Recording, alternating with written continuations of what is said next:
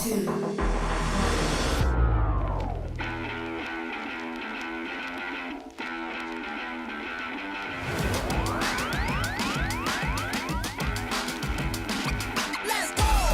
deck with the Intellion. She's playing quickly. I feel like she thinks she's got it. See what can happen on this turn And the for draw for Reagan. turn.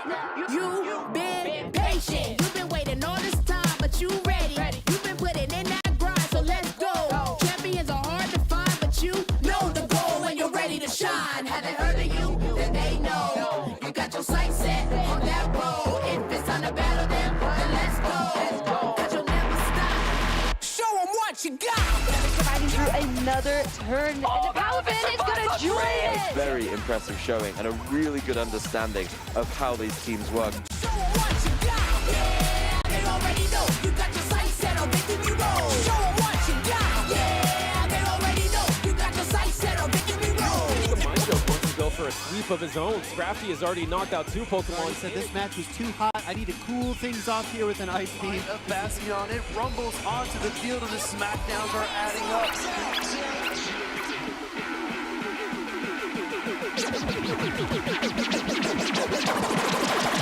Show 'em what you got. Yeah, they already know. You got your sights set on victory road. Show 'em what you got. Yeah, they already know. You got your sights set on victory road.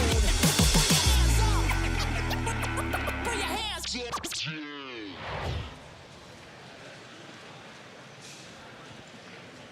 Good morning, Pokemon trainers, and welcome to the Gdańsk Regional Championships here in the 2024 Pokemon Series. Last weekend, we were in sunny São Paulo, and now we are here in a beautiful winter wonderland here in Poland. We are looking forward to getting the Pokemon Go side of things kicked off this morning, and I can tell you the competition is heating up. It's going to be an incredible weekend of Pokemon action. I am Luak Josh Cromie, and I'm joined by 3 esteemed Pokemon commentators. Why don't you go ahead and introduce yourselves? Hi, my name is Leonard König. You might also know me as Koning Lionheart, and I'm delighted to be here, and I want the trainers to show us what they got. What a great introduction you got there. My name is Martijn. You may also know me as Inadequance. Thank you very much, Lou. I'm Thomas. You might also know me as Toe Tactical. Very excited to be here. I'm so excited to be joined by all 3 of you and to see you have your debut commentary as well. I know we're all very excited to get behind the desk and see what amazing Pokemon action is going to be going down. Of course, the 2024 season has only really just started. This is only the 3rd regional that we've been able to have over here in Europe. But there is a big schedule of different events coming up in the future. Why don't you guys take us through what the regional schedule is for the rest of 2024 season? Yes, of course. So the first one that we have right now here, of course, is Gdańsk, or actually the 3rd one of this season in Europe. And then we have 2 weeks later, the 9th and the 10th of December, we have Stuttgart, the 27th and 28th of January in the year 2024. We have Liverpool, and then 10 and 11 February, we have Dortmund. Then we're heading over to the Netherlands. We're going to be visiting Utrecht on the 2nd and 3rd of March. After that, we're going to EUIC on the 5th and 7th of April. Following that, we got Stockholm on the 11th and 12th of May. And then NAYC, 7th through 9th of June. And then the tournament everyone's waiting for. The tournament everyone wants to secure their spot to, Worlds in Honolulu. Yeah, that really is the pinnacle of Pokemon play, getting all the way to the World Championships. But you've got to be able to qualify in order to get there. And one way to do that is championship points. Do you want to talk us through that, Leo? Yeah, of course. So there is a new system as of the 2024 season. So you have to reach 400 championship points if you want to compete Worlds as a Europe player. So you do that by competing at cups or, of course, at these regionals and special events. And you get 200 for winning one. Of course, if you won one, you already qualified. So that system stays. Before that, in the last season, you would have to get 1st or 2nd or top 4 at a EUIC to qualify for the World Championship in Yokohama. And now you get to Honolulu by acquiring the championship points. Exactly. So this is really what the trainers are battling it out for, as well as some amazing prizes. It's always nice to be able to get those championship points and try and get your invite to Honolulu.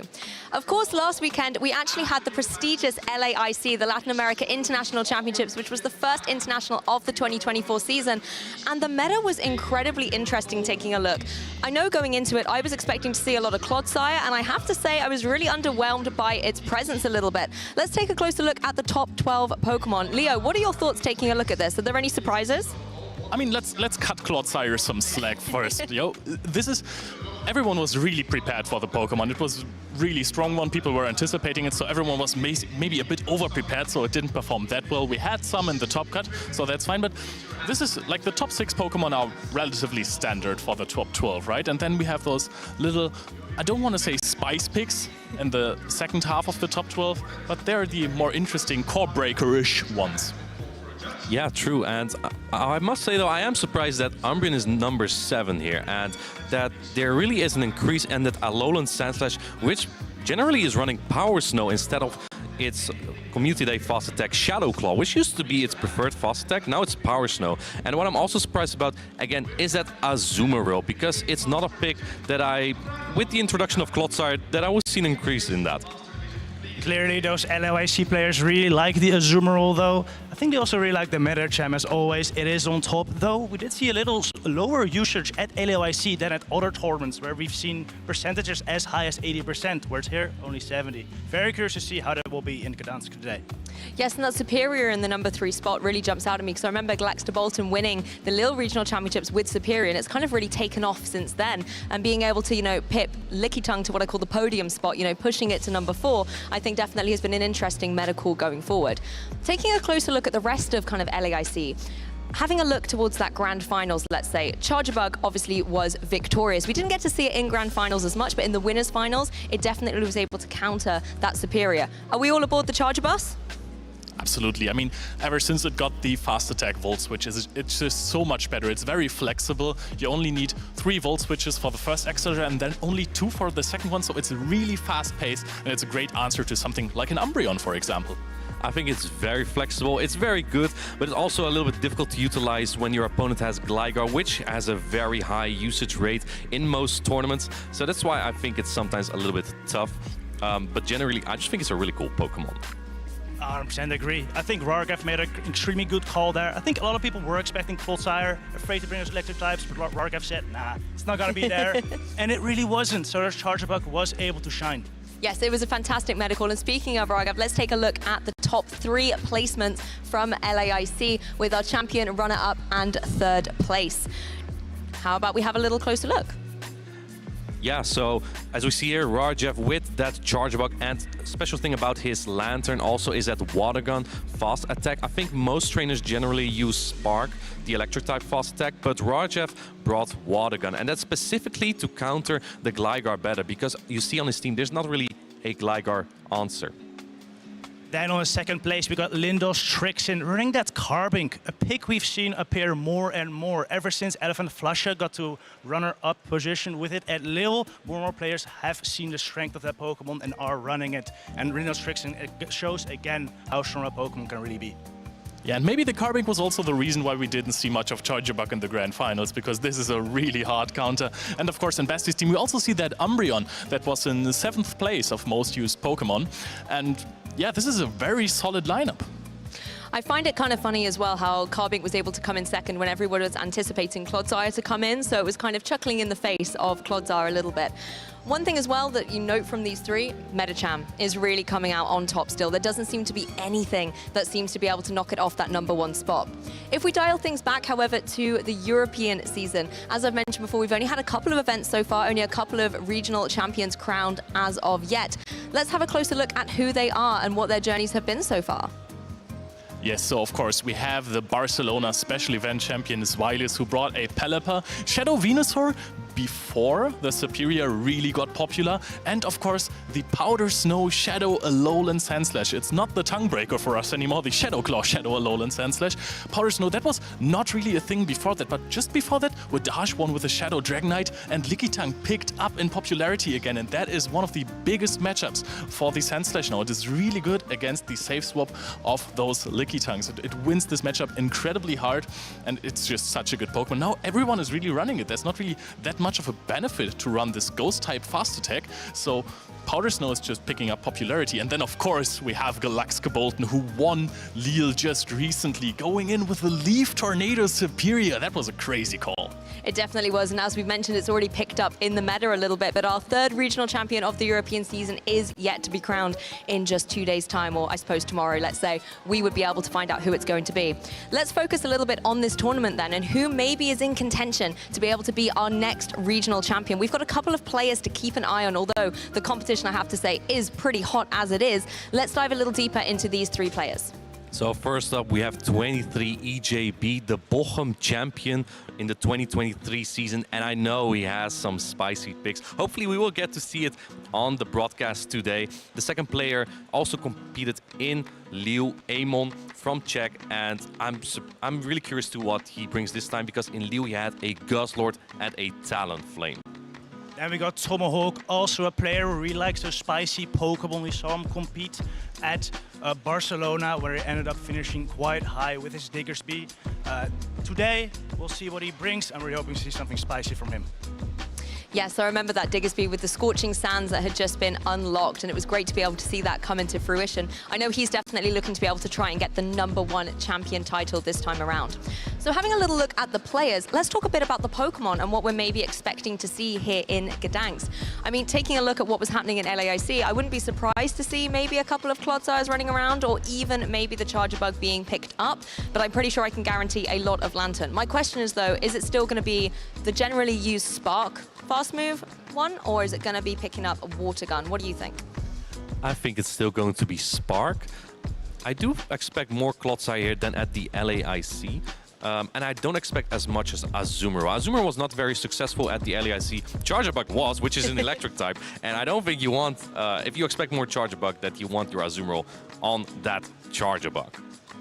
Exactly. One thing I am hoping to see is a Clodsire, of course, but also let's see some Araquanid. For example, if Water Gun Lantern is gonna pick up, Araquanid becomes a lot better because it really struggles with that Spark Lantern. Okay, we're going off script on that one. Okay. Hear me out. Quagsire. Oh. It is really, really strong, especially if you run Stonish against this Charger Bug, and it's just a genuinely awesome Pokemon. Also, I want to see some Arctibex. Players were hyped for this one at LAIC. Didn't perform too well, but I think that our players can also just bring it to the table and just really let it shine.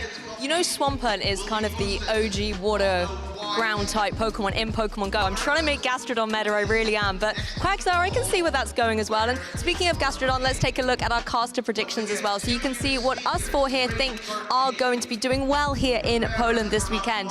Of course, I do have the little Gastrodon. It has a dream. It's a move update away from being viable. I'm convinced of it.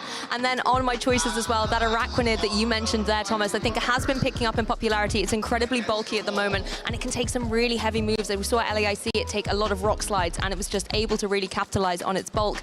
We also have the Dugong on there. Again, one I quite like for its ice potential as well. We were speaking about Powder Snow, Alolan Sandslash, but I do like running a mono water type, so Dugong was the one that fit that mode. And then, of course, the king himself, Swampert, just such a standard Pokemon. Very, very good at coming in as that late game sweeper. But let's talk through the rest of them. Inadequance, why don't you carry on with yours? So I also have 2 of the same Pokemon that you have. I have the Araquanid and the Dugong. Araquanid is a Pokemon I used myself in Toronto, and I think it succeeded very well in LAIC, where Linda's trainer Steiner got to top 4 with it.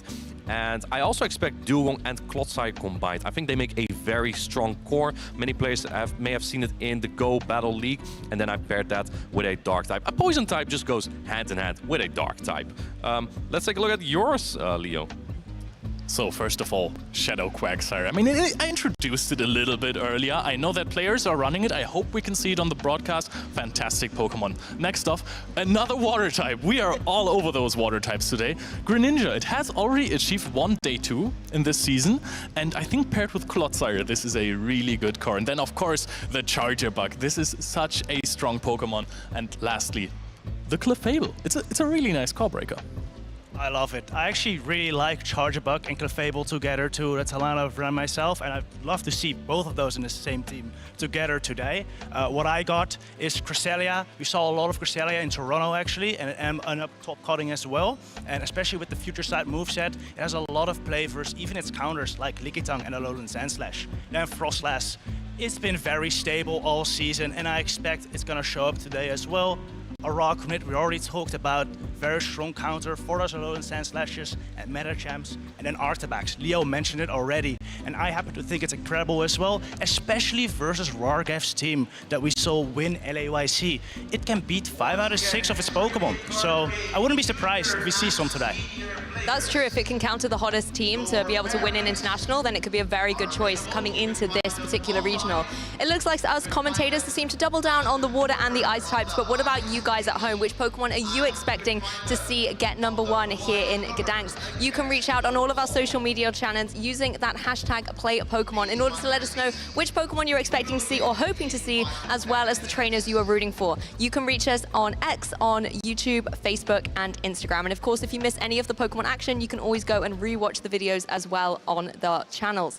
Using that hashtag #PlayPokemon as well, we love to be able to read all of your tweets and messages. So make sure that you are engaging with us, and we're going to be able to maybe pull some of those posts and talk them through on the broadcast later. And so that you don't miss any of the amazing Pokemon action, make sure that you are following the channel so that you get the notifications for when we're able to go live.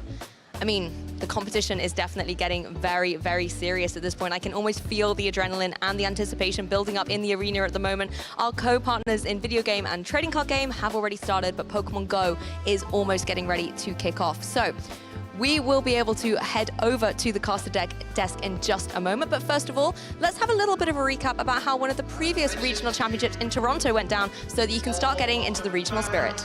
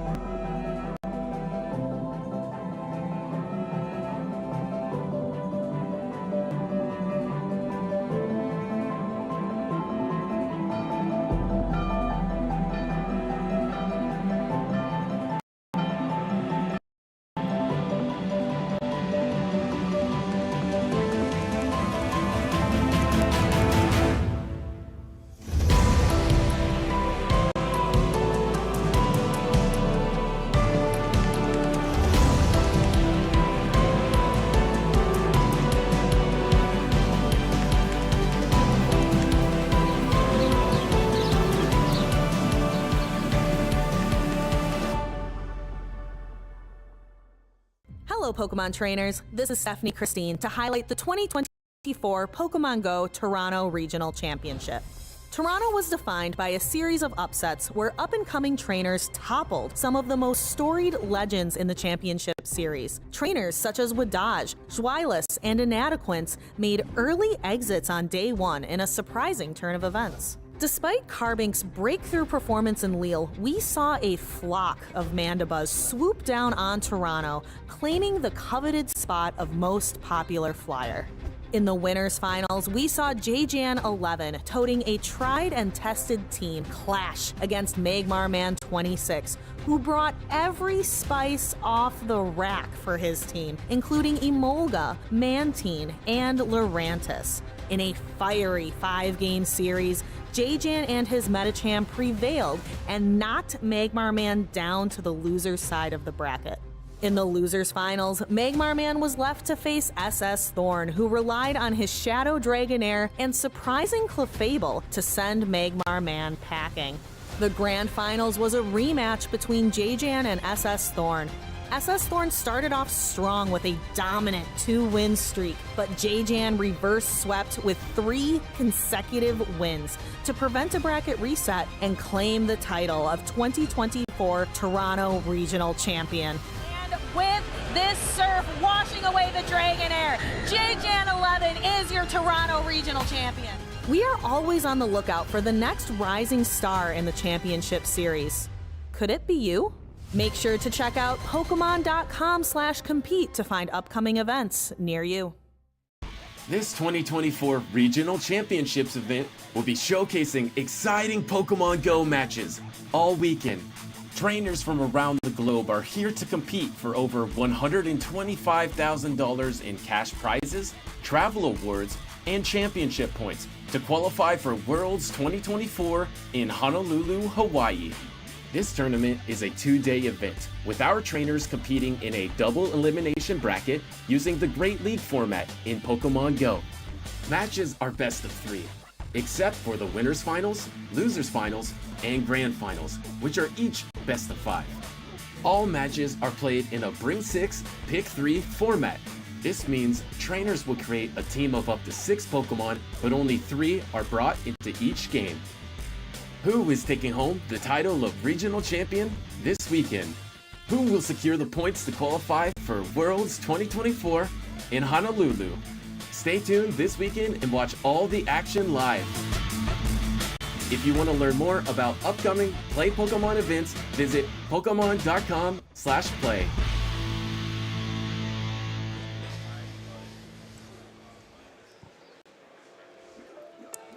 Gotta love those recap videos. Martijn, we are finally here. We are about to start round 1 in a few minutes. First of all, if you are watching on Twitch, we have the Pokeball overlay. That means you can click on it and you can see the bracket of the tournament. How awesome is that? I think it's great. One thing that I'm always looking for when I watch a tournament, who is playing who, right? So press that Pokeball, get the bracket up, let's see who is playing there, right? So I think that's important. I think we have some really good matchups today as well. We have some really good players. We saw just on the players to watch 23 EJB. I'm very excited. He told me he has a very spicy pick. I don't want to spoil anything yet, but it's gonna blow your mind, and I'm very excited to see what other players. I know like Lurgan Rocket is in, I think in Group A as well, right? He's a good player too. Yeah, Lurgan has also been performing 2nd place in Bochum, lost to EJB finally, yeah, and he won the first Liverpool regional. Yeah. So we know Lurgan Rocket already. Another player that I know in the first group is Patoman. We saw Patoman this season already in Barcelona, where he got to 2nd place after the champion of that tournament, Zweilaus. So that's also a name to look out for. And we're going to have some really exciting battles here in Gdańsk, the 3rd European Regional Championship this season. Yes, we've already taken a little sneak peek at the bracket, and we saw some interesting matches in round 1 as well. Yeah, in Group B, I believe in round 1, we have 23 EJB against Tomahawk. 2 players to look out for. Right, that's 2 players to look out for already, right? So that's already a very exciting matchup. I believe in Group D, we have Raging Taz, someone that the veterans may know amongst us, a very good player from Italy, up against Statistan. Also kind of a veteran, but then in the Play Pokemon scene, right? We saw Statistan top cut in many tournaments last season, and he is here again. And if he wins that, or the winner of that matchup might play against a Mind Joke, another name that about everyone in Play Pokemon knows right now. Another veteran, but now, let's go back to Statistan for 1 second, because I want to know. Is he bringing his Mew again?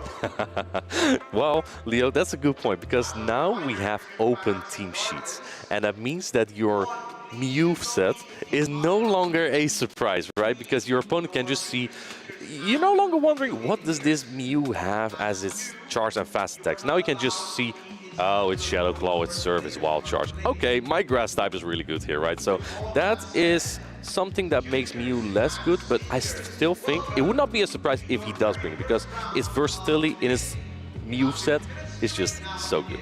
To be fair, he has always brought the same moveset for the 3 or 4 tournaments that he top cut in a row, and it was always a deep run, not one top 8 performance and immediately got knocked out. It was always like top 3, 2nd place as well.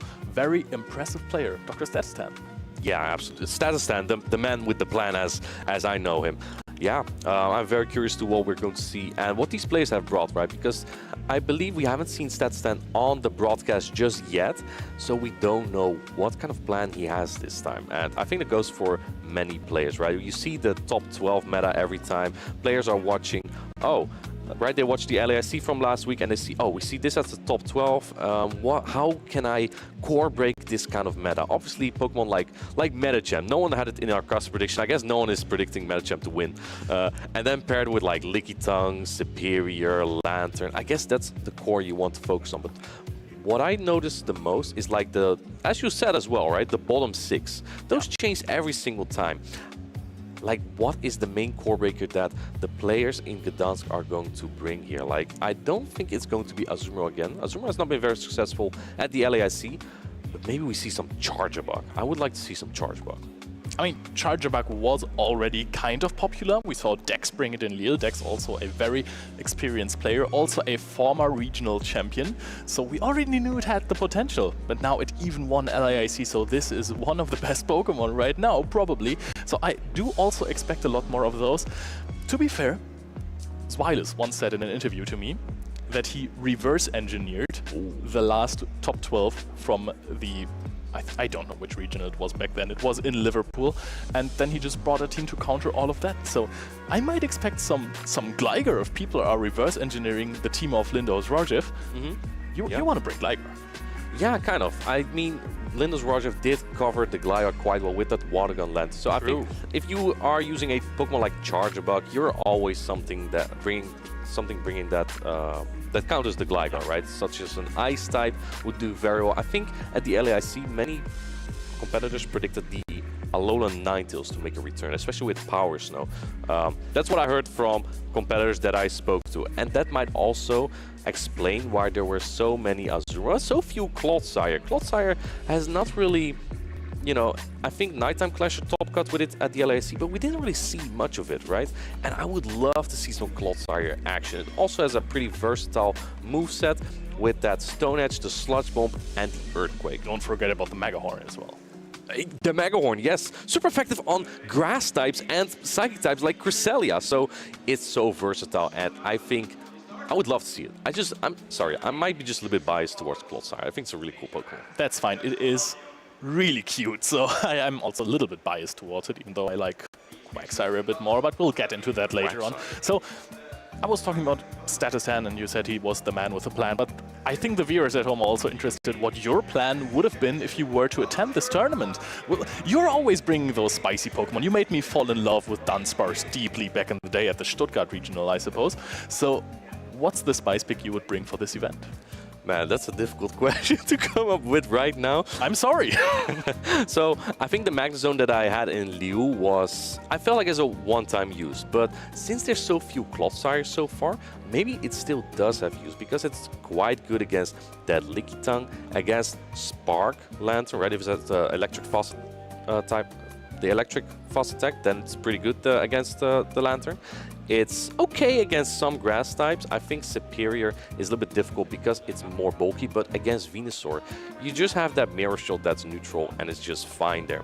In Toronto, I had the Araquanid, and I think I wasn't really that good. Sometimes it's the driver that needs to make the car work, and the driver was just not very sharp, but I think Araquanid also really has good coverage. I think a Pokemon like Golisopod could be really good right now, simply because it just paces so fast to its charge attacks. It beats Medicham, right? So I think that's pretty good. You have a super effective charge attack for the Gligar. You have Shadow Claw. It generates energy very fast. You have X-Scissor for dark types and psychic types. I think that would be a Pokemon I would like to use. I'm sorry, I just had to picture you riding on an Araquanid, doing this analogy with the car, so that was pretty funny. I like that picture, though. Someone should paint that. But yeah, I like Golisopod as well. I've been using it a lot in Ultra League. It's a really safe swap. The typing is kind of unique. In Great League, it's a bit harder to safe swap it because we have the Lantern around. The electric type. The sparks do add up. Golisopod is really frail.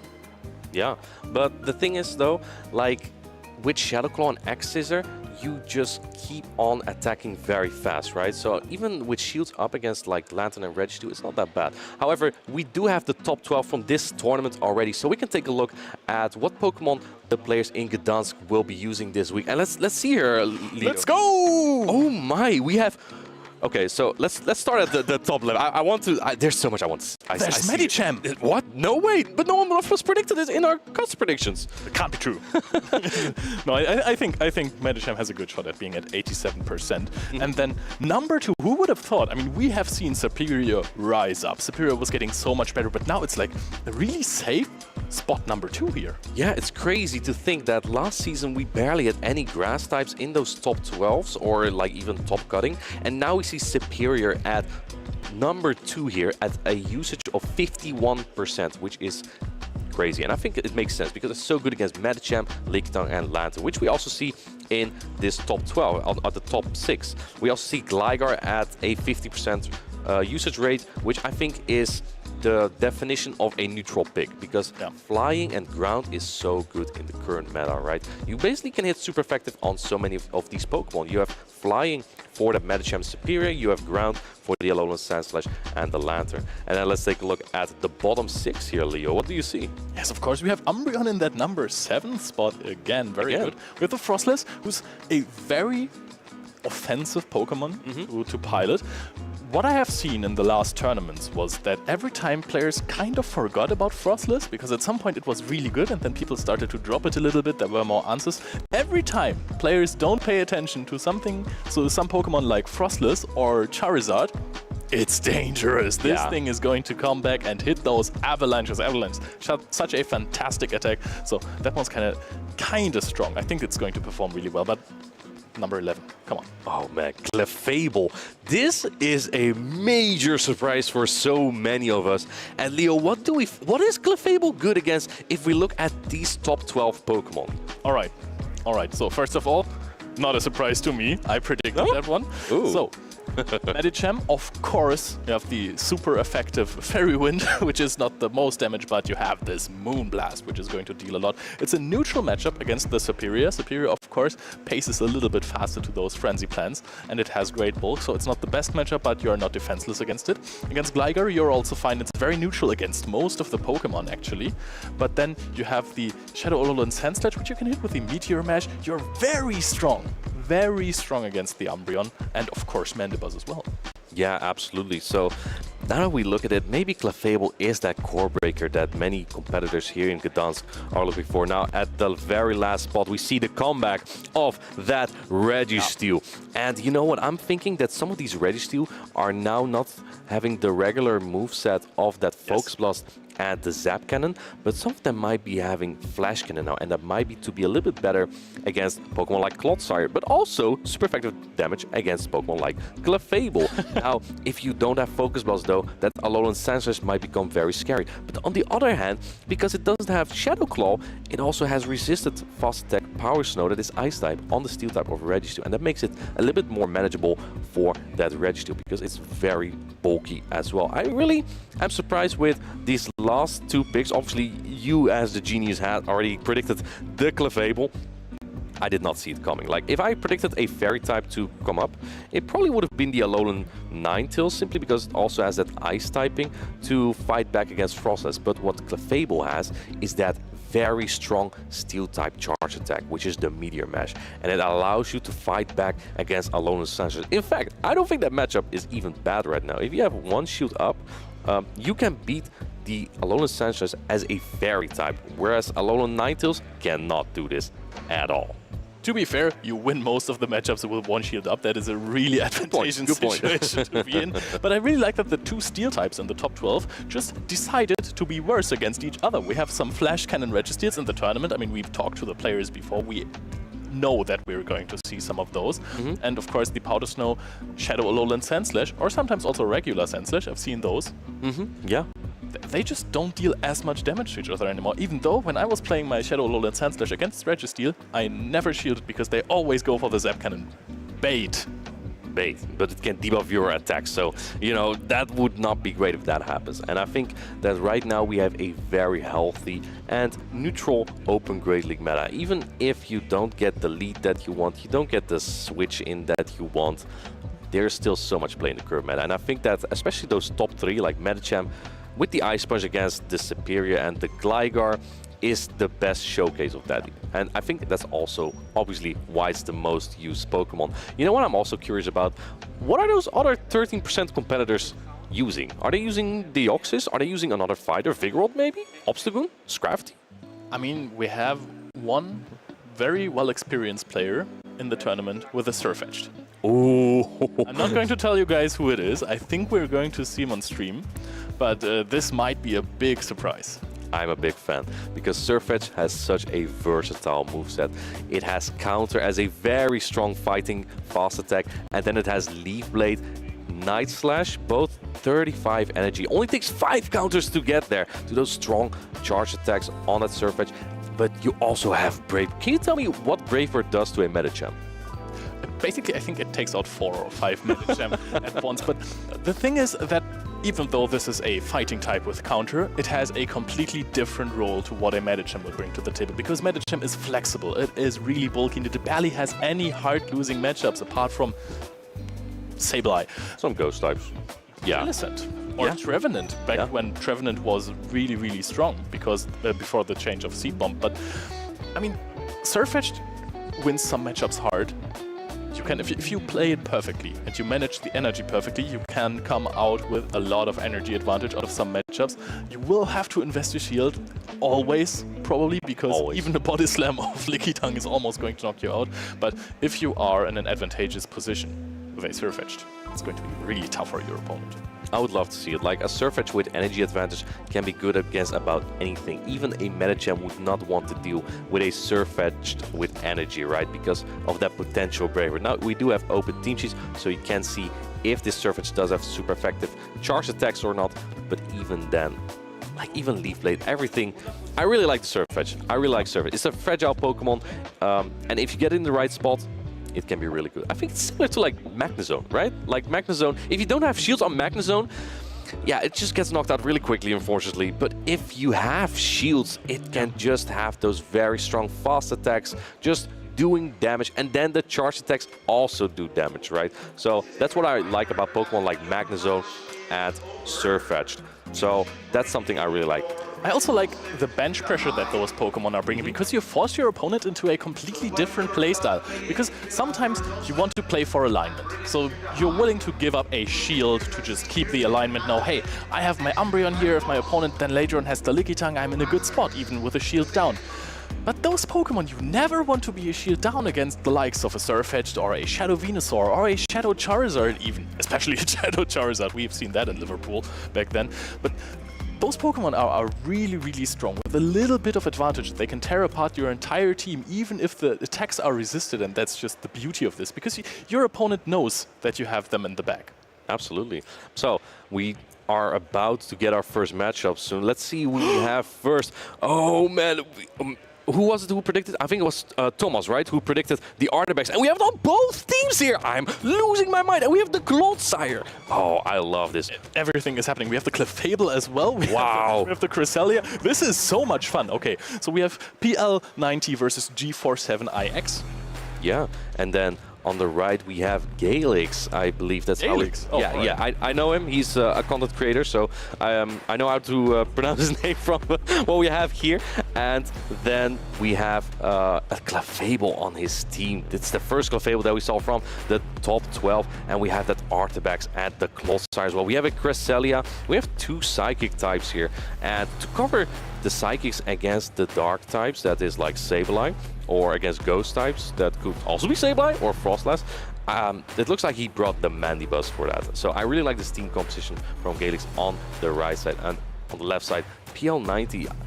Sorry, PL90, he brought the Azumarill. I did not expect Azumarill to show up just like that in round 1. I mean, Azumarill is still a really huge Artibex counter.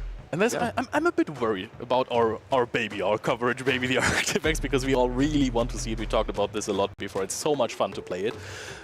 And, I mean, there are hard counters on both sides. We have Azumarill, we have Registeel, and of course Medicham, that the Artibex doesn't want to face. Medicham, you can maybe deal some damage with Dragon Breath and then connect like an Avalanche to still do a lot in this matchup, so this is not hopeless, but it's really tough against the other ones. Yeah, exactly. So yeah, what does look good for both players to use here? Obviously, the Artibex could be quite difficult for PL90, simply because there is that Clefable and the Medicham. And if that Cresselia has Moonblast, it's super effective on the Artibex. I would not be surprised if that nearly one-shots, because Artibex is as fragile as about a Pelipper. It's like comparable. It has a respectable bulk, but also like don't have it tank too much, because it can't, right? So I think on PL90 side, it's very difficult to bring that Artibex. On Galix side, it might be easier to bring the Artibex just because it has play against that Lickitung, against the Gligar. But also this Azumarill, Medicham, maybe not, I don't know. I don't know if we're going to see it. Yeah, Azumarill is just very bulky. It can charge up basically to 100 energy because it is completely unfazed by Dragon Claws or Avalanches. Yeah, absolutely. And then just throw a Play Rough and call it a day. Yeah. But I am curious though if we're going to see the Clefable. I think the Clefable has a lot of player. It has play against Azumarill, good against Artibex. It's okay-ish against Lickitung. Obviously, Lickitung is a very neutral Pokemon in general, and I think it has a lot of player as well against Galax. Only really doesn't do well against the Mandibuzz, right? Which isn't that your favorite Pokemon, by the way? Yes, I mean, Mandibuzz is I love it. Yeah, my favorite Pokemon is Darmanitan, but Mandibuzz is really close. It's just almost there. I've used that a lot in VGC in a past life, and I use this a lot, of course, in my Great League teams as well. And it's just so much fun to snarl at everyone. Yeah, I think it's a really good Pokemon. But here we go, Leo. We have the first battle. Peel90 on the left side. We have Galax on the right side. Here we go. We have Registeel into Clefable. Oh, that is not the start you want to have as Galax. This is not the situation you want to put your Clefable in. So we're immediately swapping into the Clodsire. Round 1 is starting off strong right here. And we're seeing the Mudshot, Earthquake, Stone Edge. We're switching into the Gligar, expecting a catch right here, trying to catch the Earthquake, farming up a lot of energy on the Registeel. Now we're going to connect the Stone Edge. Yeah, this is decent neutral damage, but it won't do even half on the regular Gligar. This is not a Shadow Gligar, so it can take 2 Stone Edges at least. And we see the fast attack Mudshot on Galax's side, which do nothing. They do nothing. But this ground type charge attack that Gligar now is throwing at the Clodsire will do quite respectable damage. I think it will, yeah, it doesn't go into the red just yet. Clodsire can take some hits and thrown right before the next charge attack from Gligar. Yes, we are almost at 2 Stone Edges, so at some point we can expect a shield depending on how much energy the Gligar has. We are already at a dig, so you can throw before. We are going to go to charge attack priority. Now the question is, does the Aerial Ace knock out? I don't think this knocks out. Let's see. Does Galax decide to shield? He does shoot the Aerial Ace! I don't think this would have knocked out, but going for the Stone Edge wants to get that switch advantage here. But man, do you see how good that Medicham is in the back? Because we do see the artifacts from Peel90 in the back. Stone Edge is shielded. Peel90 does want to keep the switch advantage here. The Medicham actually looks good against everything, against the Registeel as well, and now for sure the Aerial Ace is going to knock out, so big advantage here. We're going to see a try of flipping the switch right here. We're going to shield another one, but I don't think... Oh, we're trying to catch another attack. Not quite there. There's going to be the Zap Cannon immediately from PL, and the Clefable is unprotected right here. Yeah, this Zap Cannon is going to do a lot of damage, about 50% I would say. Gets the attack drop as well, but Galax can do that too. He can play the game as well. There's a 10% chance that... Oh, but he's going for the Meteor Mash instead, probably trying to get 2 charge attacks off here. I doubt that Peel90 wants to shield the Registeel here because it's all resisted. Let's see. Meteor Mash coming through, and it does so little damage here, Leo. Yes, and we are trying to go, okay, the Zap Cannon is going to connect. I like the play of throwing the Clefable in there against the Registeel to then later on bring it into a position where it could be farmed down by the Medicham, so that you maybe come out with a lot of energy and have some play there if the opponent is weak to Medicham in the back, which is happening actually, and we're going for an Earthquake immediately. I like this a lot, and because Clodsire has so much HP, it can't even lock on down, but no shooting this Earthquake, and here we go, Leo, can we get a boom? And it doesn't even KO. Medicham comes in to get the farm down. In comes the Gligar for the Aerial Ace. Yes, the Gligar is still there with an Aerial Ace. We are going to be able to almost farm this down, I believe, now as the Medicham, depending on how much energy is left, we can go for 5 wing attacks. Are we going to be knocked out before? And doesn't get to the Aerial Ace. This is still a lot of damage from those wing attacks added up right there. 5 counters, not for free, because that was a lot of damage. Yeah. Oh man, in comes the Artibex, and Galax does have the Dynamic Punch. Going for that Ice Punch here. Does Peel90 shield this? He knows that Galax has Dynamic Punch here, and does he call this? Oh, he puts up the shield on this Ice Punch. It's only neutral. However, I think this Artibex will go for the Ice Punch. I think Galax is trying to stall the clock here to go for a catch potentially, because that Artibex otherwise would outpace to the Dragon Claw here. Ice Punch goes through, but the timer is not up yet for Galax. Does Peel90 gets to the Dragon Claw? He does, and this will settle the game. Number 1 for Peel90. Yes, the Clodsire is still in there, however, hanging on at a thread, a little bit of HP, and this is not a big job for the Artibex to just Dragon Breath it down, so very well played by PL, and we're seeing Artibex succeed. Yeah. Indeed, I'm actually surprised that he did bring it against that Clefable and the Cresselia and the Medicham that Galax had. And also a very risky team composition from Peel90, I think, right? Leading that Registeel with the Artibex in the back against a Dynamic Punch Medicham. So that's a big risk that Peel90 took there. And it did pay off, though. I really like the Clodsire there, but I think Galax maybe felt a little bit too safe with it, right? Because he has that Stone Edge, it makes it a very flexible moveset, right? It's not walled by anything that PL90 has, but you see how it just falls a little bit short against a regular Gligar. Against Shadow Gligar, the Stone Edge does about 40%, and then you can actually threaten it a little bit, but against regular Gligar, it just doesn't do enough damage. That is true, and honestly, I really like the team that PL brought, because it is round 1 of the tournament. Yeah. And you bring an incredibly risky team against the Dynamic Punch Medicham, knowing that there might be, like, if you get the chance to avoid it with those two Pokemon, they're going to run crazy. It's going to be really strong, and that's eventually what happened. The opponent was caught off guard. He thought, hey, he's not going to lead Registeel or Arctibex because I have this Dynamic Punch Medicham. It's way too much of a risk. And then he actually went ABA against the Medicham. It's crazy. And for those who don't know, an ABA strategy is basically leading a Pokemon weak to another Pokemon. In this case, the Registeel against the Medicham, right? Which is weak to fighting. Registeel is weak to fighting. And then he had another, what we call A, in the back, the Ice-type Arctibex.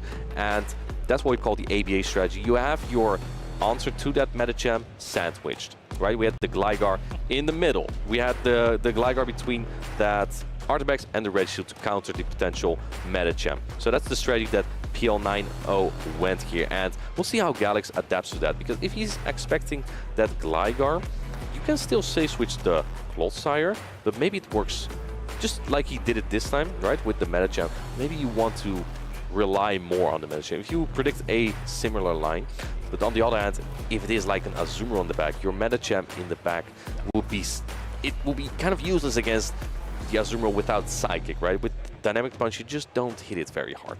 With Psychic, this matchup is actually really close. After Psychic got changed a little bit, it was better for the Azumarill. Otherwise, there were win conditions for the Medicham against Azumarill, because he would outpace to the Psychics, and two Psychics with a few counters unshielded would eventually be able to almost knock the Azumarill out.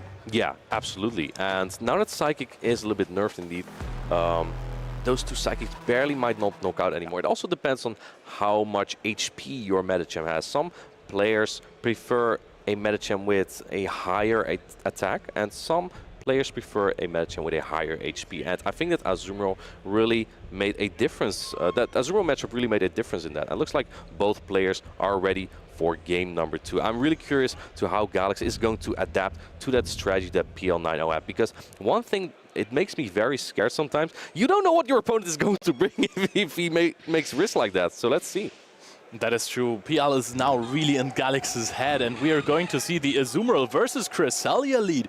And I think that this one is much better for the Cresselia because it has access to Grass Knot, which is super effective. And both of these Pokemon are incredibly bulky. Yeah, and look at this. Again, this ABA strategy from PL90, right? He is weak to the Cresselia in the lead, but he cannot switch out because he has the Medicham in the back, and you cannot have your Medicham on the Cresselia either. Now, what do we see on this Cresselia? We see Future Sight actually as the secondary charge attack. I think this picked up a lot in popularity right here because it helps with some matchups, and of course, it is really strong against this Clodsire. However, you will have a problem in the Mandibuzz matchup. Yeah, Mandibuzz completely walls it. Luckily, PL90 does not have one. It does make that Registeel matchup a little bit more bearable. On the other hand, though, without Moonblast, you don't hit super effective on the Arctibex. So there's that as well. And looks like PL90 lets that Grass Knot through, but another Grass Knot's coming through here as well. I don't think this will knock it out yet, even though super effective, because both Pokemon are very bulky. Yes, the Azumarill is hanging in there, and it is now at 100 energy, and we're going to fire off a Hydro Pump, which is going to deal a lot of damage. This is expected from Galax because we have the open team sheets and we know what we're playing against. But now they switch into the Registeel, and it's going to get countered by the Medicham. Yeah, and Galax barely not switching fast enough to get to a Dynamic Punch. I mean, I believe these Pokemon get there at the same time, so it makes sense that when Medicham is a little bit behind, it doesn't get to the Dynamic Punch quite yet. But no attack drop from that Zapcan. That's so lucky for Galax. And now going with the Dynamic Punch and some more energy for a potential Gligar if that was in the back. Dynamic Punch coming through. No shield by PL90, and it will knock out this Registeel. What does PL90 come in with now? a disadvantage that the Registeel brings is if the other Pokemon can actually just take one of the charged attacks, it can farm up a lot of energy. You don't have the pressure with these lock-ons. And now we're going to fire off a Dynamic Punch in the Medicham mirror match, even though PL's Medicham has the advantage as it has the Psychic charge attack. And it has so much more HP right now. And going for that Dynamic Punch because it does a little bit more damage if you only get to that one charge attack. But he gets to 2 Dynamic Punches here. That would have done more than 2 Ice Punches. So this is a very good call from Galax, shooting up that Dynamic Punch because it would put the Medicham very low. Now what do you bring in here? You do know that this Medicham has Psychic and Clodsire is a poison type. Going back in with that Cresselia and these Ice Punches, Leonard, they will tickle. They will tickle. This Cresselia will not care a lot about this Ice Punch. As we see Galax let it go. And I think the next one might not even knock out just yet. I actually do agree. I think this won't knock out the Cresselia. There's not really a big reason to shield this one. You know you're going to... Oh, it does shield it though. We are shielding the Ice Punch, so you can get more energy. We're going to switch out immediately into the Azumarill, but now the Clodsire is in here. Clodsire is being hit by the bubbles for super effective, and Hydro Pump is also going to deal a lot of damage. This is not even an Ice Beam. We know that. This is not a drill. It's a Hydro Pump, and it's going to be super effective. Clodsire is being washed away. Wow! Into the red, and going to try and farm down this Azumarill, but you don't have poison. You have Mudshot, barely being able to farm down, and you have so much energy for that Medicham here. Going for the Earthquake, and I think this will knock out, right? Yes, Earthquake, one of the hardest hitting attacks we are using in Pokemon Go, and now this is going to connect on the Medicham, tying it up 1-1.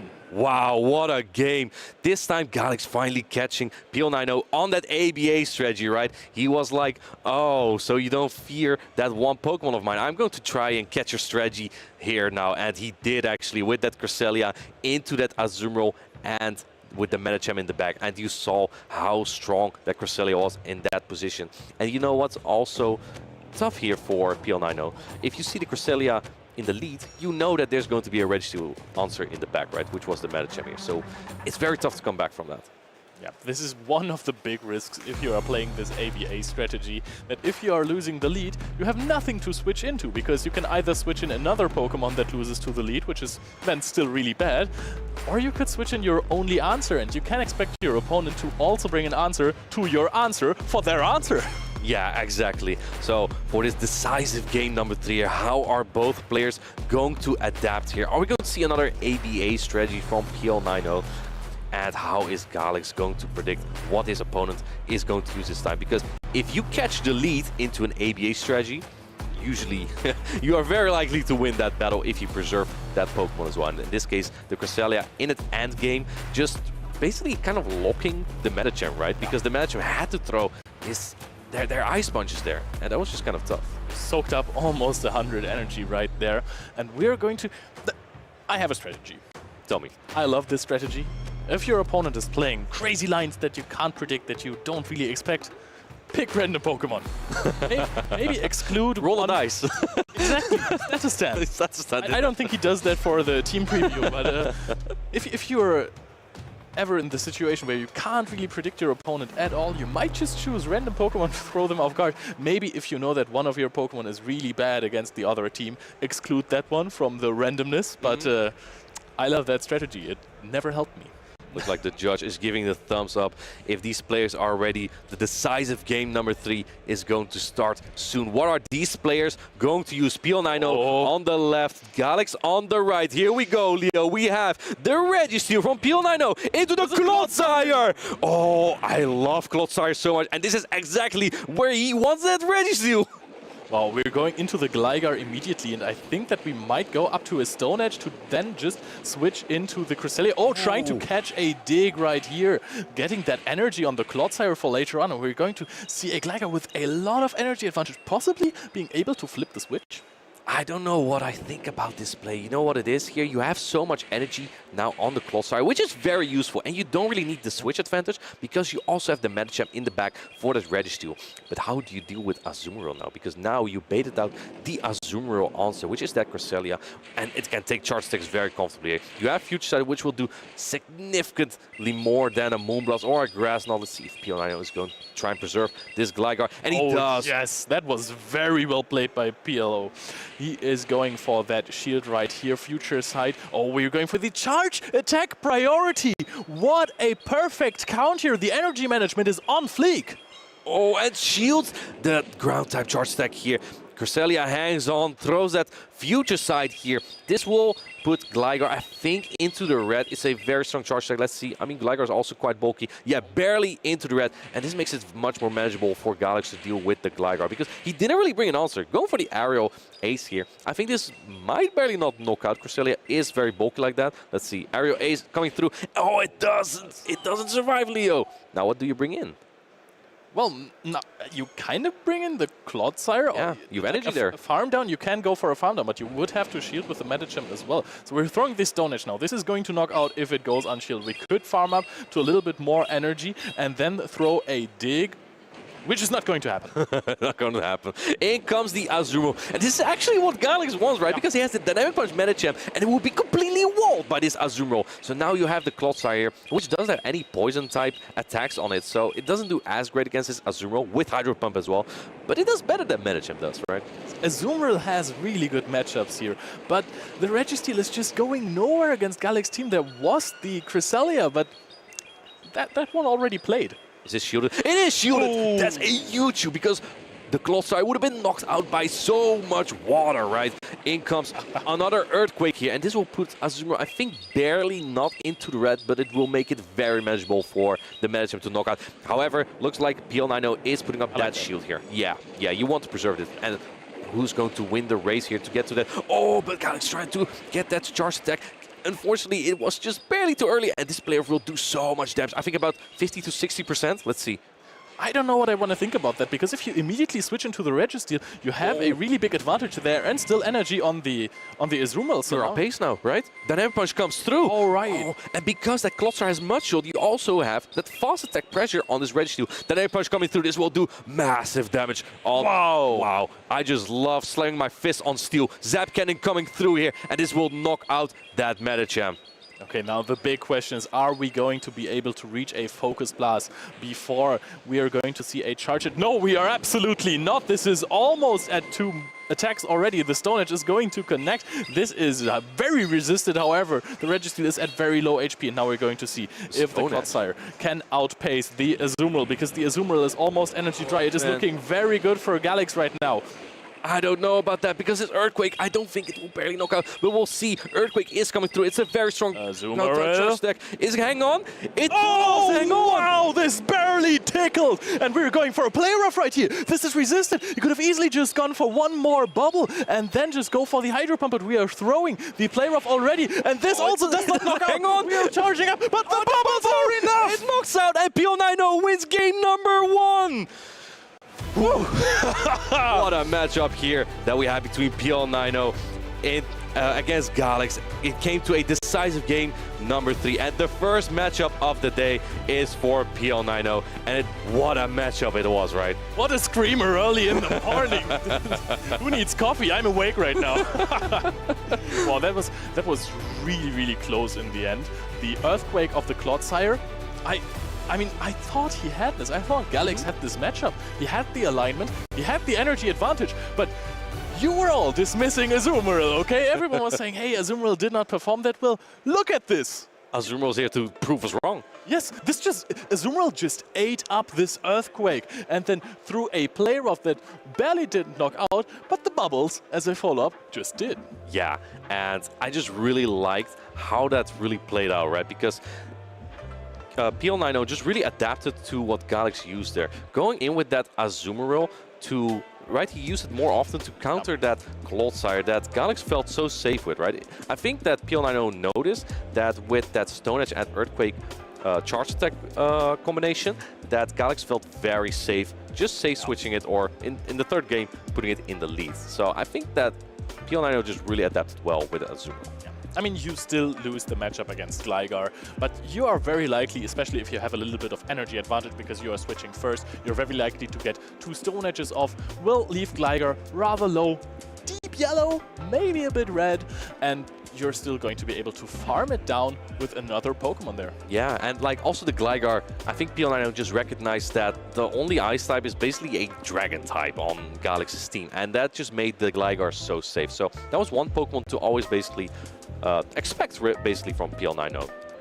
The Clodsire does not match up very well here. I did like the strategy that Galax had in the first game, right? Baiting out that Gligar with the Clodsire and then trying to sweep with that Medicham, which basically kind of was in the position, but because Galax went a shield down at some point, it became a very difficult match to overcome, right? Because otherwise Medicham could have taken out a Registeel and that Artifact, but because the Gligar still had the aerial ace, it was just a little bit too much in game number 1.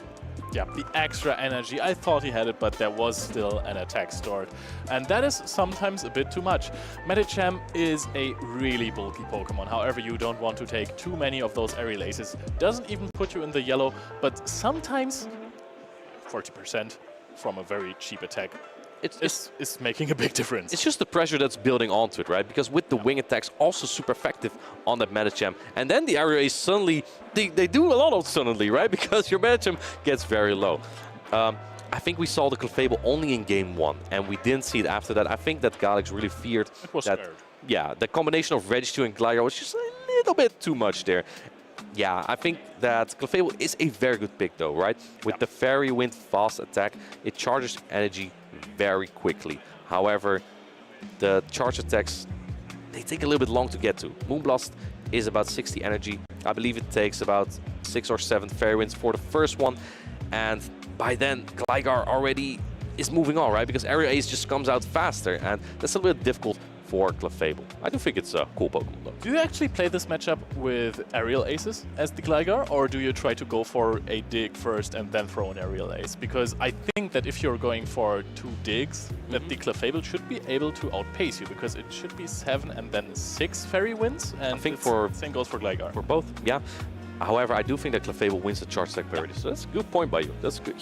Man, ever since you hit Legend, Leonard, you've changed. You've changed. You're also so arrogant right now. You are correct, I think. And maybe it also depends on the regular or the shadow form from Gligar. Because with the wing attacks, I think 2 Aerial Aces will take out the Clefable. It's not the most bulky fairy out there. But indeed, from the regular Gligar, I believe you need that dig, the ground type charge attack, and the aerial ace with the wing attacks to knock out the Clefable. So that's a good point by you. And obviously Clefable can also opt to go for Meteor Mash, because that's a little bit cheaper than a Moonblast, and still a very strong steel type charge attack, right? In that case, against Gligar, it is kind of resisted because it is part ground type. But we're going to hear from the master of Gligar's PLO in the interview area.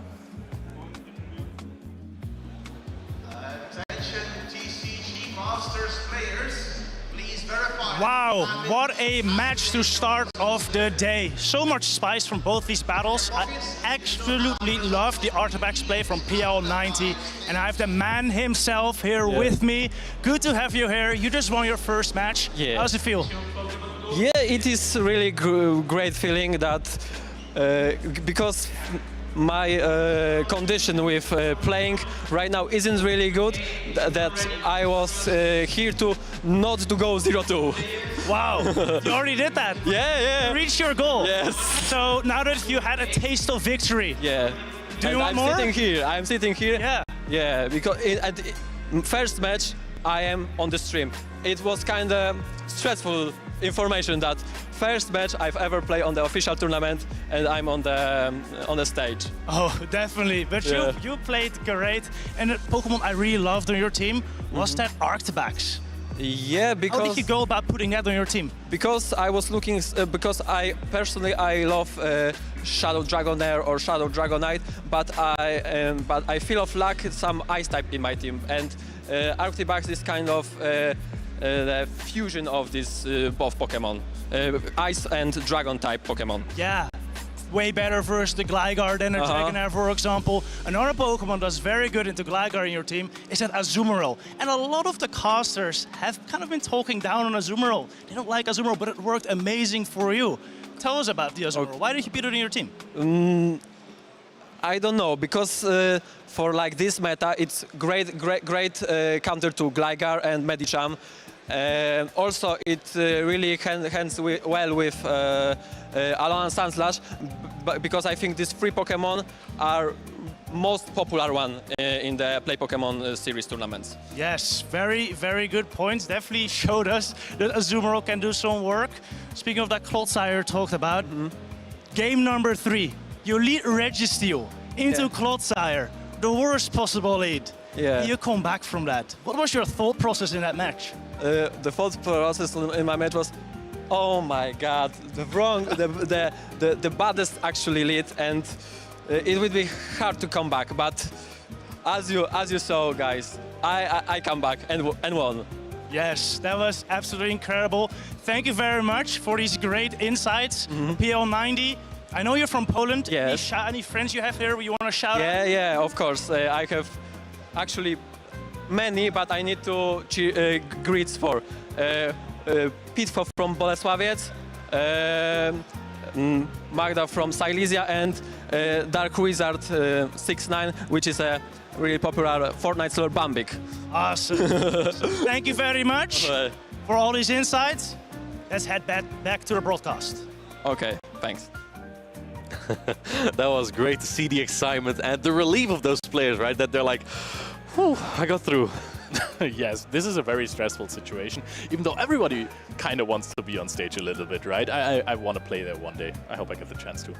I hope so too. I would, maybe I will be in the casters booth.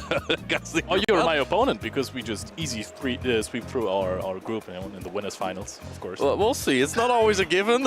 There are many good players always. I don't think so either. Look at that. He is legend and he thinks he can sweep a whole group.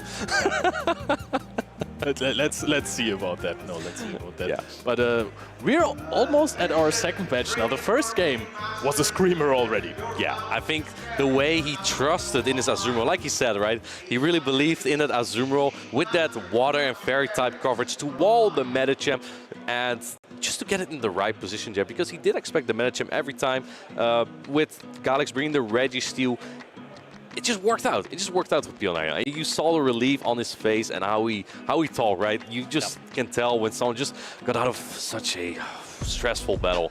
I really liked seeing that. Yeah, that's basically the kind of reaction I love to see from someone coming off stage. Yeah.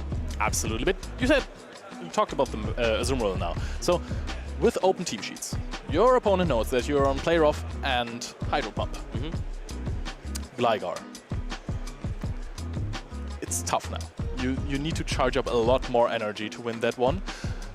Do you think? What do you think about not running Ice Beam? It makes it difficult. Azumarill is the type of Pokemon that you want to have 3 charge attacks on, basically. Yeah. Right? The problem with not having Ice Beam on Azumarill means that you will always have to go for another bubble before you can throw your next charge attack. And that just really affects the pace that Azumarill has. So going all the way to that Hydro Pump, but also like on Clodsire, it's just very tough. Now let's take a look at our teams here. We have on the left Matt, Dragon Tamer, and on the right Consuela Bunny. I've seen Consuela Bunny practice a lot, so I have high expectations here. And we have some really cool teams here. Let's go through some of these, Leo. Yes, of course. So first of all, the coolest thing on both teams, of course, is Mandibuzz. We know that. But we have the Shadow Nidoqueen. 1, 2, 3, 4, 5, Poison Fang. Who needs Clodsire? We have Nidoqueen.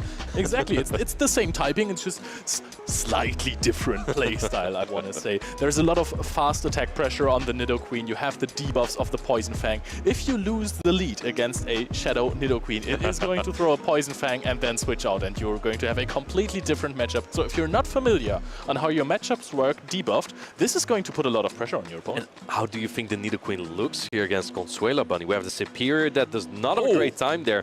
The Mantine, it kind of depends on the charge attack that it has. If it has Ball Beam, it can quickly slow down the Nidoqueen. If it has Ice Beam, it can one-shot the Nidoqueen, but it takes a while to get there. If it's Spark Lantern, Nidoqueen's not that bad there because you live one serve and then the Sparks are double resisted. Clodsire, however, is a menace for Nidoqueen. You cannot get through it really, right? Because your poison jabs are double resisted. You only have Earth Power to hit back, but because Clodsire is so bulky, it won't even one-shot. But on the other hand, because Nidoqueen is not bulky, Clodsire will knock out the Nidoqueen with that Earthquake. Yeah.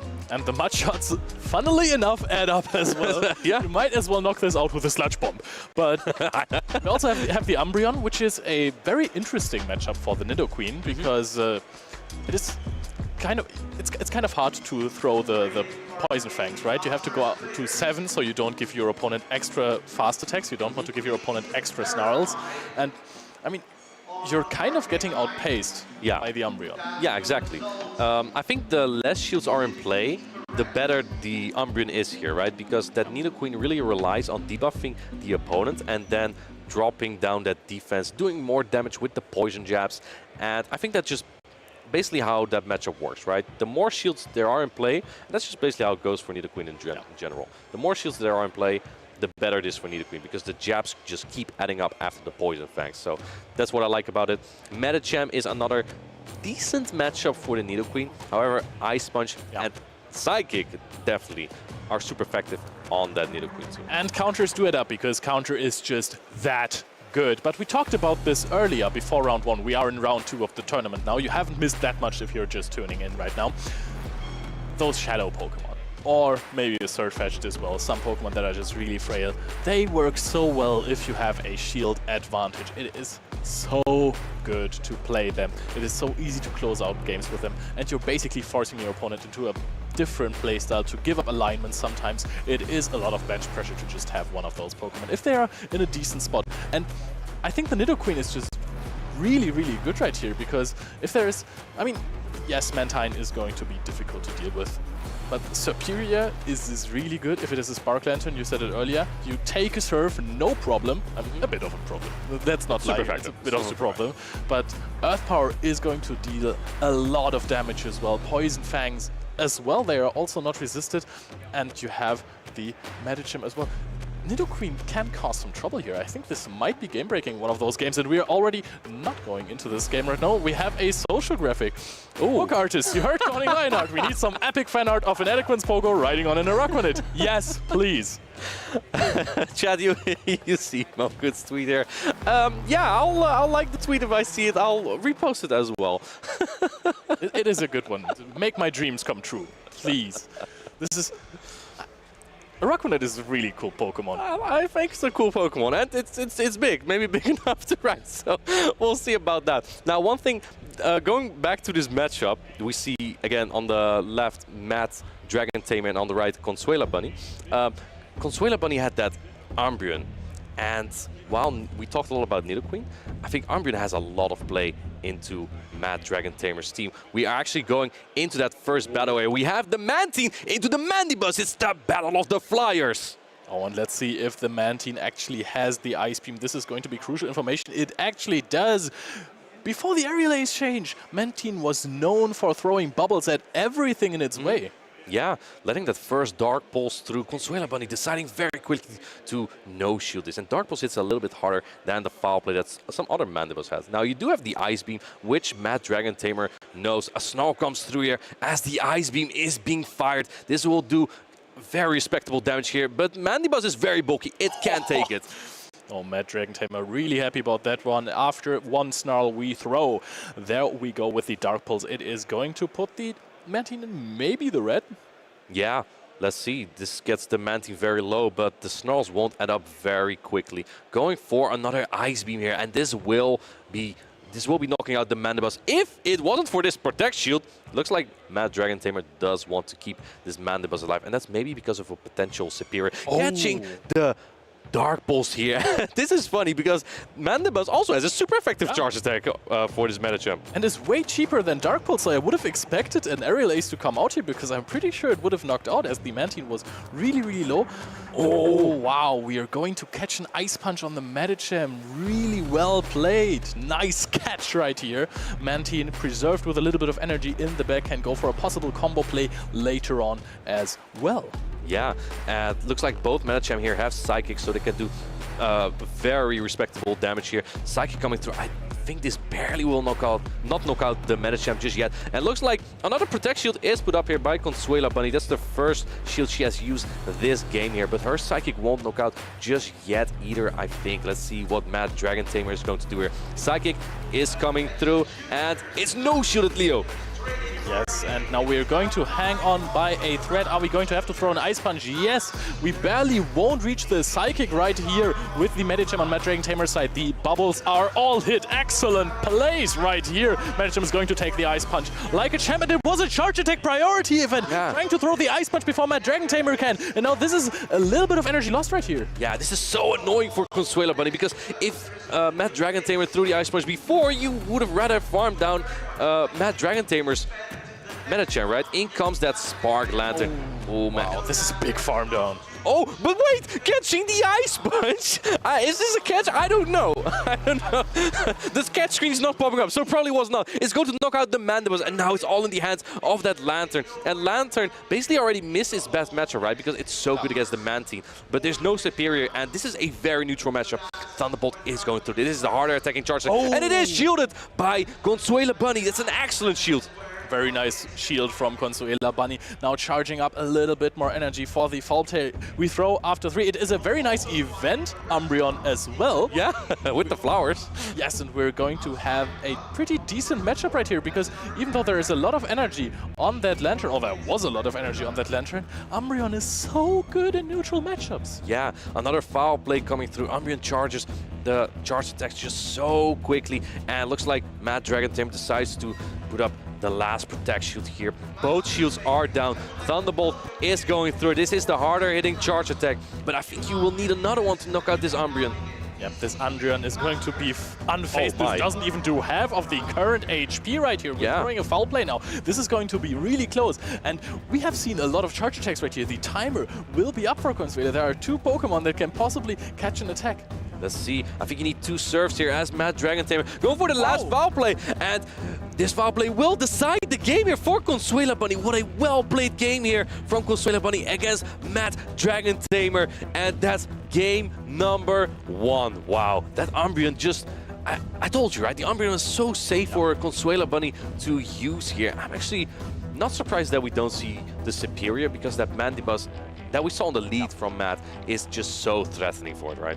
Yes, I mean, the Umbreon is incredibly safe, especially since we now know that there is a Psychic Medicham on Mad Dragon Tamer's team. Yeah. So that one actually can lose some scenarios against the Umbreon, because the Dark-type attacks are neutral, and of course the Psychic...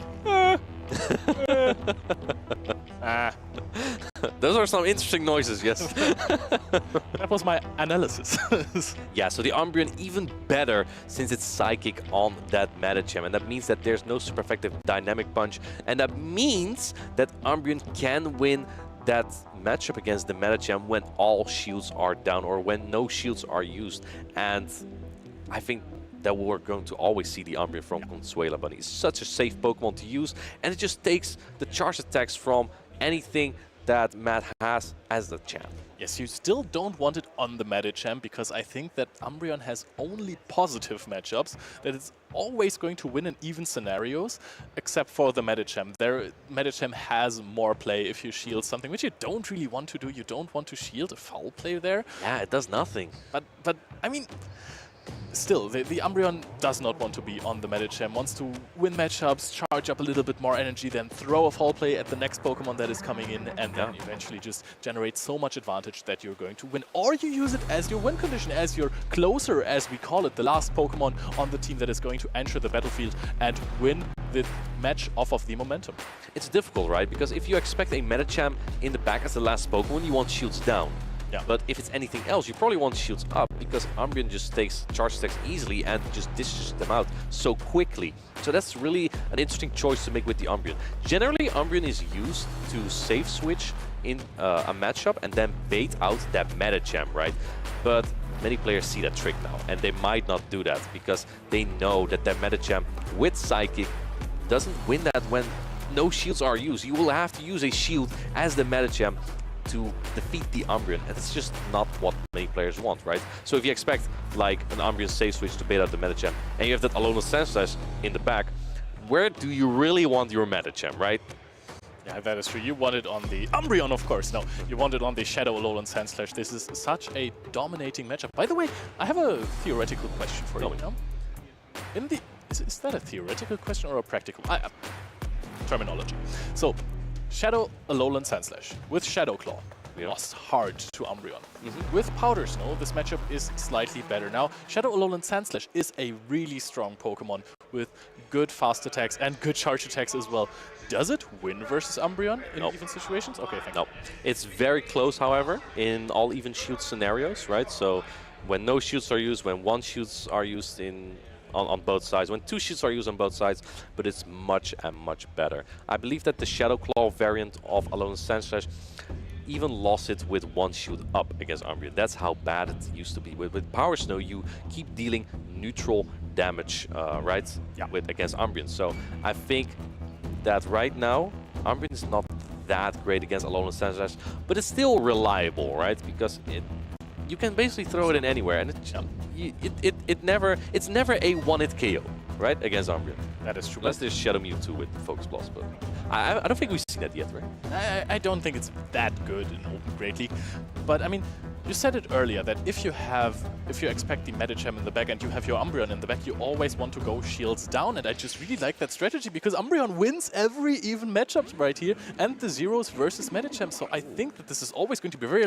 reliable, and now we're going to see the fighting Psychic type versus a Poison Ground type, and this is a rather even matchup. We're going to see a completely different Clodsire right here. Versatility. It has it has Poison Sting and Sludge Bomb, and this is more flexible against Medicham because the Sludge Bomb is about one of the lowest energy cost-wise charges. And catching the Psychic here on the Medicham, probably trying to bait something out. Maybe the potential Mandibuzz, but we see on the team of Matt that there is no Mandibuzz. In comes the Lickitung, which takes super effective damage from the counters, but Medicham also takes super effective damage from the fast attack that Lickitung has. And this Body Slam, Leo, I don't think it will knock out yet, so I think Consuela can...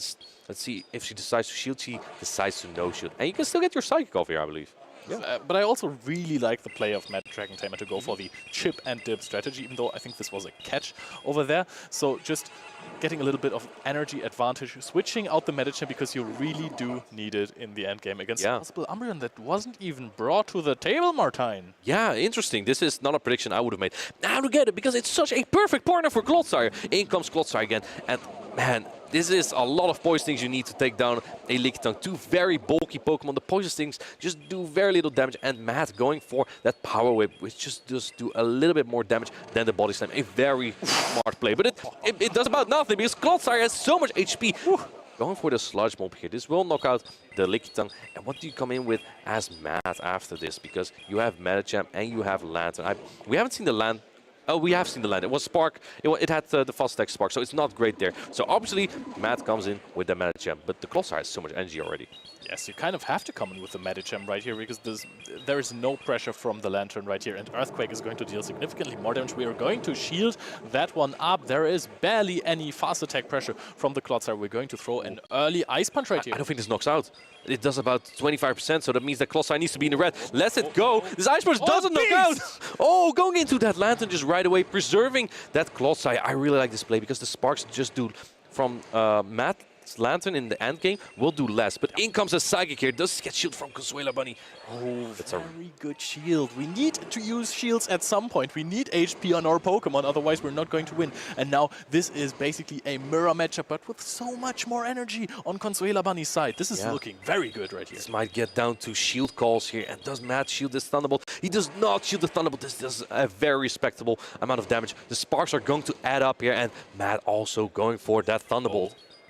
Do we think that this might be a bait? Does Consuela Bunny shield the Thunderbolt? Let's go! Very well played, anticipating. No bait right here. We are shields down now. We have the Thunderbolt. Now Mad Dragon Tamer has to play a shield right here, because otherwise, is this a bait or not? He calls the bait, but it isn't the Thunderbolt! Oh, it does knock out yet one more Spark, and Lantern goes down. Now it's all in the hands of Mad Dragon Tamer's Medicham, and it is a very strong Pokemon, however. I don't think that the fast attacks from Lantern will do it now. Try and go for the catch, but oh man, Sludge Bomb coming through. You have that shield here. Does a Psychic knock out that Lantern? We will see soon. Sludge Bomb, Protect Shield is put up. This is the last Protect Shield, and going for that farm down. Oh, go for the Psychic!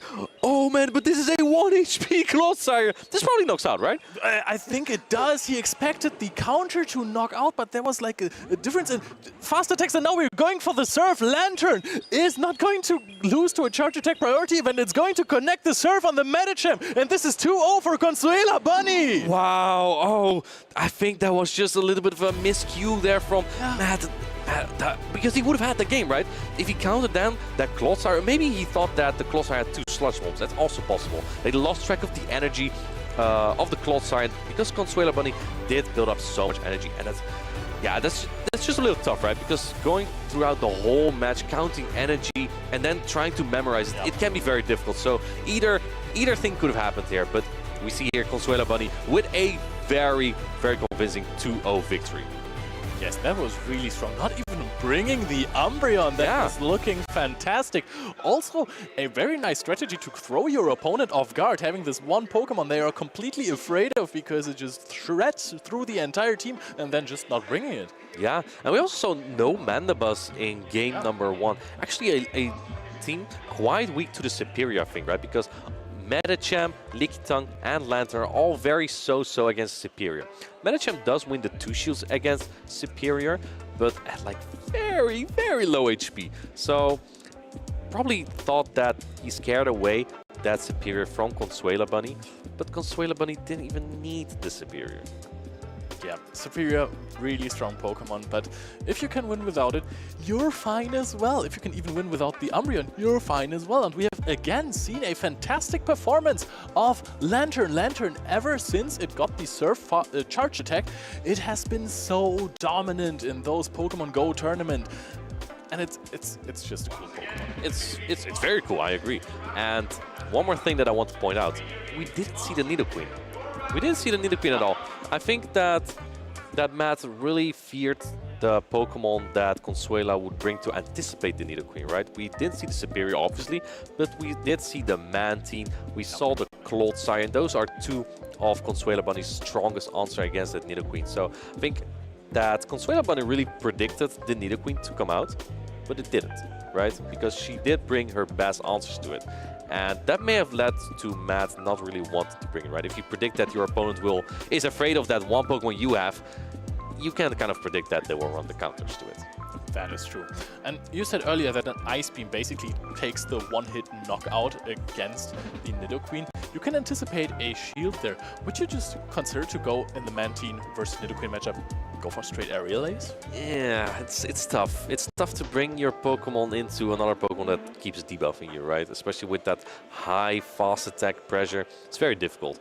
But Consuela Bunny also had the Clodsire. And if she brought that every game and there would be a Nidoqueen on it, Clodsire would feast. It would love it, right? Because the Nidoqueen is just not really a threat for it. So yeah, what do you bring into a Nidoqueen save switch? It needs to be something that counts it just so well, like a Clodsire or a Skarmory or something, right? Something that has that huge resistance. Yeah, I think that's tough to answer. Is that your spicy call now, the Skarmory? Was that a hint? I've tried it before, and my friends are making fun of me because I couldn't make it work, the Skarmory. It's very tough. It also got hit by the Sky Attack nerf, so yeah, it's tough, right? You need another Air Slash to get there now, and it just makes Skarmory a little bit slower, so that's kind of tough. But connecting Brave Birds on anything really is a power play, especially against Clodsire that can't really do anything to you, even though Earthquakes are only resisted as you're a part flying type. But Clodsire. We have now seen one Clodsire with Stone Edge and one with Sludge Bomb. So have we already decided that Sludge Bomb is superior? I don't know, but one of them won and the other one didn't. But also, Matt's team didn't have the Gligar, so there wasn't really a very hard wall to that Clodsire. I think that's also made it very safe for Consuela Bunny to bring that Clodsire. Whereas Galax did have the Stone Edge, and I think it's a more safe moveset because Rock and Ground is basically only resisted by Pokemon like Breloom and Torterra. 2 Pokemon that we don't... Oh, Breloom could be cool to bring to another tournament. Yeah. Yeah, no, I'll keep that one. I'll keep that one. Perfect. So, in the meantime, we can't do an interview, unfortunately, with Consuela Bunny. So we are going to show you a different interview. We're going to show you what we talked with Nickname. Hello trainers, we are here for an exclusive interview with one of our Polish competitors. You may know him by his nickname 29585. Welcome in. Can you tell us a little bit about yourself and how you got into Pokemon Go PvP? So I'm Szymon, and I basically started my journey with Pokemon like 5 years ago. It was May 2018. My PvP career started like basically when the PvP got released to the game, and I was playing a lot of grassroots tournaments, and basically I was playing more and more, and yeah, basically then I started playing Go Battle League when it came out. And when the switch happened from grassroots to play Pokemon tournaments, how was that for you? I know you already won a tournament. Tell us about that. My Play Pokemon career basically started also in May in 2022, which was Bremen Regional Championships, which I really wanted to go to. And I asked my mom if we could actually go there, because my birthday was 2 days ago and it was my, let's say, birthday present, so birthday gift. So and I was really happy that I can that I can actually participate in one of these tournaments and meet all these people I met online. And it turned out I actually won it. Yeah, I remember the finals versus Zephy Mastix, right? Yes. They were incredible. I think Zephy is playing this tournament as well, right? Yeah, he's playing quite a few tournaments this season, I think. He also played in Liu. Yeah, I guess players are really going to these tournaments to gather those new championship points. How do you, Nickname, feel about the new championship point system introduced to Go? I really like this change because it rewards more consistent players. Like let's say somebody got like top 4, like let's say 3 or 4 times, and they weren't able to qualify last year, but now they will easily be able to qualify even though they didn't reach like top 2 or didn't become a champion. So with this new system, now we're doing more tournaments, doing more consistent play. Are you planning to do more tournaments besides here in Gdańsk? It depends on how much time will I have, because this is my last high school year and I have a lot of exams. So, but I'm hoping I can go to Dortmund, definitely going to EUIC in London, and maybe Stockholm. That's awesome. I will see you there. Now, another question that I have for you. How did you prepare for this tournament? This is your first one this season, right? No, I played in Lille as well. You played in Lille, yeah, of course. So how did you prepare for this tournament? So basically I played a lot of practice, practice games with a lot of people online, which were also practicing for their tournaments. I was watching a lot of tournaments like LAIC, like Peoria, Pittsburgh, all of that, and yeah, basically I was trying to see how the meta looks like and what might be good into these picks that people are choosing.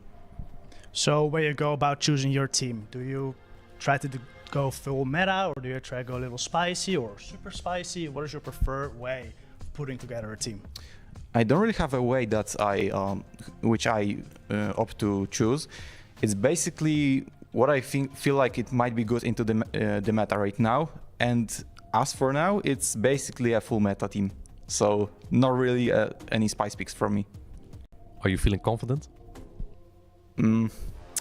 I wish, however, I was confident. However, I know there will be a lot of very, very good players, and that's something that kind of scares me. But I also know I'm capable of reaching like top 8 or maybe even becoming a champion for the second time.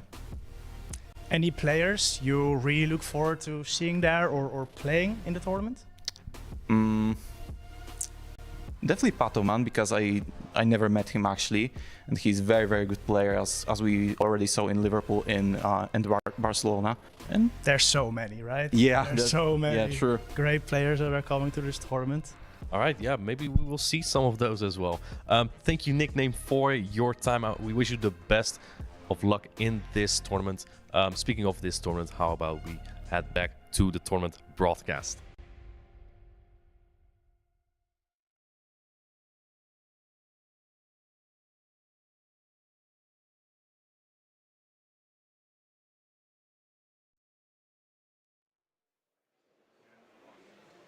Good insights from Nickname right there, and a stunning city in the background. Yeah, we walked around in Gdańsk yesterday, and I had a great time at the Christmas market. So it's a beautiful city, Gdańsk, and I'm happy that we do have a regional championship here. And yeah, Nickname's here as well, the 2022 Bremen champion, right? He won a regional 2 seasons ago, and he's going to try again this season. I believe he played in Lille already, and that wasn't a lot of a success, so he's going to try it in his home country now. Yeah, and I mean, he is already a champion. I think in Bremen he played the finals versus Zefi Mastix, if I remember correctly. Also a champion from Malmö, also attending this event. So we are stacked again. We have so many great players in Europe, all over the world actually. And it's just always fascinating to watch them and to learn from them, to just get better at the game and be entertained by their sheer intelligence and strategic gameplay. I love getting better at the game. Yeah, it's so much fun. Imagine you start winning all of a sudden. But for real though, like there are very experienced players at these tournaments. So even myself, I can still learn a lot. I mean, I haven't won a tournament yet. I need to learn from these players how to win a tournament. So there's for everyone something, right? And one player that we're going to see soon is Lurgan Rocket. And this is the player that really digs into those specific matchups with the specific attack, defense, and HP stats of his Pokemon against other Pokemon. This is the man that knows everything about his Pokemon. The Pokemon Go scientist. And on the other side, we are going to see Kedo, who is also not an unwritten piece of paper. I don't know if that is a saying in English. It's in German for sure. So he also top 8'd at Stuttgart, his first Play Pokemon tournament. And that was a really good performance. Is also attending many events, has been attending Lille, also got some points there if I remember correctly. And we're seeing a very cool team. Yes, there it is. There it is! The Surfetch'd. Lurgan Rocket bringing the Surfetch'd. This is usually how it goes with Spice Pokemon, right? Because you have one spicy Pokemon, and then there's 5 meta picks around it. I believe these other 5 Pokemon are all from the top 12, but then the Surfetch'd, I think Lurgan was just like, I can't do meta. I just cannot do it. I need to be a little bit special. And he brought the Surfetch'd here. And then from Kedo, he also has that one Pokemon that you really like, right? Yeah, it's the Shadow Quagsire. And also something really interesting, because, I mean, we have seen Dynamic Punch Medicham on stream already, but players have been laying it off a little bit. They have been tending more towards Psychic now since LAIC, and you can see that there's double Ice type. Yeah, true. But one Ice type is actually really good against Medicham, right? Because that Frostus has the Shadow Ball, and it does... I don't think it is a one-hit KO, but I believe it does about 95%. So very close to it. But yeah, I do like this team from Kedo. He makes his Dugong really strong by covering the Medicham with the Frostus and the Gligar. And he covers the Lantern with the Superior, right? He also has a really good bait out with the Frostlass, right? You can bait out the Lantern with your Frostlass and then potentially have Dugong clean up the rest. So I do like this team a lot from Kedo. I think Lurgan, he's just really running a harder meta team just with Surfetch'd. And a player like Lurgan Rocket can really make a Pokemon like that work, right? Because it requires precision. Right? You need to count perfectly. You need to know the energy of your opponent. You need to know how much energy you can build up. You need to know when do I bait, when do I not bait. We also don't know what charge attacks they are running. Could be Leaf Blade, Nice as Braybird. I'm going too much here. Let's go into the next battle. It's the Mirror. It is the Frostless Mirror Match, and we have Surfetch'd in the bag already. We are going to see this come down to either a charge attack priority or to possible baits right here. So it's going to be interesting for sure. And I think both players don't want to switch out here, going for the Shadow Ball, and Lurgan Rocket protecting his Frostlass against this against the Shadow Ball, because that definitely would be a 1-hit KO. Yes, and we are going to see. And it is pretty nice for Lurgan to have this mirror match right here. Kedo, does he call a bait or does he go for the shield? He shields the Shadow Ball. We are still in this mirror match. Yeah, this basically comes down to who can correctly... Oh, but it looks like both players are going for the Shadow Ball on the charge attack priority. Kedo going for that Shadow Ball. Is Lurgan putting out the protection? He is! He wants to fire off this Shadow Ball. Yes, and now we're going to see if Kedo shields that one as well. Do you go for the shield advantage? But you kind of can't, because both of these players... Oh, let's go! He lets it go, undercharges a bit, goes for the great one, but it connects. It is going to knock out still. But you are very weak to Frostus in the back. Both players actually are. Yeah, going for that Avalanche here. Kedo not firing off his Frenzy Plant there because he knows the Superior would lose the charge attack priority here. Yeah. you can still go for a big farm here. Try, hopefully not let your opponent catch anything. And we're going into the superior mirror match with 2 aerial aces stored. Yeah. Now the question is, do you want to stay in that matchup as Kato, go for 2 aerial aces, or do you want your Medicham on the superior rather with shields down? Well, both Pokemon don't really want to take any energy from either the Superior or the Frostlass, so this is a very difficult position for Kato to be in. And I think at this point you just hope that there's a Lantern in the back, so you have some play. Lurgan Rocket going for that aerial ace. This doesn't knock out yet, but the next one definitely will. Yeah, and we have a really interesting situation in the back because there is Surfetched against Medicham, but with shields down, actually the Surfetch wins the charge attack priority and outpaces through a Brave Bird against the Psychic. What do you bring in here? If you bring your Frostlass in, it will likely faint to 1 Frenzy Plant, and if you bring your Surfetch, it's very fragile. It likely also gets knocked out by that Frenzy Plant, but I think Lurgan has a good idea of what could be in the back here, so let's see what he brings in. He does bring in that Frostlass here. This is interesting. Oh, going for the aerial ace. This doesn't knock out just yet. Very good counter from Kato though, because he knew that he would get the charge attack priority on the Avalanche Day. This doesn't knock out yet, and I think the Medicham, oh man, he is 1, 2, go for the Shadow Ball. Oh man, here it comes, Leo. We have to do this again, right? Yes, of course, and this is the... Boom! Shadow Ball connects, and it puts it so low. Surface comes in, but there's no Psychic on this Medicham. Going for the Ice Punch. It still does respectable damage on the Surfetch, honestly. But it's not going to be enough to knock out the Surfetch. Look at that. It goes into the yellow, actually. Still a lot of damage, but honestly, there was an undercharge from Kato on the aerial ace, and that cost him the game, basically, because otherwise he would have been able to farm down the Frostlass with the Medicham. I think you're right, yeah. Yeah, I mean... One thing that I do want to say here is that Surfetch has a 100% win rate so far. Yeah, and that is better than the win rate that Medicham has. in this battle so far. So this is scientific, right? We have done like the research. Yeah. Yeah, Surfetch is just better than Medicham now at this point. Did we see all the charge attacks from the surface? I believe we saw Leaf Blade and Brave Bird on it, and that makes perfect sense for this meta. And to be honest, the Medicham of Kato should have Dynamic Punch. It has Dynamic Punch. That way it does outpace the Surfetch before it gets to the Brave Bird, I think. No, not to the first one actually.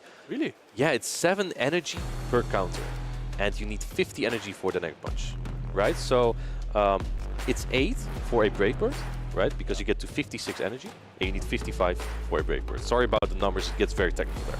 But if you have 7 counters, you have 49 energy. Oh! So it's barely not 7 for that first Dynamic Punch. You need... The next ones will be, after you have used 1 Ice Punch or Dynamic Punch, the next ones will be 7 counters only for that next Dynamic Punch. But for the first one, you do get on the charge attack priority.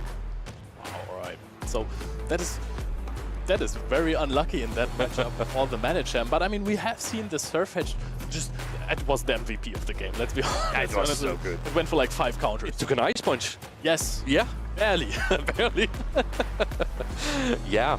Yeah, and a really interesting play from Kato there. I think he may have miscounted a little bit on the Frostlass, hoping to get that counter down and then being able to knock out the Surfetch. I do like the idea behind it though. And here we see Lurgan Rocket and his performances. He was the first regional champion in play Pokemon for Pokemon Go.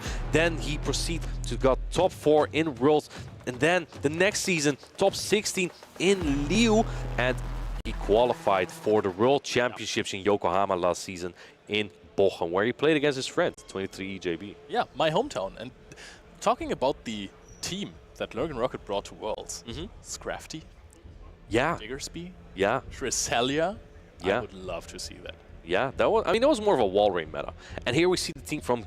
The achievements from Kato. He hasn't played as many tournaments as Lurgan Rocket has, but that tournament he played in Stuttgart, I actually played him there. In the winners final of our group, he knocked out my good friend Scafo, and Scafo is one of the best European players, got to top 6 at the World Championships, and Kato knocked him out not once, but twice, right? Out of the winners bracket, and then he knocked him out in the finals of the losers bracket in that group. So Kato is very capable of knocking out very good players, and this is one. This is one of Kato's targets, but let's see if he can pull it off, because he is 1-0 down right now. Lurgan Rocket on the left, Kato on the right. Let's see what these players will use. We have on the left, we have the Frostless again into the Superior.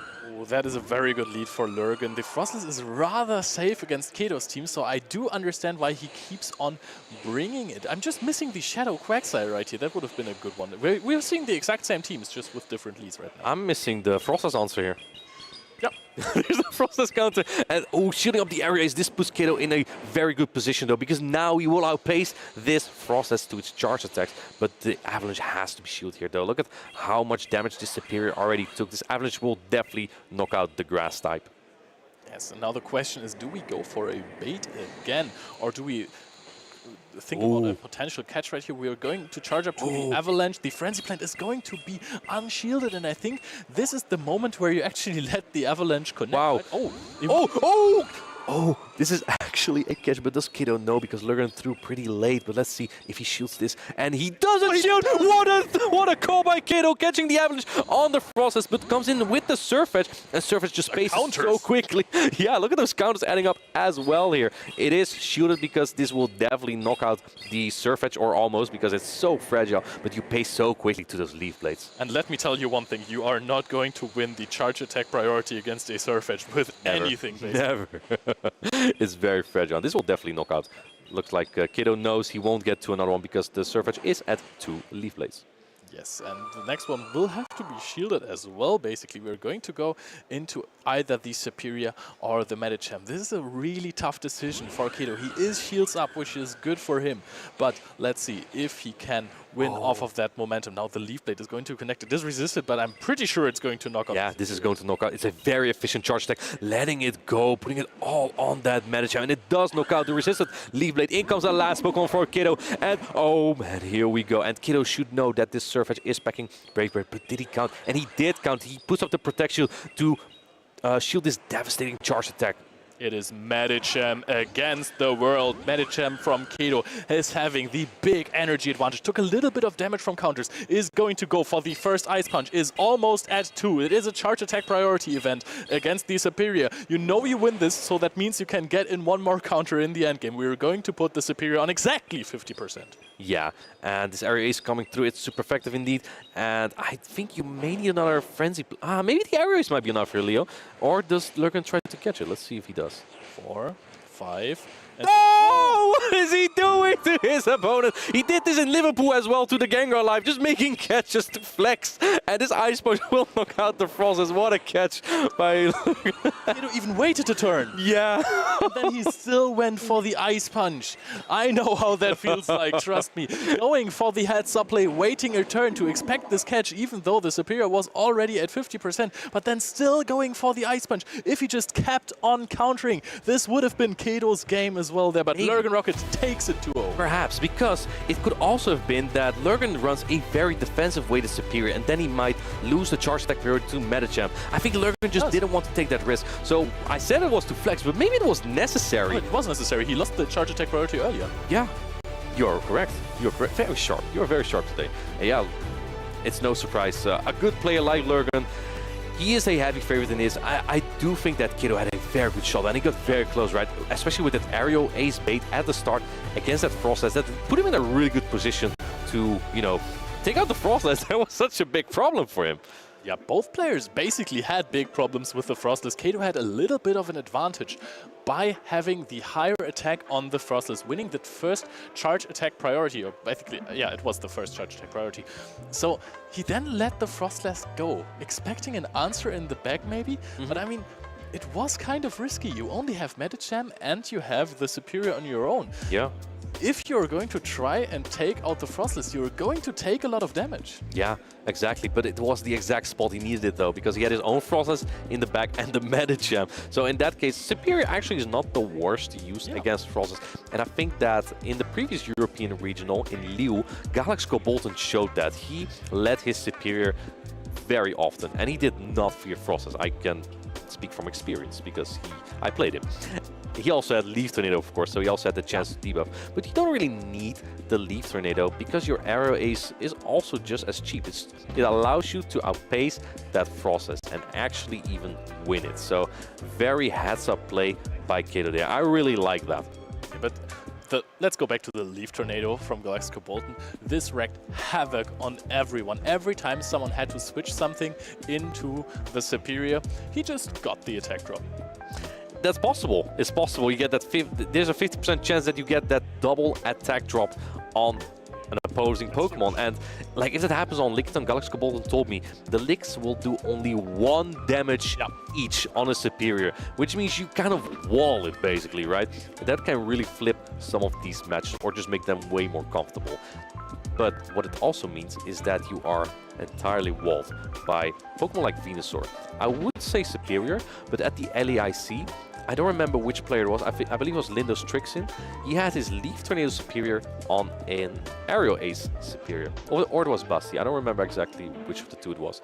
And the Leaf Tornado Superior actually won that matchup on the first debuff. It was crazy to see, actually. You would think only resisted charge attacks still wins the battle.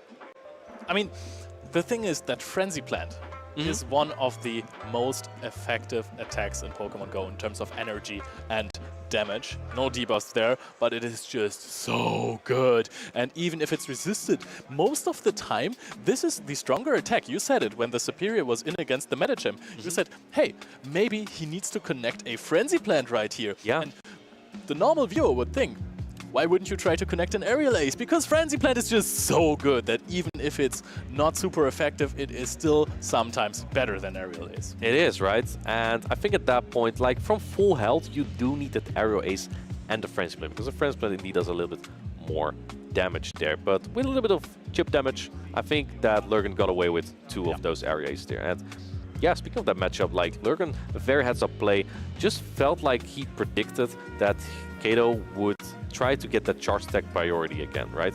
And that's when he made his switch into the Frostlass, because he predicted that Kato would try to get that charge attack priority on that Superior, knowing that the Medicham would win it. So very heads-up play there as well, and that's a lot of Superior action we had already, and it's the second highest usage rate in this tournament.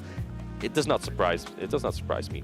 Anyway, we have Lurgan Rocket ready for an interview. Let's see what he has to say right now. Casters, I am joined by the winner of that amazing match we were able to showcase, Lurgan Rocket. Huge congratulations. How are you feeling after that?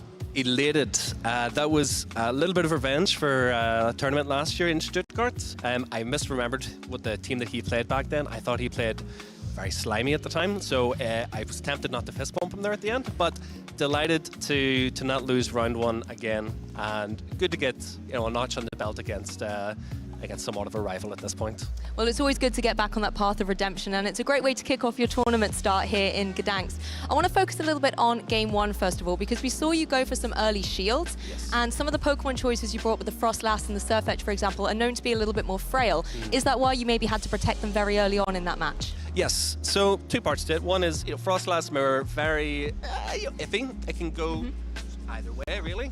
But when your opponent is willing to stay in with the Frostlass like that, it gives some sort of an indication that they might be vulnerable to it in the back, possibly Superior, possibly the Medicham. Wasn't really expecting Frostlass plus Gligar, so I knew that the Surfetch was free there. But really, it's also about getting shields down for Surfetched in the end. All I want to do this entire tournament is Brave Bird Medichams and taunt my opponents on stream because of it. Frostlass is the best Pokemon that I have for taking those shields in the early game. But mostly, Game 1 especially, it's really, I don't have a good way of farming down an opposing Frostlass. Surfetch is good at it, but it needs shields to do it, and I don't want to leave it in too vulnerable a position. So I felt that the shields were better deserved or better placed on the Frostlass in the first matchup. We didn't throw our first charge move on charge attack priority, so we didn't really know who won it. Yeah. And in those kind of matchups, how Kato played it out by no shielding my Shadow Ball because his Frostlass won the charge attack priority, I would have wanted to do the exact same thing if I were in his shoes. So there's a little bit of mind games going on there, particularly in the mirror between the 2 Frostlass. And I like how you acknowledge that Surfetch has a nice way of dealing with Medicham, and I think in the meta at the moment, that's definitely something that a lot of players want to do. Let's talk a little bit about Surfetch as well, because you've got it as your kind of mascot Pokemon here as well. Why have you brought it to this tournament? What has made it stand out for you? So I've been playing Surfetch on and off a couple of years in Great League and the Go Battle League. I've typically played a team involving like the likes of Cresselia with Surfetch and then a Charizard, or way back when it was Cresselia, Surfetch and a Scrafty. So I have quite a bit of experience with it. It's just one of those Pokemon that I thought was maybe just a wee bit too fringe for the Show 6 format. But this season in the Great League just a couple of weeks ago, I managed to get 8th on the leaderboard playing Surfetch. Nice, Specifically playing the team that I played twice here, the Frostlass Elite Surfetch Superior. And so I had a lot of fun with it. You know, some of the most fun I've ever had playing the Go Battle League, just brave birding everything, just to assert dominance. You know, 10 HP, Alolan Sandslash, brave bird, right? Carbink, where the Leaf Blade would KO, brave bird will KO instead. Low HP Cresselia, brave bird, asserting dominance. Sounds like it's got loads of different ways to cover, and we're definitely really enjoying seeing you bring it. Unfortunately, that's all we've got time for in this interview, so we're going to be able to let you go get rested before your next match. And of course, casters, it's back to you for some more Pokemon Go action. I just love the confidence that Lurgan has there with that Surfetch and how he describes his matchup, how he describes the usage of his Surfetch, and he brought the plushie as well, right? It just really radiates confidence. Yes, he was not the only one who brought a Surfetch plushie, because we also have one of those on the set in the interview area. So if you pay close attention, you might find it. You can let us know in the chat which one you think is the coolest plushie that we're having in our interview area. But going back to the important stuff, if you want to become a team builder just like Lurgan Rocket, if you want to become as talented, as good as building teams, you should check out our next video about team cores. Hey there, Pokemon trainers, Martijn aka Inadequance here, and in this video I'd like to talk about team cores. They are essential for building your teams for Pokemon Go PvP. What are cores exactly? A core in your team is basically a pair of Pokemon that cover each other almost perfectly. Examples are Medicham and Lickitung, Clodsire and Umbreon, Swampert and Charizard. Many of the teams we see in the Go Battle League have a core like this, and the teams of 6 in the Play Pokemon Championships even have multiple of these cores. Let's take a look at the team of the 2022 World Champion, Dancing Rob. This team has a variety of Pokemon with different coverage. He has 1 Fighting type Pokemon, 1 Grass type Pokemon, 1 Water type Pokemon, 1 Fairy type Pokemon, 1 Normal type Pokemon, and 1 Steel type Pokemon. 5 of these 6 Pokemon have dual typings even. That means they have 2 typings. This gives them a lot of different coverage, but also different kind of weaknesses. If we take a closer look, you can actually see that Dancing Rob's team consists of multiple cores. The first core we see is the classic Medicham and Lickitung core. Lickitung covers Medicham from ghost types and provides excellent neutral damage output, while Medicham covers Lickitung from other fighting types and the steel types that wall Lickitung. The second core we see is the Venusaur and Galarian Stunfisk core. At the time, Alolan Sandslash was not as popular yet, and this core was nearly unbreakable. Venusaur with its grass and poison typing covers the water and fighting weakness of Galarian Stunfisk. And in return, Galarian Stunfisk covers Venusaur from any flying, ice and fire types. The third core we see is the Swampert and Alolan Ninetales core. Swampert's only weakness is grass, and this makes it easy to pair with a flying or ice type. To tackle the meta of Medicham, Sableye and Altaria a bit more efficient, Dancing Rob decided to teach his Alolan Ninetales the fast attack Charm. Through combining various cores of Pokemon typings, Dancing Rob built an incredibly versatile and flexible team to compete in the World Championships. Now, how do you know if your team works well in the current meta? Luckily, we have quite the reliable data for you to team check yourself. Every regional, we show you the top 12 most used Pokemon in a tournament. When you have built your team, you want to check in this top 12 most used Pokemon if there are any Pokemon your team would have trouble with. We call these Pokemon core breakers. An example of such a core breaker to Dancing Rob's team is Venusaur. It would defeat his Medicham, Swampert and the Alolan Ninetales with the fast attack Charm. Ideally, you want to have a team that covers as many of the meta Pokemon as possible, while not having too many Pokemon that could lose to one single Pokemon as well. And if you do, you probably want to look into bringing at least one very hard counter. For example, Mantine defeats your core of Medicham and Superior. To make your team stronger against the Mantine, it would make sense to add a Lantern. This makes sure that you will always have a way to defeat a core breaker such as Mantine, because the Lantern is so strong against that. Many of these strong Pokemon cores are quite accessible, such as Clodsire and Umbreon or Swampert and Charizard. And if you're not sure about using them, you can try practicing against your friends or in the Go Battle League. After all, practice makes perfect, and you want to find those perfect cores and strategies to succeed in PvP. I hope that this helps you in your journey of building a team you would like to challenge others with. The more comfortable you become with your Pokemon, the higher the odds are of succeeding in the competition. Now, let's head back to the competition in this broadcast.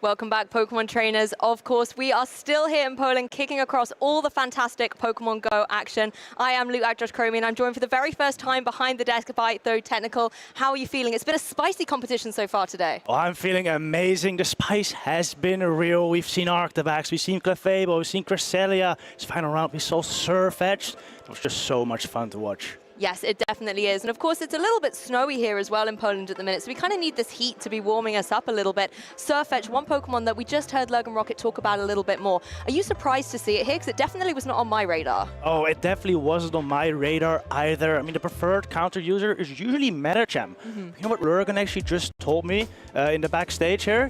That he's never even ran Medicham in the Go Battle League. He doesn't like running that Pokemon. So I decided to go with an alternative counter user in the Surfetch'd with that Leaf Blade Braver coverage. Which really, nuke everything. I love that boldness, actually. You know, Medicham, the #1 usage Pokemon, but being like, no, I'm going to pick a better counter user for it. And actually, a Pokemon that can deal pretty good damage back with Brave Bird to from Surfetch'd into that Medicham. But we have an incredible match for you coming up next. If you were able to tune into the pre-show, we gave you 3 players to be able to highlight, and 2 of them are on your screen right now. Oh yes, Tomahawk UK, we've already seen this season in Barcelona, getting very far with that Diggersby. Now, Ringo Carbank, Cresselia Core, it seems. Yes, still bringing a few interesting Pokemon in the terms of that Cresselia, a Pokemon I know you highlighted in the pre-show as well, with that Future Sight moveset being really nice and flexible at the moment here as well. Yes, and an EJB tournament winner last season in Bremen, here in his first tournament for the 2024 season. Running something kind of spicy too. Shadow Dragonair, Cresselia, Golisopod. 3 Pokemon we don't often see. Yes, exactly. That Golisopod as well, one that is really shocking to me at the moment. We've seen the rise in Araquanid in terms of the water bug type Pokemon usage, but Golisopod, talk us through why that Pokemon might be on this team. So EJB's team already kind of struggles versus Gligar with the Medicham and Registeel losing to that Pokemon, and adding a Araquanid on top of that would be another weakness to Gligar. Now, Golisopod doesn't do great versus Gligar either, but at least it has that hard-hitting liquidation to do some super effective damage on the Gligar. I mean, Araquanid also has Bow Beam, of course, as super effective damage, but that's not really known to be a hard-hitting charge attack. Yeah, that's the thing. The charge attack really needs to pack a punch and maybe force some of those shields to be burnt through by your opponent as well, particularly when you work towards the late game. In terms of its fast attack as well, you know, running something like the Shadow Claw, that's something that we've seen previously on Alolan Sandslash, for example, and that can apply a lot of pressure to Pokemon like the Medicham. Definitely, doing that super effective damage versus the Medicham can be quite big. Also putting just a lot more pressure on the Medicham with those charge attacks, of course. Exactly, and these 2 players really, by their accolades alone, need no introduction. But in case you're tuning in for the first time, let's run it through. 23 EJB here is a European International top 16 finish in 2022, as well as getting loads of fantastic placements in that season as well.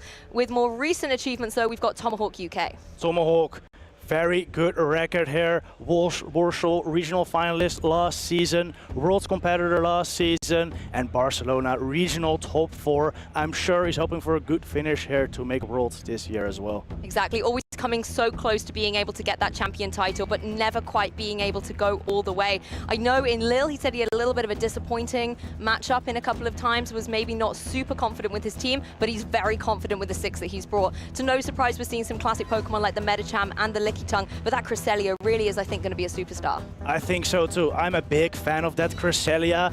I don't quite know what moveset he's running quite yet, but I'm interested to find out. Because you can either run the Moonblast Grass Knot moveset on Cresselia or the Grass Knot Future Sight. Those are the preferred movesets. And what the moveset's gonna be is really gonna have some big implication in this matchup. The Moonblast, for example, would be very nice versus the Dragonair and the Umbreon, whereas Future Sight might help do some big damage versus a Gliscor, for example. Yes, my eyes are definitely still on the Medicham, though. It is the #1 usage Pokemon for a reason, particularly on EGB's team here. The Medicham can apply a lot of pressure to Pokemon like the Lickitung, the Alolan Sandslash, and obviously it can do relatively decent in the mirror. The question will be, what are these movesets running? Because we've seen a lot of drops in Dynamic Punch. Medicham, I think at LAIC, there were a lot of Pokemon picking up the Psychic usage, particularly for that kind of mirror that we might see come through.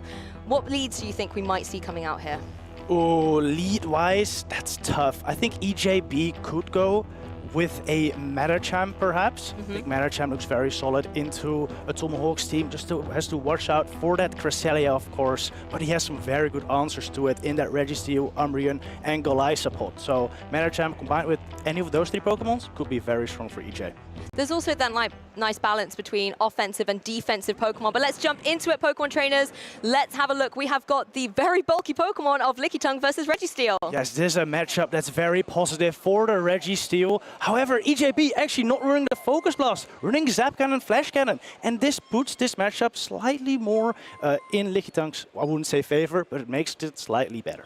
Yes, and we're going to see Lickitung going for the first charge attack here. The Body Slam going to be doing negligible damage into that opposing Registeel that's able to fire back with a powerful Zap Cannon. Whether or not you're going to be able to get the early attack drop here as well could be detrimental to that Lickitung's offensive pressure.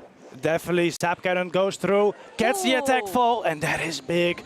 Tomahawk decides to switch out into Alolan Sandslash and gets met by EJB's Medicham. This is not what the Alolan Sandslash wants to see, particularly as the Shadow variant. Look at those counters doing so much damage, almost farms it down from full, but Alolan Sandslash is able to get enough energy to go for a charge attack, and this drill run is going to hurt. Some nice chip damage on this Medicham will definitely help Tomahawk either farm it down with Lickitung or Gligar. This is going to be a decision, and he opts to go with Lickitung. Yeah, Lickitung's here in action, able to apply some pressure with those fast attacks with the Lick, just trying to reduce the HP remaining on this Medicham, but it's got something to say about it, able to fire off a powerful Psychic, and Tomahawk really preserving those shields, trying to keep them for the late game, maybe for that Gligar in the back.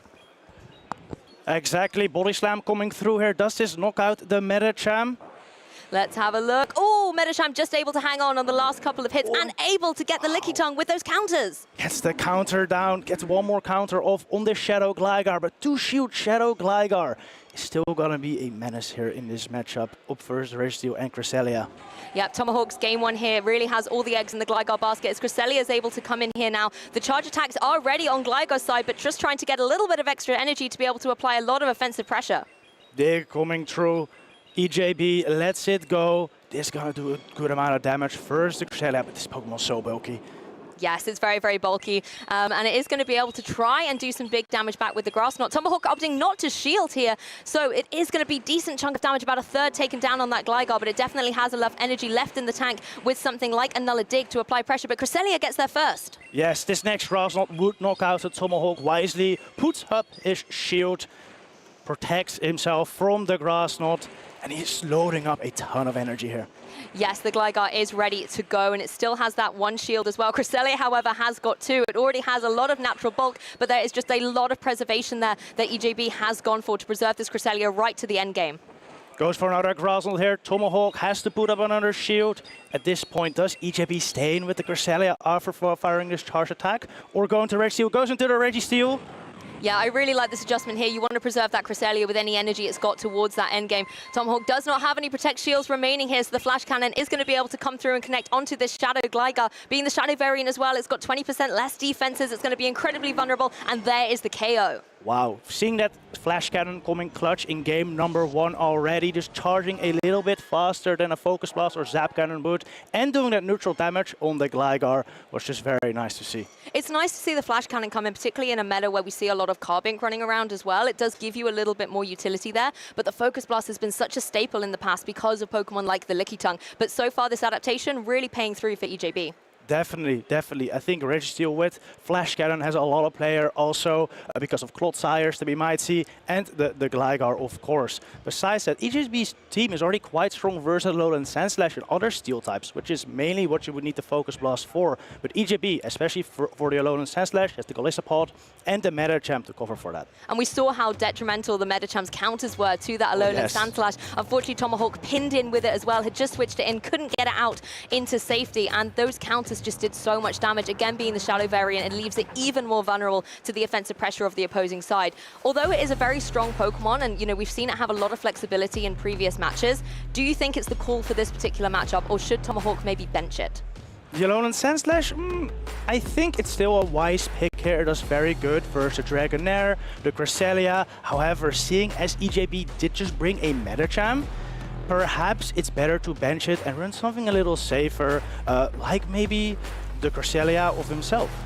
Yes, you're right. It has a lot of offensive pressure. Maybe perhaps Tomahawk just needs to preserve it a little bit more, watch for the alignment throughout that match and make sure it doesn't get stuck in against an opposing Medicham. But I really liked the different move pool that we're seeing on Pokemon like the Registeel, for example, and it was coming out front and center against that Lickitung, able to see a lot of bulk, a lot of energy being farmed up very early in that game 1, and that's kind of where the pace then quickened as the game went through. Exactly. I find it very interesting that now that we have this open team sheets format, people are still feeling very comfortable in bringing those spicy movesets.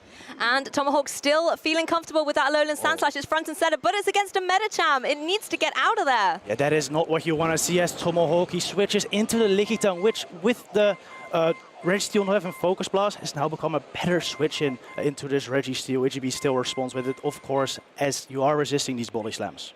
Yes, Lickitung definitely feeling a little bit safer in the face of this Registeel, able to go for a couple of body slams, but it can't really throw its weight around against a Registeel that can, however, retaliate with a powerful Zap Cannon. We saw this do a significant amount of damage last game and get the attack drop. Is it going to get another one this time? Yes! It does get the attack fall, and this is big because now these licks and body slams will start doing a lot less damage to EJB's Registeel. Another body slam comes through though. EJB, of course, lets it go. This Registeel is such a machine as well. Look at it. It's not even worried to be on the field at the moment. It can just keep going for these lock-ons, farming up the energy and getting itself primed to be able to get a big KO. Another body slam is going to come through, but of course Registeel doesn't mind this at all. Oh, it tanks this super easy. Body slam comes through, and it was actually on a charge attack priority, so EJB is forced to throw this flash cannon right now. If he wants to be a little fancy, he could consider undercharging this even, but no. Gets the excellent. Wants to knock out, but Tomahawk actually puts up the shield. Oh, going for the early shield here, and I like the idea about possibly undercharging it just so you can farm up a little bit more energy with those lock-ons when you know that Lickitung is really not posing a threat. But let's go for another flash cannon here and turn up the pressure. You want to start picking up the pace in this match in order to try and get the victory, and Lickitung is down. EJB gets the switch advantage here and a shield advantage, and that just puts him in such a dominating spot here though. A Gligar in the back for Tomahawk could potentially still put in some work. First that Medicham and EJB first that Medicham and Cresselia that EJB is going to have left. Yeah, Tomahawk really banking on the damage with these last two Shadow Pokemon. We are going to be able to see the Alolan Sandslash go for its charge attack, however. This should, with the Ice Punch, just be able to get the KO, even though it's not very effective. Instant switch from Tomahawk into the Shadow Gligar.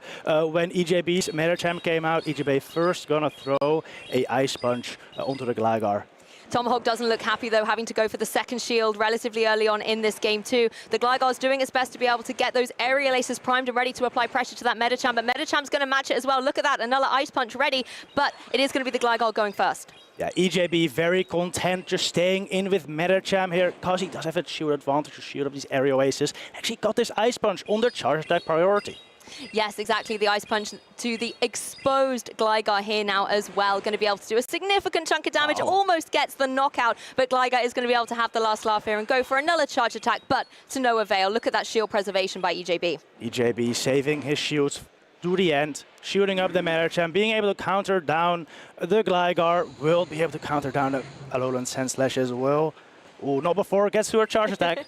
Yeah, and now there's no Protect Shields on EJB's side this time, so the Alolan Sandslash able to maybe get a little bit of revenge for how it was treated by Medicham in that game 1. Able to secure the knockout, but now Cresselia is here, and Cresselia is an absolute wall of a Pokemon to try and get through, and Alolan Sandslash doesn't seem to have a lot of time left on its clock. Yeah, even though Alolan Sandslash does have a type advantage here with the steel typing resisting of Cresselia's attacks, it's just too bulky of a Pokemon to come through that Cresselia. Exactly, and particularly when it's able to go for this charge attack, connecting down onto the very vulnerable Alolan Sandslash here. Again, being the Shadow variant, that 20% defense drop is going to be detrimental. There goes the KO, and EJB is able to take this set 2-0. Wow, very good calls there by EJB. Getting that Medicham aligned to Alolan Sandslash twice just made him have a pretty nice victory here. Exactly, you can see why Medicham is indeed the #1 Pokemon in the usage stats. It just has so much flexibility and so much coverage as well, particularly with that Ice Punch, being able to apply a lot of pressure to Pokemon like the Gligar that we see running around, as well as being able to hit hard with the ground attacks as well. Exactly, exactly. Tomahawk not out yet though. He's gonna go into the losers bracket, and I'm hoping we're gonna see more of him later. Oh, he may well have that Cinderella story running all the way through losers bracket and possibly seeing him later on in the broadcast. Certainly one that I know a lot of trainers will be rooting for. But EJB in such commanding fashion there, using the Medicham to perfection. Those counters, we know that it is, I want to say, undisputedly the best fast attack in the game, relatively speaking. You know, you can hit really, really hard and really fast with those counters. But the way it was able to get that energy up and apply the charge attack pressure as well does just show why Medicham is incredible. Definitely, that Ice Punch Psychic coverage just hits everything. We were talking about it earlier. A lot of players earlier on this season running Dynamic Punch. We see a shift back now to that Psychic just because it has such nice coverage for everything in the meta. Actually, on that whole team, we saw a drop in the fighting type charge attacks. No Focus Blast on the Registeel, no Dynamic Punch, let's say, on the Medicham, but actually, you don't really need it when the counters are able to hit that fast. And like you were saying earlier, he has the type coverage to deal with the Pokemon that you might want to hit normally with a powerful Focus Blast, for example. Yes, exactly. And the Registeel, even without the Focus Blast, does very good versus Umbreon Steel and Lickitungs that you normally want to hit with the Focus Blast, just because the Zap Cannon hits very hard and you have the potential for that attack fall. And honestly, I was so shocked at how much damage the Zap Cannon was doing to a very bulky Pokemon like the Lickitung anyway. Of course, the attack drops are just like the cherry on top. Nice little edge to be able to get particularly early on in that match. But Flash Cannon really has me convinced, I have to say. It was doing a good amount of damage, was able to get charged up nice and quickly as well. And if you're in a match maybe against something like a Carbink or something you can apply a lot of pressure with that steel typing too, then it gives you a strong advantage. Definitely, definitely. We didn't really see it come out this matchup. The one time he did throw a Flash Cannon at a Gligar was already a low HP. Already low. But hopefully we'll see it more on later in the tournament. I really just want to see a Flash Cannon hit a full HP Gligar, to be honest. Oh yes, that would be really cool actually. Just wipe Gligar off the map. Yes. You know, one of those Pokemon that generally does counter Registeel with the standard moveset, now has to worry a little bit more. And that's where I really think the alignment comes into play, particularly if you've a little bit further into a match, if you've got that energy stored up. Because like you said, Gligar can always hit hard with the ground charge attacks into a Pokemon like the Registeel. But then if it has got that Flash Cannon charged up and ready to go, then Gligar has to kind of pick up the pace a bit in order to try and get that charge attack off first.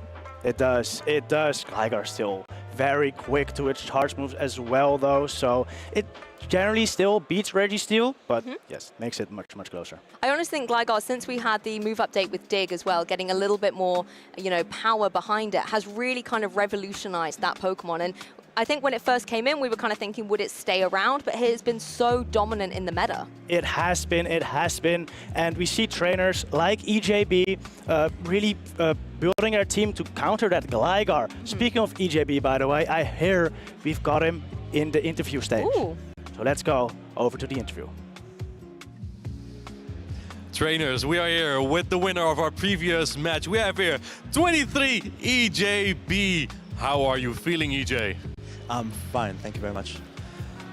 How did you get your Medicham on that Alolan Sandslash every single time?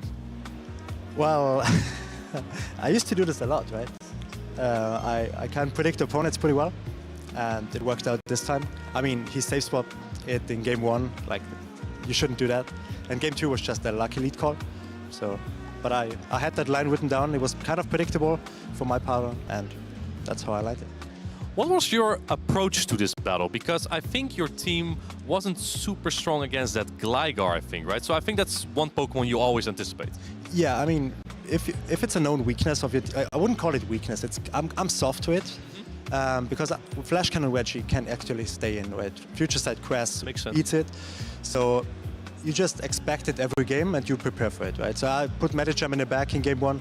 So if I get the chance to counter down a Lickitung, no Shadow Gligar can swap into a loaded Medicham. So you just prepare it. You just prepare differently for it.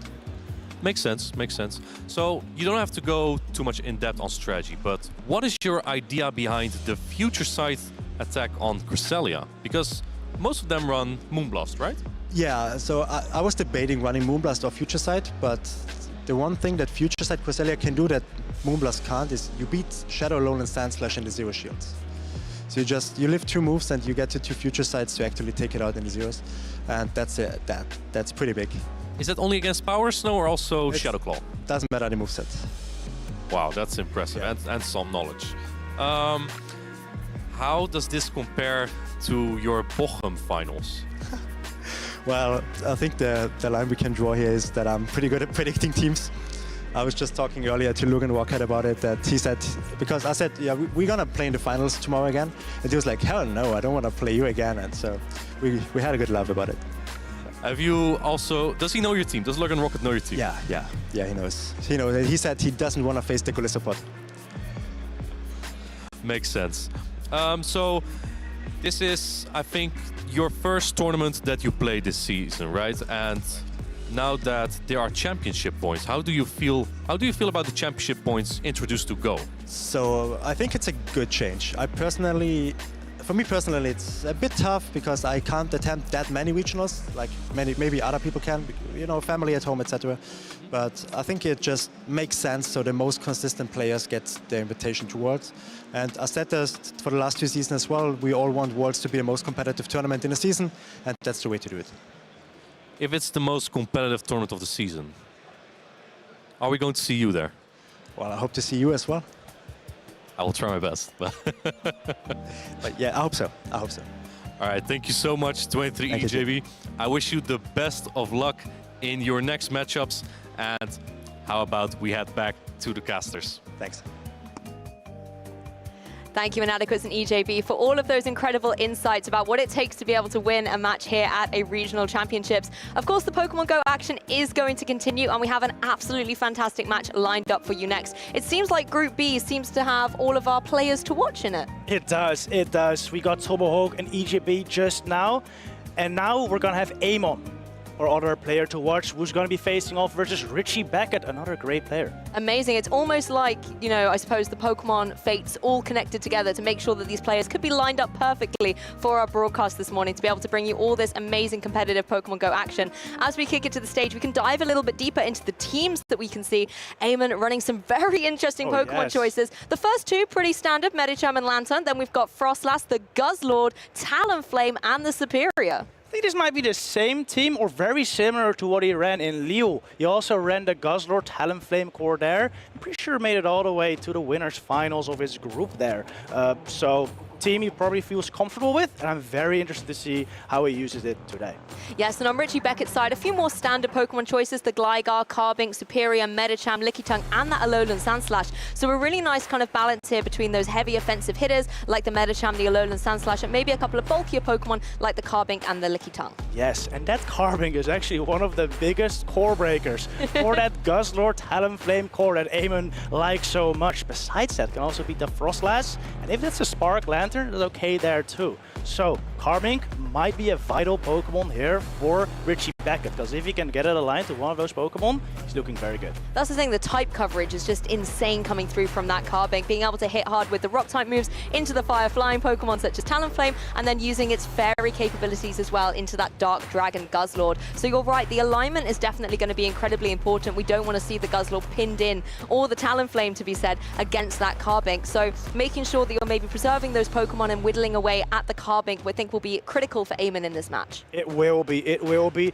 But to beat that Carbink, he does have the Superior, does have the Metacham. Superior definitely does have a great matchup there. Metacham needs shields. You don't want to get by that Moonblast, but if you keep shields up, Metacham definitely has to play there. And I think Metacham might be the vital Pokemon here for Eamon, as there aren't really any super hard counters to it on Richie Beckett's team. That's true. It can possibly get into this match a little bit unchecked, and then if you're able to steamroll it towards the end, maybe come in and sweep up the remainder of the competition, that could easily be able to get you a victory. I love being able to see as well the plushies of choice that our trainers are able to bring to these matches here. Nice to see a little bit of a cup of tea on the table, as well as that adorable little Squirtle. Oh, I love it. Eamon, unfortunately no plushies, but maybe one day we'll see a Guzzlord and Talonflame on there. Ooh, that would be cool. It would be. Squirtle, not that great of a matchup versus Guzzlord. That's true. Yeah, Squirtle would definitely have a hard time. It might need to evolve a couple of stages as well to give it a little bit more stability. Yeah, definitely. Guzzlord actually looked decent against Richie's team as well. Versus Superior, versus the Lickitung, versus the Gligar, it's okay too. So we might still see it, even though that threat of the Carbink is very much present. Yes, and you know, we know that Guzzlord has a lot of nice capability using something like the fast attacks, either like Dragon Tail or Snarl. Which do you think would be most viable in the meta at the moment? I think Dragon Tail is just so much more hard-hitting than Snarl, and Dragon Tail just has very good like neutral damage versus everything. It's only really resisted by Steel types and Fairy types, and Steel types do see in every team, but Fairy types are not always there. Exactly, so it gives you a little bit of flexibility. We often see on Pokemon like Shadow Dragonair running something like the Dragon Breath in order to get that really fast energy charge up. So it's nice to be able to see some more Dragon moves get that coverage. The interesting thing, as we've mentioned, will be against this Carbink. I mean, Carbink at the minute, hitting incredibly hard with those Rock Slides. You've got to make sure that you're able to get your Talonflame out of the way, but Guzzlord isn't going to mind taking those. The issue is those Fairy-type charge attacks as yes, the Moonblast would 100% one-shot, maybe 3 Guzzlords at the same time. So you don't want to see that. Oh, we're heading right in here. We see Gligar versus the Frostlass on Eamon. This is an incredible start for Eamon. Yes, exactly. Eamon able to apply a lot of pressure with those ice-type moves, and Gligar just jumps straight out of there, brings in a bulkier choice of that Lickitung. Taking a look at the Pokemon in the back as well, not too many surprises. The Frostlass able to go straight away onto the offensive here. Avalanche will do a good chunk of damage here versus the Lickitung. Richie is gonna take it and switch, or Eamon switches into the Metacham afterwards. Yeah, Metacham able to just keep going for licks, whether it was into the Frostlass or the Metacham. It's not going to mind that at all, can do a decent chunk of damage, and now try and follow up with the Body Slam. Of course, Eamon going to preserve the shield here, maybe needing to keep it for its more fragile Pokemon Frostlass in the back for later. Frostlass with shield, always so freaking strong in every single matchup, so Eamon deciding to save shields for that, also letting the second Body Slam go through. Yep, able to get some more damage on the board, but these counters are stacking up as well. One more, and the Lickitung is felled. Now Richie Beckett has the opportunity to bring in a Pokemon from the back and try and apply some pressure, farm up a little bit of energy with what is remaining of the HP on this Metacham. Almost 2 Ice Punches stored on this Metacham though, and Gligar does not really want to take those. Actually has 2 right now. Fires off the first one right now. Richie gonna let it go. Yep, Gligar taking a little bit of a risk jumping into the face of these Ice Punches. It takes one, but it cannot take another one. Richie is going to have to invest in the shields if it wants Gligar to hang around, but no, keeping those shields for the Pokemon in the back instead. Yeah, realizes the Gligar is not going to be very useful versus the Frostlass, so wants to try to sweep with its Carbink. Eamon instantly switching its Lantern into it, and even though Lantern has a positive type matchup here with the Surfs, because it's not running Water Gun, it's actually not that great of a matchup for Lantern. Yes, although Water Gun Lantern did just win LAIC, it has dropped off the meta since Spark got a bit of a buff, so going to try and get all of this energy fired up, but the Carbink isn't going to worry about these fast attacks. However, the Lantern is going to have to go for a shield here in the face of this Moonblast. It's a big shield there, Moonblast, a little bit more energy costly than Rock Slide, so shielding that is a great call by Eamon. Richie maybe trying to go for the attack drop that the Moonblast can give, but unfortunately does not get it.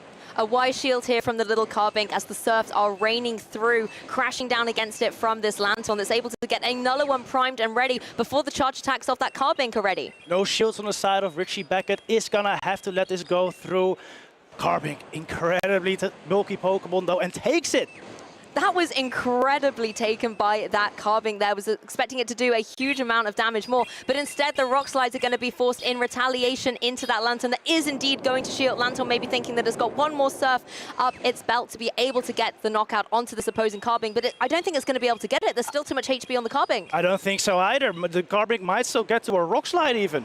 Yep, let's have a look. Yep, carving able to hang on here, going for a couple more of these fast attacks. Can it get to the rock slide? Oh, Eamon actually goes into the Medicham and takes out the carving and also takes game number 1. Oh, that Medicham really coming out on top once again. Those fast counters just securing game number 1. But I have to say, I love the carving play that was put through by Richie. Yeah, it was a very good attempt, you know, after having such a bad lead in this game with his Gligar versus the Frostlass. Just trying to rely on that carving to really sweep, and it really almost worked out. I really felt for that Gligar actually, because it kind of jumped out in the face of the Frostlass, but then came back into the ice punches of the Medicham that just made it a little bit difficult to dodge out of the ice's way. Having a quick recap of our players as well, Eamon has been able to get top 8 and top 16 finishes at regionals across this season and the last, and against his competitor Richie Beckett, European International top 16 finish. That is an incredible achievement. Yeah, 2 really good players facing off right here, so even though Richie Beckett is now 1 down, he is definitely still in it. He's got to make some adjustments here. Maybe leave the Gligar on the bench right now to avoid that Frostlass matchup. Yeah, the Gligar just couldn't seem to escape any of the ice punches or damage being thrown its way, so possibly it's just a little bit too vulnerable in this matchup.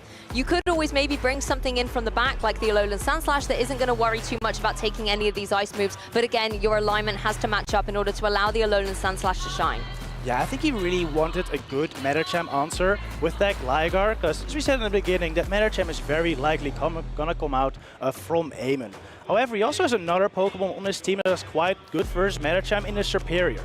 Even though you take super effective from those ice punches, you can hit super hard back with the Frenzy Blast. Exactly, so if you're able to maybe keep a couple of shields up to be able to preserve that Superior on the field, like you said, it's going to be able to get that super effective damage back and stop Medicham in its tracks before it's able to run through your whole team. Exactly. And I think in game number 1, Richie Beckett might have been a little bit afraid of the Guzzlord and Talonflame, because you really don't want Superior on those. However, seeing how dominant Carving was this matchup, like almost coming back from that horrible lead, I don't think we'll see Eamon bring Guzzlord and Talonflame, which would open up the Superior. Yeah, I agree with you. I think Carbink is definitely here to stay. Like you said, it kind of leaves the Guzzlord and the Talonflame questioning whether they really want to come to this match. At the same time, giving Richie that little bit more bulk on the field, and it had some really good coverage in there as well. The rock slides definitely apply pressure. The one issue with the Carbink is just how slow it takes to get those charge attacks ready. Yeah, definitely. Those rock throws do add up, though. As I saw on the Lantern, before the Carbink even hit a rock slide, it was already taking the Lantern lower than its own HP. Yes, that's true. Lantern maybe not as safe as it can be from that opposing Carbink, particularly when those surfs were doing such underwhelming damage. But we're going to jump into game 2. Eamon is 1 game up in this best-of-3 set, and Superior has indeed joined the match for Eamon. Yes, for Eamon actually. Richie leaving it on the bench in this lead. Like we said, Superior is quite nice versus Medicham, but if the Medicham also used 2 shields, it can win out this matchup. Yes, Eamon maybe trying to pressure those shields, get them out of the way so that you can run through the rest of the set, but Medicham not going for one straight away. The Frenzy Plant does a huge chunk of damage, however. Those ice punches are still something that Eamon has to contend with, though. Wow, Richie going for the neutral Psychic. That is an interesting move. Even though Psychic is a neutral versus super effective of Ice Punch, it does slightly more, and it might allow Rich to counter down here safely. Yes, that did a huge amount of damage, and like you said, only a couple more counters to be able to KO this opposing Superior. Superior is going to be going for the Aerial Ace, however, and get the knockout before Medicham's able to do the return. Wow, Richie lets it go. I think, again, maybe putting it all on the Carbink. Bringing in Lickitung here, though, because, oh, wow, the Superior doesn't even reach the Aerial Ace. Those licks are powerful. They don't even have to be super effective for Lickitung to be able to get those knockouts. And now Eamon has a choice to make. You don't necessarily want to bring your Frostlass in against a licking Lickitung, but it's still going to be able to get those energies piled up for later. Yeah, Frostlass has a very high HP stat, which means the licks, whilst they're super effective, are not going to be doing that much damage. So Eamon still feels safe bringing in the Frostlass here, probably also expecting the Carbink and wants to save the Lantern for that. That's true. The Lantern in the endgame could be critical here. We are going to be able to see the Lickitung go for its charge attack. Instead, it's going to be the Power Whip connecting down, going to be doing more damage than a Body Slam would have. And now, once again, Frostlass just trying to get as much damage on the board, but forced to switch out for the Lantern. Didn't want to get licked down by the Licky Tongue, so brings in the Lantern here. Richie Beckett opting to go for the body slam, and Eamon puts up his shield. Yes, you definitely have to start shielding when you know that there's a potential power whip of grass coverage coming through from that Licky Tongue. But as you can see, the Lantern being able to get its energy up, these charge attacks and primed and ready to go. This time the body slam comes through. Wise not to shield on here. Eamon keeping great track of energy on Richie Beckett's Licky Tongue, knowing that it was not at the power whip just yet. So great no shield there. Now Carbink comes out from Richie Beckett, and Eamon responds with a surf. Yep, nice to be able to get the Carbink here with a surf. Although it's not going to deal too much damage, every little helps in trying to take down this little fairy rock. Another surf ready to go as well, but Richie does still have 2 shields remaining, and you really don't need to shield here, but has gone for 1. Yeah, surf at this point is going to be likely the hardest hitting move. Unless the Frost has consideration, Avalanche is still lurking in the back there. Might see it put in some pressure in the back. For now, though, we're in Carbink first Lantern, and we see a rock slide coming through. Yes, Lantern is not appreciating any of these rock time moves. Doesn't want to take a charge attack either. Oh my god, look at the Lantern being whittled away here. It's able to go for another charge attack, another surf. But again, is Carbink going to be able to take this? Of course it will, but was it going to shield? That was my question. Yeah, it's not going to shield. These rock throws, as you said, they're just really adding up. Oh, another surf coming through, though. Richie thinking about it, and he shields it up. Yeah, the shield here is happening. The endurance of this Carbink is absolutely unquestionable. These rock throws should be able to get the KO against either of these Pokemon. The Frostlass isn't appreciating them either, and it has been felled. Wow! Wow! Goes down with the Avalanche. Richie Beckett comes out of that matchup with the rock slide loaded, is now able to fire it off versus the Lantern. What a showcase. Oh my goodness, this Carbink is not messing around, able to get the KO and ties the score up 1-1. We said that Carbink was the superstar here, and it's proving why it really is MVP in this matchup. It definitely is. Those rock throws on Lantern are just incredible, and Richie's playing it perfectly. Knows that he needs shields for that Carbink to able to stack up as much rock throw damage as possible, and keeps those shields. Exactly, and I think the shield preservation has been really interesting from these players as well. Richie, you know, keeping them very late towards that end game on the Carbink, that was able to take a lot of surfs and kind of alternated 1 shield, take 1 surf, 1 shield, take 1 surf. And I think having that kind of preservation on Carbink still gave him flexibility in case he needed to make a change towards the end game. Yes, definitely. I wonder how Eamon is going to switch up his play now. Richie, like you said, has that shield preservation near the end. Eamon might want to consider using shields a little early, because if he keeps his Pokemon healthy at the beginning, he might be able to take some shields before that Carbink comes in to just rock throw everything down. Exactly. I know you kind of want to maybe preserve Pokemon like the Superior that can hit really hard with those Frenzy Plants, but Pokemon like the Lantern need to be able to be protected as well, particularly when you know that there are rocks being thrown at it left, right, and center. Frostlass as well doesn't want to take any of that rock type damage, so Carbink really does have such a strong type advantage in this match. It does, it does. The Superior from Eamon did come out this time to counter that Carbink, but unfortunately was not aligned to it. This time, maybe he's gonna put it somewhere else. Richie has been liking to put the Carbink in the back, so Eamon might be considering running the Superior in the back now as well. That's a good observation, actually. If you predict the Carbink's still going to come, but be maybe towards the end game, you need to preserve your hitters to counter it in the back as well. But calling these leads can be so difficult, particularly when you know that there are Medichams running around. Eamon sticking with it, and Carbink, wow, it's actually out front and center for Richie. Richie switches it up, and I think Eamon predicted it with the Superior lead here. This is what Eamon has been watching for, being able to try and get as much damage on this Carbink as possible. The Frenzy Plant is ready, but the Licky Tongue's going to switch in. Oh, Richie Beckett catches the move on his Licky Tongue. I mean, this is only neutral, but it does a ton.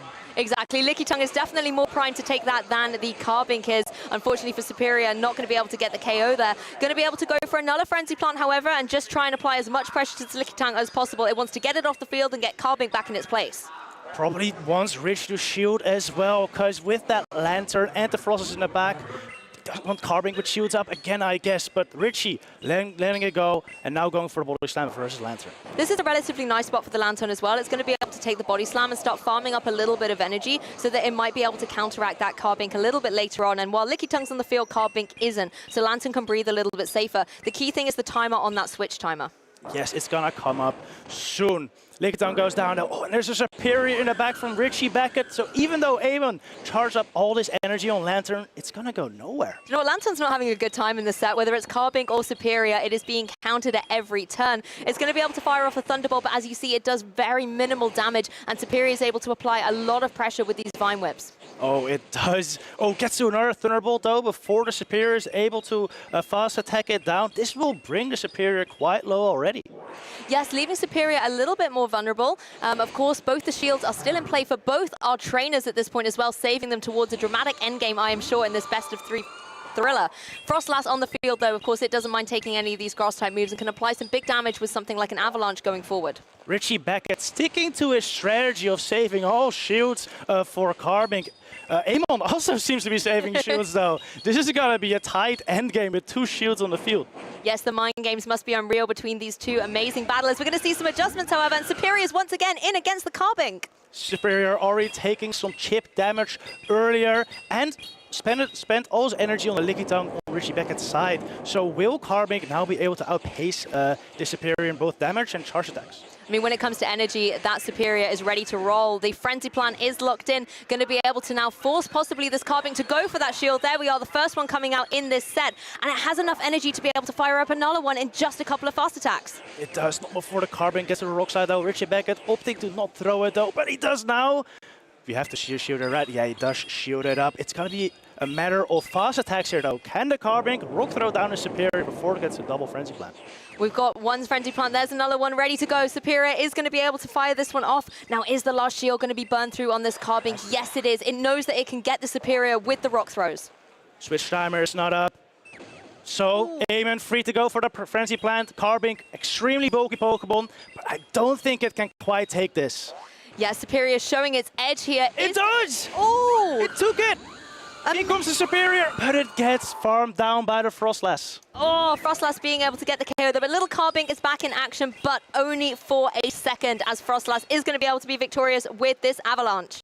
Frostlass gets its revenge from game number 1, where it did get rock thrown down by the Carbink, but now it avalanched instead. Oh, that little Carbink may not be the victor, but it certainly was the hero in that set. Huge congratulations to Amon here for coming back against such a formidable Pokemon. It was an absolute wall to take down, but making those last-minute adjustments, having the shield preservation in the back, allowed him to close out that endgame. Definitely, and finally a good lead for Amon as well in that third battle after some tough matchups in the second game. So that was really worked out for him still. Richie made it very close at the Carbink though, showing once again what a powerhouse the Pokemon is. Exactly. Amon not once but twice in that game 3 was able to get his Superior aligned against the Carbink, just being able to apply that pressure with the devastating Frenzy Plants. It got a little bit dicey towards the end of that as well when the Carbink was able to switch out on what must only have been maybe 1 hit point remaining, but Frostlass had Superior's back and was able to get that knockout. So a huge congratulations to both players. We are having some thrilling sets here though, Technical. Oh, 100%. I just also want to point out the reflexes of Amon there to switch into the Frostlass that quickly. That's something you only see like top level players do. It's something I'm always in awe of competitive Pokemon Go players as well, is the fact that they have to be so incredibly focused, because this is a very fast game, and we're talking about half-second turns here. Being able to make those split-second decisions and align your Pokemon correctly, particularly in a very intense endgame after 3 games of competition, is always something I have to credit. It's an amazing skill, and that endurance and resilience is just incredible. It is, especially in a game 3. Yes. When it's you have to get that win. Staying focused can be so difficult, but Amon just really showing off there. Particularly when your opponent, you know, Richie played incredibly well with that Carbink, keeping it safe, using those shields at the optimal moments as well. It can be very difficult to not only play the Pokemon on the field, but also play the player and try and identify if they're going to play maybe a little bit risky or when they're going to go for those shields. And Amon just played it so well. He did. Speaking of the shields, we saw Richie save his shields for Carbink the whole time, and I think Amon really in the third game knew what was happening and knew how to play against that. Exactly, and particularly when Superior was in the action as well. I really loved seeing the adaptations from both of these trainers. A little bit sad we didn't get to see any Talonflame or Guzzlord action, but I do understand the Carbink was there to apply all that pressure, but who knows, maybe Amon will bring it later on in this tournament. I would love to see them, that Guzzlord especially.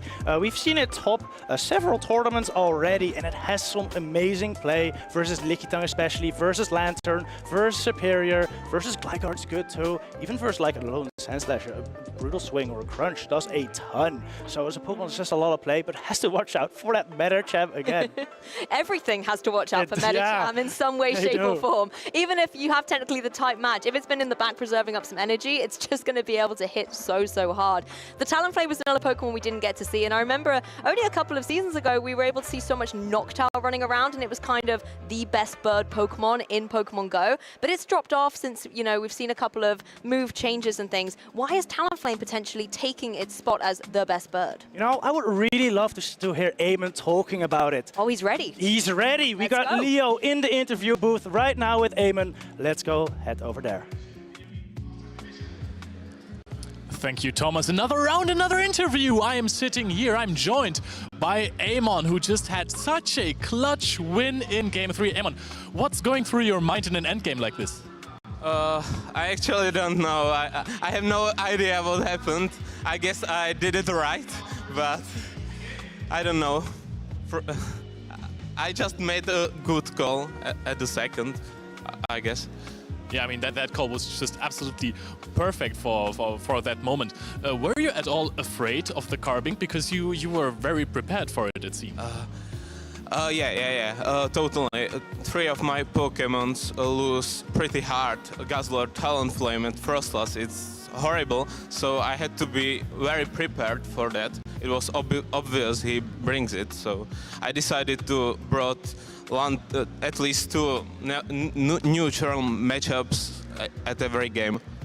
Yeah, but I think the problem in choosing the team there is also the Lickitung that is backing up the carbing, because it kind of lures out your answers, right? I actually didn't expect Lickitung. I expected Gligar carbing core every game. It covered all counters for carbing, so I don't know. He was afraid of Frostlass, I guess, which I brought actually to every game, so I guess he was right. Yeah, the Frostlass was also looking kind of nice, especially with the Avalanche on the 1 HP carving. So we have seen you in Lille already. Do you expect to be a little bit better than last tournament? I don't know. I made day 2, so it's already nice accomplishment for me. So I will be happy if I may make day 2 again, but I have kinda hard group, so I don't know. I mean, you are part of the tough group, so now that you have topped Lille already and you're starting off strong here, do you think that you can go for the Worlds run? I don't know. It's too far from now.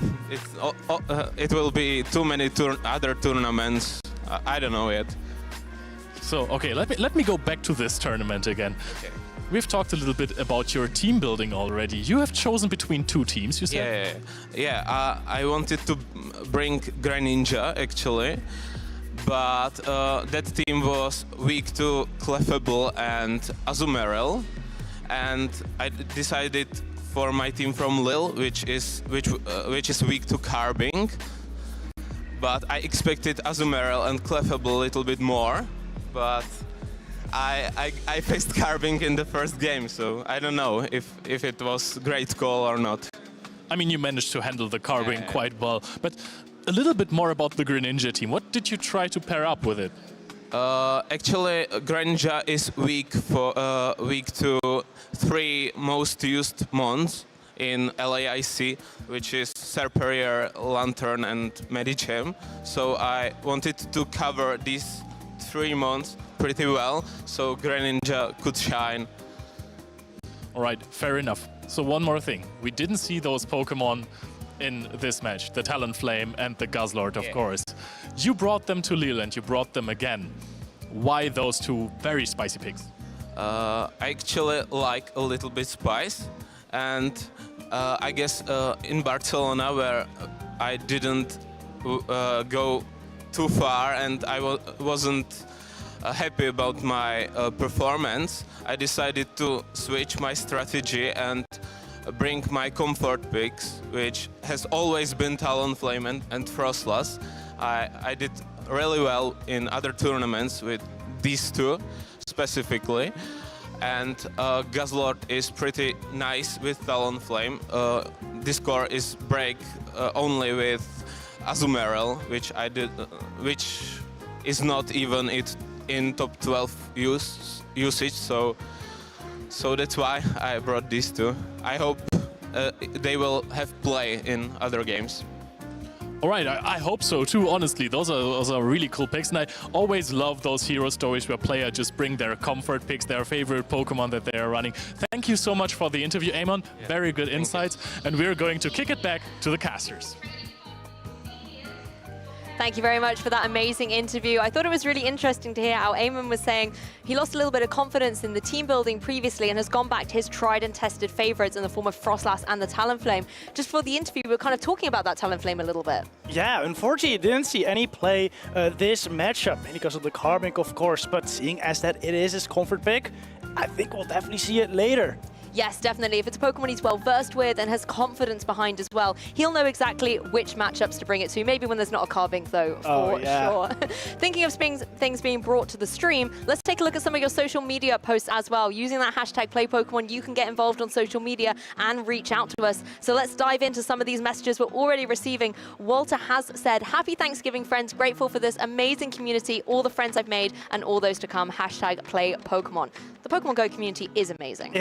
It's awesome. I've met so many friends through this community, going to tournaments. Everyone's just so nice. I think even for like newer players, I really always recommend them to go to these tournaments, because the most experienced players, they're the ones that love teaching people the most, and they're always very helpful. So. Exactly. It's incredibly welcoming as well, you know, being able to see, sorry, the words have been taken out of my mouth. Ace Trainer 1993, thank you for pulling through on the request. We have Pokemon trainers and Inadequate riding an Araquanid. Oh, this is great. Okay, Inadequate, what did you do against this if you came across it in GBL or play Pokemon?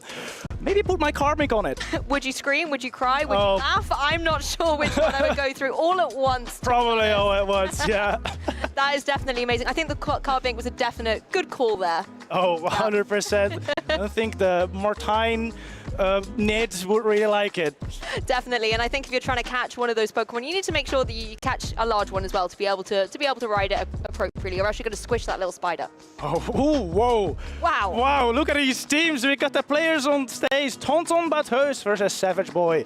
Oh, amazing to be able to see Tonton in action again, a European international champion, someone who has the incredible high caliber play, bringing some very interesting Pokemon choices. I mean, there's a lot to break down here, but let's talk about the Seeking here.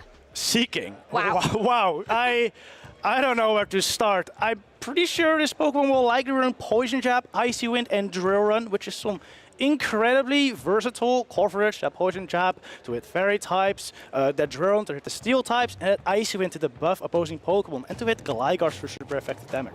Yes, those charge attacks having a nice amount of coverage. We see a lot of Drill Runs running around as it is, and the Icy Wind's nice as well. You know, it doesn't deal a huge amount of damage, but doesn't take a lot of energy to gather up as well, so it can apply a lot of pressure very early on. On Savage Boy's team, however, we have that Araquanid that we've been talking about so far here in the broadcast, paired up with some classic Pokemon, the Lantern, the Carbink, the Medicham, but also that Artivax. Yes, speaking of the Araquanid, by the way, it's actually looking pretty good in the Tonton's team. Being able to beat the Deoxys defense, the Umbreon, it's probably kind of even with Artivax, and I would assume that probably beats Seeking. If it's Seeking with that Icy Wind and Drill Run, the charge attacks are, of course, not very effective.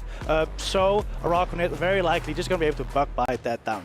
Yeah, that's the thing. The Araquanid really applying pressure with its bug-type moves into Pokemon like the Deoxys and the Umbreon. Very, very bulky Pokemon that can take a lot of effort to be able to deal the damage to, so Araquanid looking primed to be able to do that. But straight out of the blocks, we've got this adorable little Artivax versus the ferocious Gligar. Gligar, even though it is taking super effective damage from that Ice-type Avalanche, has a pretty decent matchup here as it gets to their charge attacks quicker than the Artivax does. Yes, the Gligar able to apply some big pressure straight away, forcing a shield from this Artivax. The Aerial Ace is obviously not going to be able to connect into that, but the charge attacks are ready for Tonton as well. Going for the Avalanche straight away. Savage Boy maybe calling a bait here. Doesn't shield the attack, but this will certainly knock out the Gligar. Yeah, Gligar has been felled, and now Savage Boy able to bring in that Carbink to apply some good pressure. The Gligar, however, is going to be able to match it. Something like a Dig is going to hurt this opposing Carbink. Carbink is doing neutral with these rock throws though, so it's similar to the Lantern matchup we saw before, where these neutral rock throws are really adding up. Tonton going for the dig here, and Savage Boy does opt to shoot it up.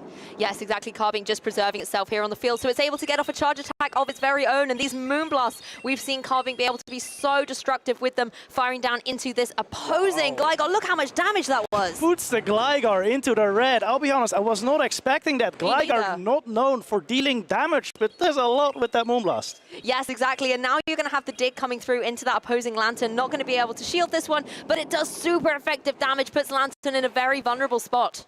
Savage Boy has to throw a Surf here, otherwise the Gligar would get to a dig before getting farmed down by the Sparks. Tonton, content with letting that go, can align the Arctipex on the Lantern now. Yes, and the Arctibac's very happy to be in here. These Dragon Breaths going to be able to get lots of energy stored up and doesn't have to worry too much about the Sparks coming through from this Lantern. The Surf as well, something Arctibac isn't going to worry about either. Going to be nice and exposed to this and be able to take the Surf very well. Yeah, Arctibac's one of the bulkier dragons, can actually take that Surf quite nicely and come out of this matchup with a ton of energy loaded. Yes, and here's Carbink, the superstar we saw in the previous match, this time facing down against the Arctibac that's going to be able to go for an Avalanche. It looks mean and in control here, being able to get some decent damage on the board. Very good damage there. Out comes Clefable now, and Clefable has that double super effective Meteor Mash to probably one-shot the Carbink at this point. Shield still on the field though, so Tonton's gonna have to get the 2. Yeah, seeing another Steel type choice being locked onto Pokemon here in the Gdańsk Regional Championships, able to apply pressure to that opposing Carbink, and is going to be able to shield against this Meteor Mash. Another Meteor Mash will come quickly though, but not before Savage Boy gets to a Rock Slide. Tonton will shield this up. We saw the Moonblast hit the Gligar before. Tonton likely does not want that damage on Clefable. Yes, exactly, and the Rock Slide being shielded there. But here's another Meteor Mash coming through. This time there are no Protect Shields remaining. This is a very damage-dealing move, and it's going to be able to, I think, get the KO onto this Carbink. And it does. Tonton running that Arctibac's Clefable core to perfection there. Absolutely, Tonton seemed in control from the very beginning of that match, straight out from the leads and running it through with the Arctibacs and Clefable, bringing them in at the opportune moment to be able to apply big pressure with those charge attacks. And again, a player who has won the European International Championships last season, as well as having a whole host of regional top 16 and a top 4 finish as well in Stuttgart. Extremely consistent player here, definitely knows what he's doing, as was already apparent from the previous matchup we just saw. Savage Boy is no slouch either, so I'm very excited to see what he's gonna do game number 2. We saw him play a similar strategy here to Richie Beckett actually, saving 2 shoots for that Carbink, but unfortunately just didn't work out. Yeah, that's true. The Carbink trainers seem to be doubling down on preserving the Carbink for as long as possible, particularly with the coverage that it has. It can apply a lot of pressure, it can take a lot of hits, and maybe it's nice to be able to switch in and take damage to preserve one of the other Pokemon in the back. But just unfortunately for Savage Boy here, Tonton was just constantly one step ahead, being able to adapt and bring the Pokemon in to get the alignment in his favor. Yeah, saving that Arctibax was such a smart move to get it aligned to the Lantern later. Also, that Gligar pivot from Tonton was great, because Savage Boy actually doesn't have any amazing answers to that Gligar. It's best probably being at Arctibax, but if Gligar shields, still not that good for Arctibax. Yep, that's very true. Arctibacs could have a few troubles as well. You've got to consider Pokemon like the Medicham on Savage Boy's side. That can deal some decent damage to Pokemon like the Arctibacs with the counters. And then again, Pokemon like the Gligar don't want to take any potential Ice Punches. No, they do not. Even though there's Ice Punch on Medicham, though, I feel like if Tonton just saves shields for Gligar here, he's going to be in a good spot. And I think that's going to be a strategy in his next game as well. As you see him running the same line, Arctibacs leading into Carbink this time, though. This is not good. Oh, we're going to see adjustments from both trainers. It's going to be a Gligar mirror. One is the Shadow variant, however, so although it's going to be able to hit a little harder, it's going to have to take a little bit more damage as well. The Gligar on Tonton's side is going to be able to get charged up faster, going for that Aerial Ace, getting some more damage on the board, but I think it's going to be swift retribution for the Gligar on the opposing side. There's the Aerial Ace being tapped in. Important information here. Savage Boy wins the charge attack priority. That is good to keep in mind for later. Aerial Ace comes out there. Tonton already pressed his attack though, so we'll be able to fire his off right now. Yes, there's one Aerial Ace into another hit as the Gligars do what they do best. Going to see an early shield come out here from Savage Boy though, wanting to keep his own Shadow Gligar in prime position to keep applying pressure with these charge attacks. Now you have the utility to maybe go for Dig, but it is going to be another Aerial Ace. Aerial Ace doing that neutral damage, and Tonton lets it go. Wow, that's an interesting interesting play. I feel like he could have gone for switch advantage here, but instead opts to go for that shield up Arctibax and Clefairy.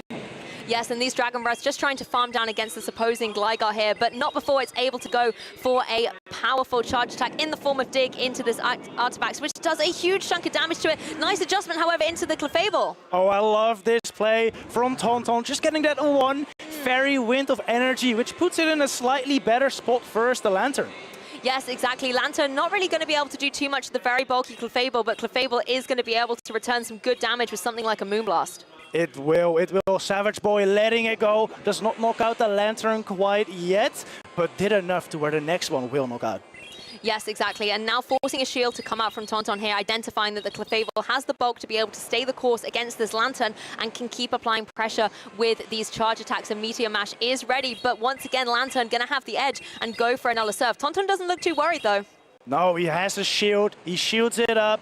And he will get to another Moonblast very, very soon. He goes for a bait though. This is double resisted. And Savage Boy lets it go. Yep, lets it go through. The Meteor Mash going to come through onto the Lantern, but Lantern laughs in the face of that damage and going to be able to keep going for these sparks, getting a Nulla Surf primed and ready. So although we're not seeing any dominant knock KOs here at this point, a lot of charge attacks coming through between these two Pokemon. Yes, two very, very spammy Pokemon here. I think this might be the final surf we see from this Lantern, though, as this might knock out the Clefable, but if it doesn't, it's going to be very, very low. And it's actually, wow, 1 HP. Yes, Clefable being able to hang out in the back as well, has a little bit of energy for later, but Carbink is on the field, a Pokemon that's just able to wall through the Artifax and the Clefable here as well. So once again, Carbink coming out on top. Yes, that lead with Carbink into Arctibax was just too much for Tonton to handle. I thought at one point Tonton might have a little advantage there with the Gligar. Savage Boy didn't have a great response to it, but was still able to align his Carbink in the late game, which put him in the winning position. Yes, I think one thing Savage Boy did much better in that game was the preservation around that Carbink, being able to have it in at the end as well to get those very quick, clean KOs. The critical moment for me was this kind of standoff between the Lantern and the Clefable. Yes, Tonton opting to go for the Meteor Mash bait there. Kind of a 50-50 call. Had Savage Boy shielded that, he would have gotten to the Moonblast right before the knockout surf from Savage Boy. So I think also very wise no shield from Savage Boy, because he knew that even if it was a Moonblast, he would likely be able to rock throw down. So he felt safe either way. If it's a Meteor Mash, the Lantern can take it. If it's a Moonblast, the Carbink can likely sweep the rest of the field. Exactly, and that's that team synergy we've talked about previously as well. Yes, if the call had gone wrong and Lantern goes down, Carbink's going to be able to come and have its back and keep trying to get through for the victory. So some interesting mind games, particularly surrounding these shields in this particular matchup. We are now one match apiece, and I always love a best-of-3 situation, because when you get into Game 3, you no longer have that safety blanket of one win advantage. You have to be able to try and get this victory, otherwise you will be kicked down to the losers bracket. Yes, and this is where the adjustments might be made. Tonton now running the same team 2 times in a row. Is he going to do the same in Game 3? That's always the interesting question. I think the Arctibax has been a really strong Pokemon, particularly with those Dragon Breaths being able to get a lot of damage on the board very, very quickly. However, that Carbink is a very difficult Pokemon to have to contend with. So possibly if Tonton's able to get a position to deal with it a little earlier, that could give him an advantage. Which Pokemon do you think are best suited to deal with that Carbink? So seen come out several times already with that double super effective Meteor Mash. Then the Gligar, of course, though, as we saw, that Moonblast still does so much, and Rock Throws really add up. So I do feel like Tonton might bring those two, maybe in combination with the Deoxys Defense.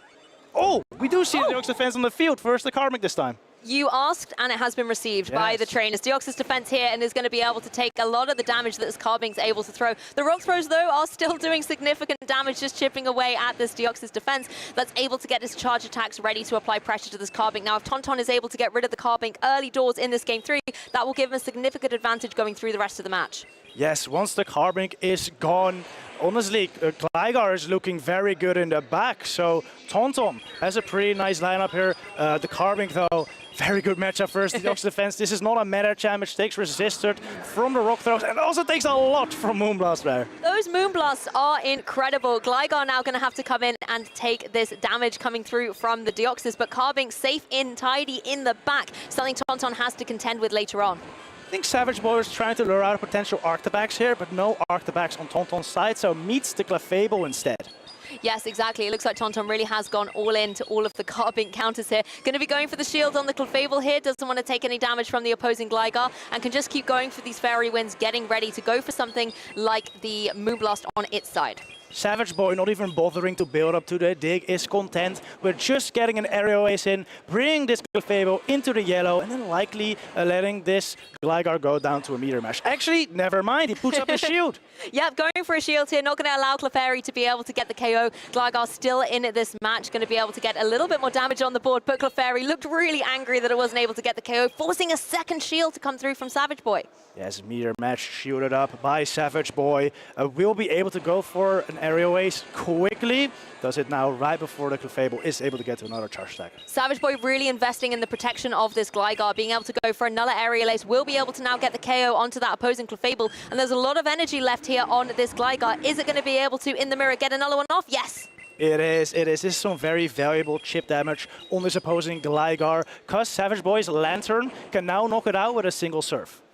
Exactly, and that's Lantern possibly coming through into the endgame. But once again, we're going to have Carbink here on the field. Gligar's going to try and go for the dig here and try and get some good damage onto the board against the Carbink, as it has no Protect shields remaining. But Carbink once again showing its bulk, and it takes it. It takes it. Oh, wow, what a play from Tonton, taking out the Carbink with that counter there right before it could get to the rock slide. Yes, this adjustment by Tonton, bringing the Deoxys into this match, has just been able to completely sweep Carbink off the field. Now you're in against the Lantern, you can apply some good damage, and you want to try and get to that Psycho Boost nice and fast, and that's exactly what the Deoxys has been able to do. This will start whittling away at this opposing Lantern, leaving it a lot more vulnerable. Oh, definitely. This Psycho Boost will put it in a range where a single dig likely knocks out. Yes, and the Gligar's not messing around either. Just a couple of fast attacks to get ready for that dig. But the Lantern is going to go first. But Tonton playing expertly with these shields has that preserved to give Gligar the wiggle room it needs to be able to fire off its own charge attack in retaliation. Switch timer's up. He might see a catch, but no. Tonton waits a turn, makes sure Savage Boy can't catch and gets off this dig. This is going to be close. Yes, the Gligar being very reactive is able to get the KO onto that opposing Lantern. Gligar now going to come in, and we're going to see the mirror between both these Pokemon again, but the Gligar on Tonton's side knows what it needs to do, is able to go for its own charge attack first. And Tonton Batos takes out Savage Boy's Gligar, and with that wins the best of 3.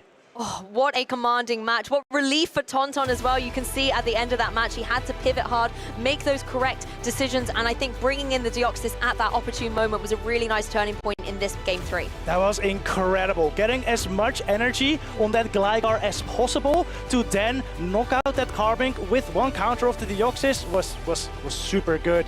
Then he was able to Psycho Boost the Lantern and get to a dig quickly with the Gligar, all because of that one play.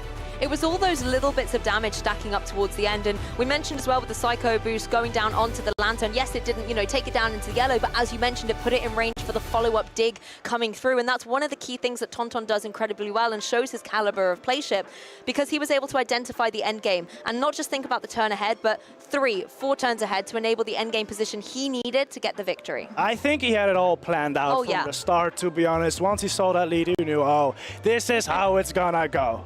Yes, and we saw that in Game 1 as well. In fact, Game 1 and 3, the ones that Tonton won, straight from the beginning from the lead, he was in command of that match, forcing his opponent to have to make adaptations and be put on the back foot. Whereas in Game 2, the one that Savage Boy was able to be victorious in, it was all about the Carbink and how Savage Boy was able to pilot it around, forcing Tonton to have to adapt. Yes, that Carbink once again showing some incredible bulk, some incredible matchup, especially versus that Arctopax is not what you want to see. But yeah, when it's aligned versus the Clefable or the Gligar, it's just not a good time. And honestly, I'm blown away by the Moonblast damage that this Carbink is capable of dealing. We often see, maybe a little bit more balance where a Pokemon's very bulky, but it's not going to necessarily be able to hit so hard. But Moonblast has other ideas, and that Carbink was so damage dealing on the field. Yeah, with that damage, you will see it more later on. Maybe, yeah. I wouldn't be surprised to see it pick up in usage. It already has, got a second place finish at LAIC. Could it go all the way here in Poland? We'll see. I mean, Savage Boy's Carbink is now down in a loser's bracket, but that does not mean he's out. Exactly. It is a double elimination bracket, so you have to take 2 losses to be knocked out in the competition. Just by taking 1 loss, you get dropped down to the loser's bracket, where you still have the chance to battle it out all the way for a chance to be able to become the regional champion. Exactly. Tonton. Yeah. Tonton with his Clefable. What do you think of that pick? Honestly, I love the Clefable. It's very, very bulky, but getting those fairy winds off as well just gave it that little bit more energy reboost that it needed in order to go for those powerful charge attacks. Again, going for a Moonblast. Not quite as overwhelming, I want to say, as something like the Carbink, but it still put a significant chunk of damage onto the opposing field and forced his opponent to make adjustments, because if you can't find a way to break through the Clefable, like we saw versus the Lantern, it became a very difficult kind of slower pace of game, then Clefable's just going to be able to take down your heavy hitters for the two partner Pokemon to sweep the rest of the set. Exactly. And Tonton really relying on it, getting that shield advantage, getting the energy lead with Clefable, especially that we saw in game 1, where he would switch in the Clefable just to get one Fairy Wind, because he knows that even with one Fairy Wind, Clefable just is such a powerhouse. And you're right, it's just these one little bits of damage. I mean, they're called fast attacks for a reason, right? They're able to get that little bit of chip, whether it's the Fairy Wind or a potential counter as well that we see come through as well. That can be the game-winning turn. It's just one little fast attack. Exactly, and champions like Tonton Bateus know exactly when they need to get that one extra fast attack in to flip a matchup later on in the game. Exactly, and we actually are able to join the interview area and hear from Tonton himself about that amazing win. Thank you, Thomas and Lou. What a spectacular battle we just had. I'm sitting here with the winner of our matchup, Tonton Bateus. Tonton, how are you feeling? I'm fine. I'm still stressed a little bit. It was a tough matchup, but I still did it pretty well, I will say. I mean, Arctibax put it a really good play at the first game. At second game, I saw that he will still spam the Carbink, so I decided just to put my Arctibax in the bench and just put like 3 hard answers to the Carbink, because I know he will bring it again. Can you tell us about how Clefable does against that Carbink? It does pretty well. I mean, you can win all even shield scenario. I don't think you win the 0-1 because Rockthrow and Moonblast does too much to Clefable, but Meteor Mash put in like almost in the red because of a double super effective Meteor Mash. It's a really good pick. You can break the Carbink Medicham core. You can probably see in this tournament. That's all. Just like 5 minutes ago. Yeah, it was in the top 12 usage. So yeah, also, a lot of players brought Clefable here. Now, I have another question about a Pokemon you have on your team, but that you have not used. It's the Sea King. Yeah. Why did you bring the Sea King? I wanted to use a Dugong at first place, but I already had my Ice type Arctibax, and I already have a Whelmbrand, so I didn't want to get a third weakness to Medicham. So I used I was searching for something with the same coverage, I'll say, and I also wanted to get a coverage against Clefable, and also Alolan Ninetales. I think it's pretty. I think they will use it a lot in this tournament. So I was like, okay, who has Thrill, who has Icy Wind? I saw a Sea King. I built it just yesterday. This is the first time using it. So, when do you think, in what scenarios will you use a Sea King? I used it in my first battle because my opponent Chirac used had a Lantern with Water Gun instead of Spark, and he had some plays. I used it only for the first game, not the second one. Just to say, it's not because it's a spicy pick, you will not see it. I will use it anyway. It's not like a six pick, I just put it just to flex. I will use it anyway. So be aware of the second game, I can bring it again. I like the courage. Tonton, you are the EUIC champion of last season. You were top 10 at Worlds. How does a top player like you feel about the open team sheets that we have? I think it's pretty fair for people who goes on stream, because some people you just go on winners finals. For example, for day one, you face someone who is already on stream, for example, and you didn't make a stream. And for example, you have a Lantern. Your opponent doesn't know if you have a Spark or Water Gun, but you know who he has this one. It also changed your approach of the first game. For example, my very first game, I saw that Lantern was Water Gun, so I was like seeking has play. If he had a Spark, maybe I will not use it. That makes sense. Do you have anyone that you want to shout out? I mean, if I want to shout out, I mean, it will be a long list, but I will shout out every French player every French player who is watching the stream, who are on the stage of the venue here, like my friend Steve Plix here. There's Tragic Comics, Chirac, Welton, Marie. I mean, yeah, there's like 8 people from France who are here, and a lot of who are watching this stream right now. Yeah. That sounds great, Tonton. I wish you the best of luck. Maybe we see you again on stream. And thank you so much for your time. Thank you. Let's head back to Thomas and Lou. Thank you, Tonton, for those amazing insights. And I'm glad that Inadequacy was kind of pressing the question about Seeking on that team and where it maybe has a place in the current meta. And I thought Tonton had some interesting comments about the Lantern, particularly with Water Gun. Yeah, he did. I mean, we saw Water Gun Lantern win LAYC, so he was probably expecting an uptick in Water Gun Lantern usage. And against that Water Gun Lantern, Seeking is probably kind of fine with the Potion Jab Duran coverage. Yeah, exactly. It has a lot of nice coverage. You've got to maybe dodge out of the way of some of those Spark Lanterns, but if Water Gun Lanterns are on the rise, then it's definitely a really good meta call. And speaking of Lantern, for you viewers at home, we've got a little bit of a video showcasing that particular Pokemon. Hello trainers, we are here going to discuss Lantern and its fast attacks. My name is Martijn, I have here with me Thomas and Leonard, and as we know we've seen a lot of Lantern in these tournaments and it has 2 relevant fast attacks. Spark, an electric type fast attack, and Water Gun, a water type fast attack. Thomas, can you tell us about the energy and the damage that these fast attacks give? Of course, both Water Gun and Spark do about the same damage. However, Spark does generate slightly more energy. Water Gun generates 3 energy per turn, where Spark actually generates 3.5 energy per turn, and that allows Lantern to get to her charge attacks slightly quicker. That's interesting.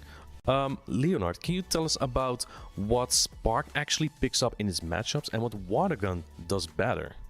Yeah, so first of all, Spark Lantern wins most of the one shield scenarios that it plays. It is really, really strong if both players only have one shield to their name. But Water Gun is slightly more flexible because you can just control how much energy your opponent generates in certain scenarios when you are deciding when to throw your charged attack. And of course, you will always get one more Water Gun in when your opponent decides to throw an attack. Interesting, and I think this is also something that many trainers who bring Lantern to the tournament keep in mind. Thomas, can you tell us in which scenario would you bring a Spark Lantern, or when do you decide to learn your Lantern Water Gun? So one of the main benefits I see from having a Water Gun Lantern is the Gligar matchups, or matchup versus Clodsire. Both ground types take resisted damage from Sparks, but Water Guns doing super effective damage makes that matchup much better. Another matchup to look out for, in this case for Spark Lantern, is actually the opposing Lantern. Water Gun Lantern can actually be quite a difficult Pokemon to beat if you don't run a Grass type on your team, or a Spark Lantern of your own. So if your team is already weak to an opposing Lantern, probably wise to go with a Spark variant. Alright, so Leonard, what would you pair if you had a Spark Lantern, and what would you pair with a Water Gun Lantern? So for Spark Lantern, that is something I do really frequently, is Shadow Alolan Sandslash. I love it so much, this Pokemon is so flexible, and of course you already have a really nice matchup against Gligar. Of course, Spark Lantern doesn't really suffer from Gligar because you still get to 2 Surfs before 2 Digs can hit you, and that is still really a fine matchup. But if you have something that is really strong against those ground types in the back, if that is like your closer for your team, your Pokemon you try to play most round of, then you're going to have a really good time with the Spark Lantern. If you have problems against like fire types or ground types, then you might want to go for water type. It is really nice that electric typing and water typing just covers each other's weaknesses so well.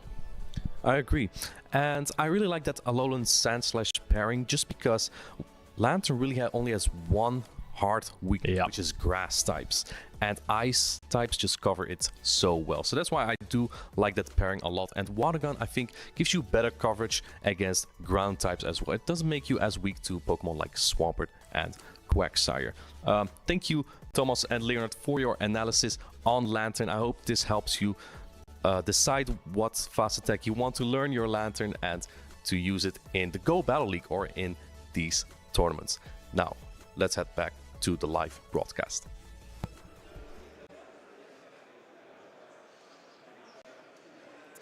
All right, thank you so much, Martijn, for that introduction, for the explanation about the lantern there, right? There's two different options. Water gun and spark. Yeah, and two options can sometimes be a lot. Like I've been in between fast attacks for a long time now, but I think my favorite one has to be spark. You're winning so many matchups with it. Yeah, and we saw Savage Boy earlier with it as well. And here we see another lantern on the right side from Bumelanchik. And do we see any spicy picks here? We haven't seen any Sableye today yet, right? And it looks like XL Cactus brought one. Yes, indeed. And what do you think about the position of Sableye in this metagame? Because yes, we're still seeing a lot of Mandibuzz and we're seeing a lot of Licky Tank, but against anything else, it's kind of cool, right? Exactly. Well, I do think that Umbreon and Carbink are a thing. And we saw Clefable top 12. Oh, yeah. That's true. So that's a difficult matchup for that Sableye as well. Obviously, Fair to Win doesn't do as much as the Charm Fast Attack. But yeah, I think Sableye is always basically solid. But let's take a look here at the matchup between Cactus and Bumelanchik. We have that Alolan Sandslash into Umbreon. Now let's see if this is Shadow Claw or if this is Powder Snow. It is indeed Powder Snow, so this makes this matchup, goodness, significantly better for the Shadow Alolan Sandslash. However, this is still dominated by the Umbreon.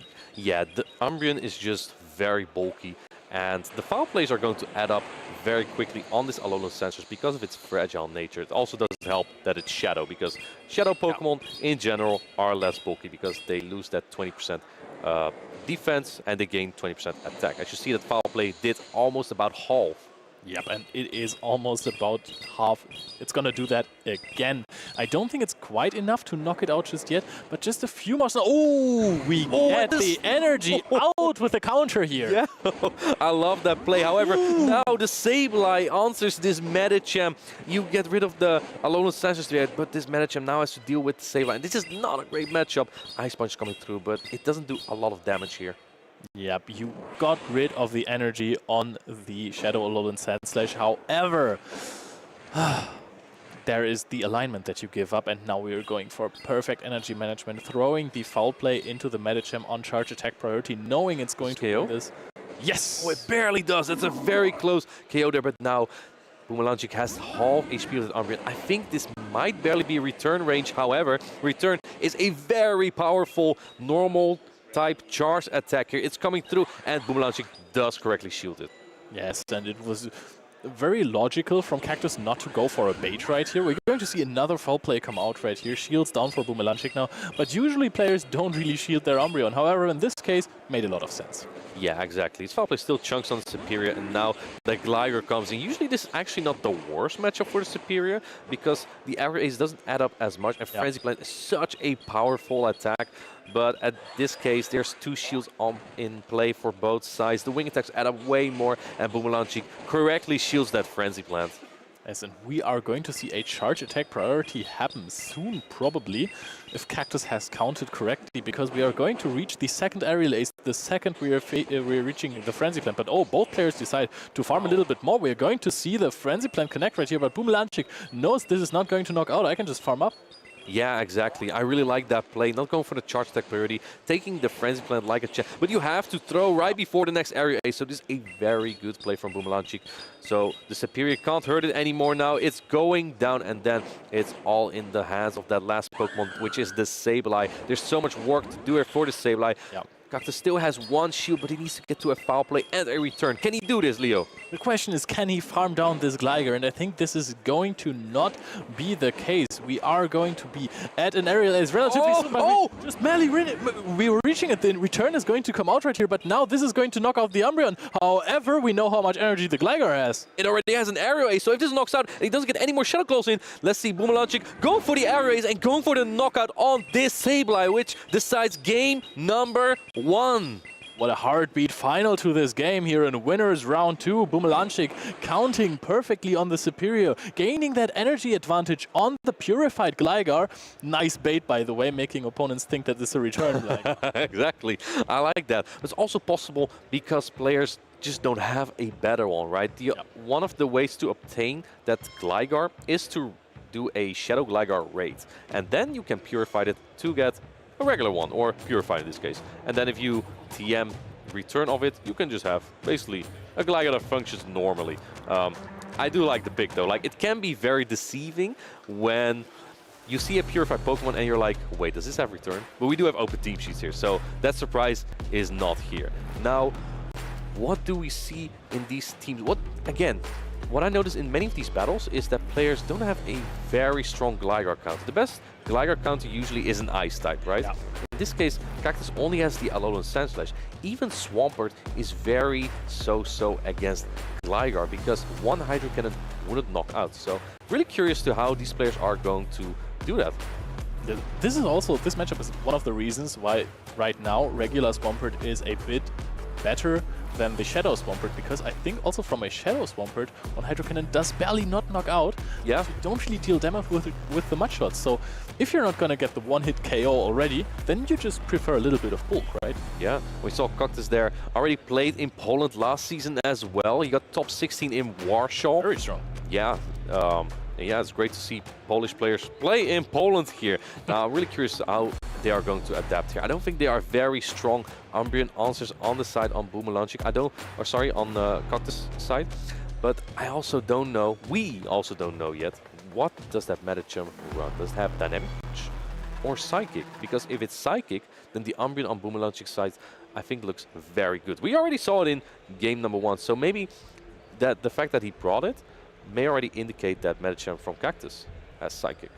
So I was going to say that it looks a little bit like it's a Dynamic Punch Medicham, because this team barely has any hard Umbreon or Lickitung answers. Yeah. However, this is Powder Snow, Shadow, Alolan Sandslash, so there is kind of an answer to a Lickitung. But I think that in many cases, Dynamic Punch would actually help a lot with this team. It would make sense, yeah. Or Power Punch even, right? The fighting charge attack on the Medicham.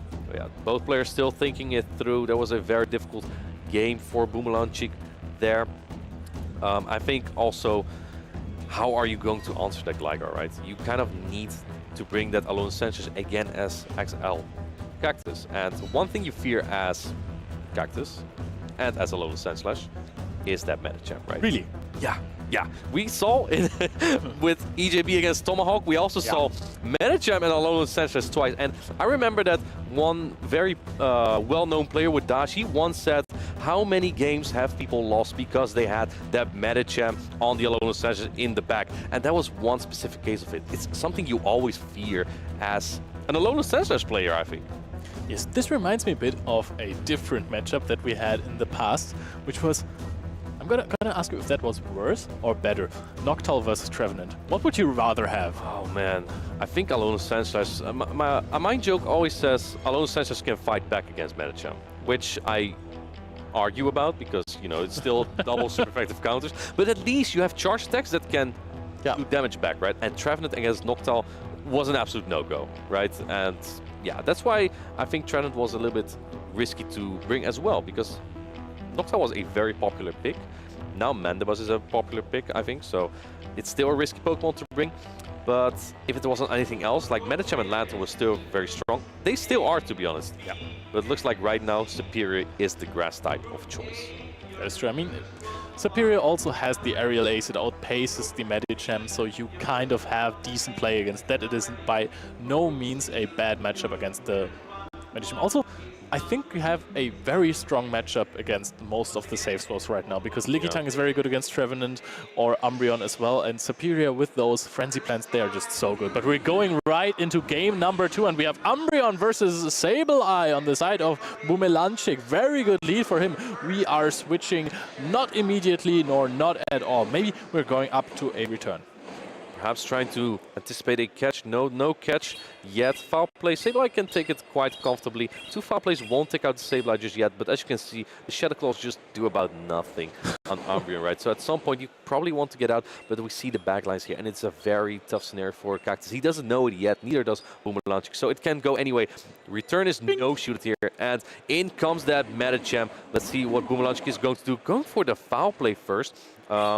Yeah, this is no-shoot, obviously. It doesn't do a lot of damage, right? Let's see what his next step will be. So I'm really excited. I think he's going to switch out into the Gligar, exactly. And now we are outpacing with the Medicham. We are already at an Ice Punch. And I want to see how much damage this Aerial Ace does. And if you can go to farm down before the Medicham can reach the second Ice Punch. Yeah, I think you might be able to. And this is interesting. It was also, by the way, a Dynamic Punch Medicham, which made sense. But this Gligar, it won the charge attack priority against Medicham. And it can usually really, like, a lot of Medicham are attack weighted, so they win the charge attack priority. But this Gligar actually wins charge attack priority. Ice Punch coming through. It is double super effective, but Gligar can take it like a champ.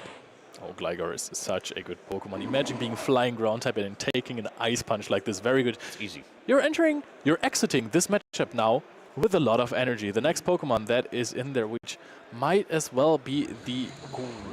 We're going to see a shield farm down, I'm pretty sure. Oh man, but you have to use that shield here. This ground type super effective charge attack would do so much damage on that Alolan Sandslash. And Bumelanchik, I don't see a smile just yet, but he knows what he has in the back for this. Then comes that Medicham. This is very tough for Cactus. I think he already said GG there. Waited out the timer just a little bit. We're going to see a drill run connecting now. It's all on the shoulders of Sableye in an even shield scenario against this Umbreon. Can we pull off crazy baits? Can we actually win this game off of the back of Sableye's attacks? Is there any chance? This foul play won't KO yet, but if it goes through, Cactus will be very low HP, so naturally puts up the Protect Shield. Is he going to bait this foul play? He is going to bait the foul play here. And let's see if Bumelanchik shields this. If it's no shielded, this actually will not knock out the Umbreon. And it does get shielded. Now, do you, one, survive the next foul play and then get to a return? Are you able to pull something off here as Cactus? It could definitely be. However, then you're still really low as the Sableye. Sableye is just hanging on to a threat right here. Are we going to get to the return? No, this doesn't knock out. That's so tough. Now, plan number 2. Can you get to 2 attacks on the Medicham? I don't know. Umbreon is just so good, so spammy with all of those foul plays. The foul play is being charged up. Excellent plays by Bumelanchik here. The Sandslash still hangs on. We are going to farm this down, and again we are countering down the Sandslash with so much energy. Surprise, Alolan Sandslash! Knocked out by that Medicham twice at very low HP because of that double super effective counter. And it looks like Bumelanchik takes this game by 2-0. Very, very well played. Very well aligned as well. Yes. Very good team. I can get this much energy. I can play it. Boom, counter. Yeah. Bye. You're gone. Yeah, that's back to the Pokeball. Very, very tough. And Cactus did get to top 16 in Warsaw last season, so he is a good player. And this is not the end yet for him. He will continue in the loser bracket because this was the winner's round. Yeah, I really was surprised that we didn't see much ice from Bumelanchik, right? Because that Gligar was also really good for Cactus, but he didn't bring it in game number 2. Yeah, that is true. What were the other Pokemon that we were seeing? Bumelanchik had the Frostlass, right? And I think the Frostlass is really good for breaking that Gligar Medicham core, but I don't think he was comfortable using it. Obviously, that Umbreon came out every time, even though it was that Dynamic Punch Medicham that Cactus had, right? Exactly, because that is significantly worse against Frostlass. Because if you connect a Psychic onto the Frostlass, you can actually 2-shield farm down the Frostlass. However, with Dynamic Punch, oh, you still can. I did it. I did it in Liu, actually. Yeah, I did it in Liu. You're crazy, dude. I threw... Well, I did throw an Ice Punch as well. So what I did was threw a Dynamic Punch into the Frostlass, and then I threw an Ice Punch, so my opponent thinks like, oh, I don't need to shield this. And then, well, I do go 2 shields down. But I'm able to... You are able to counter down. Medicham is not entirely helpless there. I must say, though, out of all the fighters there are, such as Surfetch, Primeape, maybe not Vigoroth, Medicham is probably the most helpless against Frostlass, right? You don't want to take those Shadow Balls. Yeah, Shadow Ball super effective, especially from a Frostlass. There are just so many things coming together. Shadow Ball being a really effective attack, super effective. Frostlass, a lot of attack. Just catches on Lickitung. It's not that difficult. Sure. Yeah, problem mitigated. And then deal with the Frostlass later with Medicham somehow. Yeah. Yeah, but these Polish players are playing really well. We saw Nickname in the interview earlier as well. I believe he's in winners round 3 as well, so we may see him later on That'd be rad. Yeah, we may see him later in this tournament. Polish players are doing really well in this tournament. That's what we have been seeing so far, right? I'm curious if we also get to see some Klotzai from these players. We've seen some in the first 2 rounds, but I don't think we've seen more Klotzai after that, right? I mean, we have to give the Klotzai a little break. You know, they have been putting in a lot of work with the poison stings and all the mud shots. Yeah, so chill a little bit on the bench. It's fine. You can calm down if you're a Klotzai now, but then later on, you got to come back with those hard-hitting earthquakes. Yeah, it looks like my cost prediction for Klotzai might not be super accurate, but I think Thomas is onto something though. We did see 2 artifacts in the matchup before this, right? So maybe we do have a good prediction there. We also saw Araquanid from Savage Boy, right? So that's a prediction that only you didn't have. Honestly, at this point, I wanted to go for Spice Picks, okay? And if 3 people predict Araquanid to do well, we just not a Spice Pick. We just didn't think that Medicham would win this tournament. Like, it already won so many tournaments. There's no way it does it again, right? What are the chances? It's only on 87% of the teams. Yeah, what are the odds? I don't think that Medicham is going to win anything. Do you think we're going to see it in top 8? Yeah, I think LAIC only had 15 out of 16. There was one Deoxys, and we did see Deoxys earlier as well on the team of Tonton Bateus, the EYC. That's promising. Yeah, and I think Deoxys still has some play. I personally am not a fan, just because it doesn't do as well against Pokemon like Carbink or even like Mandibuzz or Umbreon, Lickitung. Those are matchups that I think that Medicham does just a little bit better. But what Deoxys does is defeat opposing Medicham.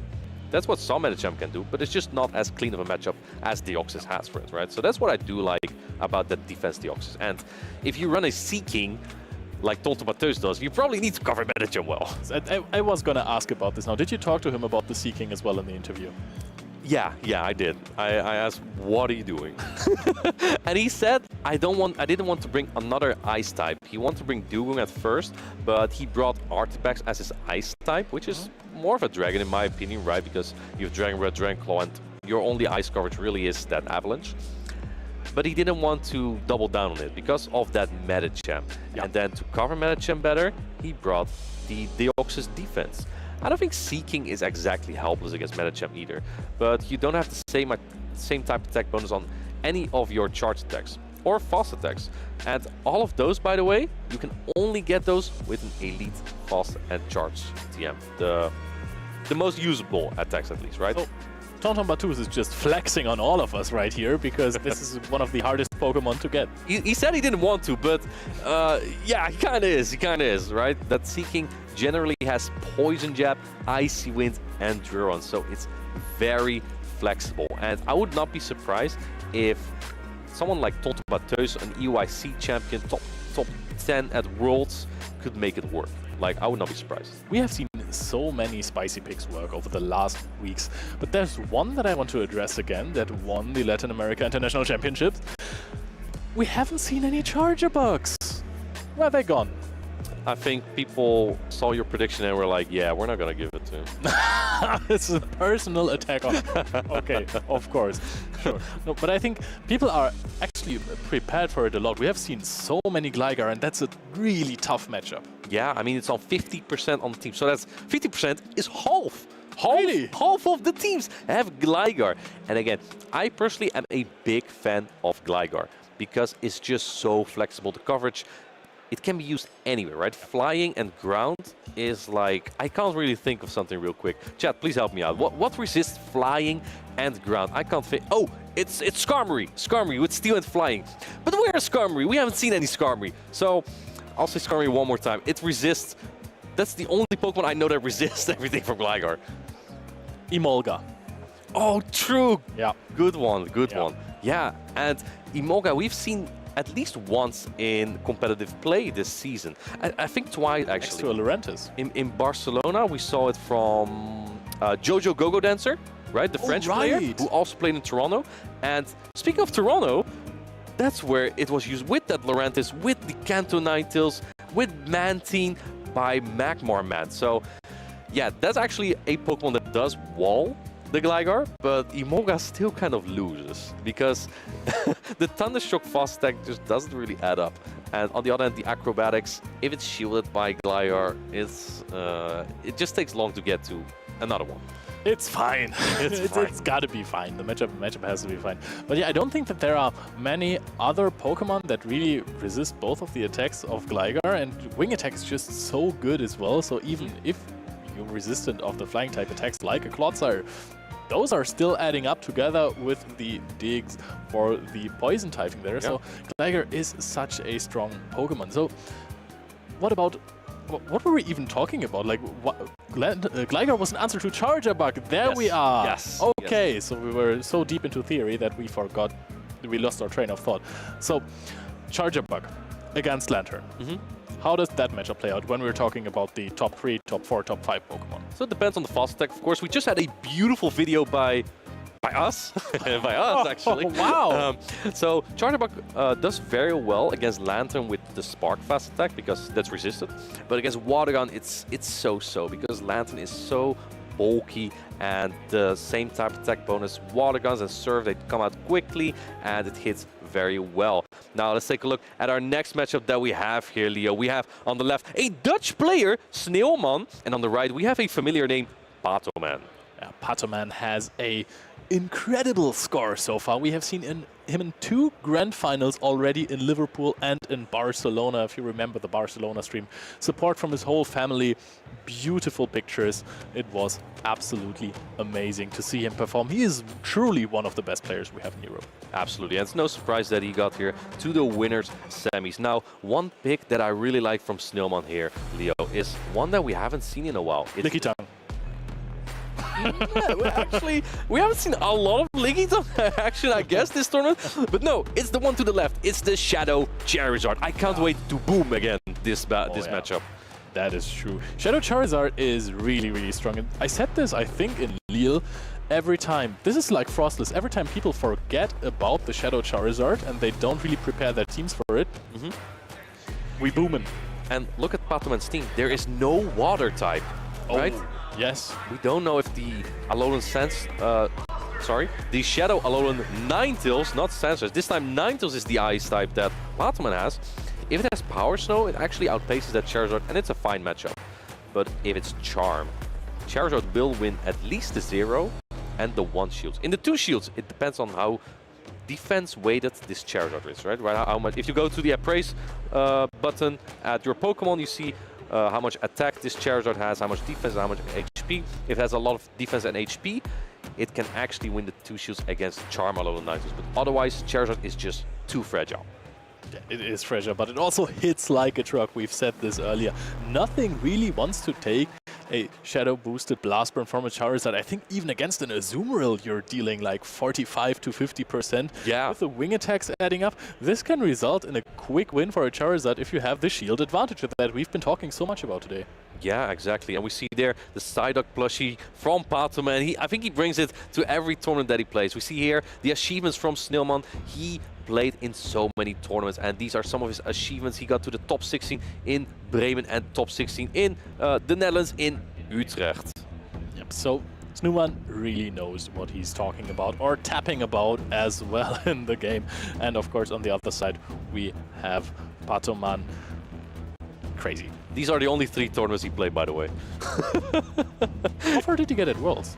I think he got to top 32 or top 24. I think top 24 because he got to day 2 on the winner's side, and that was top 24. Yeah, that is also really impressive. Yeah, he swept day 1, and then unfortunately he didn't have a great day 2. He lost 2 battles in a row there, but still a really good achievement, right? Because at Worlds you play against the best of the best, and it means he defeated, I believe, 3 or 4 competitors in a row already, and that's huge. It's huge, right? At Worlds. Those are champions or runner-ups from other regionals or special events or ICs. Well, then we have top 3 and 4 as well, but still, it is absolutely massive. So going that far in a tournament like Worlds is really, really nice. But just remind me for a sec, how far did you get in this tournament?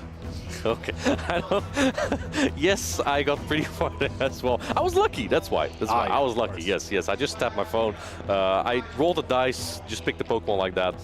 But speaking of runner-ups, as you just mentioned, Patoman has been runner-up twice, right? He was in Liverpool last season, where we boomed a lot about the Charizard from Human Catcherbug, and he played in Barcelona, where he got to second place. He's hungry. Yeah, he wants to get, he has to get to #1 this time, right? Patoman came here from Spain to win. Yeah. It is much colder here than in Spain. So absolutely. Let's see if that is affecting his playstyle, but I think that he's going to be unbothered by it. Patoman is focused, and it's just scary to play against him, right? If you're there in a tournament setting.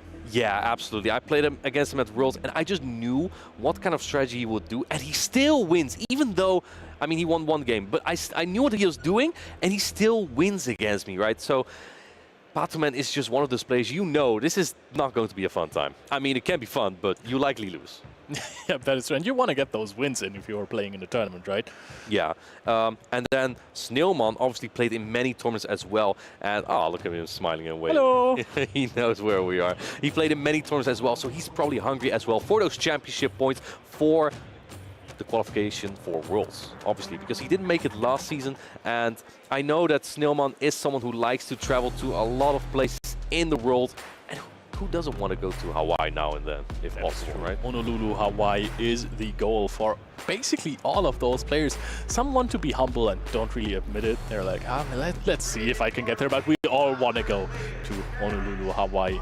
And these are two players that potentially can get there. Like, they go to tournaments to get the championship points, right? Perhaps they can compete in local tournaments as well in those Go challenges, or for the 50 points, potentially the Go Cups. So these are players very capable of getting to Worlds as well. I think they both are ready now. Looks like the judges are putting the thumbs up. Both players are ready to get into this matchup. The fist bump for respect. We have on the left Sneeuwman, on the right Patoman. I'm very curious if we're going to see that Shadow Charizard from Sneeuwman. Yeah, I mean, it looked really good. There was no immediate answer for it, so I wouldn't necessarily use it as a save swap, because it is kind of hard to utilize as a save swap. It is still a bit 50-50. Want to get the advantage first, but this is looking very good as those blast burns are going to deal a lot of damage. We are going to see the Lantern against Umbreon, and that is a decent lead for Patoman. This is a very neutral matchup. Both Pokemon are very bulky, and yeah, let's see how Sneeuwman is going to play this out, right? Do you go straight Thunderbolt, or do you only go for Surf here? I mean, I think you really want to go for straight Thunderbolts, because your opponent knows there's a Shadow Charizard there, not likely to use shields against you. Yeah, exactly, right? That couldn't be your first indication, but Patoman is Patoman, and he probably knows, oh, my opponent's going to bring a Charizard. It's so free. We see that Alolan Ninetales in the back as well. I think the combination that Patoman brought here basically is to counter that Charizard, right? He brought two very bulky Pokemon that put up a very good fight against Charizard, and then I think it's Power Snow Alolan Sandslash, because that does very well with shields up against that Charizard. And we're seeing Sneeuwman just straight go for Surfs the entire time. Yeah, it's a very efficient charge attack. You do have to, you know, use a few more than if you go straight Thunderbolt. And oh, the catch on the Charizard! I'm not sure if this is an actual catch. This will do a lot of damage still. But let's see how Patoman is going to anticipate. He might say no, he goes in with that Lickitung. But because Sneeuwman already has one wing attack in, he will actually get to that Blastmore first. And going for it. Is this it? Is this it? Let's see. Nope, this is not it. Not yet, not yet. We need a little bit more time for this chat. But first Protect Shield is up. Immediate Protect Shield from Patoman, knowing, hey, this guy won't get to another charge attack. We are farming down with the legs. The foul play plus the legs really do add up on Shadow Charizard. Yeah, I mean, we saw that foul play already did about half damage here. Power Snow Alolan Sandslash comes in to take all this damage from the Lickitung. But the problem here is that you get so low on this Alolan Sandslash. This Lickitung is so healthy still. So you still have to put in so much work. And Patoman, I think, is very fine in this position. Yeah, I think you will have to start using shields at some point. The Shadow Alolan Sandslash looks really good against all the Pokemon that Patoman brought. You know, it is fine against Umbreon. Umbreon is rather low at the moment. But, I mean, against the Alolan Ninetales, it's completely walled by it. Yeah, well, looks like the first shield is being put up now by Snowman. The first protect shield. I think that Umbreon still also is out of range from a charge attack. Oh, another catch on that Umbreon! The Drill won't even knock it out yet, but can you get Power Snow down now? Because I don't think this Umbreon has a lot of energy, if I remember correctly. Let's see. He has 2 snows off, gets Power Snow down, and Patoman, he kind of needs to farm to take this out with that Lickitung, because if that's Power Snow Alolan Ninetales, it just doesn't do anything. Oh, letting this go! Not even going for the bait right here. The Drill Run is going to connect on the Lickitung. Lickitung takes it like a champ, but we are very close to getting farmed down by the Powder Snow. We are going to reach the Body Slam. There is a Protect Shield remaining. Are we going to use this if we are Snowman? Let's see. He is putting on the Protect Shield. Wants to get that charge attack off against the next Pokemon. Patoman is getting farmed down on that Lickitung. In comes that no, it's a Charm Alolan Ninetales. It's Charm, chat. Who would have seen that one coming? Can Lance get 2 serves, or I don't think it gets to 2 serves. The first one is coming in, and even then he still has a protection. That's a Martine Classic. I always forget the shields. I mean, even 1 serve is never going to be enough to win this game right here. The Charm down of Patoman. Patoman almost going completely without ice types, because you're barely ever going to reach a Weather Ball. Yeah, and getting that Alolan Sandslash just low enough so he can charm it down. Very high play there from Patoman. And if that was Power Snow, I don't think you can just farm it down before that Alolan Sandslash gets to another Drill Run there. Yeah. Also, it's going to be really tough to knock out that Lantern later on. Absolutely. If you don't have the fast attack pressure, you only have those Weather Balls. I mean, Lantern was kind of low, so it could have been a completely different game. But it wasn't. It was the Charm. But now Snowman can adapt, because you have the Shadow Charizard, and this matchup is so much better if it's Charm. I guess that's why we're always going to see Charizard. But Patoman is a really good player. Like Zwilo said, even in his winner semis at Barcelona, Patoman still defeated him right before he was able to read how Patoman would play it. So I think Patoman still is in a really good spot, even though he knows that the Charizard is always coming up. Because even Charm Alolan Ninetales is not bad there, right? With shields up. You can keep shields up for the Charizard to make it better against bulky Pokemon, but it also makes it better for the Charm Alolan Ninetales.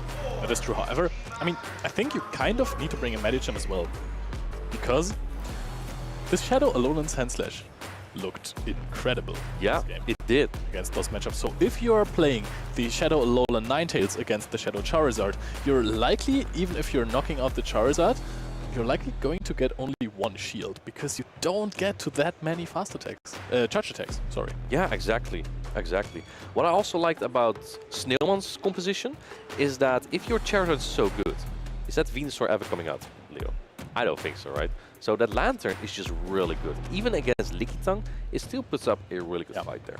Especially because it is the Spark variant, and that is just really, really strong there. Of course, also the Serperia might see a lot of play. It is very decent against the Lickitung versus the Umbreon versus the Medicham. It is okay-ish against the Shadow Alolan Ninetales, because it is the Charm variant. Yeah, exactly. Let's see. Both players are ready again. Judge is giving the thumbs up. We're getting into round number 2. On the left, we have Snowman. On the right, Patoman. Patoman is 1-0 up. And we have Lickitung into Medicham. What a nice start, depending on the attack set of the Medicham of Snowman. It is the Psychic, so this is actually much more even than with a Dynamic Punch Medicham. Yeah, exactly. But let's see, even with shields up, I know Patoman knows this matchup very well. He played this a lot against Swilos in Barcelona, and he knows that with 2 shields up, Lickitung can take this matchup no matter what, unless it's Power Up Punch Medicham. But we see Psychic here. Maybe if you get a defense drop, I don't know. Oh, letting it go. Could be the case. We're letting this go. We're keeping the shields for one of the Shadow Pokemon. May it be the Sandslash, may it be the Charizard. We're going to see a Body Slam right before getting knocked out right here. And I love this play from Patoman. Taking a few extra counters so the next Pokemon coming in gets less farm. And I really like that. In comes that Charizard. Only 1 wing attack as we see there. How do you respond as Patoman? It is that Umbreon, but little does he know there's an Alolan Sandslash in the back for the Ninetales. Yep, this Sandslash again is looking really good, and we're going to see a foul play connect before the Blast Burn can. Snowman has 1 wing attack advantage. is not the first to fire off, fire, a charge attack right here. So we are going to go for a bait right here. It is the Dragon Claw. Patoman has seen how bold Snoovman plays with his. He actually calls it! Wow, what a call on that attack there. And let's see what Snowman's going to do now. Are you going to bait again? He is going for that blast burn. And again, Patoman denying the boom here. He puts up the protect shield. You have so much energy. You can just shield this now. You're in a very good spot right here. We're going to switch in the Shadow, Alolan, Sandslash. And now this one also takes a lot of damage. This was the ultimate win condition for Snoovman in the end game against the Charm, Alolan, Ninetales. And now Patoman just takes that matchup. And the problem here is both Pokemon that Snowman have, they have such good coverage, but they have so little bulk. So even these foul plays will do so much damage. And the less HP your Pokemon has, the more chance that you get charmed down by this Alolan Ninetales in the end. Going for the Druron. Does this knock out the Umbreon, Leo? It could knock out the Umbreon. However, the switch timer is still not up, and this looks like it's going to be just 2 charms. Oh, it doesn't. Oh, it does not even knock out the Umbreon. We're switching in the Shadow Alolan Ninetales. Get the farm down. 2 charms for free right here. And we are going to farm up with the Charizard as well. We are almost at a Weather Ball, and this is going to be close. Oh man, another charm goes through. Let's see what Patoman does. Does he shield this? Oh, he does shield it. As he knows the charm went through. Again, denying the boom, putting up the protect shield, and Weather Ball coming in now. I mean, do you shield this? Because you have so little HP as well, right? You can try to reach a Blast Burn. Does this knock out? Yes, it will knock out before the Blast Burn is reached. Patoman is already raising his hand, celebrating. He wins this game against Snoovman. 2-0 for Patoman in this really good matchup. Not having a Charizard answer, but still being able to win this matchup 2-0. Very impressive. Is this peak Patoman play? Oh, it absolutely was. Just, I mean, his opponent knew. We forgot that he has the open team sheets. We forgot that he knew about the Charm Shadow Alolan Ninetales. Yeah. Still brought it every game against this oppressive Charizard. He just played this Umbreon to perfection. Yeah, that Umbreon was just very solid. Also, it was a Psychic Medicham again, so that even gave more reason for Patoman to bring Umbreon in that place. And I think like the most interesting about this matchup really was the balance between using shields. Both players want to keep shields up, right?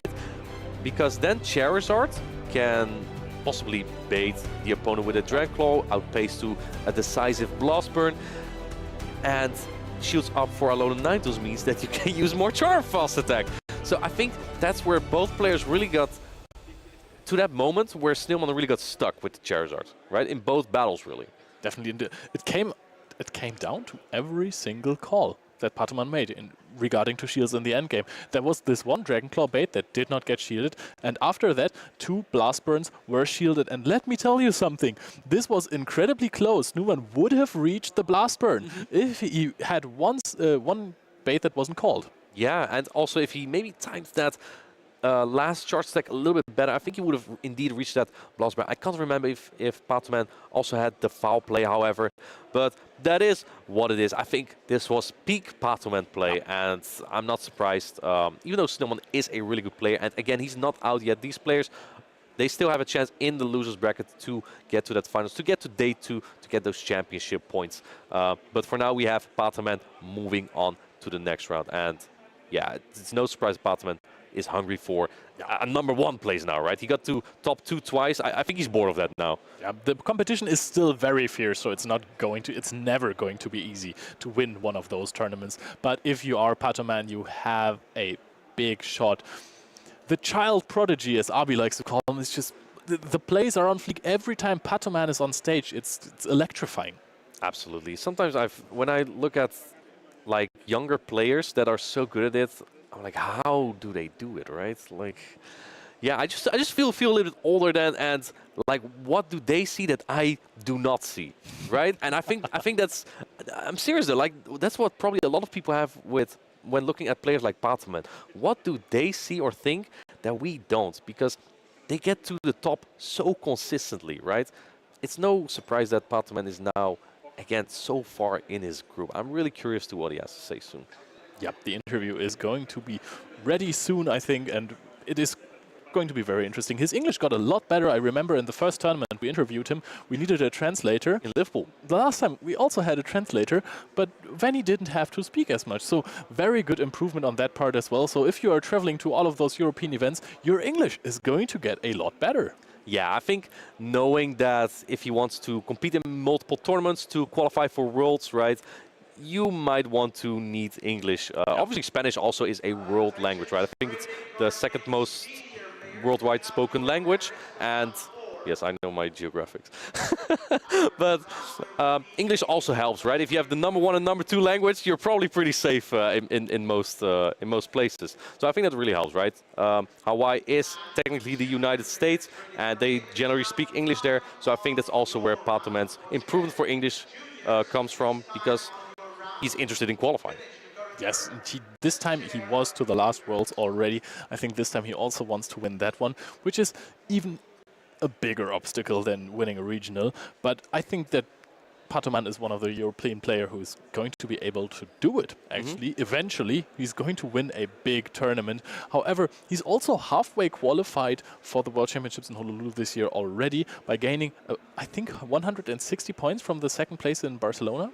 That is correct. Yes, that is correct. Yeah, 160 points that he got there. You need 400 championship points to qualify for the World Championships in Honolulu. And, you know, maybe he gets even more from this tournament. We'll see.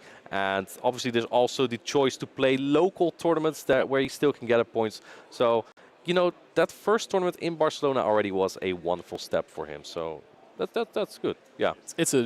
It's a good start into the season. Yeah.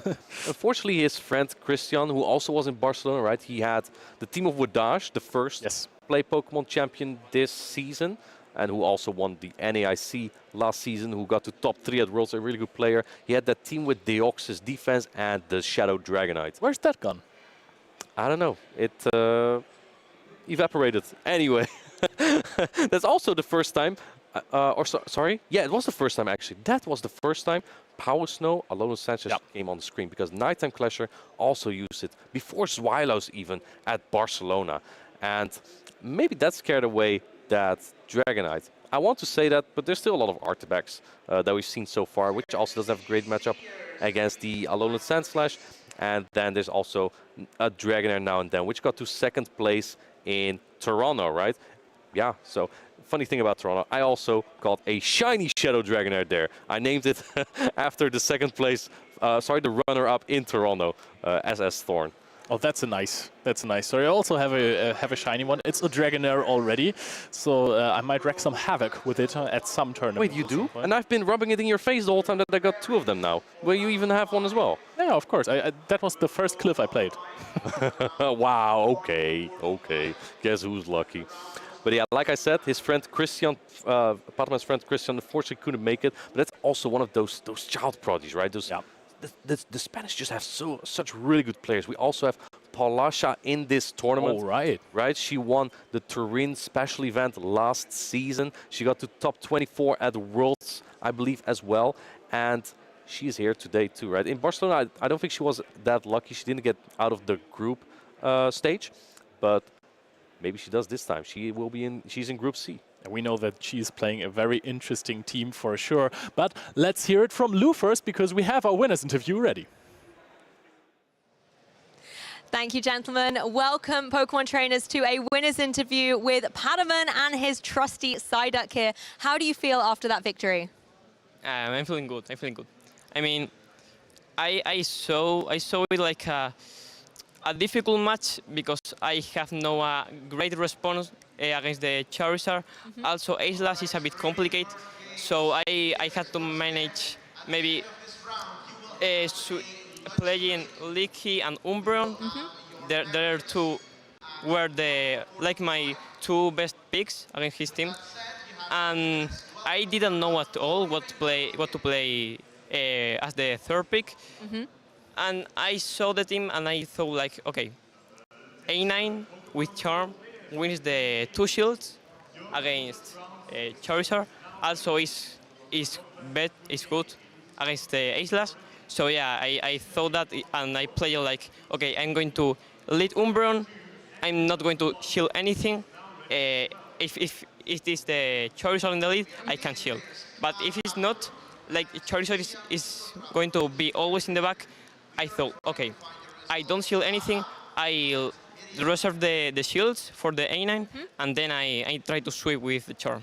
And I think that was a really good strategy, preserving those shields, like you said, towards the end game. And I'm glad you mentioned the Ninetales, because it was really charming I saw backstage. Can you talk us through a little bit why you've brought Charm Ninetales specifically to this regional? It's a funny story because it's not like all my...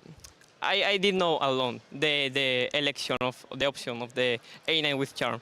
I talked with my friend Wedach, like in the last the Barcelona region, special event. So yeah, I have to thank him because he always helped me in that sense. So yeah, it's a good option. I mean, I don't like at all the Poder Snow one because in match like, for example, the A-Slash, if I had the Power Snow, would be so bad for me because I cannot win A-Slash with That's Power true. Snow. Yeah, it's nice to see that adaptation. And I like that you were kind of building it with your friend as well and seeing that teamwork come through to the regional.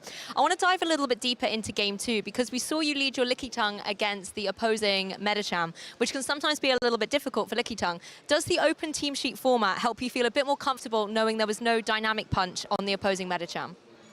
Yeah, of course. I will going to bring Licky anyway because it's like the most safe pick, also Umbreon, but Licky was good against A-Slash and Charizard. So yeah, I lead Licky in second game because I thought, okay, he saw the A9 with Charm. I don't think he's going to bring Umbreon in the lead. So I thought, okay, I can put my Licky in the lead, and if he leads A-Slash, I reserve my shields for A9 and I try to sweep with that. Yeah, and it's so bulky as well as Umbreon, you know, lots of those bulky Pokemon on your team.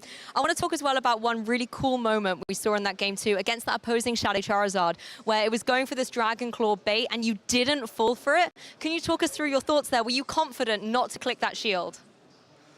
Yeah, I mean, it was like I was going to reserve my shields for A9 because even if it's A-Slash, I need shields. And I thought, okay, he's in a situation in which one he has to shield. He has to bait. Because if he don't bait and I shield a Blastmore, it was over for him. So I thought, okay, I can survive a Blastmore anyway, so I'm going to no shield to try to call. And when I saw the Dragon Claw, I thought like, okay, this is for me. Oh, fantastic. And I'm so glad it worked out for you in that moment. One last question before we let you go. Are there any shout outs you would like to give to anyone at home watching and supporting you? Yeah, of course. I like in the Barcelona special event, I wanna shout out. Okay, I will say this thing in Spanish. Of course, go ahead. Bueno, quiero sobre todo agradecer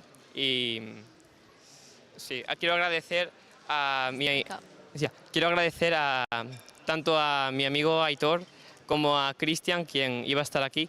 Sin embargo, perdió su vuelo desgraciadamente porque fue cancelado y hubiera sido genial que estuviera aquí con nosotros hoy. Pero nada, simplemente desearle mucho ánimo y que lo quiero ver en el siguiente torneo dándolo todo. So is there a story in there to share? Yeah, I want to thank new friends he met in Barcelona, Aitor and Christian, that sadly didn't make the tournament because their flight got cancelled, and he wants to cheer them up and want to bring them joy and cheers for the next tournament so they can make have a happy time in the next ones. Brilliant. Well, thank you for your kind words. I'm sure they will have appreciated that at home, as well as watching you have that victorious match previously. Thank you again for a wonderful winners interview. We'll let you go get ready for your next match. And of course, Pokemon trainers, the battles don't stop here. We're going to kick it back to the casters to continue all the Pokemon Go action. Thank you, Lou. Pataman, get up there again. We might need you very, very soon. But honestly, Pataman said that he was discussing his team with Wadash. And at this point, this is just unfair, right? His influence just doesn't stop. Right? He's everywhere. Should I just ask him advice as well? Yeah. Oh, do you think I can win a tournament then? It could happen. Could happen. So you might not bring Shadow Magnus on anyway, but that one worked. I don't know. Last time I asked him for a team, he gave me something like Bastion on a victory ball, so I don't know about that. That sounds good. You could actually get a Shadow victory ball. It's a core. It is a core. They cover each other's weaknesses quite well. Yeah, but like you said, we're gonna have Patoman soon up again. He went to the winners finals. Actually, we're going to see two players that we saw recently. Patoman and what's his name? Bumelanchik. Bumelanchik, that was his name. Thank you. Yes, I had to check it real quick. Yes, and I'm very curious how that's going to go. I think Patoman's strength really was in the bulk of his team, right? And what do you think of the Charm Alolan Ninetales? I am torn between Charm Alolan Ninetales and the Powder Snow version, because the Powder Snow version is just so spammy. But I mean, having Charm was usually a surprise. It caught people off guard because Powder Snow was just so much more popular. And now that we have the open team sheets, it won't catch anyone as a surprise anymore. This is only us. Exactly. Because and you guys, of course, at home as well, you were also surprised by this, unless you're Wadash, who discussed the team with Patoman. Shoutouts.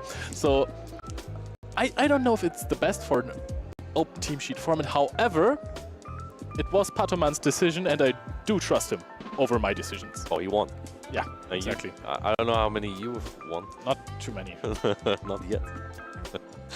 I think that even if it's open team sheets, just putting a Charm Alolan Ninetales there also sends a message to your opponent. Your Medicham is not so safe as you think it is, right? So I think that also might have some effect on it. I really like Fairies currently. We saw Clefable a couple of times. Now we see Alolan Ninetales. It also answers that Umbreon so well, because we've seen a lot of Umbreon play so far. It's been a very safe Pokemon to use. And the Fairies really pick up that matchup against Umbreon, right? Yep, it's basically hardwalling everything you can hit a last resort.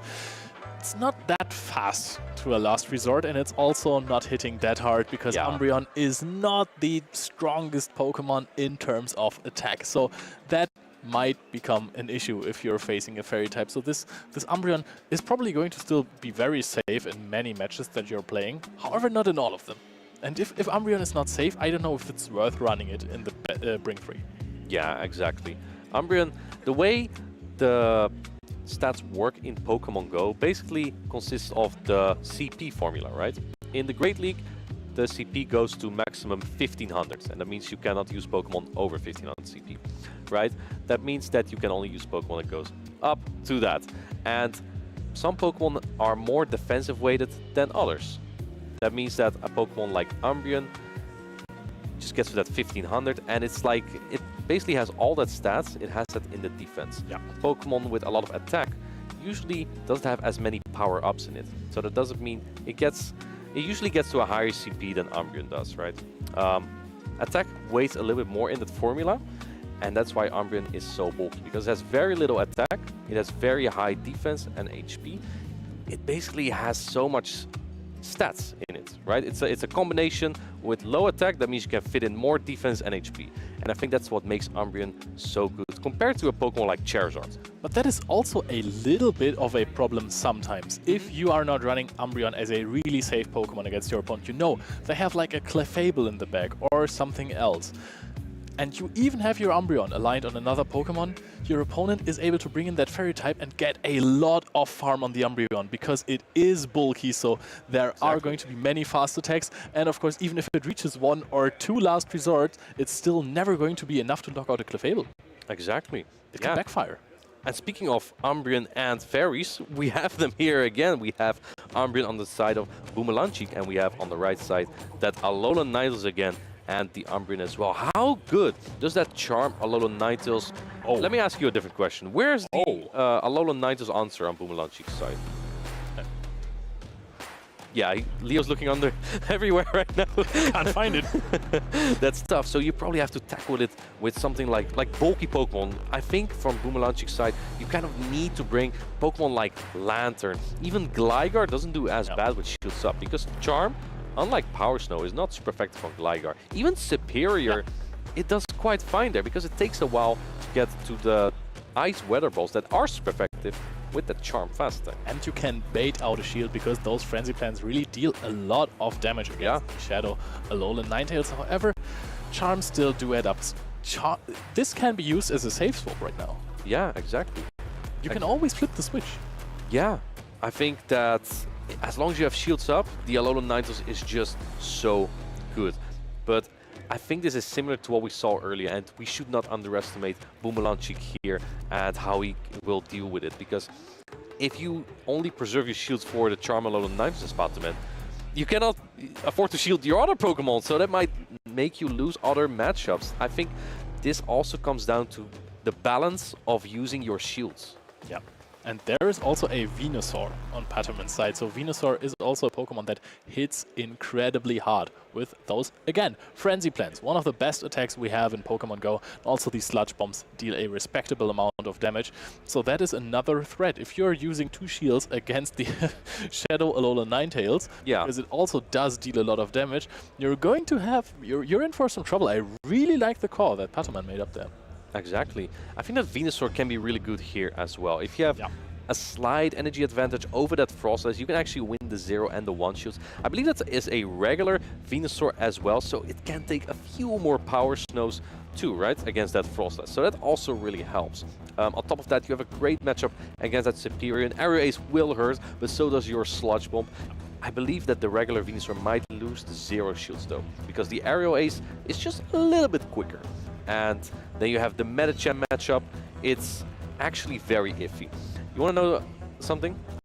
Enlighten me. The best Medicham combination of its attack, defense, and HP, we call that in the grassroots and community, the rank 1, can actually win the 2 shields against Venusaur, going straight Ice Punch. It's in that case, the Venusaur is not as much of a counter yet anymore. But lately, the trend has been to have more attack on the Medicham. Yeah. So if that's the case, the Medicham has less HP, and you don't win the 2 shields. In that case, the Venusaur is very good against the Medicham, right? Good for Veno. Yeah, honestly, I think Venusaur is good in general in this matchup here, because we have that we have Superior, we have the Medicham, the Lantern, and the Umbreon is playable. And I, as a Venusaur user, would not really fear the Frostless as much. That is true. You pace incredibly fast with those Frenzy Plants. And of course, against Superior, yes, you're getting outpaced with the Aerial Ace. And honestly, those Vine Whips, no damage at all. They don't do. They're double resisted. You're a Grass and Poison type, as opposed to the just Grass type on the Superior side. So your Sludge Bomb is going to deal a lot of damage, and those Vine Whips aren't. Aerial Ace still is a different story right there. So we're going to see if it ever comes up, if 2 Aerial Aces plus a few Vine Whips knock out. But we're going into the game right here. And we have a great lead for Patoman here on the right side. Gligar into Superior, and looks like Boomerangchik is staying in for a little bit here. Yes, we're going to see an Aerial Ace, which is going to connect onto the Superior. We're going to see how much damage that does. Is this going to deal about half? Yes, we are at like 45% on the Superior, and we're going to counter this with a Frenzy Plant. Yeah, Patoman looking at the sheet, trying to predict what his opponent has, trying to read it. Maybe it's the Medicham, but in that case, you don't really fear it. In comes opposing Gligar, but Patoman didn't really bring an answer here. Now, the good thing is here, you have a Pokemon that can take about anything from this Gligar.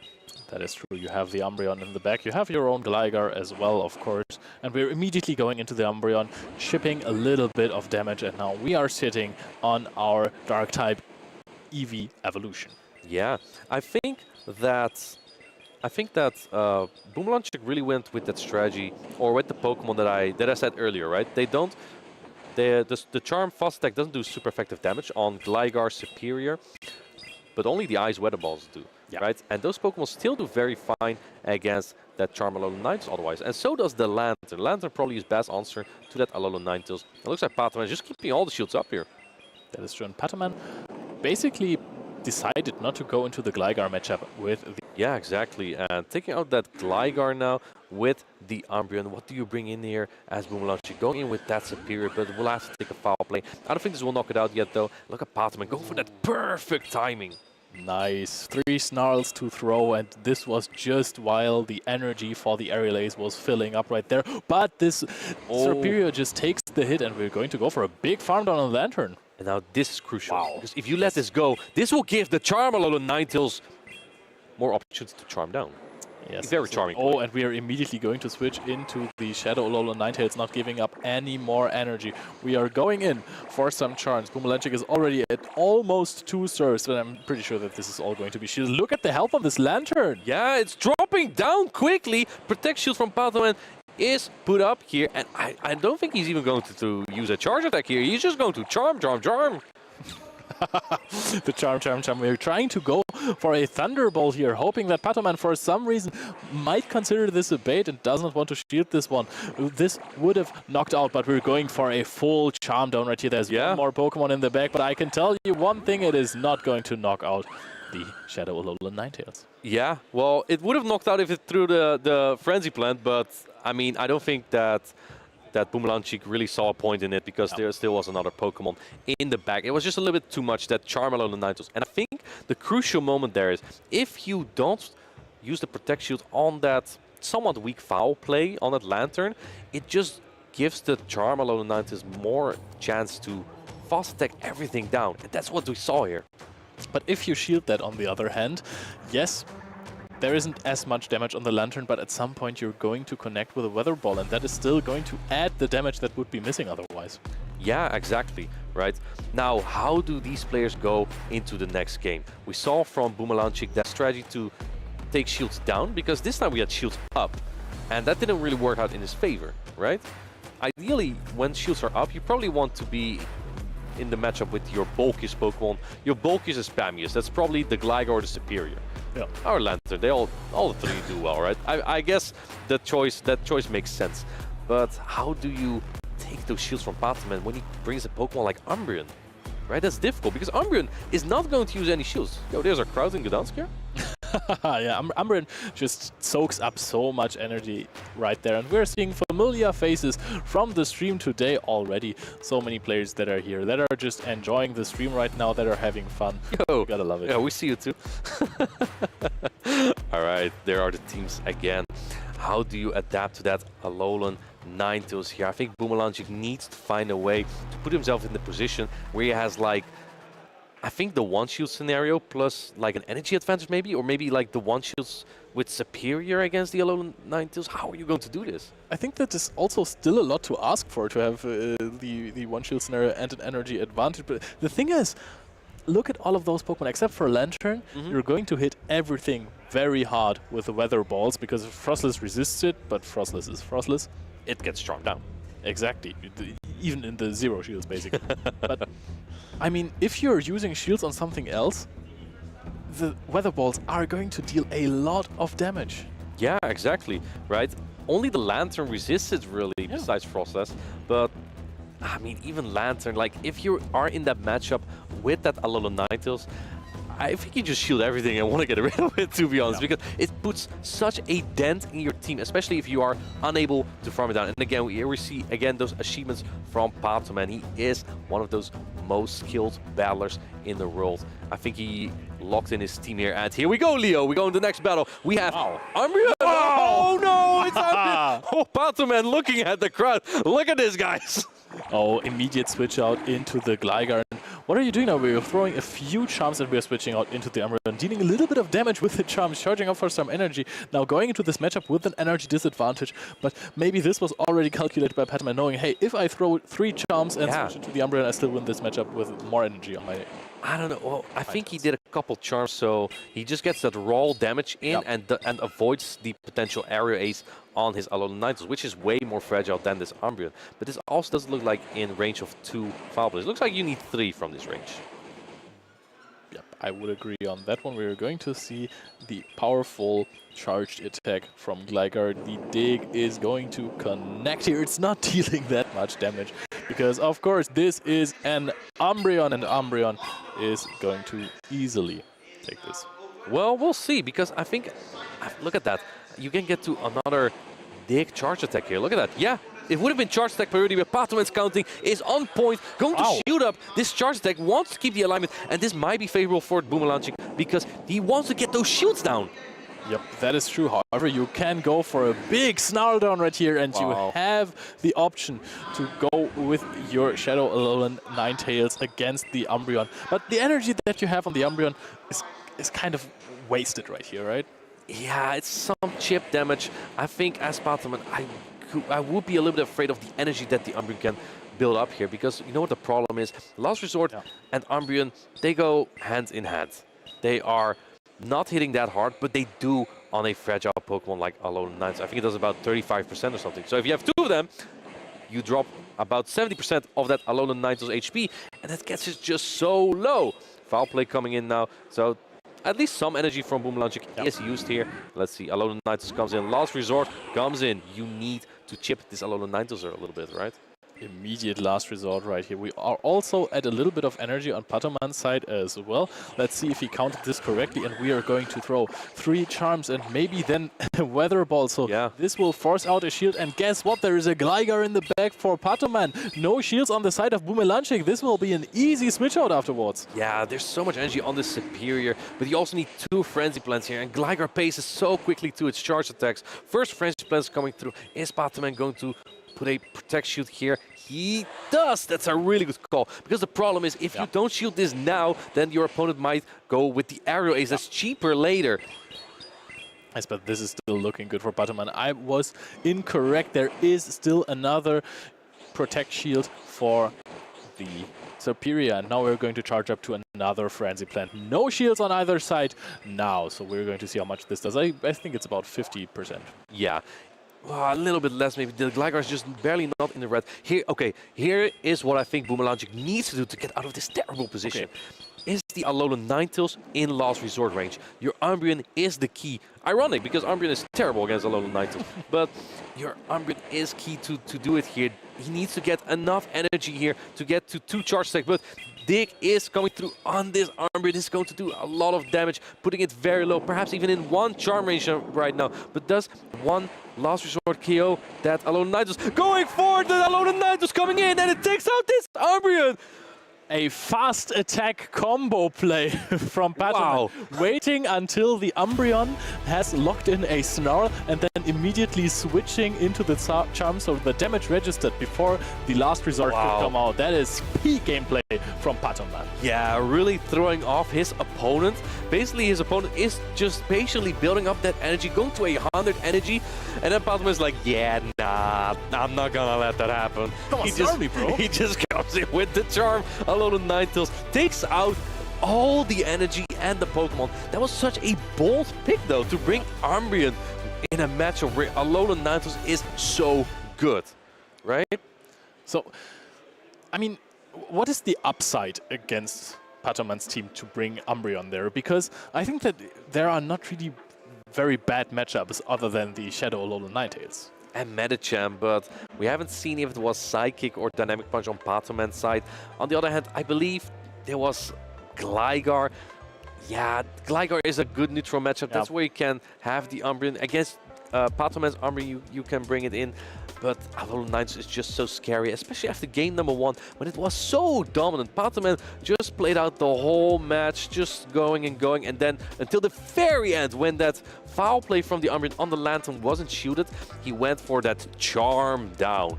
And if you played the Go Bell, like a lot of players like to do this, right? Like the double charm strategy. This was a single charm strategy, but it was very applicable, right? I mean, this call for this event, this might be the call of the event. Because we have seen this 2 games in a row, and it was really good in both games. It was really good against both teams. Barely anyone has an answer to this. The only Pokemon that I think right now really that hard counters the charm, Shadow Alolan Ninetales, is Carbink. I was about to say it, yeah. Or if you get shields down, Clefable.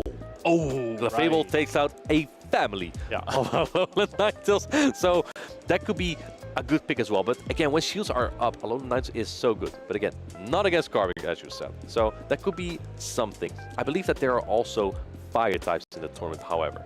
I'm not sure about, well, definitely not in Patoman's bracket, because he just advanced in Group A. He's the first player to get to Day 2. So that's already big. But what I do want to say, I believe in Group D, we do have a Kanto Ninetales running around. And that's more difficult than a Shadow Charizard. That is true. We have also seen Talonflames already. Oh yeah, from Amon. Those Incinerates are really, really going to add up. Even though they're adding up slowly, they do. It's funny you mention that, because Amon is one of the players we might see later today. He also made it to the winner semis of his group. Again, he had a strong run in Lille, and he's doing it again in Gdańsk. One of the players to watch out for. Yes, exactly. You are absolutely right about players to watch out for, because this is also so entertaining. We love to see those spice picks. We love to see Guzzlord. We love to see Talonflame. In the first match that we saw of Amon, he didn't really bring those because the carbing of his opponent was a problem for both. But, I mean, doesn't mean he won't bring them at all. He told me that the Talonflame was one of his biggest comfort picks. Yeah, exactly. Yeah, I've seen it against carbing against Guzzlord in Lille from Tiptondo. But how about we go to the interview room where Patoman is ready for the interview. Let's go. Thank you very much, Martijn and Leo. I am here with Patoman. Patoman, you just won a match. How are you feeling? I'm feeling even better than earlier. So yeah, I'm fine. I'm fine. That's you're very chill about it. You just got it today too. Yeah, I did it, and I'm not too stressed. Like, I'm confident because I won in my group, so now I can just hang out with friends and also see the rest of the matches. Yeah, you can hang out, chill with the community. It's always fun. Are you gonna do any preparation for tomorrow? Yeah, of course. I try to prepare. I have no idea right now how I'm going to do it, because yesterday I was in the hotel and I was trying to prepare with my team, but I didn't have idea of why, so of how. So yeah, I don't know what I'm going to do, But for tomorrow, you'll likely know a lot of your opponent's team, so you might even be able to do some practice matches with friends to get a feel of how you play into their team. Is that something you normally would do on a day too? Yeah, I mean, I just played only 2 regionals, and this is my 3rd.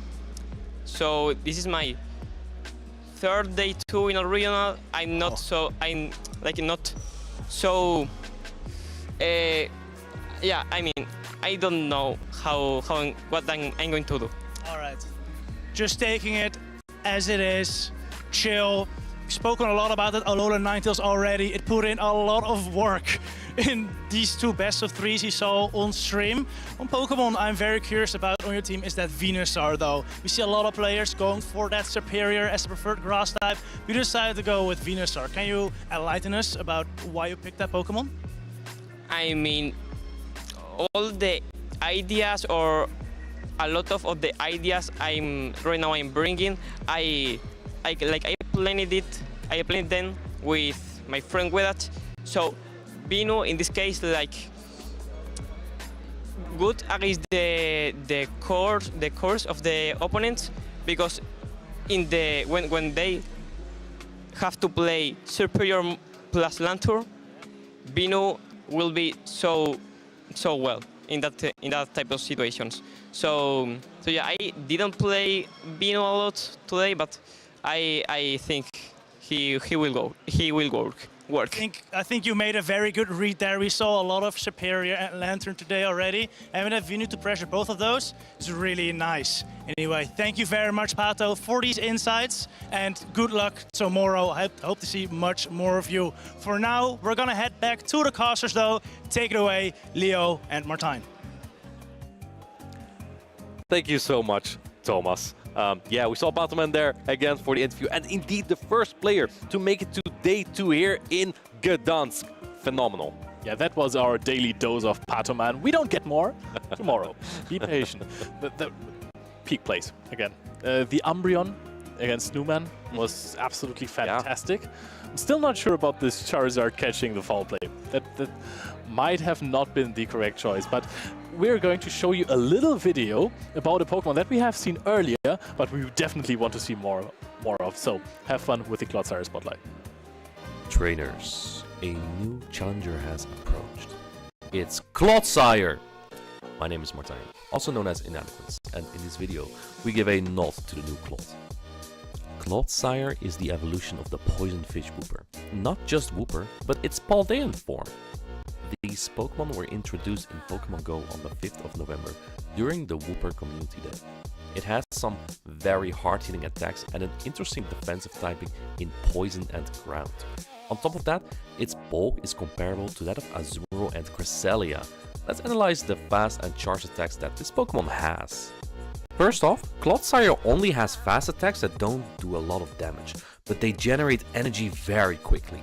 This pairs well with its expensive charge attacks. Mudshot is a ground type fast attack and allows Clodsire to deal more damage against steel types, such as Alolan Sandslash, but also against other Clodsire. Poison Sting allows Clodsire to deal more damage to grass types, such as Superior. Both generate energy equally fast and deal the same damage in a neutral situation. So the choice of fast attack really depends on the coverage you are looking for. But most of its coverage is in the charge attacks. Clodsire is very versatile. The primary charge attack that you'll want to have on Clodsire is Earthquake. Earthquake is a hard-hitting ground type attack and allows Clodsire to defeat Pokemon such as Registeel, Alolan Sandslash, Steelix, and other Clodsire. The combination of the bulk of Clodsire, the quick energy generation, and the hard-hitting charge attack, Earthquake allows Clodsire to win many neutral matchups such as Medicham, Lickitung, Lantern, Umbreon, and many more. The secondary charge attack depends on the coverage you are looking for. Sludge Bomb allows Clodsire to defeat Superior and provides a more consistent matchup against Medicham and Lickitung. It's also the lowest energy charge attack Clodsire has. You don't want to use this charge attack on steel types though. Stone Edge is also a good option for a secondary charge attack of choice, due to the rock typing being very versatile. It allows Clodsire to fight back against flying types such as Gligar, Mantine, and Mandibuzz. It also hits super effective on ice types that threaten Clodsire, such as Frostless and Alolan Ninetales. Mega Horn, the exclusive Community Day attack, is a strong and efficient bug-type charge attack that allows Clodsire to hit hard against Psychic, Grass and Dark types. While this is good coverage, it also means that Clodsire would not be able to deal a lot of damage to flying types. This charge attack may have good potential in the future competitive scene, however. Overall, you'll likely want to teach your Clodsire the charge attacks Earthquake, and then Sludge Bomb or Stone Edge as secondary charge attack. This covers as much of the competitive play Pokemon meta as possible. The fast attack really depends on whether you'd like to cover steel and poison types better, or to cover the grass types better. Clodsire is not just looking cloddy and cute, but it's here to challenge veteran Pokemon such as Medicham, Lickitung and Lantern. We hope that this information helps you to battle with your Clodsire, whether that's in the Go Battle League or in the Play Pokemon Championships. Speaking of the championships, let's head back to the battles. Welcome back, everyone. We have just welcomed our first Day 2 competitor, Patomon, and his Alolan Ninetales. That charm Alolan Ninetales has definitely taken the competition by storm. I'm absolutely converted to being an Alolan Ninetales fan now. Oh, wow. Me too, to be honest. I used to be a big fan of the Powder Snow moveset, to be honest. Yeah. Because it better matchup for Superior and Gligar, but Patomon really showing how good Charm is first at Umbreon especially. Particularly with that kind of late game coming with the Alolan Ninetales, going straight away for that Charm, just being able to quickly get some damage down on the board. So huge congratulations to Patomon. But our next match is ready and waiting in the wings, and it's going to be an epic one. We've got Eamon versus Kosiak. Now, Eamon we were able to feature earlier on in the broadcast, but Kosiak, a previous regional champion from Warsaw Regionals last season, now trying to get their second regional title. Yes, and look at these teams. Oh, We've wow. seen Eamon before with that Guzzlord Talonflame combination, and this time it's actually looking pretty good versus Kosiak. That Guzzlord really only has having... Oh, actually, never mind. I missed the Steelix. Do you see the Steelix? It's so tiny on the graphic, but it's there. Steelix is mighty, and we actually saw a few Steelix popping up at LAIC as well, being able to come through very, very bulky, able to get a lot of energy very quickly and hit hard with a variety of different moves. Yes, Jenny running that Dragon Tail for some hard-hitting dragon damage in combination with the Breaking Swipe, a new move move added to its move pool this season, which besides just doing a good amount of dragon damage, also debuffs the opponent's attack. Exactly, so you've got a lot of different options. We're going to jump straight into the match, actually. No holding back on the action. It is Talonflame versus Steelix. Wow, I mean, Talonflame is a fire type, so it will have the advantage versus the steel type Steelix, but Koksiak deciding to stay in. Steelix paces through his breaking swipes very quickly, but doesn't throw it immediately. No, it doesn't. We're going to see the flame charge come through from the Talonflame first of all, and no hesitation almost on the shield there. Koksiak seeming to think, was that the right call, but it's definitely going to protect Steelix in the early turns of this game. Yes, gets to the breaking swipe now, and Talonflame is not the bulkiest Pokemon, but will take this breaking swipe, I think, as Amon is no-shielding it. Yeah, it doesn't have to worry about any rock-type moves coming through from that opposing Steelix in its charge attacks here. It is going to have to take the attack drop, however, and Steelix is going to be following up with this breaking swipe. Look at how good Steelix is doing in this matchup. Actually winning. I mean, it had to use an extra shield, but it did beat the Talonflame and has a lot of health remaining.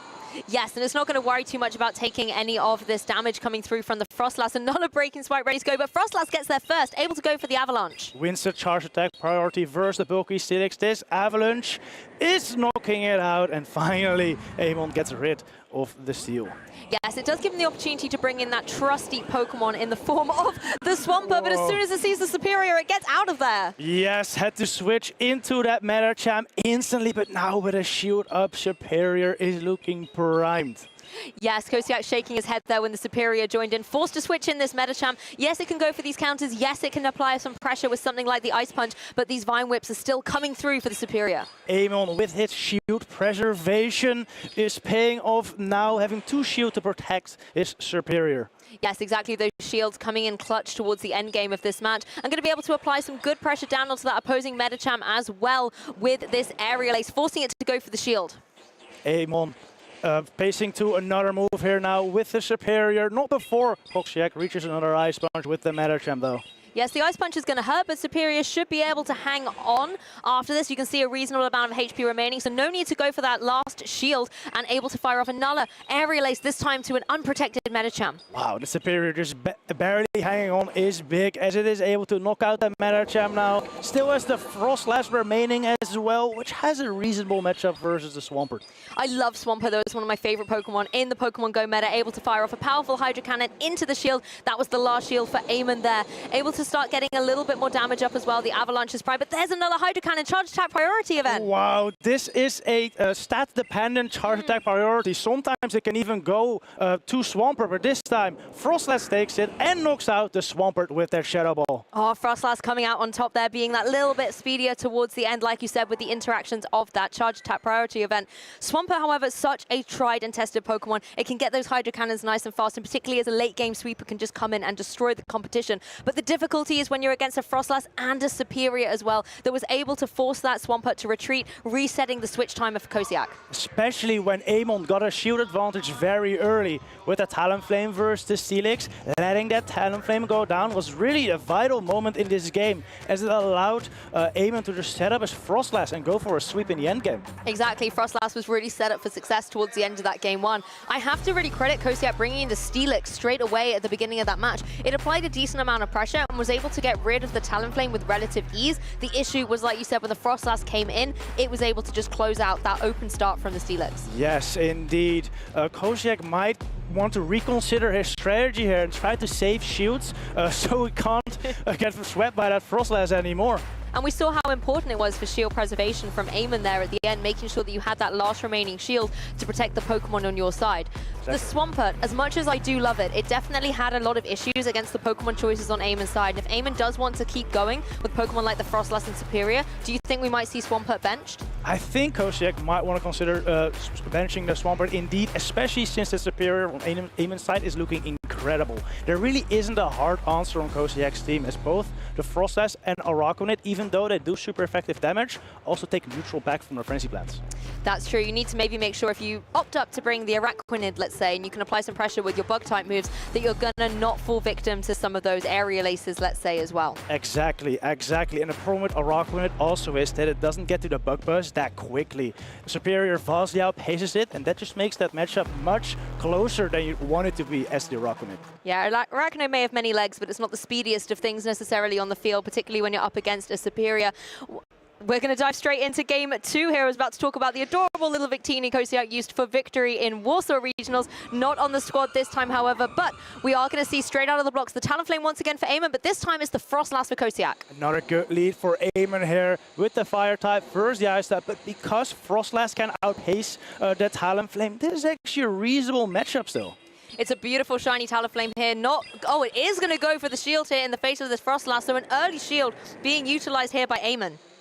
Eamon throwing the flame charge now. Kosiak letting it go. Taking a note out of Eamon's book maybe from game number 1 and opting go for shield advantage on one of its back Pokemon. Yeah, maybe identifying the Steelix or the Swampert could benefit from those shields a little later on. Going for the Swampert, but once again, seeing the Superior is forced to switch into that opposing Steelix here. Superior going to be able to go for this Frenzy Plant, so I think a wise shield coming through from the Steelix. Yes, Steelix is a Pokemon that really benefits from an early shield because now, after you've shielded that move, you can start debuffing the Superior, breaking swipes, and the next charge attacks will do less damage. Exactly, these breaking swipes going to be able to connect onto the Superior, and like you said as well, get that debuff on the attack stat, making Superior a little less frightening to deal with.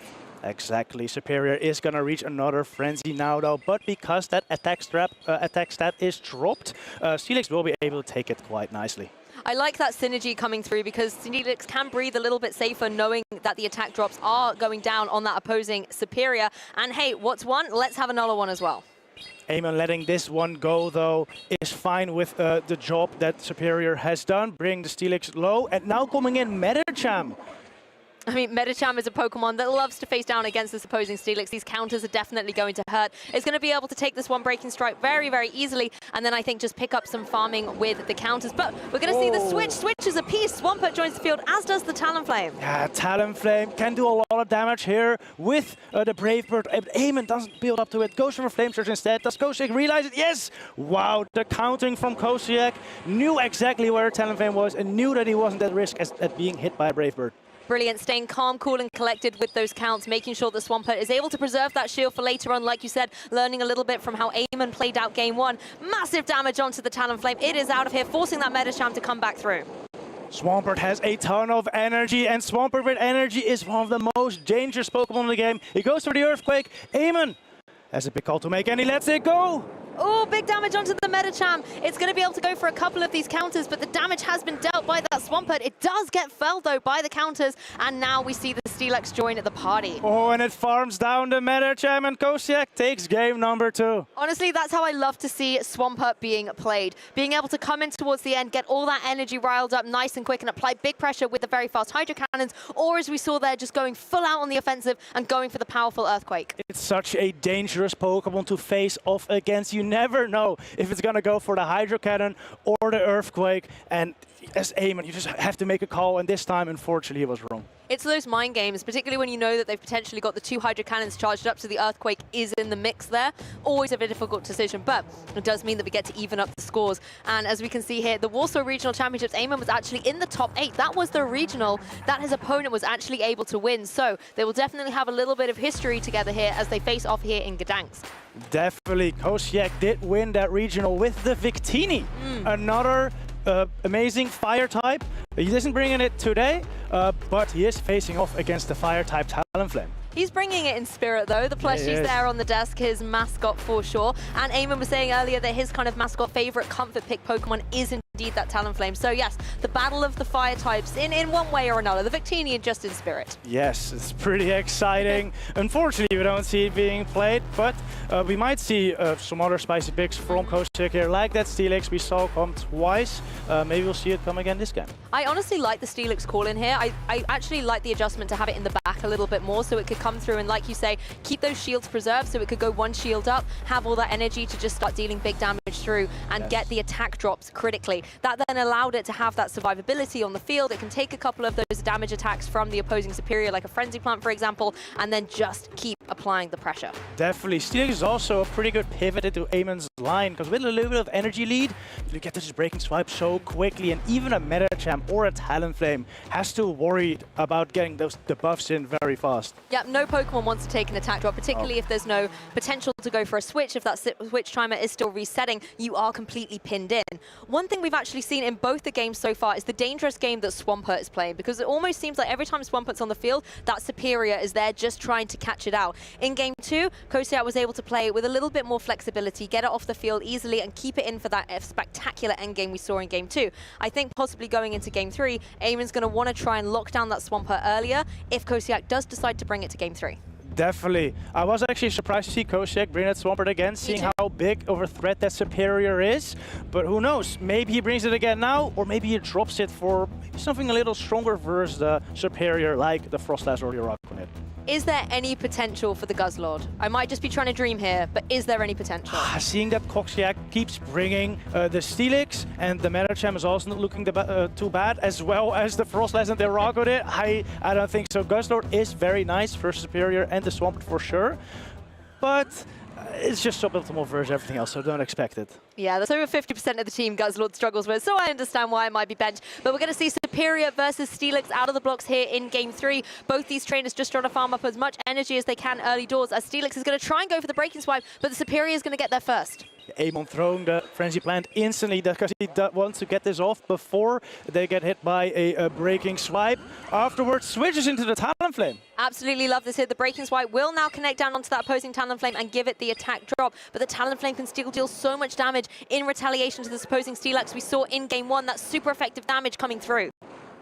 Talonflame farming up some energy. Gets the Steelix does get to a breaking swipe before it can get off a move though. This will do a good amount of damage. I think Kosiak here is not switching in Swampert, even though that's amazing versus Talonflame, because he's likely expecting something else weak to the Swampert in the back. That's very true, trying to calculate towards the end game. We are going to see the Flame Charge come through here from the opposing Talonflame. It's going to be able to do some super effective damage, but it has taken 2 attack drops. It's now boosted itself back up, but too little too late. Steelix farms down that Talonflame, and now Amon has a choice to make. Do you Vine Whip this down, or do you Powder Snow down with Frostlass? Opts to go for the Superior, but takes a breaking swipe upon entry. This is what it was trying to do at the beginning of this game 3, getting down this breaking swipe onto the Superior, lowering its attack by 1 stage, but Steelix is now out of there. It does give Kosiak the opportunity to bring the Araquanid in from the back. Nice adjustment on his team line here, but Frostlass is here to join it.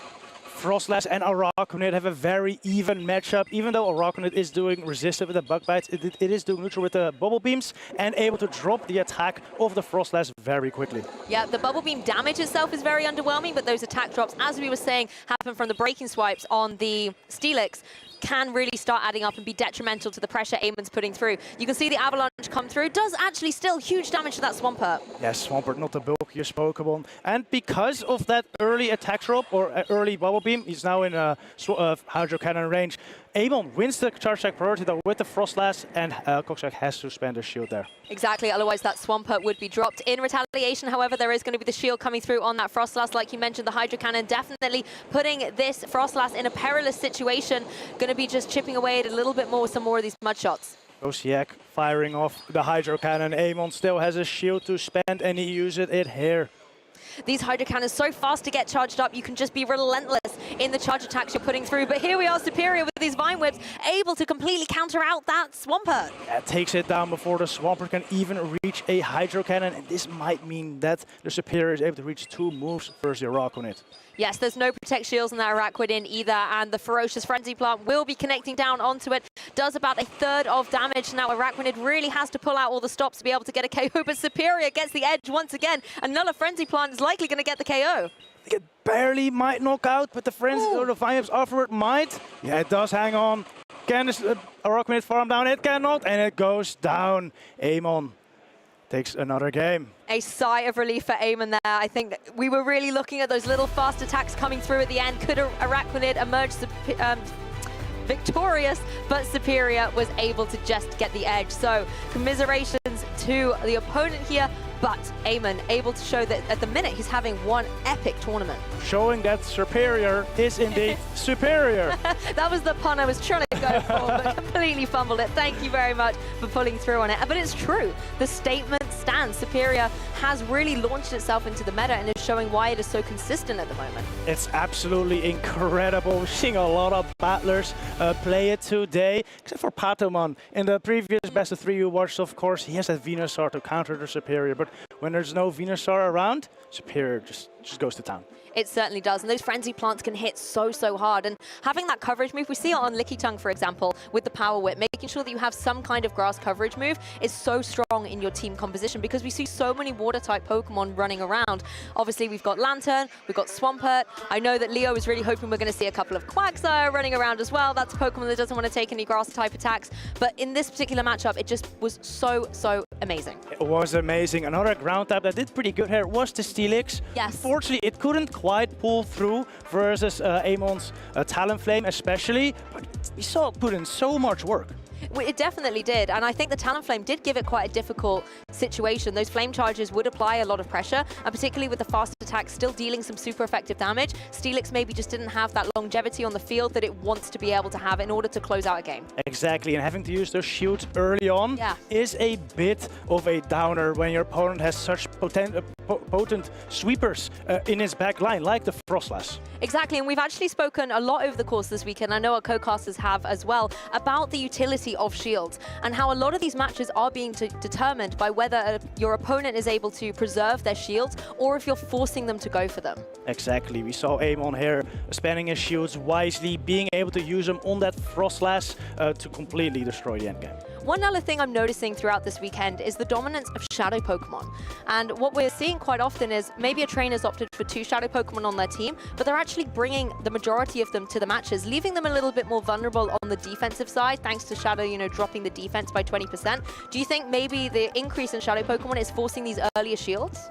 Probably, yeah. You definitely want to shield moves from Shadow Pokemon more often than from non-Shadows, of course. A 20% attack bonus can be pretty big, especially for, maybe not so much for Steelix, but when you're up versus other Shadows like a Swampert. Like, those Hydro Cannons do so much.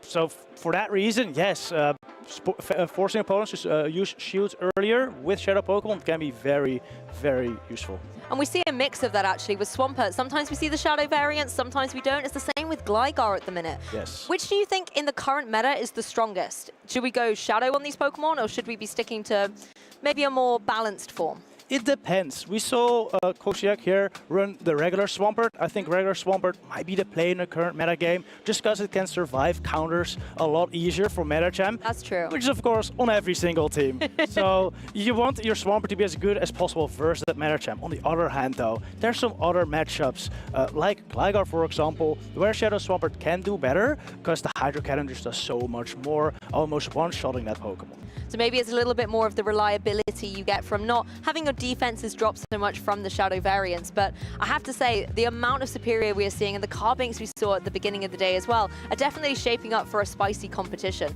But Clodsire, I think we've only seen maybe 1 or 2 on the broadcast. Yeah, I'm kind of disappointed, to be honest. I was expecting more. Where's the Clodsire? That is the question. I want to know where it's hiding. I don't know. Maybe further along in the stream, we'll see more. Possibly. I mean, it's definitely been one of those Pokemon that everybody's been talking about coming into the meta, particularly before LAIC. But I think people were maybe a little bit disappointed with the move pool options that it had. I guess so. Clodsire has a bit of the same issue Registeel has, wherein that its fast attacks do almost no damage, running Poison Sting or Mudshield, of course. And then its charge attacks are kind of on the expensive side. So you're doing a lot of damage with your charge attacks, but like nothing with your fast attacks, which can be kind of detrimental. That can be quite frustrating, but maybe just one move update away for Clodsire to be able to come truly into the spotlight. I'm hoping the same for Gastrodon. I think we all know that anyone who's ever tuned into me saying Gastrodon one move pool away from being updated. But we're not going to have an interview with our previous winner. We're going to be jumping straight into the next match and keep the Pokemon action rolling. We have got Nickname versus Tonton Boutis. Wow, Nickname we saw earlier on the stream. We had a little interview with him, and he is ready. He is ready, running a pretty meta line with the Alolan Sand, Lantern, and Lickitung. And of course, the Metacham we see a lot versus Tonton's extremely spicy line. This is a battle of meta versus spice. Oh, 100%. Nickname having a very standard, tried and tested combination of Pokemon, whereas Tonton throwing caution to the winds. Yes, you've still got those familiar faces in the form of Umbreon and the Gligar, but the Sea King in particular has jumped out as me at being a very interesting choice for this tournament. Oh, definitely. I think it might be an interesting choice into Nickname's team as well. If it is running that Poison Jab, Icy Wind, Drillrun combination, it has super effective moves on 4 Pokemon here. Drillrun on Alolan Sand and Lantern, and Icy Wind on Superior and Gligar. Wow, that gives it a lot of coverage, actually, and that's something that Nickname has to keep in consideration when picking the leads coming into this set. Again, possibly if that Lantern, depending on what variant it is, you know, Spark or Water Gun, that can obviously come into effect as well against that Sea King. Another Pokemon I want to talk about, particularly at the beginning of the broadcast, if you were here to catch it, we saw a lot of that Artibax, and we've seen Tonton bring it in his previous match on the broadcast as well. Do you think it has a place in this match? Oh, 100%. It beats the Superior, it beats the Lantern, it can beat the Gligar, and it's very fine versus Lickitung as well. It does have to watch out for that Alolan Sandslash and Medicham, however. But because Arctibax has that ice typing that other dragons don't have, it does a lot better into the steel type Alolan Sandslash than a lot of other dragons. That's true. It gives it a little bit more coverage and safety from all of these Alolan Pokemon we see running around. And at the end of the day, Tonton does have a couple of answers to be able to counteract that opposing Alolan Sandslash. And although it can hit incredibly hard, we've already seen demonstrated today how frail it can be. Tomahawk UK was able to, not able to keep his Alolan Sandslash around for very long to a countering Medicham. Yeah. But that's the other interesting thing. Tonton is not running a Medicham. He isn't. It's the Deoxys defense. Yeah, it's not a glitch. It's really not no. here. Deoxys defense, why would you pick that over Medicham when Medicham is so strong? Because it beats Medicham. That's the secret. You're pure Psychic typing, you resist the counters, and you're doing a neutral back with those Thunderbolts and Psycho Boosts. I mean, that's the one thing I'm noticing already today. Everyone seems to be trying to counter opposing Medicham. We had Logan Rocket right at the beginning of the day using Surfetched and just saying, I want to Brave Bird down every single Medicham I see, just obliterate them from the competition. Yes. And we're maybe seeing a little bit of that with the Deoxys defense as well. Nickname, you can see on your screen now, getting focused and ready, maybe starting to already think about what his opponent is going to be bringing. Yes, maybe that Deoxys. It was looking pretty good into Nickname's line, and he goes on it. Nickname already has a very impressive record as well. He was the 2022 Bremen Regional Champion. He also competed in Worlds, and then last season, 2023, Regional Top 16 at Bochum. This is honestly such a high caliber match. We have a battle of champions, Pokemon trainers. Bremen Regional Champion on Nickname's side going down against the European International Champion in the form of Tonton. So both these players know exactly what it takes to battle it through a grueling weekend of competition and have that endurance to go all the way and earn the champion title. Yes. As you said, Tonton, extremely impressive record as well. You can see it on the screen right now. European International Champion, but that's not all. Torino Regional Top 16, Liverpool Regional Top 16, and Stuttgart Regional Top 4. By the way, on his desk you see his Dragonair. That's his signature Pokemon he won EUIC with, and now he's running a different dragon in Arctibax. Oh, I remember that. It was the Shadow Dragonair, wasn't it? It's Shadow Dragonair with Shadow Charizard as well. Amazing. Again, all this Shadow synergy we're seeing. Yes. Maybe that is the game-winning secret that our players are bringing. Nice to see that he still has that Dragon type on there as well with the Artibax. That's maybe going to be the second plushie to add to the table a little bit later on if it's able to get him victory here in Poland. Oh, I love that little close-up of this Pokemon, giving the camera a little bit of fame. It's so cute. It's Artibax would fit there perfectly. I really hope we see some action from that, and I hope Tonton can show us what it can do. Exactly, in Tonton's earlier match, in case you missed it at home, he was just in control the whole way through the set. Game 2, Carbink definitely gave him a little bit of difficulty, but in the leads of the Game 1 and Game 3 that he was able to win, he was in command straight from the off, forcing his opponent to go onto the back foot and have to adjust to his game plan. I wonder if coming into this match, he's going to be trying to go with the same strategy and throw Nickname off his game. I think that's always the plan. Throw your opponent off his game as much as possible. We saw him do that with the Clefable in his earlier match, getting shields down like you said, and then just Meteor Mashing and Moonblasting whatever his previous opponent had in the back. Those Meteor Mashes were so strong as well, particularly with the maybe cheeky Fairy Winds that he was able to get in here and there just to get that energy primed so the Meteor Mashes could apply so much pressure onto the opposing side of the field. Yes, Tonton has shown that he's a player that's always trying to get a little bit of extra energy here and there, wherever he can. Exactly, and these trainers already looking focused, maybe starting to figure out from things like the open team sheet format what their opponent is bringing and adding these calculations to how they're going to lead out. Obviously, open team sheets is not something we've had necessarily for a long time in Pokemon Go competitive. How much does it change your mindset as a player going into a match? I think there's just a lot more certainty about the movesets your opponent is bringing, of course. So Tonton already knows that the Lantern on Nickname's side is going to be either Spark or Water Gun. If it's Water Gun, he knows Seeking is going to be a lot more safe to bring.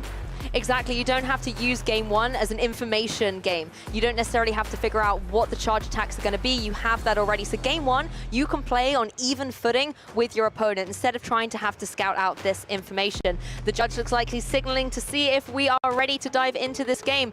Oh, the anticipation is building. This really is the end game towards day one. These players are doing everything they can to advance to day two of the competition. I am so excited for these battles. They are looking very, very focused. We see the thumbs up. I think we're about to head in. Yep, thumbs up all around. The players are focused and getting ready. This is going to be a showdown of champions. Let's get excited for Nickname versus Tonton Bautista. It's going to be the Metachamp versus Deoxys. This is what Tonton wants to see. Exactly. This is what Deoxys is for, beating opposing counter users. No wonder to see the Metachamp leave the field. Instead, the Gligar is going to join the fray. Just trying to get up a little bit of energy here, but the Deoxys is going to get there first with a Psycho Boost. It was so nice about the Deoxys defense as well versus pretty much anything. You could just Psycho Boost and dip out, because normally Psycho Boost has that disadvantage of dropping your attack, but you can clear that by dipping out. Once again, Tonton in command with those leads. Has switched out the Deoxys, though, saving it for later as Umbreon can join the fray. An incredibly bulky Pokemon, almost like your third shield in a match, able to easily take this damage from the Gligar. It's gonna get to these foul plays fairly quickly, firing off his first right now. Nickname knows that it's not threatening to knock out quite yet, so let's just go.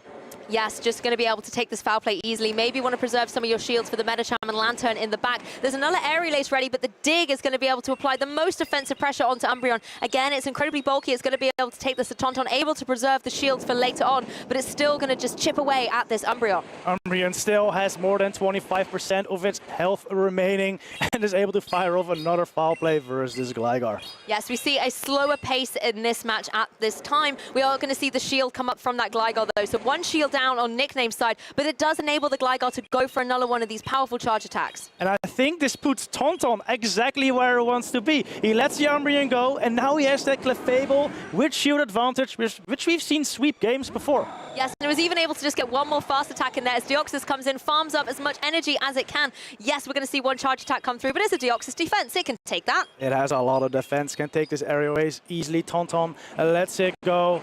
Is gonna get the counter down, and now in comes a Lantern from Nickname. Yes, the pressure could just be applied. One Psycho Boost going to connect down onto Lantern. Again, there's only one shield remaining on Nickname's side. If Deoxys is able to get rid of this Lantern, then it's just going to be home sailing forward against the Metachamp. Why switch here from Tonton then to bring in the Clefable, knowing Deoxys can deal with the Metachamp later on? Yes, has now brought the Lantern into a range where a single Moonblast might be enough to knock out already. So safe to bring in the Clefable and just start building up energy. Yes, the Lantern's going to be doing its best with these sparks, and you can see that it is chipping away at this opposing Clefable. We're going to see the adjustment, however. It is the Moonblast coming through into that Metachamp, not opting to shield. This is still going to hurt. Yeah, Nickname deciding that Metachamp, oh wow, that does a lot of damage. Will we be able to farm down before the Metachamp even gets to a move? Wow, that's insane. Clefable just destroying the Metachamp there. Clefable single-handedly dealt with that Metachamp. You didn't even need the Deoxys defense to come in and contend with the #1 usage Pokemon. Clefable's not stopping either. It's applying so much pressure to this opposing Lantern, trying to get another Moonblast ready, and there it is. There it is indeed. Moonblast will do it after first the Lantern. I think it might barely knock out.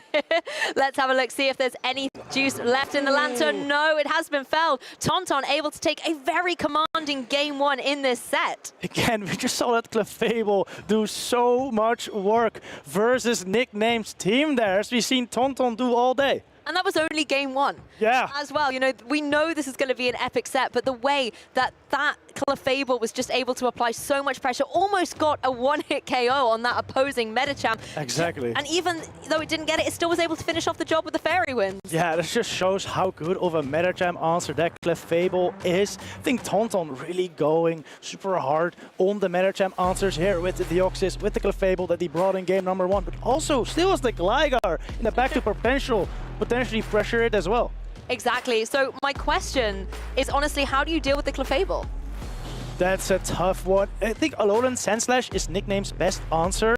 However, seeing that Tonton is bringing that counter user, Deoxys, that's very risky as well. The alignment's going to be critical there because, as you've mentioned, the Alolan Sand Slash isn't going to worry about taking the Moonblast or the Meteor Mash, let's say, from the opposing Clefable, so it might be a nice switch in to catch one of those charge attacks. However, if Tauntaun's able to get the alignment where the Alolan Sand Slash is pinned in against a counter user, then it's just going to be so difficult for that Alolan Sand Slash to do anything. It is. Perhaps a better answer to that Clefable is the Superior on Nickname's side. Superior does outpace the Clefable to Frenzy Plant versus Clefable's Moonblast, and that does so much to Clefable. And I do think Superior is looking quite reasonable into Tauntaun's line as well. Really only have to worry about that Arctobax and Gligar.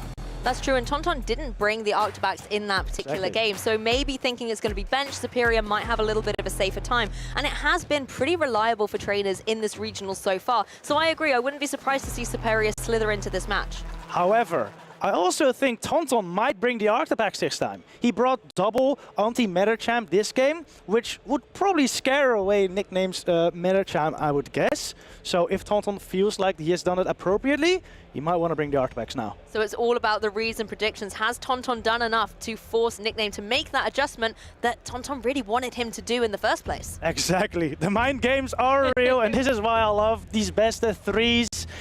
Game 1, usually just a scouting game, and Game 2, you're really going to adjust. And if we end up getting to Game 3, who knows what will happen. First, though, we have Arctobax into Gligar. Oh, you called it perfectly. The Arctobax is here in the lead for Tauntaun versus against this Gligar. Going for these Dragon Breaths, just farming up as much energy as it can to apply pressure with something like the Avalanche into this opposing Gligar.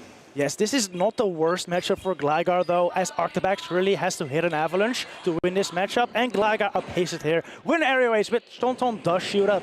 Very early on, gets a shield down on that Arctobax that is trying its best to get some extra energy. Able to go for the Dragon Claw here, going to be going for the shield. This is a nice play here, forcing Nickname to go for that shield in case it was the Avalanche. Very good bait by Tauntaun there. Nickname gonna be able to fire off a dig very soon after, though.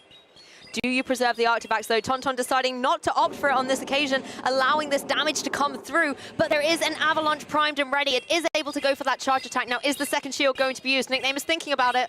Oh, and he does use it. He does have a Alolan Sand Slash in the back, so is really favoring having switch advantage here over shield advantage, expecting the Deoxys, which Nickname was right, I guess. Deoxys does come out right now. Yes, it's out front and center at the moment. Is going to have to take a dig from this opposing Gligar, but as we've already seen the capabilities defensively of this Deoxys, it's going to be able to take this reasonably well. A Psycho Boost is primed and ready to go, but I think with the counts, you're able to farm a little bit more energy before you go straight on the offensive. Tauntaun perfect, counting on his side, knowing exactly when to throw the Thunderbolt right before Gligar gets to another charge attack, and the Gligar goes down with that.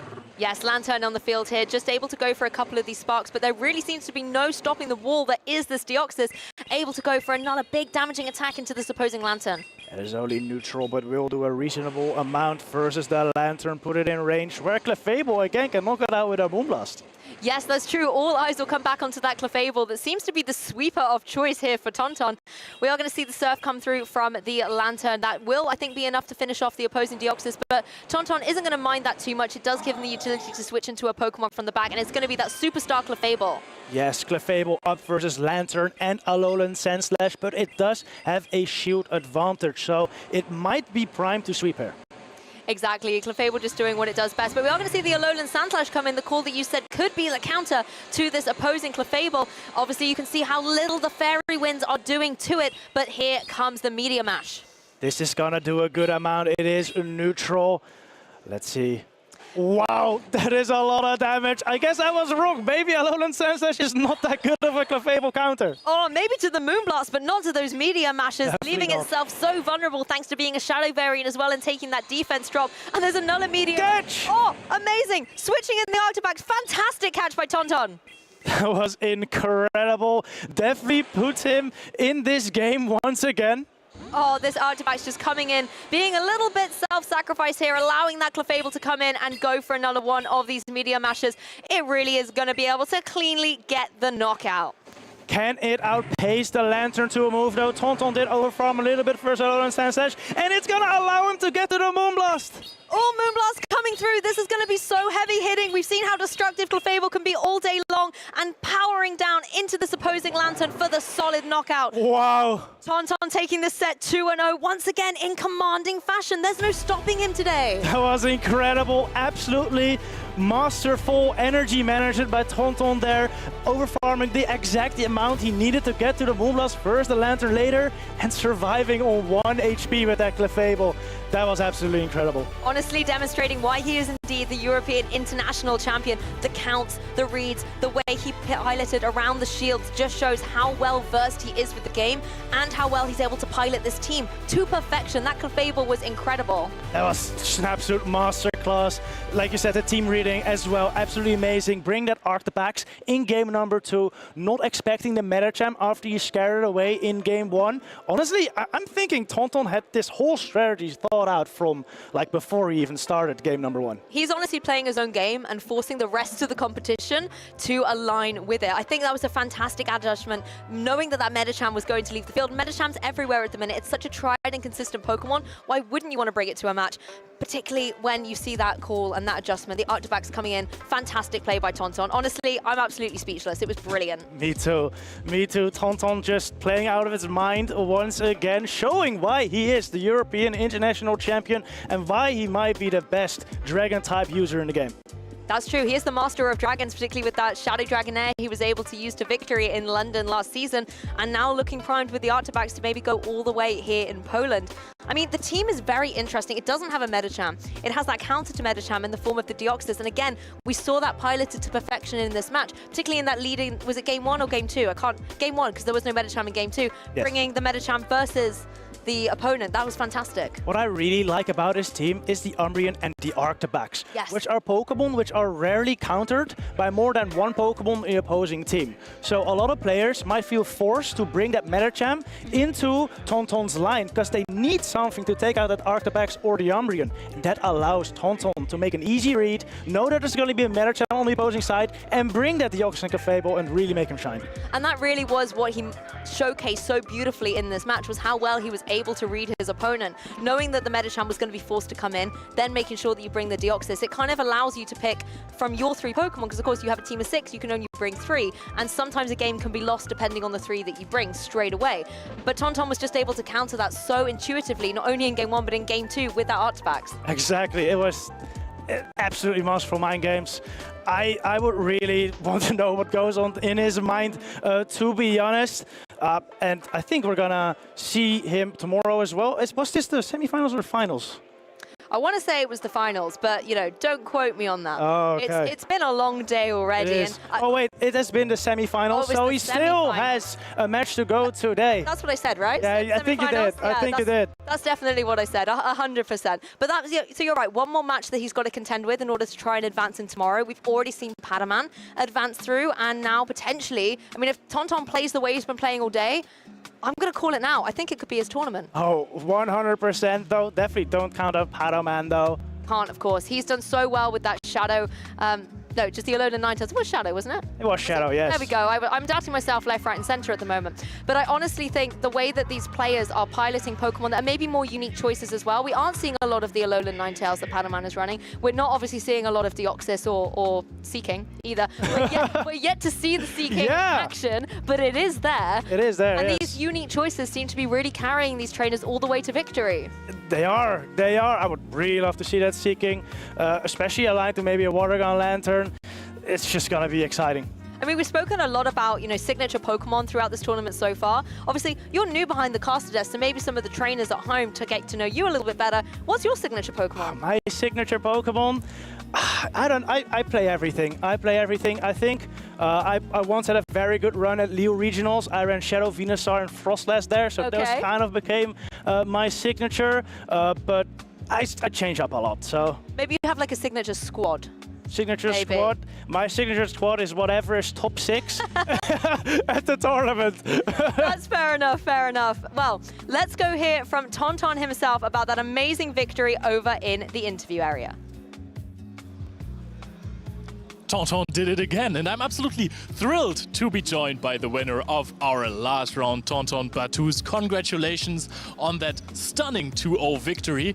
Your Clefable was looking fantastic. How did you pull that win off? I saw that, if I remember correctly, because I don't remember his team already. I saw my Clefable was really good against him. He didn't have a clear answer to this. He had to use like Gligar Lantern. He probably can use also the Superior to counter the Clefable. But yeah, I just spammed Clefable because I knew it was a good pick against him. Yeah. So in game 1, you were in with Clefable against Lantern, and you threw a Moonblast, and he caught it on the Medicham. What went through your head when you knew you were gonna? I was like, yeah, whatever. I just KO your Medicham. I knew it doesn't KO. It does like 90%. So I knew I can just farm down just behind and have a lot of energy for the late turn, and it was GG. Well, it definitely worked. You basically just got a knockout on a Pokemon for free right there. Yeah. So, let's go a little bit back in time. You won the European International Championship in the last year, and then you went to Worlds. How did you perform there? From at the World, I performed. I did the top 12. Top 12, yeah. How are you that good? How did you do there? For last season, I just used my Dragonair. for UIC in Liverpool, I also did the top 12 thanks to Dragonair. I also bring it to the Worlds. It put a lot of work. All right, so that's actually the next question I wanted to ask you as well. Why is it not Shadow Dragonair but Arctibax? I think Arctibax has a little bit more play on this meta than Dragonair, because you have a pretty good matchups against, let's say, Gligar, Lantern, Majaspic, Superior, sorry. and you also have a good matchups against Lickitung. You see on a lot of teams that Shadow Dragonair lose. Also Umbreon, Arctibax can win Umbreon, and also some Mandibuzz. Yeah, against all those flying types, of course, this is really good if you can connect an Avalanche onto those. So let's talk about Clefable again, because this has risen in popularity. Can you explain why? I think I used it a lot in GBL just to see if it does well, because it's a pick who absolutely destroys Medicham. He can win Gligar, he can somehow win Lickitung with a little bit of energy. Lantern is kind of difficult, but it's playable, and there's less and less steel in this meta, so fairy types are kind of good. And also he has the Meteor Mash for Carbink. Yeah, did we see a Meteor Mash on a Carbink so far in this tournament? I think it was on stream 2 rounds ago, I think. It does like 70-80%. It doesn't knock out, even if it's a big move and double super effective, it doesn't knock out. I think that just shows the strength of the Carbink again. Yeah. So we know that you're going to be up for the next round as well, so we're going to give you a little break right now. So thank you very much for the interview. It's very nice that your English has improved so much as well. We didn't even need the translator, and we're going to go right back to the casters.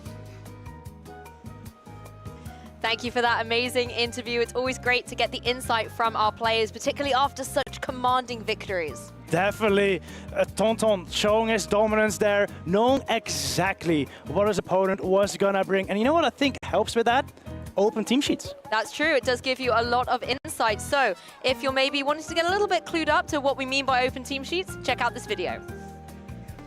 Hi trainers, my name is Leonard König, but you might also know me as Koning Lionheart, and I'm here to tell you about the Open Team Sheet format. As of the Latin American Championships in Sao Paulo, Brazil in the 2024 season, players will not only see what Pokémon their opponents are playing, but also what attacks their Pokémon are running. This will of course have a big impact on how teams are built and Pokémon are prepared for battle. Let me elaborate. Look at the team of our first special event champion of Europe, Zweilous, in the 2024 season. His Shadow Alolan Sandslash was running Powder Snow, a fast attack that people have not really considered before the tournament. One of the reasons for that decision was the dominance of Lickitung. It barely had any real counters in the meta and was therefore used as a safe swap into almost every team. If your opponents anticipated a regular Shadow Claw Shadow Alolan Sandslash in the back, they would just swap in Lickitung, as a matchup was heavily won by the bulky normal-type Pokémon. With Powder Snow, however, Shadow Alolan Sandslash wins the matchup and exits it, most of the time with a slither of health remaining and a full Drill Run stored, keeping the alignment and dealing significant damage to the following Pokémon. With open team sheets, you will not be surprised by an unconventional attack of your opponent in-game anymore. However, this will not be to the disadvantage of creative players. If you find an unconventional way to play a Pokémon that has advantages against the meta, it will still put your opponent into a difficult position as soon as they reach your sheet, and they will have to find a way to adapt quickly. One event after Barcelona, we got to witness a similar phenomenon in Lille. Gdańsk Kobold's grass type has surprised many opponents in the tournament, disrupting their flow of play. However, after day 1, everyone in the playing field knew about the uncommon set of Superior. In the finals, Elefantflash's uncommon Sludge Wave Swampert faced off against the Leaf Tornado Superior of Gdańsk Kobold, which was of course heavily favored for the Unnovan first partner Pokémon. With Sludge Wave, however, Swampert has the ability to deal significant damage and put up a fight. This, however, did not stop Gdańsk Kobold from winning the tournament and causing trouble with Leaf Tornado debuffs, proving that it was not just the surprise factor that made these Pokémon so amazing, it was just a fantastic matchup. Make some noise for the new Lille Regional Champion, Gdańsk Kobold! Trainers, it is now more important to do your research than ever, because now your unconventional attacks will have to surprise your opponent before the match. What uncommon attacks are you running on your teams? I'm excited to find out in the next event. Good luck!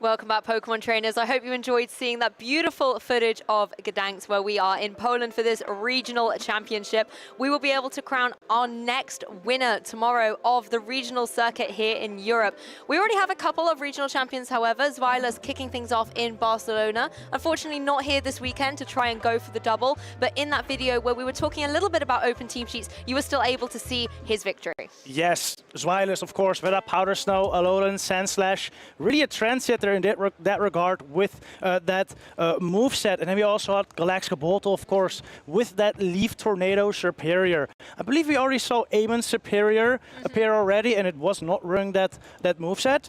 But, you know, Aerial Ace still very, very strong. I honestly think the Leaf Tornadoes were kind of just iconic to Gdańsk Kobold. It really has been, I suppose, the more dependable Frenzy plant that players have opted in for, such as Amon here bringing it with that Superior.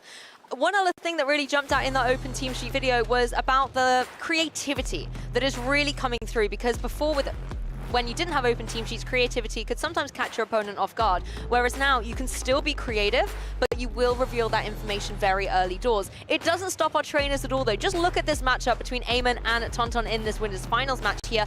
You have got some very creative choices, the Guzzlord, the Talonflame, and on the opposing side, the Artifax and the Seeking. I still can't, every time I say that, I have to catch myself. It is a Seeking, yes. What?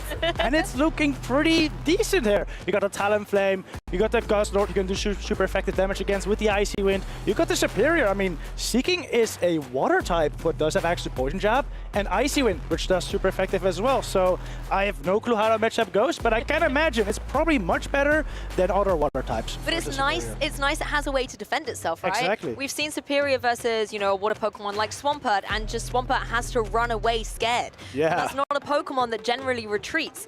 That's how much pressure Superior can apply to water types, but Seeking definitely has a few ways to counteract it. We haven't seen it at all today being ran by Tonton Bateuse, so I hope he brings it now. I think if there's any matchup where it can have play, it is here. I think the crowd wants it as well. You can see Leo, our commentator, Zephy Mastix there as well. Some amazing fan favorites in the crowd, focused and wanting to watch this next incredible match between these two trainers. Yes, so we're back to the teams. Oh. Again, that Seeking. It's really going to depend on the Lantern moveset. Actually, have we seen that moveset from Amon already? I want to say it is the Spark variant, if memory recalls, but as we all know, I'm not always the most reliable, but we're going to say that it is Spark Lantern. I think you are right, and it would make the Seeking a little harder to run, but even even for a Spark Lantern, you can still hit it with a super effective Duran. Yes, and you have some other Pokemon that have the utility to deal with that Lantern. I mean, we've seen Clefable deal with almost everything that it comes down against. Those Moonblasts are powerful, as are the Meteor Mashes, and Pokemon like the Frostlass, for example, don't want to take those at all. No, and the Arctibax as well, again, has a lot of play here. Beating that Lantern, beating that Superior, pretty even matchups versus Talonflame and Guzzlord. Really only has to watch out for that Medicham.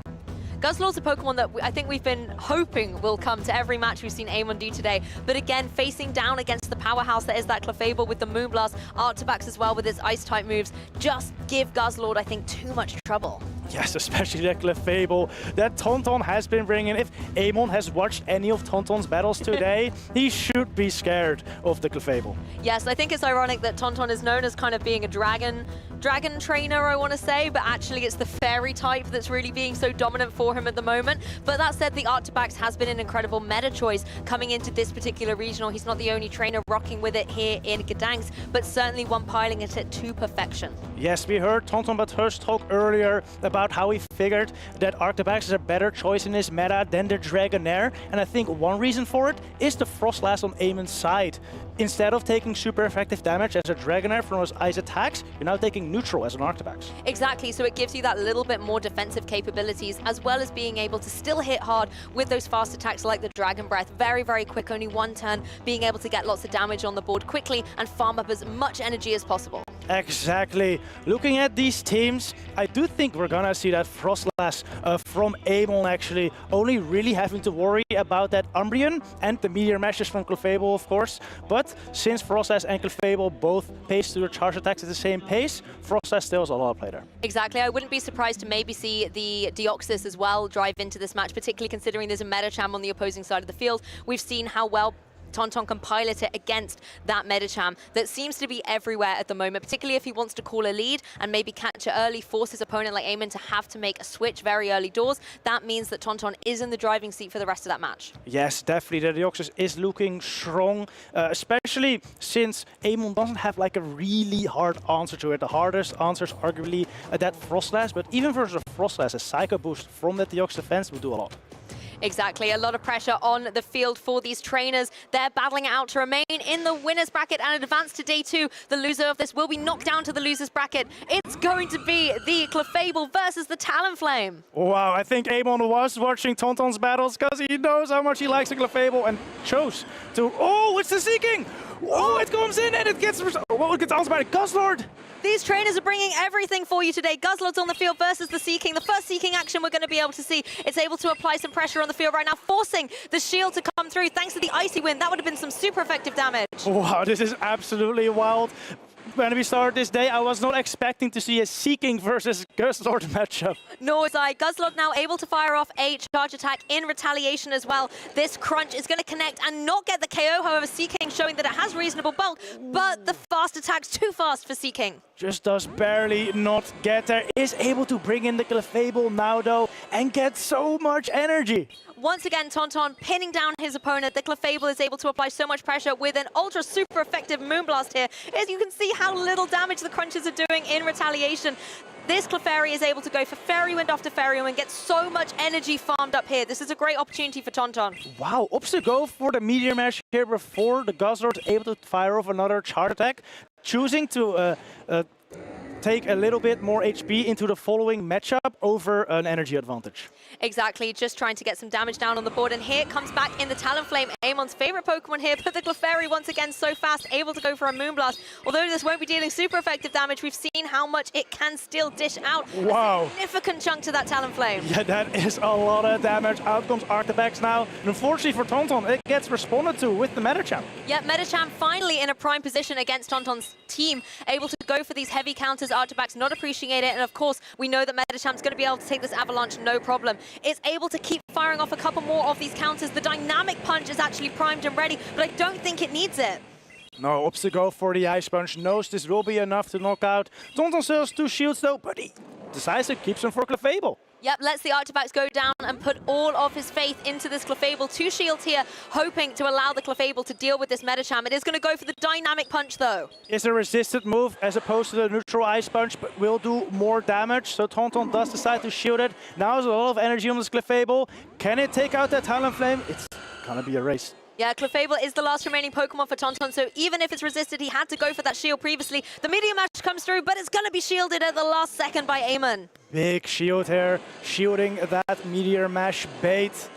Tonton firing off a Meteor Mash here, but it's on charge attack priority. Talonflame gets to the Flame Charge, and Tonton boosts up the shield. Yep, Talonflame waiting a little bit, getting some extra energy onto this Flame Charge, knowing that you have to burn the final shield onto that opposing Clefable here. It also gets an attack boost, but the Clefable gets there first. Is this gonna be enough? I don't know. It's gonna be so close. Here it comes. I don't want to count out. Oh, it takes it out! It gets the knockout. Don't underestimate Clefable. Tonton's Clefable is unstoppable today. That was absolutely incredible gameplay there by Tonton, being that lead Talonflame to Clefable. That's not good. And they need Arctibax into Medicham in the end game, but showing once again what Clefable with the shield advantage can do. I mean, there was so much happening at the beginning of that game 1, so let's slow it down and kind of recap a little bit about what we saw. Straight out of the blocks there, things looked a little bit difficult. We saw the switch come through, bringing the Seeking into the format, but then suddenly out of nowhere, there was the Guzzlord. Yeah, that was wild. You generally don't want to bring a Dragon type into a Pokemon with an Ice type move, but it ended up working out for Eamon, being able to take out that Seeking and getting his Medicham and Talonflame aligned the way he would have liked to. Yes, the fast attacks coming through from that Guzzlord were definitely hitting incredibly hard, able to get the knockout. The one issue for Eamon, though, is once you've made that switch, your switch charger timer has to reset. And that gave Tonton the perfect opportunity when losing a Pokemon to bring in that Clefable. And then there was really nothing that Guzzlord can do to bypass those Fairy Winds and the pressure of Moonblast. He got so much energy off that Guzzlord and just double Moonblasted, or single Moonblast plus double Meteor Mash to Talonflame. Exactly, and Guzzlord's a very bulky Pokemon. It's got a lot of HP of energy that you can farm away at, and Tonton was just able to stay really calm, identify that this was a great opportunity to set Clefable up for the endgame, and boy did it work out. Oh, it definitely did. Honestly, going into this matchup, I was not expecting Tonton to take it just because the alignment was not in his favor, but it's just really showing the Clefable. Oh, definitely. Going into this next game, I wonder if there's going to be some adjustments. As much as I loved seeing the Seeking come into fruition here, I don't know if it necessarily had the impact in this match compared to what the Clefable and the Arctibax were able to deal with. But do you think it still has a spot? I think it might still have a spot, though. I also think Eamon might opt to bring a Lantern now if it is running that Spark moveset, since it does counter that Seeking and also is quite nice versus Clefable. That's very true, making sure that you have some kind of counter to it in case it does want to jump in and surprise you like we had in game 1. So much action happening at the beginning, and I think a credit to these players again, where these fast adjustments are happening, suddenly you have to react in just half a second to make your adjustments so that your alignment is perfected for the end game. Exactly. Arctibax this game also showing what it can do versus a Medicham. Even though you're taking super effective from those counters, your Dragon Breath are also doing a lot of damage in return, and then the Avalanche just hits so hard. Oh yeah, the Avalanche was definitely very impressive. The Talonflame on Eamon's side, a Pokemon that he really has been sticking with throughout all of today, came in, did apply a lot of pressure with something like the Flame Charge, but do you think it maybe was a bit underwhelming overall? It was a bit underwhelming, and I believe that's because he ended up going into a shield deficit earlier on in the game. I think if Eamon can retain a shield advantage or even shields with that Talonflame, we may see it put in a lot of work later on. Maybe take a leaf out of Tonton's book and preserve both those shields right towards the end. It's going to be the battle of the ice types, though. Things are frosty out here in this game too. Arctibax versus Frostlass. Yeah, like we pointed out earlier, this is a matchup that the ice Dragon type Arctibax has over a pure Dragon type like Dragonair. Yes, exactly. Going to be taking neutral damage here from the Avalanche. Well, none at all, actually. There is a shield in the way, allowing the Arctibax to keep going for these Dragon Breaths. And look at the work it is putting in. There's been no charge attack coming through from the Arctibax until now, and it's already taken down the Frostlass to about a quarter damage remaining. Eamon shields it up, wants to keep the Frostlass on the field because it can get to another Avalanche here. Yes, just able in time to force a shield to come out from the Arctibax on Tonton's side. Not going to be able to preserve those shields as late in the game as he was able to in game 1. Again, these Dragon Breath, I think, are going to be able to get the knockout. Yes! He Dragon Breath's down, the Frostlash volley, and now has a lot of energy to throw into the Guzzlord. Gonna go for the Avalanche, and Amon lets it go. Yep, Amon looking to the crowd, wondering if maybe that was the right call, letting this Avalanche come through. It nearly gets the knockout. Wow. Guzzlord not able to hang on. Artabax, the little dragon that could, takes down such a behemoth of a Pokemon. Takes out 2 Pokemon and has another Dragon Claw to throw at this Lantern. Oh, it's looking mean and ready for this competition. The Dragon Claw able to come through and connect on that Lantern. Not going to be dealing too much damage, but putting it in range for the follow-up from these other Pokemon, like the Deoxys defense. You know, the Lantern has already taken a lot of damage, but it has so much energy now and a shield. There is a chance it can still do something here. First, Deoxys and the Clefable. Yes, that's true. The Deoxys able to come through here with the Thunderbolt. Neutral damage into it. Lantern is still able to hang on. And as you've mentioned, the charge attacks are primed and ready to go. But is Lantern able to go for them? No. Amon puts down his device. It's over for him. Tauntaun able to take that in such commanding fashion. Yeah, Amon realized the game was over. Tauntaun had all he needed after he got that Arctopax, like almost sweep, taking out 2 full Pokemon. That was just incredible. I said it earlier, I'm going to say it again. I am picking Tauntaun Batiste to go all the way here in this championship. If he keeps playing like this throughout the rest of tomorrow, I don't know what's going to stop him. Clefable and the Artabax are just so strong at the moment, being piloted to perfection by their trainer. I would not be surprised. And how about that Seeking? Seeking didn't get to see it in the game 2, but in game 1, it was great to see it come in. It's not just there as a little bit of a gimmick on the team. It has a place. It has that coverage potential with its move pool to apply a lot of pressure. So congratulations, Tauntaun, for advancing into day 2. Yes, or second day 2 competitor next to Patomon. That's actually a matchup I would like to see play out. The Charm, Alola, Ninetales, first the Poison Jab. Seeking, that will be quite fun to see. That would be an incredible lead, can you imagine? I wouldn't know who to root for in that situation. No. It would be very, very difficult. But I love the way that Tauntaun was able to play that entire set. Game 1, it was all about the Clefairy. All eyes on the Fairy type being able to be so dominant and pin down that opposing Guzzlord. Whereas in game 2, I think we were kind of throwing maybe a little bit of shade towards Artabax, being like, I know you're with the Dragon trainer, but it's really the Fairy type that's taking center stage. And Artabax was like, no. I'm still here. And it came through in game 2 and was just taking KOs left, right, and center. It was great to see how Tauntaun changed his strategy in game 2. Pretty much all the games we've seen Tauntaun play, he's been saving 2 shields for that Clefable, getting energy on the Clefable and getting Moonblast knockouts with it. But this time, 2 shields early on in the match. Let that Artabax just pop off. And that could easily have thrown his opponent as well, because if you're against Tauntaun, you might have noticed that kind of trend and be like, he's going to save the shields for a little bit later. And then when he utilizes them so early, it's a little bit like, oh, have I made the right call here? And suddenly Tauntaun's back in the driving seat again. Exactly. I think that's also what Amon was thinking there by bringing in the Guzzlord against the Arctopax, feeling out that Clefable in the back. I think ultimately letting that Avalanche go, probably the right play for him, but still, that Deoxys and Clefable were too strong in the back for the Lantern to deal with. Honestly, today's broadcast has already been incredible, and there's more matches coming up. But one thing we were talking about a little bit earlier is how the meta has maybe evolved a little bit since LAIC. And here in Poland, we're seeing a very heavy offensive meta at the moment. Even the bulky Pokemon like Clefable are putting in work. Oh, 100%. That Clefable, the Arctopax. We've seen Surfetch do work. There's been a lot of squishy Pokemon just popping off here. Usually they are combined with those tanks, with the bulky Pokemon, to have a little bit of support. But still, being able to make those fragile Pokemon shine is just big talent from these trainers. Exactly, and Tauntaun's definitely giving us a masterclass in that. We won't be having an interview with him, unfortunately, going to let him get rested and ready for the rest of the competition across the weekend. But one Pokemon that we've been talking about a lot is Clodsire, and Leo has been talking a lot about Quagsire. There's, try saying those 2 Pokemon quickly back to back, and it's Quagsire, Clodsire. Quagsire, Clodsire. Yeah, I have to hesitate for that one. It's very difficult. But in the debate about which Pokemon is better, check out this video and make up your own mind for yourself. Welcome guys to another discussion video in between the rounds, and this time we're going to discuss a Pokemon that has won the Latin America International Championship in the 2024 season. It is really cool. It's Charjabug, guys. What do you think? Why did it perform so well in Sao Paulo, Brazil? Charjabug's just an incredible counter to the Superior, which we see everywhere. Also very good against Lantern, which is in almost every team.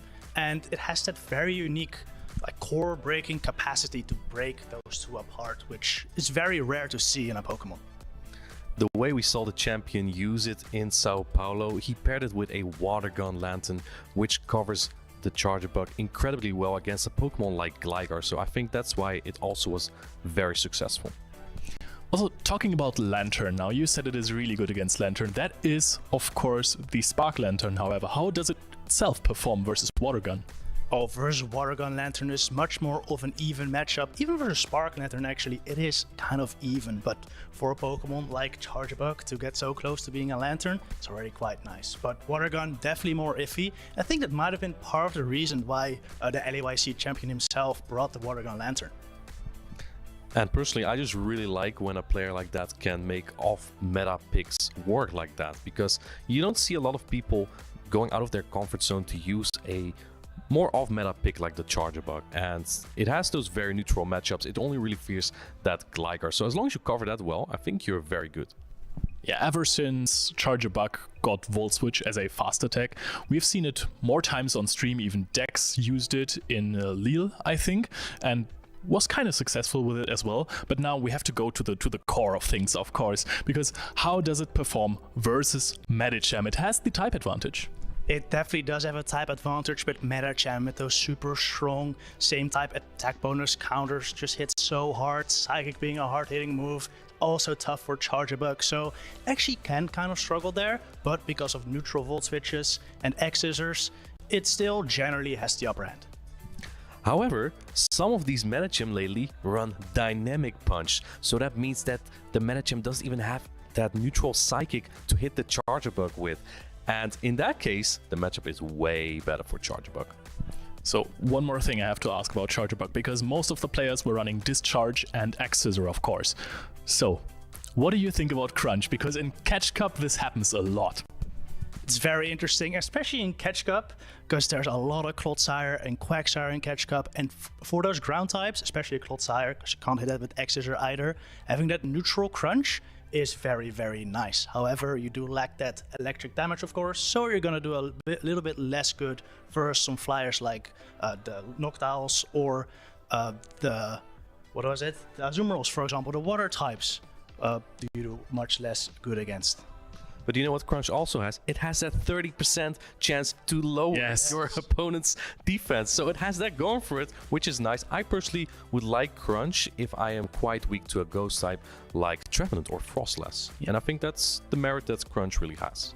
To sum it up, Charjabug is an incredibly flexible Pokemon. It has 3 strong charge attacks to its name and also a really good fast attack with Volt Switch now. So I think that we're going to see more of those Pokemon in the future, and we're going to cut live back into the broadcast.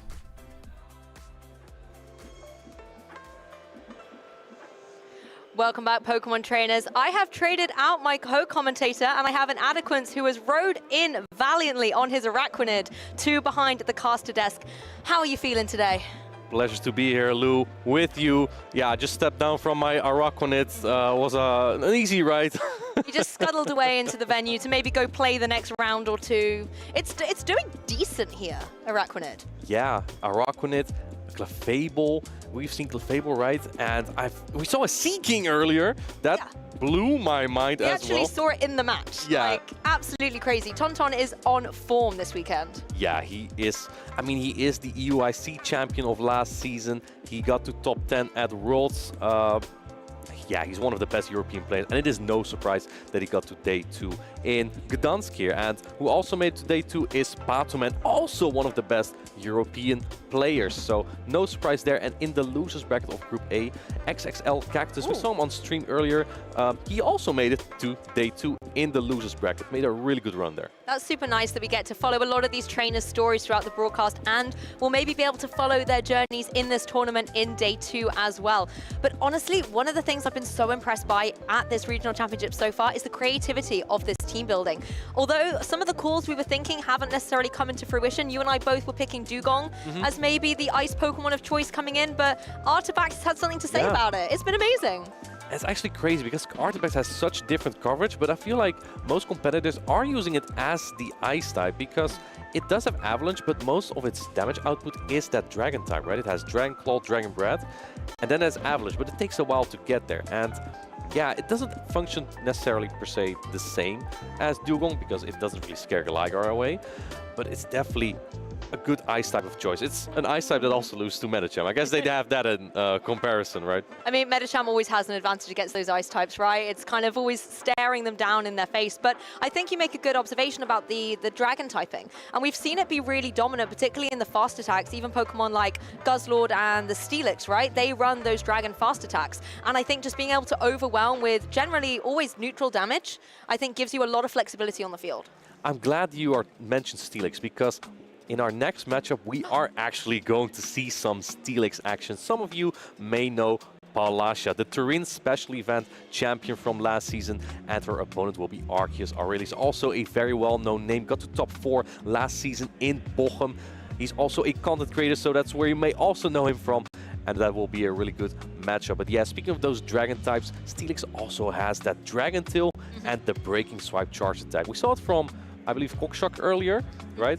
And it can be just so obnoxious, right? Because you keep dropping the attack of your opponent. And it makes it really difficult to come back from that, I think. I like it, the fact is the consistency as well. Like we've seen previously with like maybe Registeels and Zap Cannon. Maybe, you know, crossing your fingers, are you going to be able to get that attack drop? But Breaking Swipe guaranteeing it gives you a little bit of confidence in that Pokemon choice. It's a 100% chance, so you will always succeed in dropping the attack. It. Absolutely. Now, let's see. We have on the left Palasha, on the right Arceus Aurelius. And what do we think of these teams here? We see indeed that Shadow Steelix on the left side from Palasha. On the right side, we see the Shadow Charizard, also a Shadow Steelix. Oh, and there it is, the Dugong! Oh, Dugong's here. Yes, we manifested it into fruition. But what I also love is we were talking about Steelix, and it's a Steelix mirror. There is one apiece on these teams. One other Pokemon I really want to talk a little bit about is the Pelipper, because though Technical and I were talking a little bit about which is the best bird Pokemon. You know, Noctowl was it once upon a time, but it has been dethroned. We've seen Talonflame in a lot of dominance this weekend,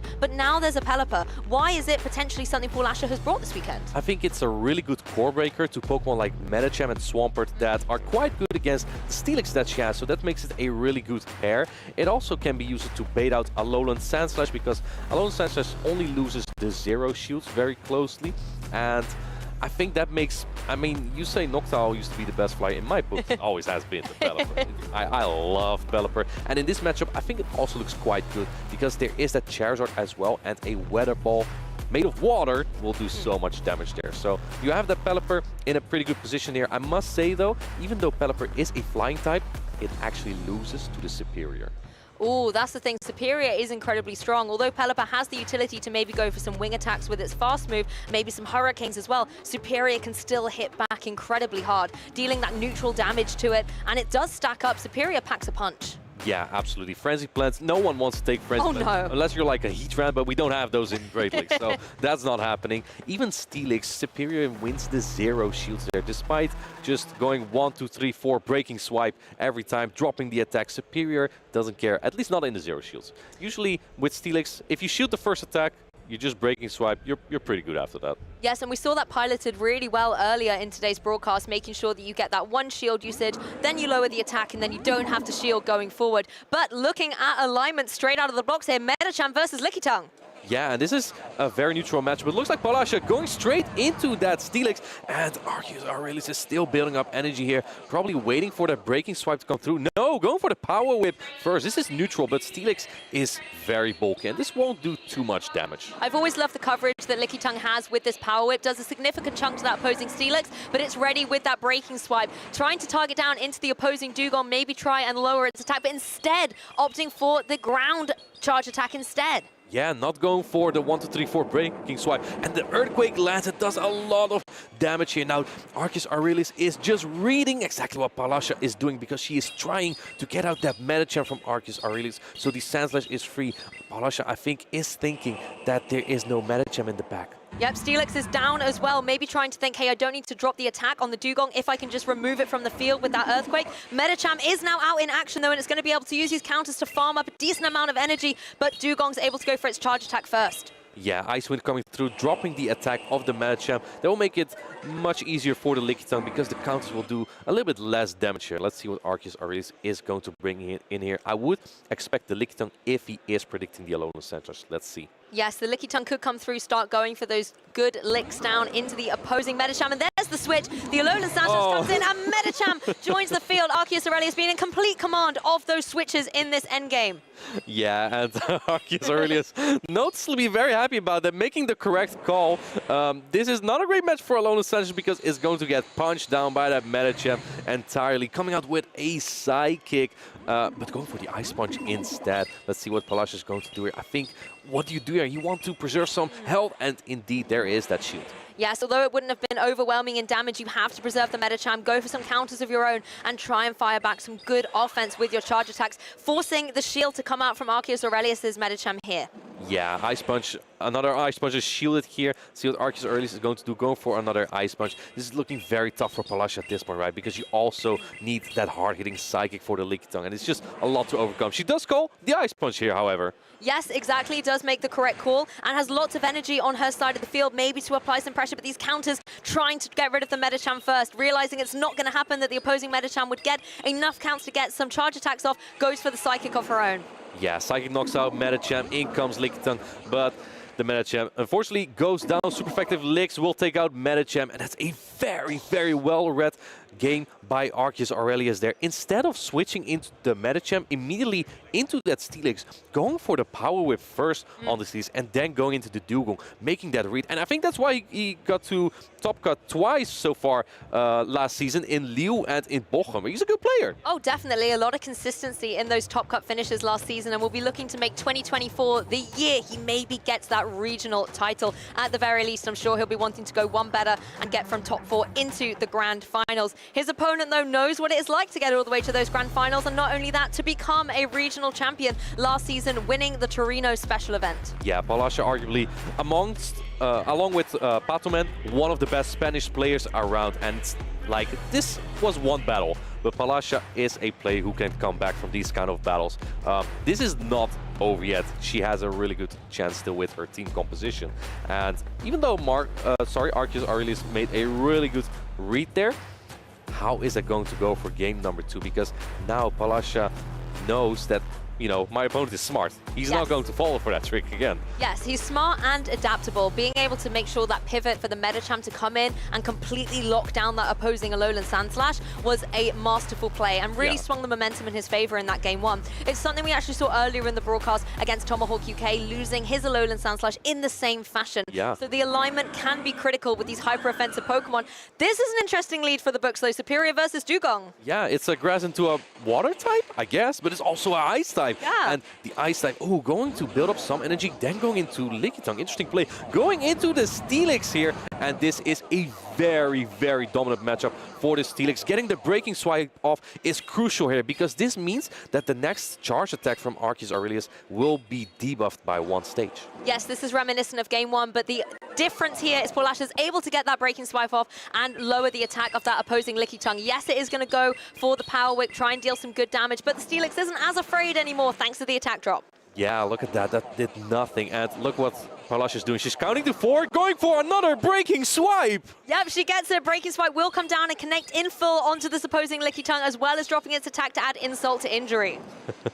Another attack debuff here. You will likely go for the Power Whip here. It is the neutral attack of choice, but it will do so little damage because of those attack drops. And Steelix is just going for another breaking swipe, I think, when it gets to 4, right? To be honest, it's all that Arceus Aurelius can really do in this situation. The switch timer has reset, though, but is it too little too late for the Licky Tongue at this point? Maybe just take another one of these breaking swipes just to reset the energy on Steelix's side, allowing you the free switch in to a Pokemon in the back, and it's going to be that Dugong. Yeah, and I do kind of like this play, because this allows you to gain energy on the Dugong to fight back better against that superior that Palasha had in the lead. However, Palasha also has the Medicham, and she might decide to realign here. Let's see what Palasha decides to bring in here. It is indeed the shiny Medicham comes in, and there is an Icy Wind. This also will drop the attack of this Pokemon. I absolutely love to see that, these debuffs coming in with the confidence, knowing that they are guaranteed to get this attack drop, something Medicham doesn't want to face, and Arceus Aurelius had the utility to go for the switch here, allowing the Dugong to get out in the face of this Medicham that is going to go for the Ice Punch. So a nice coverage move to try and target down the superior.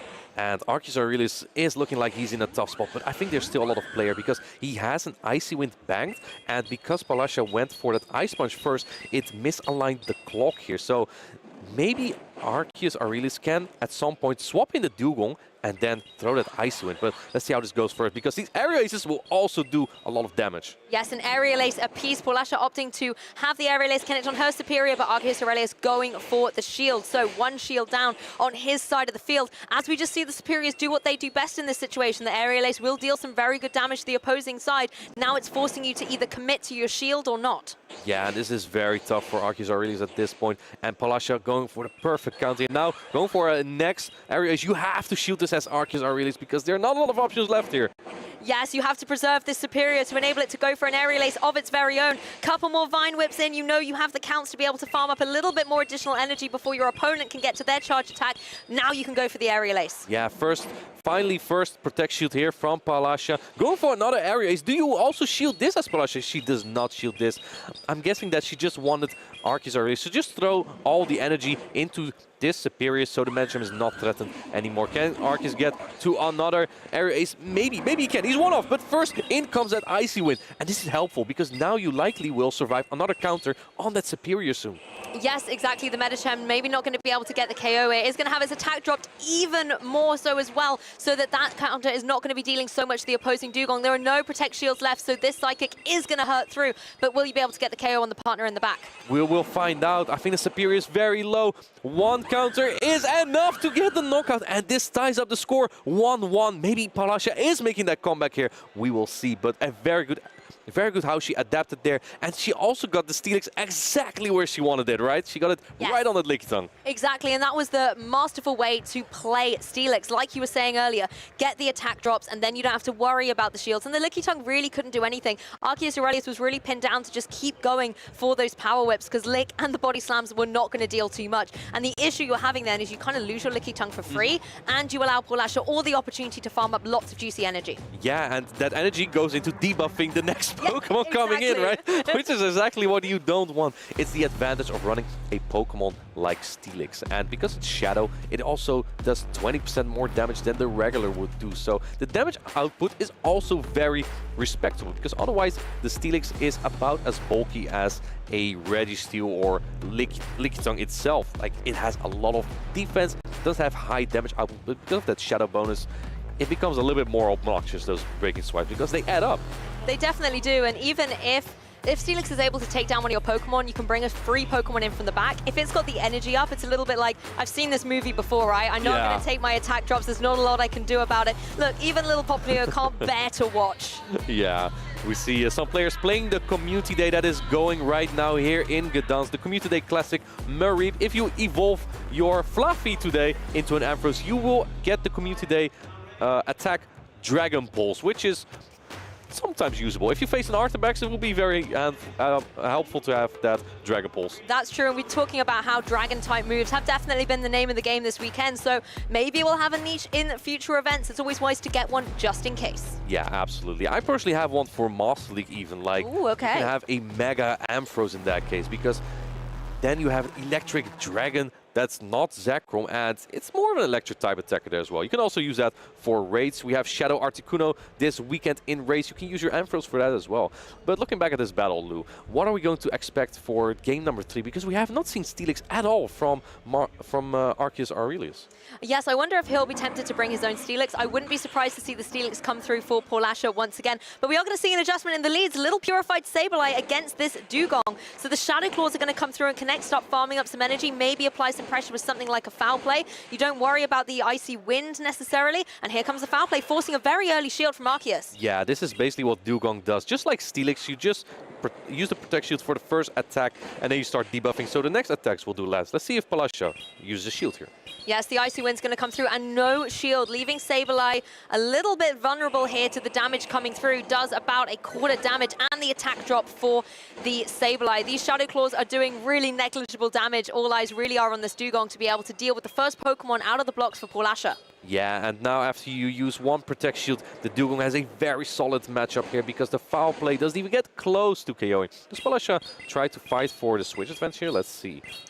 Yes, no shields coming through, preserving them for the end game here. So Sableye will take this Icy Wind and being KO'd, but it does allow Polasha to bring that Medicham in. But there's the adjustments, another switch. Steelix comes in to face against the Lickitung. It's just like game 1 and 2 all over again. Here we go again, Steelix into Lickitung, and first breaking swipe right before the power whip, and Arceus Aurelius is also one shield down already, so Medicham is in a very good place right now. Arceus Aurelius did not bring the one answer he really has for the Medicham, right, which is the Charizard, so it's going to be very tough. But it looks like Polasha is using a shield on the first power whip here, which already was debuffed once.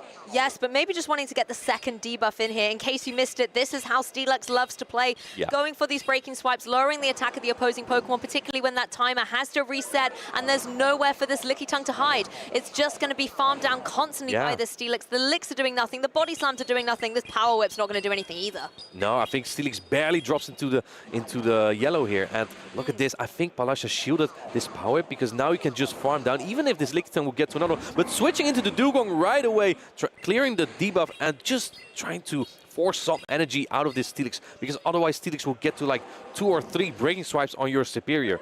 Yep, Arceus Aurelius looking a little unsettled as this endgame closes through. Medicham finally out on the field here for Polasha against the superior, however. Yeah, this is very tough because Medicham already had a few counts in, will outpace to these super effective ice punches, but superior is quite bulky. It can take these, and it has Frenzy Plant and Area Ace of its own to fight back here.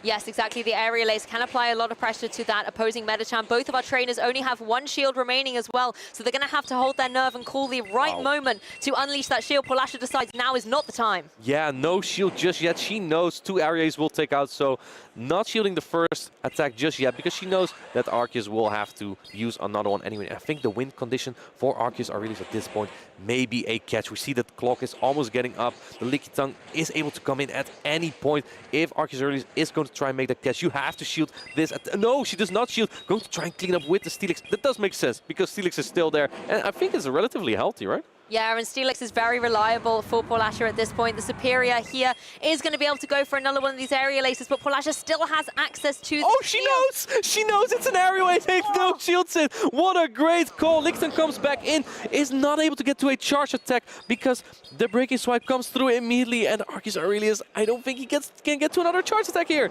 Nope, goes straight down into that opposing Lickitung. Here comes in the superior, but Steelix is in command of the match. Wow. Able to get the KO. Polasha so confident with the shields the whole way through that match. Congratulations, Polasha. Polasha with the reverse sweep here. Very much being read in game number 1. Trying to get at that Medicham with Steelix, and Arceus Aurelius making the beautiful read, not falling for that play, but then making an incredible comeback. Without Alolan Sensors, by the way. She did not rely on Alolan Sensors again, but that Steelix was so good in those matchups, right? In the second and third game, it was aligned to that Lickitung, and I think that may have been a big part in this win. I mean, you said it perfectly at the end of that game 1. Polasha 1 game down, but she has the wisdom and the experience to be able to adapt. Maybe just took that first game to warm up a little bit, but also identify how your opponent is going to play. Yes, we have open team sheets now, so you have access to all of the move pools, but you don't necessarily know how your opponent is going to pilot them. Reading how Arceus Aurelius was able to play, Polasha could adapt. Yeah, exactly. And her counts were also just spot on. Yeah, absolutely. Brilliant. Like, no shooting that last attack, right? The area ace. If that was a Frenzy Plant, she would have lost, but she counted all the way through. The 1, 2, 3, 4, and then 5, because that's how many you need for an aerial ace, right? Even Steelix players can't count past 4 sometimes when they just go for the breaking swipe. This is why we need our maths lessons with Inadequance to make sure that we're making all of our counts right. But there's definitely a class Polasha doesn't need to take. She's already got it logged down. Yeah, absolutely. Polasha is proving again to be one of the best here. She won Turin last season. Let's see if she can do it again here in Gdańsk. She already played in Barcelona. That didn't go super well. She didn't make it out of the group stage here. But now I believe she's in the winner's final of Group C. So that's one step already very close to making it to day 2. Exactly, 1 step closer to being able to advance to the next day of intense competition. Of course, commiserations as well to Arceus Aurelius. Played fantastically throughout that set, and you could see right at the end as well, seeing that there was no shield coming through. His hands went straight to his head. He was really banking on making sure that he could catch Polasha off guard. Yeah, unfortunately, Polasha just a little bit too good there. Little edge. But it's not over for Arceus. Of course not. Because he still has a shot in that loser's bracket. I believe he has to win 2 or 3 more matchups there and possibly still make it to day 2. He already got very far. You kind of want to finish the job there, right? Oh, of course, and we've seen time and time again across different divisions of Pokemon as well that losers bracket can sometimes run that Cinderella story right up through, and we can even see someone take the champion title at the end of tomorrow's show. The world champion title, right? Our first world champion, yeah, Dancing Rob. Yeah, he swept all the way from the losers bracket. I believe he lost in round 2 or 3 at the early on, yeah. Yeah, and then he got, I don't know how many wins he got. I think it was like 8 or 7 wins in a row, reset the bracket, still win the world championships all the way from that losers bracket. Because sometimes it's very difficult, right? To be in that mental state of still pulling through there. It's difficult when you only have 1 shot left, right? If you are in the winners bracket, you can lose twice. If you're in the lose bracket, you can lose once. And some players maybe just play a little bit better then. I have to giggle here as well, because as we're talking about Dancing Rob, he just manifested on our judge team this weekend as well. So he's very much still part of all the Pokemon Go action, but he's helping make sure the tournament runs as smoothly as possible. But it was like we said his name and he appeared off camera. So always nice to reminisce about our world champion stories. Yeah, absolutely. And yeah, I'm curious to hear Palasha's thoughts on it really, right? Because when you get red like that in game number 1, how do you adapt there? I'm curious to see how Palasha, what Palasha thought about that, and how Arceus Aurelius really adapts to that, because a lot of things go through these players' mind in these kind of scenarios, especially when the Shadow Steelix comes out every single time. You know what I would have loved to see? A Shadow Steelix mirror. Oh, that would have been very, very interesting, and definitely in the format at the moment, not something that we get to see every day. But for those viewers at home who maybe need a little bit of a refresher on what the Go format is all about, check out this video to find out.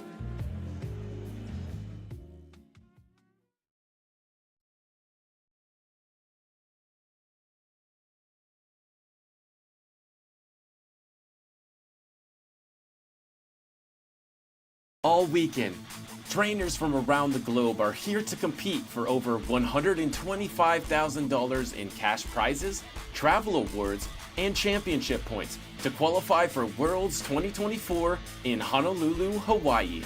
This tournament is a 2-day event, with our trainers competing in a double elimination bracket using the Great League format in Pokemon Go.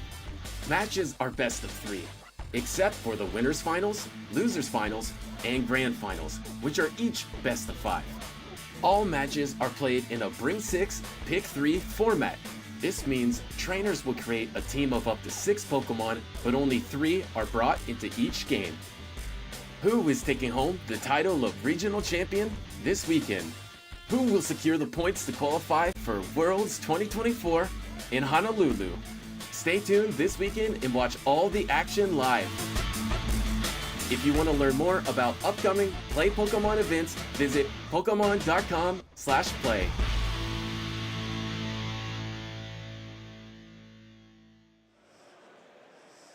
Yeah, you saw in the video. I'll tell you something, Lou. I want to be there for the World Championships. Unfortunately, we don't get Palasha's thoughts, but maybe later on in the tournament. Yeah, the double elimination bracket, as we saw in the video earlier. It is a tough format, but it also shows the best of the best proceeding through those tournaments, right? And I think it's pretty interesting. It definitely is, and particularly when you consider the end goal is the Pokemon World Championships, the best of the best will be there. So ultimately, although it might be a little bit of a difficult climb to be able to get all the way to those grand finals, if you want to be the best, you have to beat the best. So ultimately, you are always in for some amazing competition. And speaking of awesomeness, let's take a look at our next match here in the winner's semis between Nezabethan and EB. Yeah, Nezabethan was I believe the runner-up at the EUIC last season, so we know he is a really good battler from the UK, and he brought a Pokemon I really despise.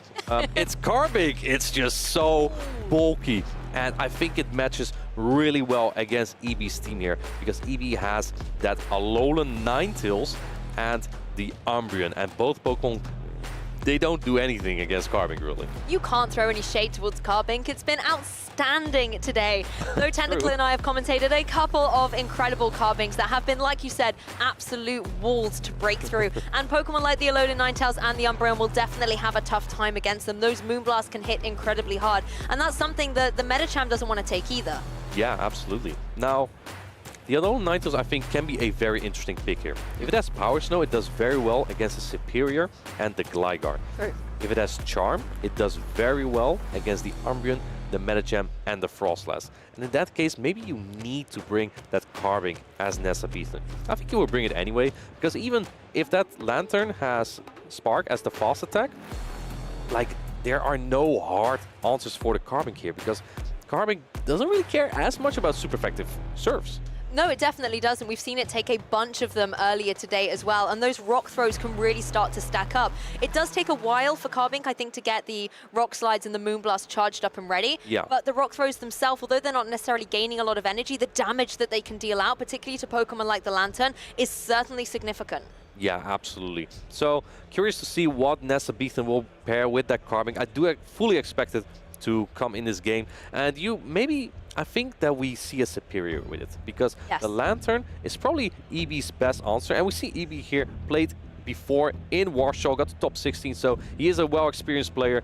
Yeah, but Nessa Beathan, again, is the same. And these players can probably read each other quite well. Yeah, EB wants to be able to go better than top 16, start adding a few more lists to that accolade sheet, as Nessa Beathan certainly has 4 from the previous couple of formats. Not only was it able to make European International finalist status in 2023, but of course was a Worlds competitor as well last season in Yokohama, Japan. Yeah. Unfortunately, he didn't do super well at Worlds, but it doesn't make him any less of a player. We see the achievements that he reached before. He is the example of an ABB player. And an ABB strategy is basically where you lead strong against a particular Pokemon, and you have 2 Pokemon in the back that are weak to that. So let's say you lead the Medicham that's strong against the Alolan Sandslash, and then you have Superior and Gligar in the back that are weak to Alolan Sandslash. And I think Nessa Beathan, he usually has teams that have like 2 flyers, 2 water types, right? Okay. So you have that strategy where you can just play 2 water types in the back or 2 flyers in the back. And you're kind of guessing as the opponent, right? Is my opponent running 2 flyers or 2 water types? I don't know. It's a 50-50, right? Right. You've got to make that call correctly. But I like with that ABB type that you kind of have the coverage to support that lead Pokemon as well, depending on, you know, how things shape up. Because we've seen time and time again how the lead can be so detrimental or favorsome to a trainer straight out the blocks. Because if you force your opponent to make a switch, you're then forcing them to reset their switch timer. Yeah, and it also just gives a little bit away of what they have, right? And you can anticipate to that. Sometimes you don't really need to win the lead. It can also be a strategy to set up your Pokemon in the back or like get a shield advantage. That's usually something Patoman does with his Lickitung. You'll notice that he either wants to set up one of his Pokemon in the back for a farm down, so he just takes down that Pokemon entirely with fast attacks, building up energy without taking much damage himself. And yeah, that's something that Nessa Beathan could do as well with the Pokemon he has here. He doesn't have 2 water types, 2 fly types this time, but again, he is the ABB specialist. I think he is. Well, I'm looking forward to a masterclass in that as the game continues. We do have to wait a little bit longer for them to get set up. So while we wait for the stage to be ready, I want to talk a little bit more about these fast attacks, because they seem to have been the name of the game this weekend. Looking at last week at LAIC, Water Gun Lantern, I think, took everyone by surprise, being able to take the champion title. And now coming back here, were you expecting more usage in Water Gun Lantern? Well, I think Lindos Rajev, the LAIC champion, had a little bit of an exceptional team because he had that Charger Bug, right? Yes. Charger Bug, it has Bug, generally it has Bug and Electric type attacks. And both are resisted by Gligar. Gligar is ground and flying, and it resists both Bug, and Electric. So in that case, you need more water type coverage, right? And I think that's what Lindos Rajev did. He basically fooled his opponent. He was like, here's my team. Tricks. Your Gligar is so good, bring it. And then he brings his Lantern into it. So that's basically the strategy that Rajev had, and why Water Gun Lantern worked so well back then, so good back then. But I do think that Spark still is a little bit better because you have a better matchup against Pokemon like Lickitung, right? You get to 2 Thunderbolts, you get Lickitung really like down to almost 1 HP in the Zero Shields, even though you take a super effective Power Whip. I mean, that's the thing. I feel like trainers maybe aren't bringing Water Gun Lantern, but definitely have had to prepare in case they do face it. That's maybe where we see Pokemon like Seeking come into fruition. But we're not here to look at Tonton's team. It's Nabithan versus Eevee with Frostlass and Lickitung. Oh, now there's a Medicham, and now there is a Gligar. Immediate switches off the bat for these trainers. Everything is going so fast, Lou.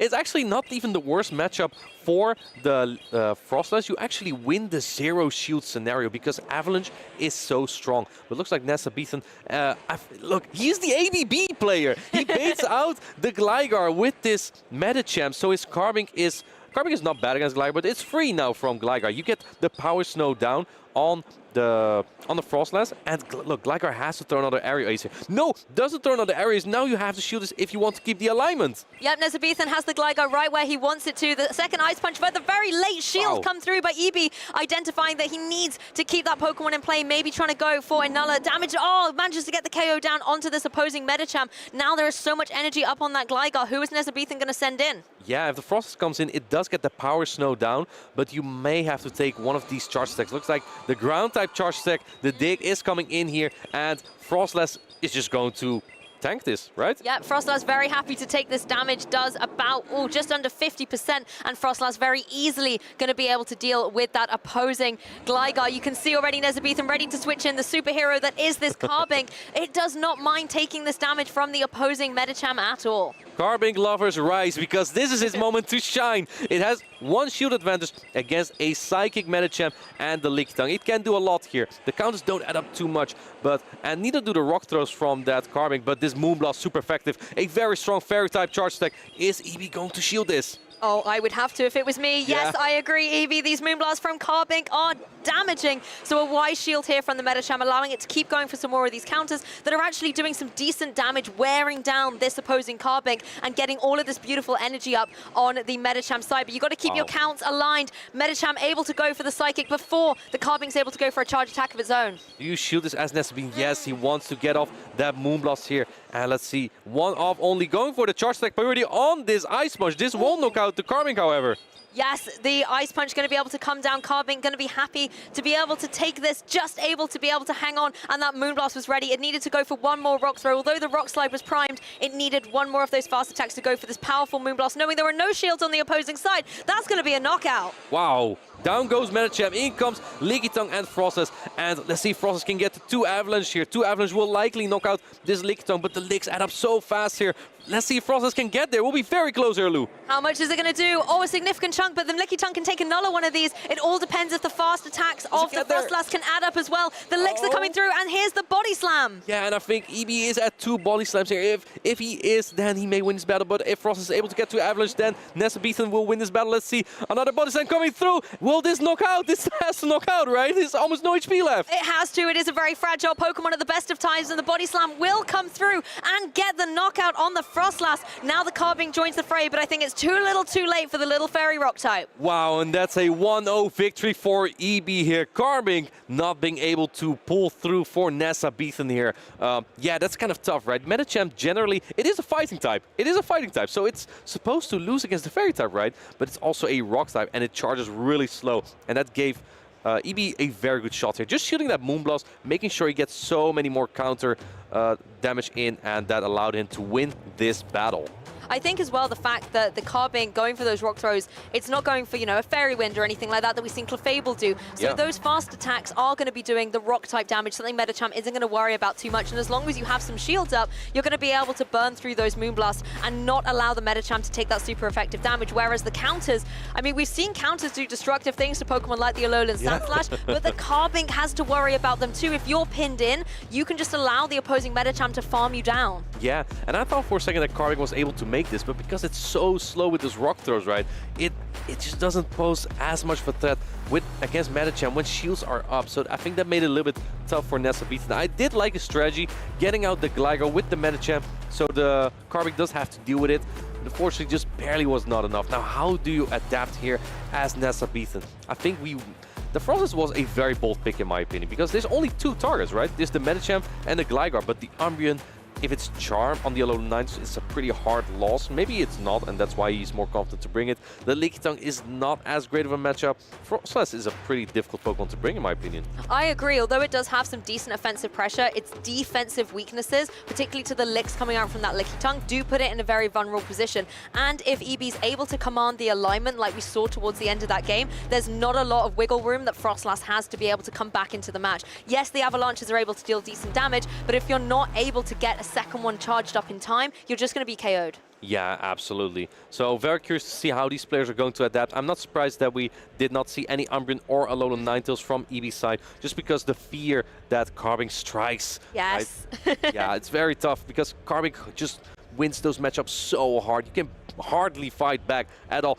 It's actually one of the very few Pokemon to resist everything Umbreon has. But let's see. We have on the left Nesabethan, EB on the right. It's 1-0 for EB currently. We have Carbink into Lickitung. Yep, Carbink right in the lead here for Nesabethan. Going to be able to go for these rock throws and just try and deal some damage onto that opposing Lickitung. But Lickitung able to fire back lots of licks as well. The body slams are charged and ready. But I think this is a great opportunity for Lickitung to farm up lots and lots of energy, apply pressure with something like the Power Whip as well. Yeah, and EB's count is on point here because he's thrown just right before the next charge attack from this Carbink. This is a very neutral matchup. We do see super effective Power Whip, but you see how the rock throws are just adding and adding up. Going for the rock slide here. This is not the heaviest hitting charge attack that Carbink has, but you need 2 to KO here anyway. I think. Oh my, that does less than I thought. Yeah, I think that was a wise non-shield from the Lickitung here, able to take one of those rock slides very easily and now fire off another powerful Power Whip. This going down into that vulnerable Carbink isn't enough to get the KO, but I think with the remaining licks, you can farm it down and get yourself primed to apply pressure to the Pokemon in the back. You could potentially go for a shield here, which I see EB go for, because I think it's wise to start farming down against this Carbink, KO it from the competition, and then keep your energy nice and safe for later. No attack drop from that Moonblast. There is a 10% chance that this happens. And I like this play from EB because he is possibly expecting the Frostlass. You don't want your Medicham on that. So I really like this play. Going for the Power Whip. This does more than one body slam. Yes, does a little bit of damage to that opposing Medicham. And you can see Nesabethan maybe thinking, what do I do in this situation? Not shielding and just going for those counters, giving your Medicham a little bit of the energy advantage. EB does have the opportunity to bring in a Pokemon from the back, something like the Gligar, can then apply some pressure with the Aerial Aces going forward. And look at that super effective damage coming down onto the Medicham. Yeah, and my mistake, I said Medicham earlier from EB, but it's the Gligar, which is even weaker, by the way, to Frostlass. First Ice Punch coming through, Gligar can take it. In comes that Frostlass, and this is why you went for switch advantage. You want the Lantern on this Frostlass. This is a very good matchup for that Lantern. I'm not sure if you can win this with one shield down, though. Going to put in the shield immediately, however, knowing that this is going to be a Shadow Ball for sure. Yep, Shadow Ball coming through into the shield there on EB's side. That's the second shield burnt through, so now has to go all on the offense to try and get KOs before you are knocked out yourself. Surf going to come through from the Lantern, but there is the shield coming through from Nesabethan, this Frostlass in a prime position to keep rolling through this Lantern. Yeah, and let's see, Frost is going for another Shadow Ball here. This will do about 45% damage to that Lantern. You will need, I think an Avalanche might be enough after this. It's a very efficient attack as well. With the Power, it might be enough. Yeah, Lantern is just chunking so much here. Almost at 2 Surfs here. Both Pokemon need 1 fast attack for that charge attack, but I don't know, Lou, if this Avalanche is going to knock out.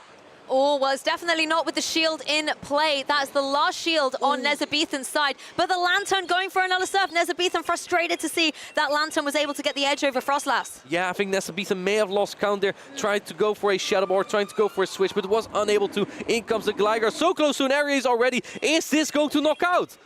The Aerial Ace coming through from the Gligar. Nesabethan looks a little bit resigned to how this endgame is coming through, but Medicham is not able to take it. Gligar is victorious. EB wins the set 2-0. Wow, what a clean match there from EB. Carbink not being able to pull through for Nesabethan, even though it looks so strong here. EB knew how to deal with it, basically bringing his strongest Pokemon every time, right? We didn't see the Umbreon or the Alolan Ninetales at all, right? We saw the Pokemon that deal with the Carbink here. And I honestly think that was the strategy to go for. There was a lot of emphasis on the Carbink on the opposing side. You had to make a way to be able to deal with it before those powerful Moonblasts were able to roll through your team. Huge congratulations to EB. EB will now go on to face Paul Asher in the next match to battle it out for Day 2 competition. Yeah, that'll be the winner finals of Group C here. And we saw Steelix earlier from Paul Asher. Now, that's actually where the Alolan Ninetales might be really good, right? Because you have that double resistance, the double resistance against Dragon as the Fairy type. So if it's Power Snow, the Alolan Ninetales might be crucial in that matchup. That's where we're already looking forward to it. But looking back at this game, I think this was a very clean one, right? This was not an easy one against the EUIC runner-up Nesabethan. So I think very well played by EB, right? He already got top 16 in Warsaw. He's looking to do better here in Gdansk. Exactly. All the players are wanting to advance into that day 2 of competition, but particularly in that last set we were able to watch, one thing that really struck me was the command that the trainers wanted from the very beginning. We saw a lot of leads come out and then a lot of very fast switches. Yeah, absolutely. Both players knew exactly that, you know, if you're quick, if you're very quick, well experienced, you see in the top left or the top right of your screen, you see the typing before you even see the Pokemon swap in. So both players look at that and just the immediate reaction of bringing, you know, your Gligar into the Medicham, because you do need to be fast, right? Because otherwise you take too many of those double super effective ice punches and your Gligar cannot take more than one. That's true. The alignment was very key in this match. The aerial aces coming through from the Gligar into the Medicham, but then in contrast, the Medichams were able to apply a lot of pressure with something like the ice punches as well. That certainly put our trainers in a difficult spot. For me, the Carbink, again, applied so much pressure with something like the Moonblast, but the key thing were those rock throws, whether they were able actually to start dealing enough damage on their own while you farm up all of that energy was, I think, the issue that Carbink had in this particular matchup. Lickitung, on the other hand, was able to do pretty successfully with those licks. Yeah, I mean, still lost the 0 shield basically, but it was able to take that matchup by just shooting once and ensuring the switch advantage. You know, Lou, if you have a problem with rock throw, you can also run tackle, because that's true. That's a little bit, that's charging a little bit faster, and it makes you a little bit better against the Medicham. So you could also do that, right? It does make you worse against Frostless, however, because tackle is double resisted by the ghost typing, and that makes it a choice, right? I think mostly we see rock throw. Yeah, definitely Rockflow is the one that's been the most dominant, I would say. But if you have the coverage, I like the idea of maybe switching up that fast attack to something like Tackle. I don't think it's what trainers would necessarily be expecting. And if you have some coverage, a way to be able to deal with that opposing Frostlass, you know, let's say Medicham, for example, or even just the licks from Pokemon like Lickitung, are able to just steamroll through it a little bit more as well. We also can't rule out Clefable that we've seen with Meteor Mash. That's definitely a Pokemon that can deal with the opposing Frostlass. Yeah, we might see more of that later, but how about we go to the interview with EB, what he thinks of this matchup. And here we are back in the interview area with someone who just made his way into the Group C winners finals. EB, how are you feeling right now? I'm very happy and proud of myself because I beat Nesabetan and Asprestelto. For example, I know that they are one of the top world players. They are playing, they played Silph. And they are good on Silph, on GBL, and here. So, yeah, I'm happy right now. Right, and you can be happy. Your next opponent is pretty tough as well, but we're going to talk about that later. How did you build your team together? This is a rather standard meta line. Don't ask. I spent so much time about team building, and I'm still looking perfect team, and I think it's almost perfect. Not perfect, but almost, and I think I can compete with every other team with these 6 Pokemons. Yeah, I mean, it worked kind of well. There was the Carving, which is a threat to many teams, and you just handled it perfectly well. Is there any player you're looking out for to beat this weekend? We've seen a lot of spice Pokemon. Yeah, can you repeat? So we've seen a lot of spicy Pokemon on stream already. Are you looking for a special player that you want to beat this weekend? It means I prefer to play meta. I don't like... Kogo chcesz pokonać? Kogo chcesz pokonać? Jakiś ciekawy pik, ktoś, czy coś się orientujesz, to chodzi. Aha. Okay, so I choose Shadow Alolan Ninetales because I'm afraid... Jakiego przeciwnika masz? Jaki jest przeciwnik, który pozwoli ci... jaki jest przeciwnik, który ma jakiś Spice Peak, którego chcesz pokonać? So, no nie wiem, I don't know my opponent's team, so I'm only scared about Dragon type, so that's why I have Alolan Ninetales in my team. All right, so this is an answer to Arctibax and maybe a Shadow Dragonite or Dragon. Yeah, especially Arctibax, because Shadow Dragonite is not popular right now. A lot of people have been picking up the Shadow Alolan Sandslash with Powder Snow, so Dragonite shifted a little bit out of the meta. Are you trying to compete for Worlds this year? Are you going to multiple tournaments? Because this is a good performance, you can do it. It depends. If I win some regional tournaments, so then probably I will go to Honolulu, but currently I'm in 5 rounds, so I'm not thinking about that. I'd like to beat my next opponent, and then we will see. All right, Evie, I like that mentality. One game at a time, one step by step. So thank you very much for the interview. I'm looking forward to seeing you on stream very soon. And we're going to kick it right back to the casters. Thank you, Leo. Always good to see some local players perform very well in these tournaments, right? He did it in Warsaw, top 16, and now he's on his way. I believe he already is top 16. Now he wants to get to top 8 and to get to day 2. Exactly, and particularly with the commanding performance he's got at the moment, definitely a hot contender to maybe go all the way. But first of all, he's got to battle it out against Paul Asher. While those trainers get ready on the stage, however, something we were speaking about earlier was this kind of debate between Clodsire and Quagsire. Now, what side do you fall on? Clodsire, 100%. Okay, you're on Team Clodsire. I know Leo's on Team Quagsire. I'm on Team Gastrodon, but it's not involved in this debate. Let's check out the video and see which Pokemon is going to come out on top. Welcome everyone to Masters of Choice, Quagsire versus Clodsire. November of 2023 featured Wooper Community Day, and with that we got the new Paldea Wooper and Clodsire added to the game, as well as new attacks on both Quagsire and Clodsire. Clodsire, Mega Horn as a Community Day move, and Quagsire with its move or attack, Aqua Tail. Guys, what is your opinion on Quagsire and Clodsire, and what do you think is better? Okay, let me go first here. Quagsire all the way. So first of all, very cheap fast attacks. Aqua Tail and Mud Bomb, really hard to resist both of them at the same time. You need dual typing for that. It is really, really strong, except you're a grass type. That's maybe an issue, but we don't talk about grass types here. We're talking about Quagsire. You also have the Stone Edge if you want to counter some flying types, and it's just incredibly cool. Have you looked at Quagsire's face? Have you? Have you looked at Clodsire's face? I like Clodsire way more. Hey, you know what beats grass types? Clodsire. Clodsire has great bulk. It doesn't lose to Pokemon like Umbreon and Lickitung. The charge attack actually really packed power. Because Quagsire does have cheap charge attacks, you get really fast to them, but Clodsire actually does damage. You have Sludge Bomb, a really efficient attack. You have Stone Edge to hit those flyers that Quagsire also does. I mean, Clodsire also does it. Your Quagsire, yeah, sorry. And then there's Earthquake, a very strong ground type charge attack. It's so versatile, it has bulk, it looks cool. What more can you ask for? I mean, it's nice that you should mention damage, because Clodsire doesn't really pack a punch. It's not the heaviest attack weighted Pokemon, and you have the option to play Quagsire as a Shadow Pokemon to get this extra little bit of damage. So you have the choice between two Quagsires if you want to build your team around that. And do you beat Lickitung with that? What do you beat Lickitung with? Lickitung is so good. Have you hit Legends with Quagsire? No, but I haven't hit Legend with Clodsire either, so that's not really an argument right there. Good point, good point.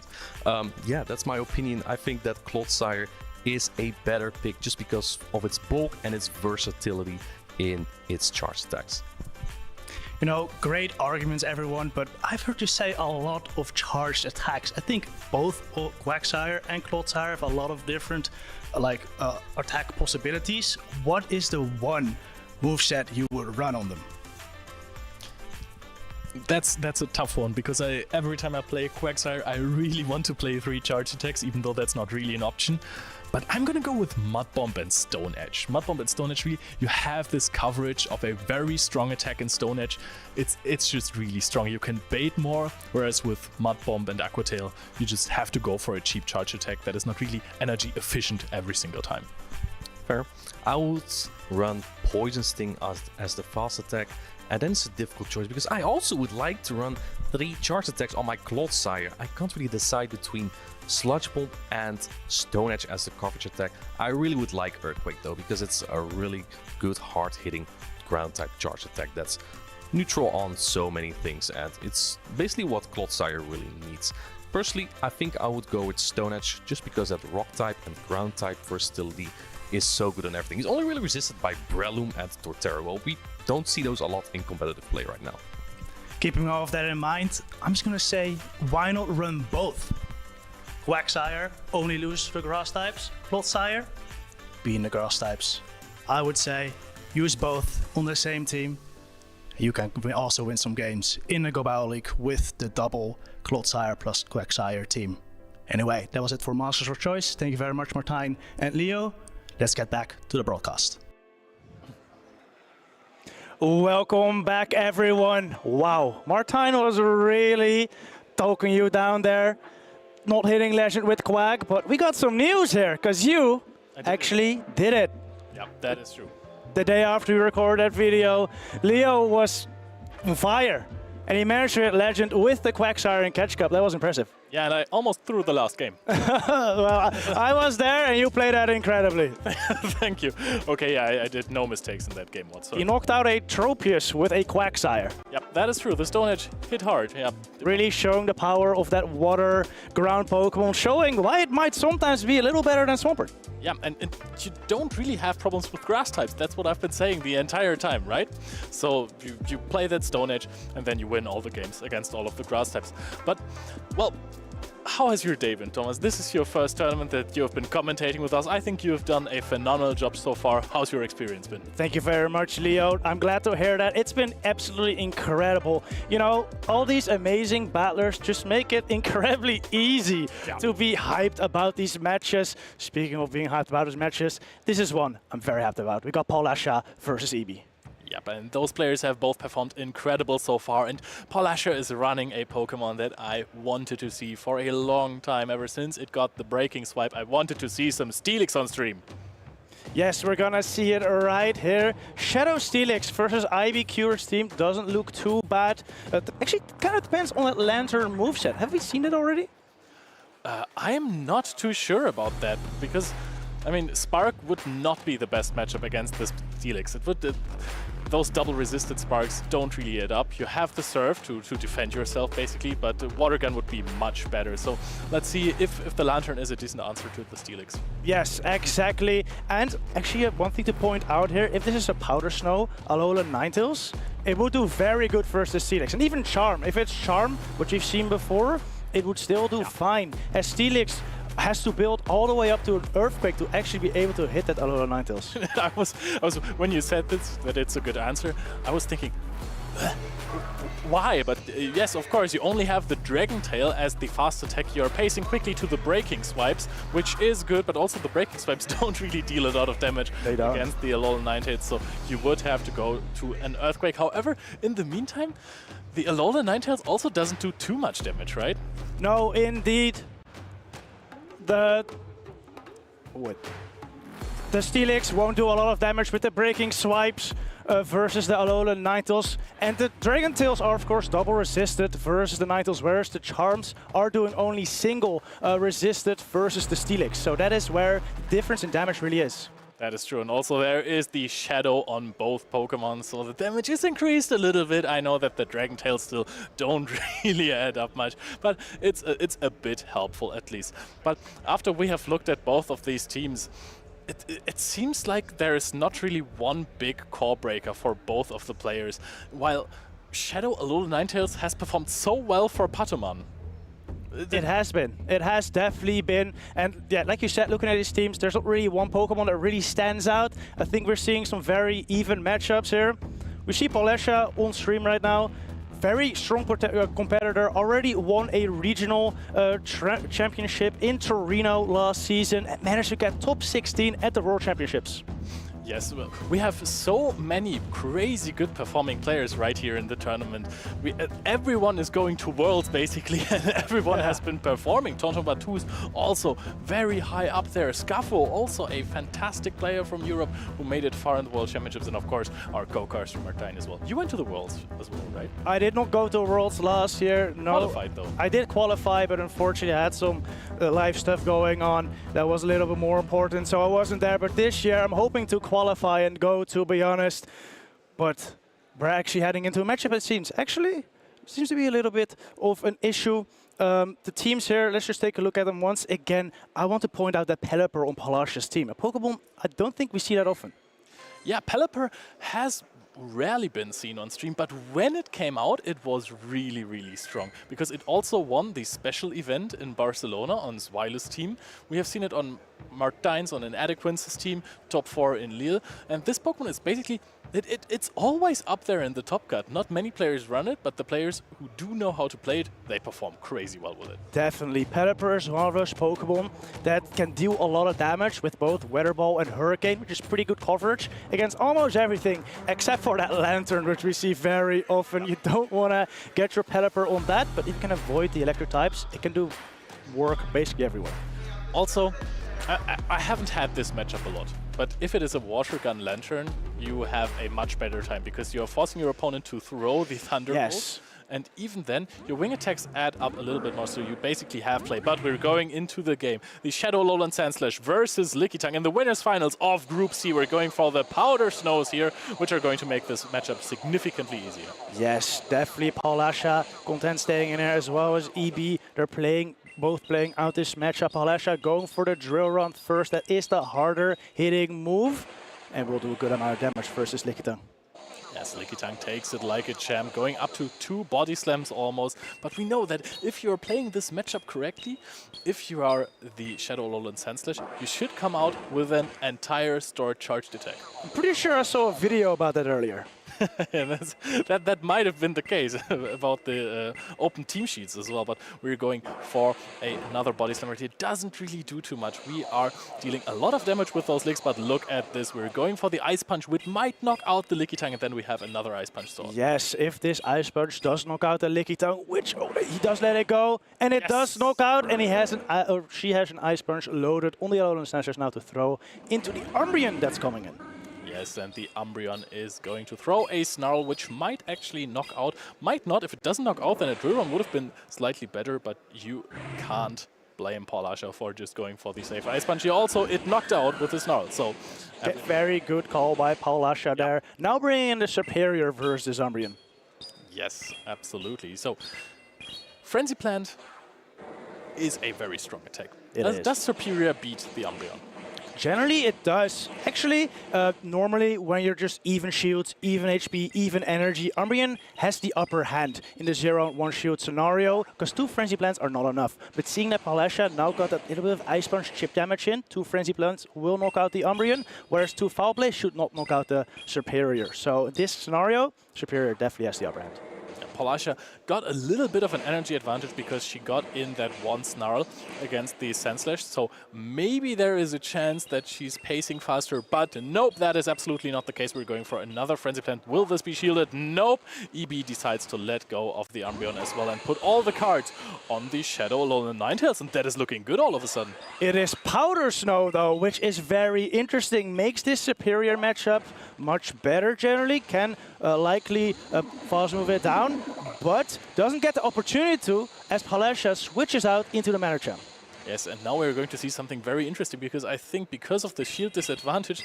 Paulasha also baiting though, also with an Ice move.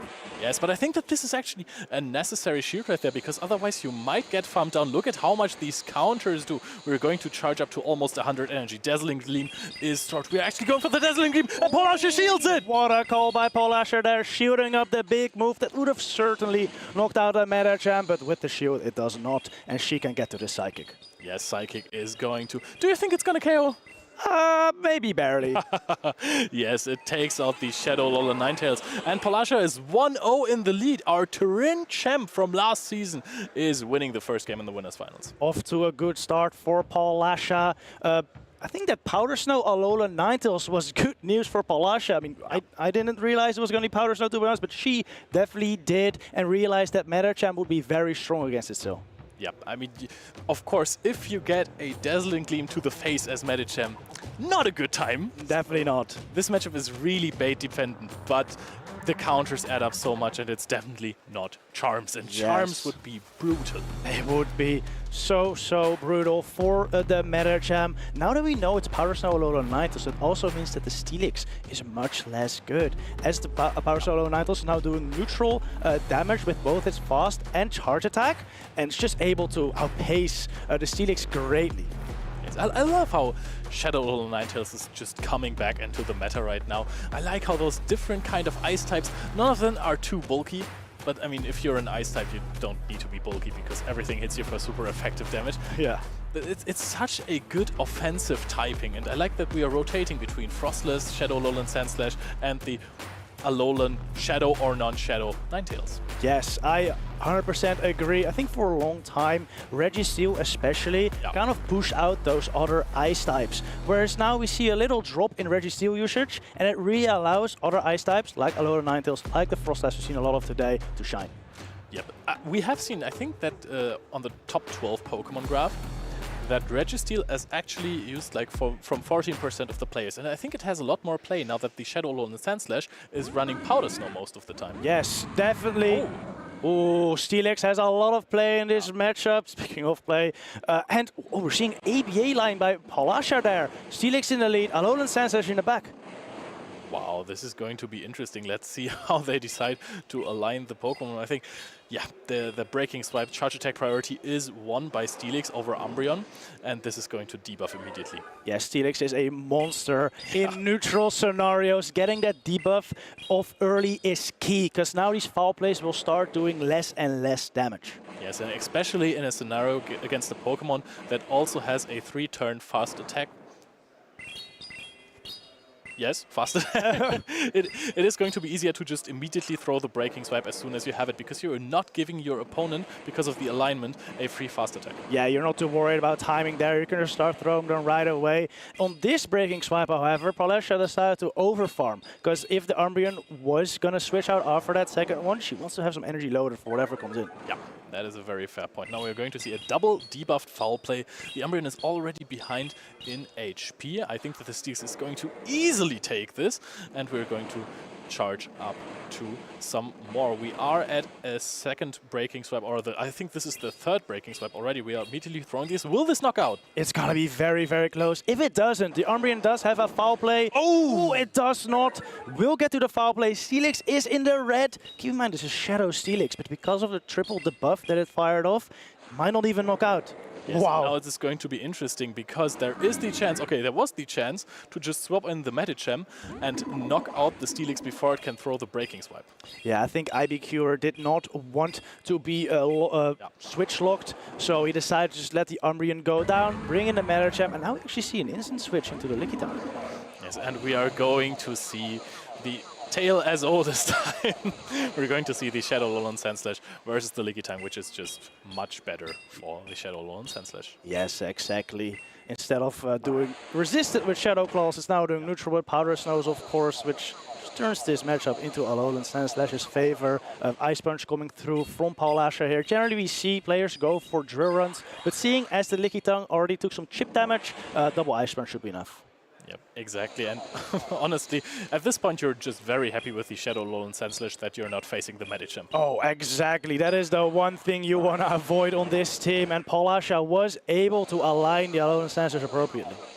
Yes, and we are taking a look at the timers as well while we are seeing this very interesting matchup playing out. We're going to see a double shield, which means that EB wants to preserve some health on the Lickitung and then maybe try to go for some sneaky counters against the Shadow Alolan Sandslash to get rid of some of the energy. Yeah, exactly. If EB can sneak in like one counter, the A-Slash might already almost go down. Oh, but it actually takes the one counter.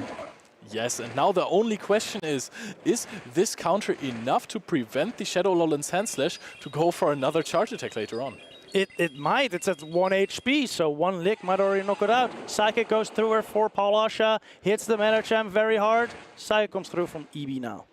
Yes, and Polasha has a shield remaining right here. So this could easily be thrown at the Medicham, but it is not going to happen. We're going to go into a counter scenario. Again, Ice Punch is coming out, and this one kind of has to be shielded at this point. Yeah, it has to be. At this point, the Ice Punch almost threatens a knockout, so Polasha wisely shields it up. Now, probably gonna go for a counter down. We'll have a move loaded for the Lickitung. Yes, we have the Psychic charge attack priority, and the Psychic is going to be for sure enough to knock out the Lickitung. And this is going to be Polasha's game, who's the next player to advance to day 2. Yes, she is. What a game. To have a Psychic loaded to knock out that Lickitung on charge attack priority. if she only had one counter less, this would have to be an ice punch. Yeah. And then I don't think it would have knocked out the Lickitung, and that would mean that it would come down to a scenario if the Lickitung can lick down the Sand Slash as well. Exactly, and I think it would have been able to. So this absolutely came down to the wire. Yeah. And Polasha was just like the perfect energy management through Game 1 and Game 2, managing to clutch out this victory. Yeah, and really showcasing Steelix as well, what it can do in those neutral scenarios like Umbreon. Being able to tank that third foul play we saw at less than 20% HP was absolutely wild. Imagine winning in a neutral scenario against an Umbreon. Yeah, that's not a lot of Pokemon can do that, but Steelix can. So, I mean, in the Pokemon Go community, we have known ever since Steelix got the Breaking Swipe that this is going to be an absolute powerhouse in terms of stats, in terms of coverage. Why is it only now that we are seeing this a lot in tournaments? Because this has shown up this tournament. Oh, it definitely has. I think a lot of players, including myself to be honest, were a little scared of all the Metachams. You know, we see 80+% usage of Metacham on this tournament. And it's a good counter for Steelix, especially with Dynamic Punch, which we're seeing pop up once again as well. Besides that, there's also the Alolan Sand Slash, which also counters the Steelix. However, I think what Polasha has figured out, that even versus Metacham, you have play, you can hit those breaking swipes, and now with open team sheets, you also know whether or not it's Psychic or Dynamic Punch, and I think that really helps out Steelix as well. Yeah, it really matters because you know how to play this in certain scenarios. You know when to bring your Steelix as maybe a safe swap because it actually has play against the Metacham. It does. Though it is of steel typing and it is going to be crushed by counters. Yeah, even if you get like one Dragon Tail advantage in, you get the Metacham way down into the red to the point where something else can take it out, and likely she brings Alolan Sand Slash with it, and then you know there's no more Metacham for Alolan Sand Slash. Yeah, it is perfect to bait out the Medicham. This is also why other players are using it. We know players who are very famous for running Shadow Alolan Sand Slash, who might also bring a Steelix to the table. This Pokemon is just absolutely phenomenal. I'm really looking forward to see maybe more than one at Day 2. Me too. We haven't seen it at all at like previous tournaments, so having maybe one or two tomorrow would be great to see. Yeah, so in terms of other Pokemon, what have you seen today that you really want to see in Day 2? Because I think that Tonton Batus is running the Arctibax. Oh, yes. I put Arctibax in my caster's prediction, and I'm happy that I did, because Tonton was absolutely destroying with it. And the Clefable. Unfortunately, I don't think we've seen a Araquanid do very well, unless it's... but it was on 3 of our caster's predictions, so I would still like to see an Araquanid, but I'm not really sure if it's around anymore. Yeah, but maybe we are still getting one in. But first of all, we are going to go over to the interview area and see what Polasha has to say. Thank you, guys. I am joined by the winner of that incredible match and advancing into Day 2, Polasha. Huge congratulations. How are you feeling right now? Right now, I'm like super relaxed because I was too much nervous in the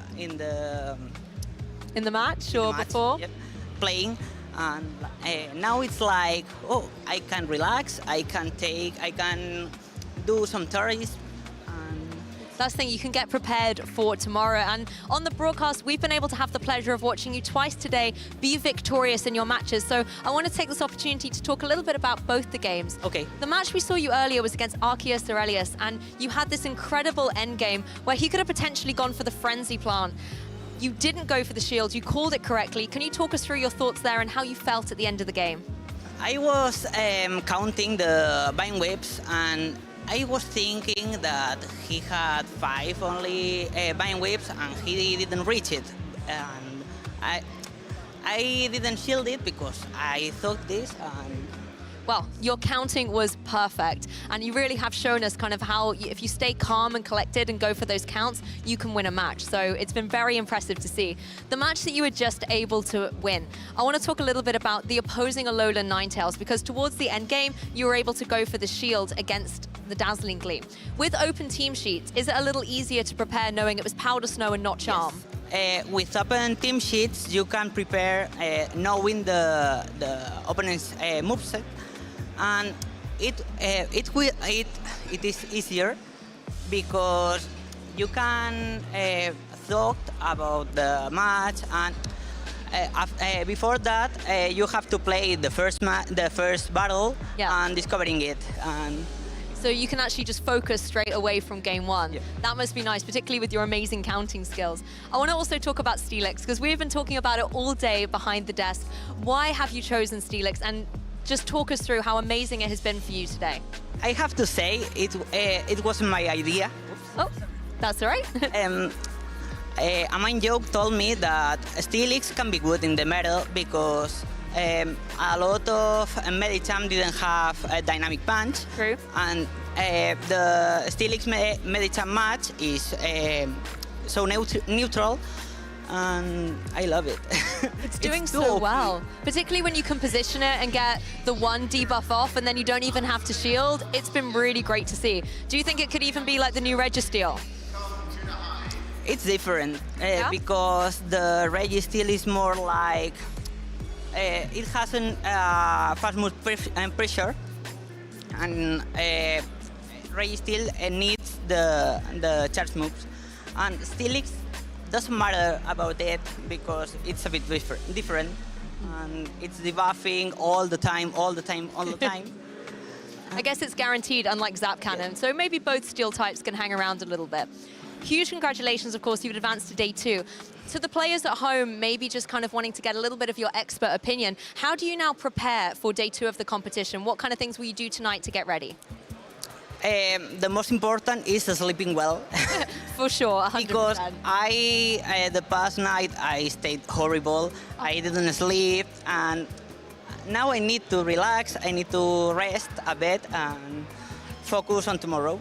Yeah, well, if that's how you play with a lack of sleep, I'm sure tomorrow is going to be incredible as long as you manage to get some rest. Thank you. Is there anyone you would like to give shout-outs to at home before you go who've maybe supported you on your journey today? Obviously to my boyfriend, obviously. He supports me all the time, all my friends, all the Spanish community, all a main joke for the Steelix idea. And oh, fantastic. Well, I'm sure they will be supporting you as the rest of the competition progresses. Once again, huge congratulations for Lasha. It's always a delight to be able to watch you perform. And no doubt we'll be following you in the competition tomorrow. Pokemon trainers, the action is still not over. There's more amazing action here from the Gdańsk Regional Championships. So let's go back to the casters to see who's next.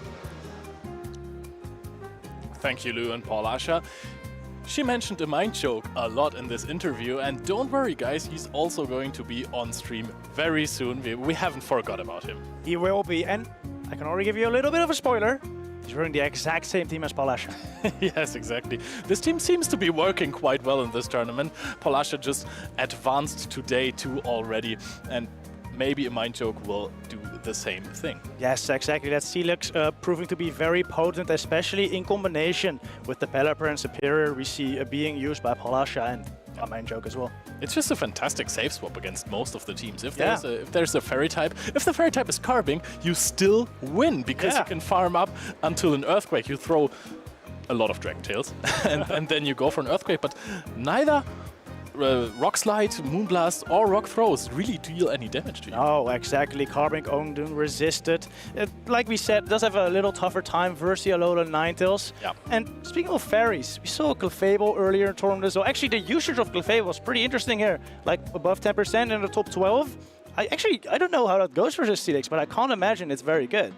Yeah, I mean, you kind of get to throw a lot of the Moonblast. And I mean, if it's a Shadow Steelix, it's a bit less bulky. Yeah. Moonblast is a very strong attack. It is very effective in terms of energy and damage. So I think that you might have an upper hand if you manage to shield an Earthquake. Probably Steelix, of course, like we said, very slow. Clefable, pretty quick. You can get to those Moonblast quickly enough. Might be enough. I don't know. Something to look forward to. Yes, so we can also look forward to our next matchup because we have one player who I have been spotlighting a lot in the last recent events. Stone Collection is going to be playing in the next match. I think this is Group D semi-finals already. He has been performing a lot in the 2023 season. He has been to the Worlds in the 2022 season, really showed up there. And then in this season so far, it hasn't been working out for him. But this is maybe a different tournament now. Yeah, Stone Collection from Germany is an incredible battler. All these achievements, like he said, maybe not doing that well this season, but he has just made winner semi. So this could definitely be his tournament. This might be the turnaround because I know that he is a very, very strong player. And he's playing versus Radeki, if I'm not mistaken. It's Radek. Radek. Yes, Oh my Radek. And also a very strong player. I don't know as much about him, but I'm very interested to see him play. I think, yes, here we get the teams. Yes, oh, and we are seeing a double counter team from Stone Collection. Wow. Medicem and the Deoxys defense. We're seeing Mandibuzz, Lickitung, Lantern, and of course the Shadow Dragonair, which is a really interesting pick. Then we have Radek's team with the Shadow, Alolan, Sandslash, Medicem, Lantern, Lickitung, Superior, and Gligar. Yes, another battle of Spice versus Meta. It seems Radek playing a pretty standard but tried and tested team that should pretty strong. I mean, he's in winner semis, so it is a strong team. And Stone bring the Spice with the double counter, with the Shadow Dragonair. A little bit of a different dragon than we've been seeing today. That is true. Many players have been shifting towards Arctibex, but Shadow Dragonair is still really, really good. I think it loses the matchup against the Arctibex because Arctibex is just a little bit bulkier. It is. And it has a super effective Dragon Claw, of course. That is true. Oh, right. It doesn't even have Dragon Claw. It's just Body Slams there, even though at this point both Pokemon are so fragile. Does it even matter? True. In this matchup, the Dragonair is looking pretty nice, though. What it has going for it, like better than the Arctibex, is that Metachamp matchup. And Radek probably might be wanting to rely on that Metachamp to take out that Dragonair. Besides, the Dragonair is just very well versus the Lantern, the Superior, the Gligar, and has an even matchup versus Lickitung. Yeah, it hits the Shadow Alolan Sandslash for neutral damage, while the Arctibex only goes for resisted Dragon Claws or double resisted Avalanches even. And we are seeing top 4 at Lille Regional, top LCQ Masters 2 in the World Championship, World's top 16, and then in the Lille Regional top 16 as well in 2023. Those are some very, very good accomplishments. Radek also played at tournament and he got to 16th or top 16 in Malmo, which is definitely a good accomplishment as well. Can he push it further today? Yeah, let's see. This matchup looks kind of good. I mean, we have been talking a lot about how Medicem is very good, and of course also Deoxys defense is one of the best Pokemon. Yes. We have just normally Medicem fulfills the same role in teams. That's why Medicem is like the numbers of Deoxys defense are so low sometimes. It's not because it is not an extremely strong Pokemon.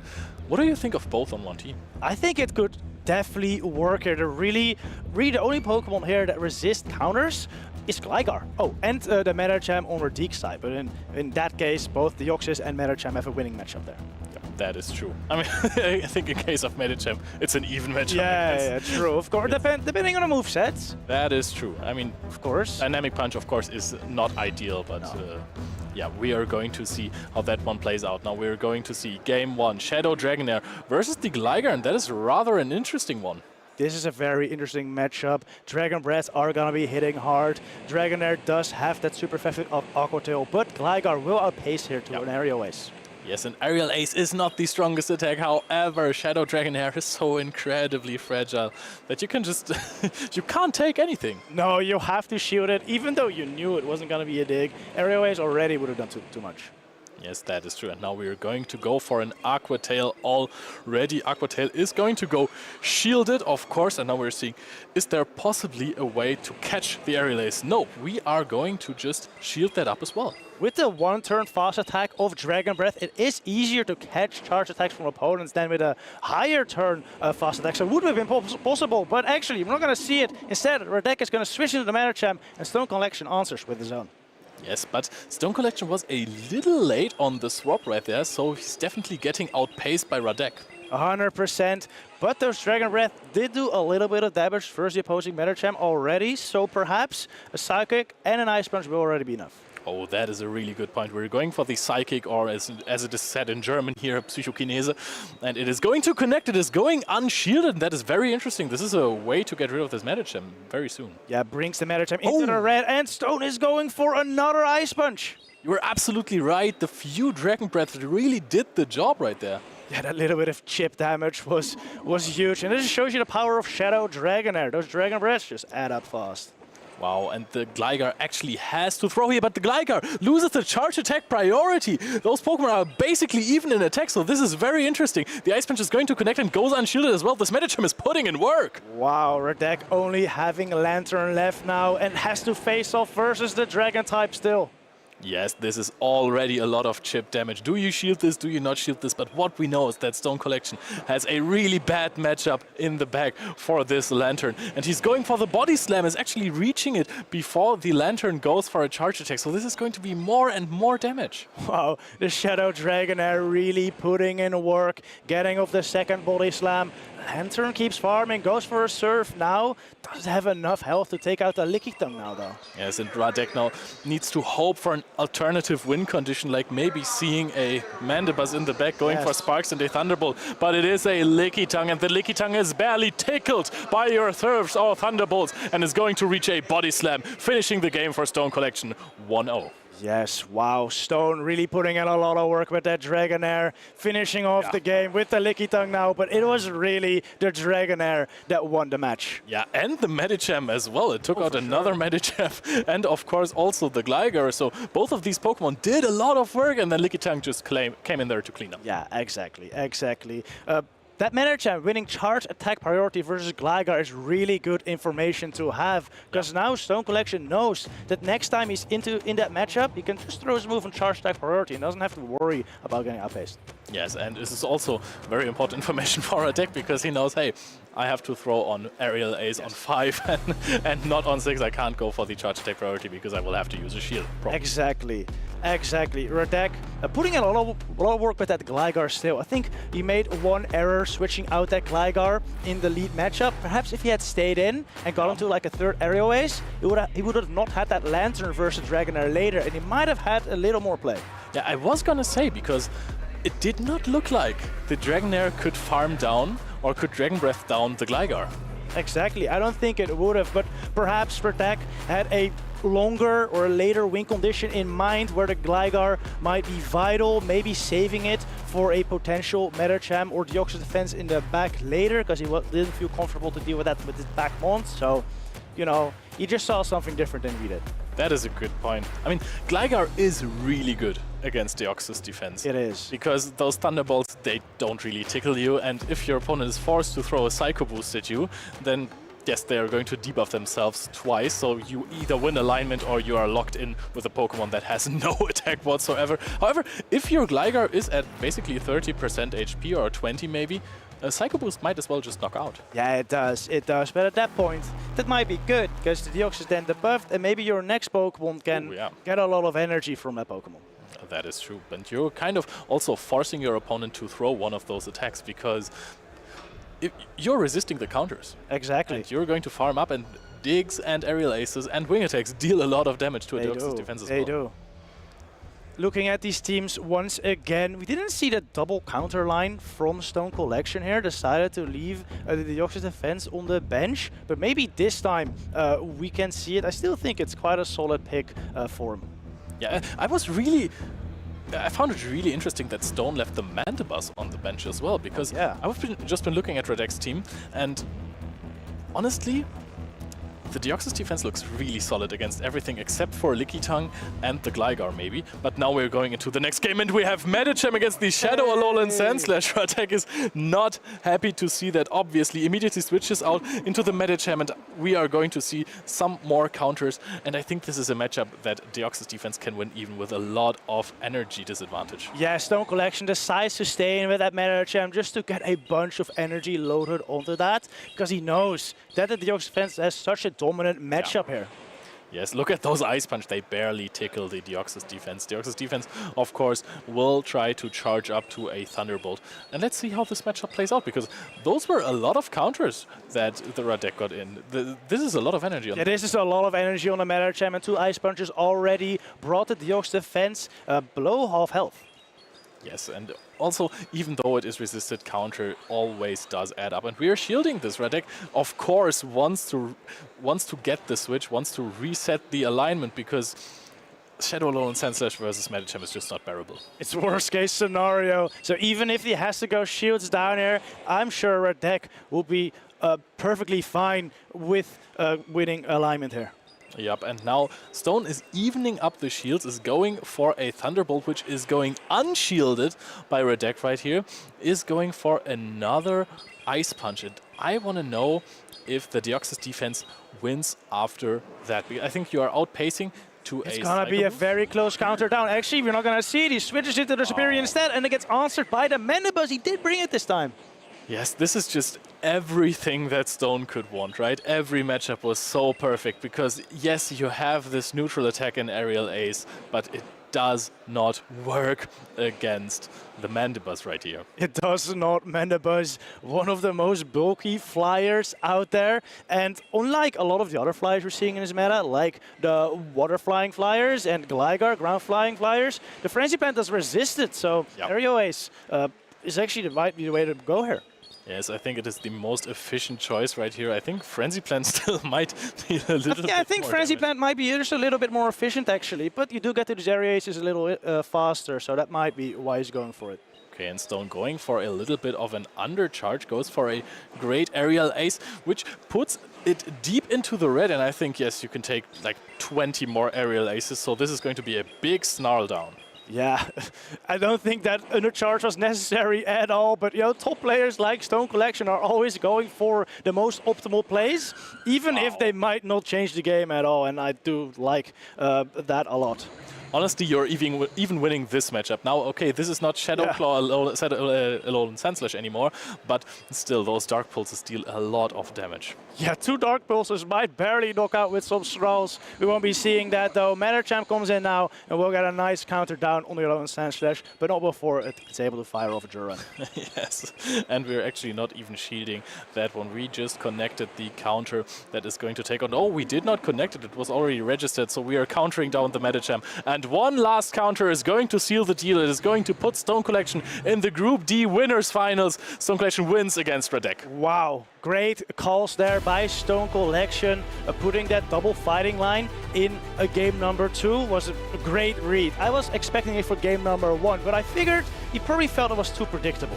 Yeah, exactly. He just waited for his opponent to bring Pokemon like the Licky Tongue. Yes. And then after that, he just went for this nasty line of Medicham Deoxys defense and then Mandibus in the back. If your opponent tries to save swap in the Licky Tongue, you have the Mandibus that resists the Lick fast attacks, and you can't ask for more if you're Mandibus, right? Exactly. I feel like our deck might not be expecting the Mandibus after the line that Stone Collection ran in game 1, and that is why it felt so safe, switching at Superior. And that ended up not really working out, unfortunately. Yeah, but I mean, you can talk all you want about this matchup, about the teams that you're bringing, but I mean, he had the Medicham on the Shadow Alolan Sandslash. Yeah. I was actually really surprised that Radek brought the Shadow Alolan Sandslash because it would have scared me off. Oh, double, yeah, bringing Alolan Sandslash into double counter, that's a risky move. It's bold. It is very bold, but if you get it aligned versus the Mandibus or any other Pokemon or the Dragonair, for example, you're just in an incredibly good spot. That is true. Dragonair really worked wonders in that game 1. Dragonair and Medicham actually both proving to be so strong in game 2. It was just all about the alignment from Stone Collection. This was such a massive win. It actually got kind of close after going for 8 counters in the Medicham mirror after the switch, and then just going to Deoxys defense, because this made this close. I wonder if the Medicham could have countered down the Deoxys before it countered down the Medicham. That if they would have stayed in, it might have been a different match. Yeah, but I mean, if he immediately swapped into the Deoxys defense, I think I would have liked that more, actually. Of course, it is a very common strategy that if your opponent save swaps something into your Pokemon, that you go for some fast attacks, then throw a charge attack, and then switch out just to secure the alignment. But if you have your Medicham on a Shadow Alolan Sandslash, that is the most dominant matchup you can get right now in Pokemon Go. I would just immediately switch out into the Deoxys defense, because this always wins against Medicham. You're right, it would have been the safe play, but Stone Collection is one of those players that tries to get the best out of every single scenario. Yeah. Even if it might not be necessary, you go for the optimal play, because you never know what's in the back. And I think that's why he was able to take such a dominant run here so far. You know what I would have also liked to see? A switch into the Mandibus onto the Medicham, because then you have Deoxys defense and Medicham in the back, and they are both terrible alignment for the Shadow Alolan Sandslash. Interesting. Just give the Shadow Alolan Sandslash nowhere to go. I really like that. However, he would run into a little trouble versus a Gligar, for example. Yeah. But seeing as there's an Alolan Sandslash there that will basically do nothing anymore versus your Deoxys defense and Medicham, both of those might be able to take out the Gligar with teamwork. Yeah, it's basically just one Pokemon at that point. Sometimes you bring a Pokemon and it just has nowhere to go against the opponent's team. It gets triple resisted by all of the Pokemon, and then you're just in for a tough time because you're basically playing 2 versus 3. Exactly. I'd be very interested to hear what Stone Collection's thoughts were during these battles. And I hear we got him ready with Martijn in the interview booth. So let's go over there right now. Thank you, Thomas. We are here with the winner of our previous match, Stone Collection. Stone Collection, thank you for your time, for your interview with me. How are you feeling? Hey, I'm feeling pretty good, actually. Because my recent results, I didn't think I could make it this far, but I'm happy to be here. I'm happy to be at the winners final. So yeah, I'm feeling pretty good. Yeah. Is this the first tournament you played this season? No, I played Barcelona, but yeah, it was not that good. Let's put it like that. And in Lille, it was acceptable. Let's say I think I made losers round 4 or something. But yeah, so nothing major, so I'm glad to be here. It happens to the best of us. Like, yeah, so maybe this will be your tournament, right? You're going to the winners final with that double counter team. How did you get to... I was looking at your team, I'm like, oh, this is a team with Deoxys, not Medicham. And then you do have Medicham. What is your strategy behind that? My strategy is that I used to have a Medicham weakness. So I picked up a double counter team. And yeah, because I think it was 87% Medicham usage or something like that, I'm not sure. Yep. So I was like, yeah, I need to get that bench pressure on. And I also picked up Mandibuzz instead of Umbreon. So I don't have to have the double counter team, but it's nice to have, and usually people are still gonna play Medicham because it's not that bad against my team. So yeah, I wanted to play Deoxys, and yeah, it has done me well. Can you describe the feeling to me when you lead your Medicham into an Alolan Sandslash and you have Deoxys in the back as well? What was your thought process when you saw that lead? So my thought process was, yeah, he's gonna pick up A-Slash no matter what, because the Dragonair kind of really messed him up in game 1.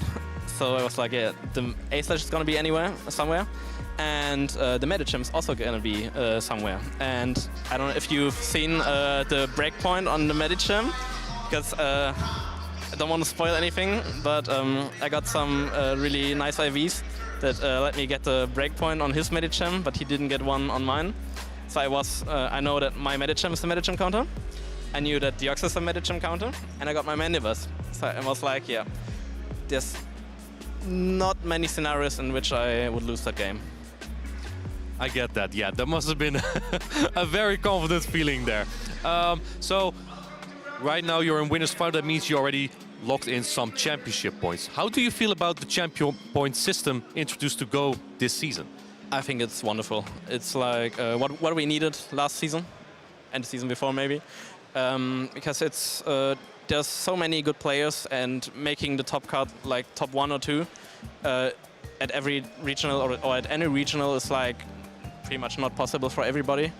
And yeah, collecting championship points is the way to go. I think it's a really good change. Yeah. Is there anything else you would like to see added or changed in the Go format? Yeah, I would like to see a Swiss system, so that players that get knocked out early, maybe because of bad matchups, or maybe they just got unlucky, maybe leading A-Slash into a counter user. It happens. Yeah, would be a Swiss system would be nice, so that players could pick up championship points even after they went 0-2. But maybe for next season. Perhaps. I have one final question for you, Stone Collection. Is there anyone you would like to shout out, like family or friends who are watching? Yeah, I would shout out my family, of course, and my friends. Also my teammates with which I play Pokemon Go. So, for example, Kevin, and also just the staff, the casters, everybody. Like, I think Kevin is also at this tournament, right? GPG Winston? Yeah, right. He's here, and I think he might have gotten knocked out already, but he made a good run, as well as Steffi, for example. And yeah, so I'm just happy for now. Again, it happens to the best of us, right? Anyway, congratulations on making it to the winners final. We will likely see you soon again on stream. Yeah, and thank you for your time. let's head back to the casters. Thank you, Stone. Thank you, Martijn. Again, great input by those players. I love these interviews. Definitely, Stone is just an absolute master at this game. Knows how to lure his opponent into bringing a certain Pokemon and then countering that. It's just super impressive. Yeah, the alignment in the game too was absolutely crazy. It was like his strategy was perfect for that one.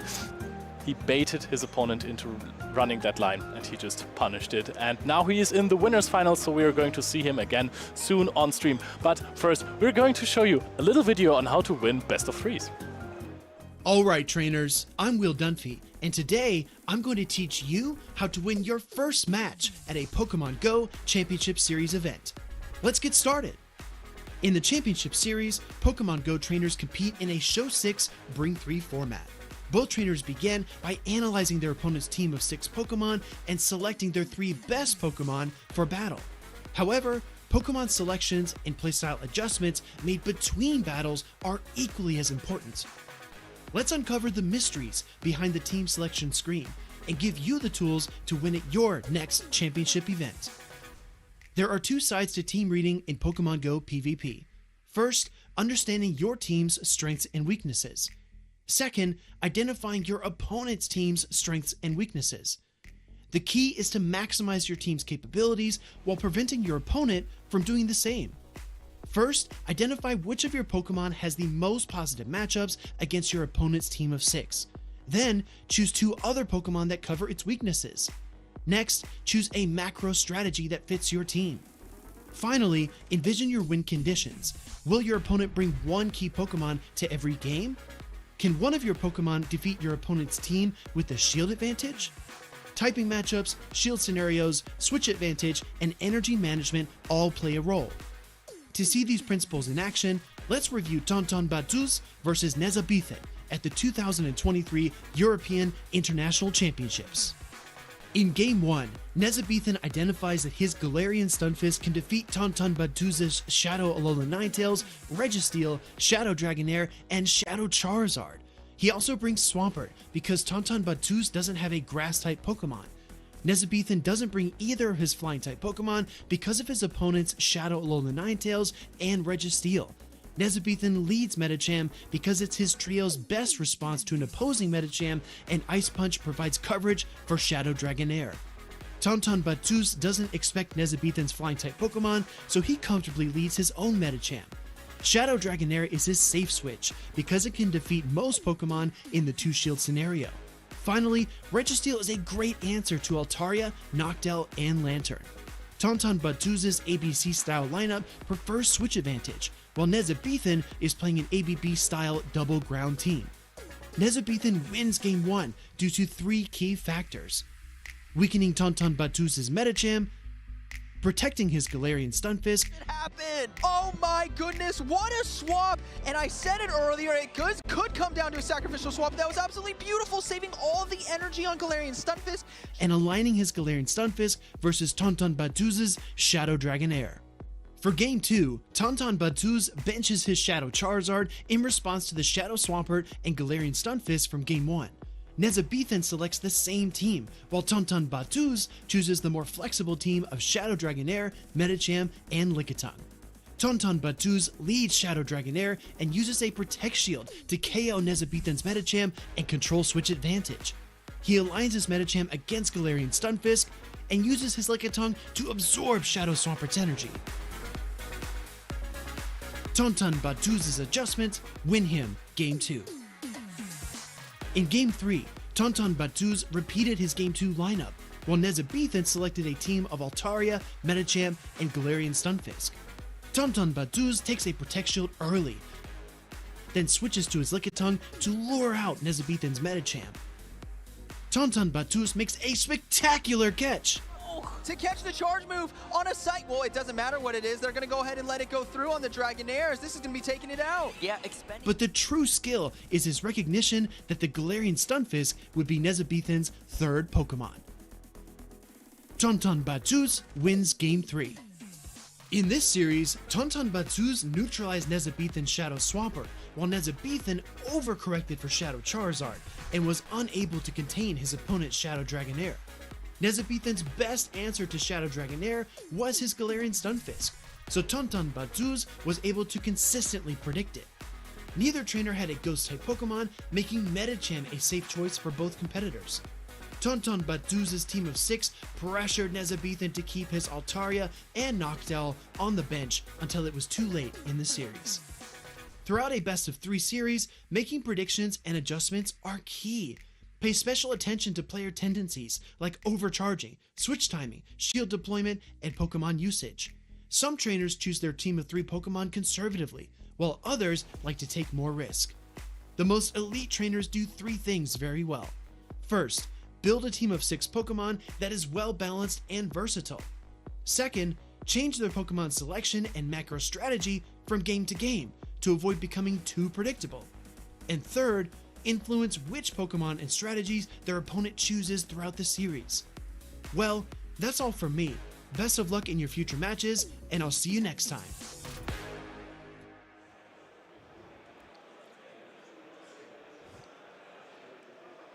Welcome back, trainers. Allow us to introduce ourselves, the dynamic Dutch duo. How are you feeling, Thomas, after all these battles? I'm feeling incredible. We are the dynamic duo, and the battles have been dynamic, so it fits. Hopefully we'll see more dynamic battles. Whoa, Yeah. that's a tongue twister.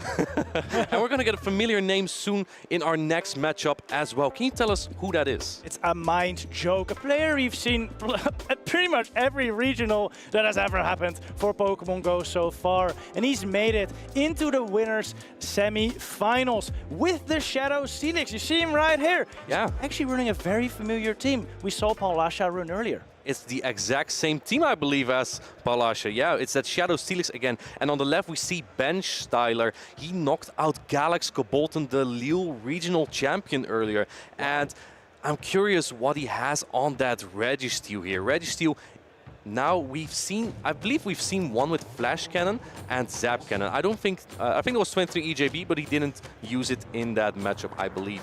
And if it does have that moveset, the Steelix actually is a little bit better against Registeel, right? Oh, it's a lot better, as Registeel can only throw resisted or double resisted charge attacks in a Flash or a Zap Cannon, whereas Steelix can just hit those Earthquakes. Yeah, I think that Steelix actually looks quite good in this matchup. There's really only the Medicham and that Registeel to answer it. So you better have Focus Blast for this matchup on that Registeel. And obviously also Dynamic Punch really would help on that Medicham. I fully expect for a Mind Joke to use the Shadow Steelix here. And perhaps what would pair well with here? What do you think of the Pelipper of a Mind Joke in this matchup? Pelipper is looking quite solid against everything but that Lantern and Registeel. Versus Lantern, of course, you do super hard, but versus Registeel, there's still a lot of play. Especially if you keep shields up. The lock-ons are really doing nothing and can shield up those super effective Zap Cannons. Yeah, absolutely. So Pelipper is a very risky Pokemon to use, but I do like it because it core breaks that Medicham Gligar core from Ben Steiler. And that might be a combination that Ben Steiler might be comfortable with, right? The Gligar only really fears that Alolan Sandslash in this matchup. So I would not be surprised if we do see that core come out. And if the Pelipper is aligned to that, I think that could be a really good core breaker. What do you expect Ben Steiler to use in this matchup? I think Ben Steiler will likely bring that Licky Tongue besides the Alolan Sandslash and the Steelix. There's not that much that can threaten it, but more on that later. Look at a Mind Joke. All these top 4s, top 16s, top 8, Liverpool Regional top 4, Raymond Regional top 16, Lille Regional top 16, and Liverpool Regional top 8. What a record. He gets top cut so many times. That's crazy, actually. He does. And on the left side, we have Ben Steiler with also some achievements in Bremen 2022. He got to top 8, and in 2023 he got to top 8 in Bochum as well. And he has already a pretty good record here by knocking out Galax Cobolton. If you can knock out a Mind Joke, I think you will be very confident for day number 2, right? Oh, 100%. He's looking to be a very consistent battler. These are 2 very consistent battlers, and I'm honestly just very excited to see what they bring in, how they play, and we're heading right into the matches right now. We have Medicham into Medicham. It's like we're looking into a mirror. It is. Shadow Steelix, like you called, is on a Mind Jokes line, but he brought it in the back. Yeah, and let's see, both Medicham have that Psychic on it, so this is quite a neutral matchup. And mind you, going for the Psychic immediately, hoping to get a debuff perhaps. Let's see if Benchteiler is going for the shield. Yes, he wants that alignment right from the start. Early shield can be risky here if you get the defense drop, but luckily for Benchteiler, it does not apply. Benchteiler going for his own Psychic right now, a Mind Choke, opting to let it go. Yeah, probably keeping the shield for that Steelix, considering that the Medicham is in the lead here. So he might be thinking that Steelix is quite safe here. Going for another Psychic, not going for the charge attack priority Benchteiler, and another Psychic comes through. Let's see if this one is going to land. I don't think you go 2 shields down here, right? Yeah. No, he does not. He lets it go, brings Medicham into the red now. Yeah, and going into the Lickitung right away. And this is great for Amaiju because this is where he wants it. We saw this with Palasha as well, aligning the Steelix to the Lickitung over and over. 1, 2, 3, 4, and... Breaking swipe, and he gets it before the power whip as well, which is just huge, because now you can debuff the Lickitung's attack before it's able to get to a neutral power whip. Yeah, I think this is exactly where Amaiju wants that Steelix, especially considering he doesn't know it yet, but there's that Registeel in the back. However, he puts up a shield here, probably going for another breaking swipe and then a farm down here, as we saw Palasha do as well earlier. Here we go again, dropping the attack of that Lickitung. If this Steelix can get a nice farm down, it can even threaten the Registeel in the back with an Earthquake or that Medicham with a breaking swipe. Yeah, the Medicham from Benchteiler at this point is solo, and as we see another Dragon Tail sneak through there. Power Whip is going to connect, but it's going to do so little damage. It's double debuffed here. Look at that, that tickles. Was that neutral or resistant? I don't know. I don't know what that was, but it did nothing. Oh, interesting play by Benchteiler there, switching into the Medicham to get off this Ice Punch. Yeah, and keeping the Lickitung alive, potentially for a catch later. This Ice Punch won't knock out yet. The next one might. Oh, and is going to catch that on the Medicham here. This will knock out, and this leaves a Mind Joke with that Breaking Swipe still on the Steelix. Yeah, having that Breaking Swipe stored for whatever Benchteiler has in the back is pretty huge. Yeah, let's see what a Mind Joke brings in here. I reckon you come in with that Sableye here. Yes, going for that one Shadow Claw farm down, but that might be valuable against the very last Pokemon that Benchteiler has here. Registeel is quite a neutral matchup. Let's see the moveset. It is the Zap Cannon and the Focus Blast variant. So it's just a standard moveset on the Registeel. It is. Zap Cannon and Registeel was quite a fine matchup here, as you said, as a foul play still will knock out the Registeel, and the Zap Cannon will do a ton versus Sableye, and maybe even drop the attack. Yeah, let's see. Type 1 in the chat if you think this will debuff. Type 2 if you don't think this will debuff. Here it comes. This will do about 70% damage, and looks like a Mind Joke is no-shielding this first attack. Will this drop the attack? It did! It dropped the attack on the Sableye. This will make the next foul play much less threatening. Oh, what a catch! Whoa, what a catch on the 1 HP Lickitung! Wasting so much energy off the Sableye. And this is such a big advantage of having those one-turn attacks, right? But I think a Mind Joke can do the same. And we see the Steelix also has some HP, right? So let's see how this plays out. Another foul play is coming through. This won't knock out the Registeel most likely, as the foul play will be attack dropped. But it does put it deep into the red. Yeah, and Registeel has so little fast attack pressure, so these lock-ons just don't add up. Benchteiler going for the Zap Cannon here, and Mind Joke going to take out Registeel with the Steelix. I believe it already has some energy too. It does, it does. At this point, it might even just get to double breaking swipe. He's only 2 Dragon Tails away, and he gets it, but he actually opts to go for the Dragon Tail farm down. Doesn't even need the charge attacks to win game number 1. He's just saving everyone those 10 seconds of time. I think he's saving the 2 breaking swipes for next game. Oh, that will be incredible, right? That's 2 debuffs already. Yeah, very well played there from a Mind Joke, and really giving up the switch advance from Benchteiler there put him in such a good position, because that Steelix initially didn't really have anywhere to go, right? And then he got it aligned to the Lickitung. Can you tell me how that Lickitung matchup went? Well, not great. Not great. Quick switch by a Mind Joke, allow him to outpace to a breaking swipe before the Lickitung got to a power whip, and that just really put him in a driver's seat there. Yeah, how do you think that Benchteiler will adapt to this game number 2? Because I think that was very difficult there for him, right? 100%. He might not want to pivot the Lickitung once again because of that extremely dominating matchup by the Registeel. You're just allowing to get too much energy. Seeing as a Mind Joke did not bring the Alolan Sensor or Pelipper this time, he might decide to go with a Gligar.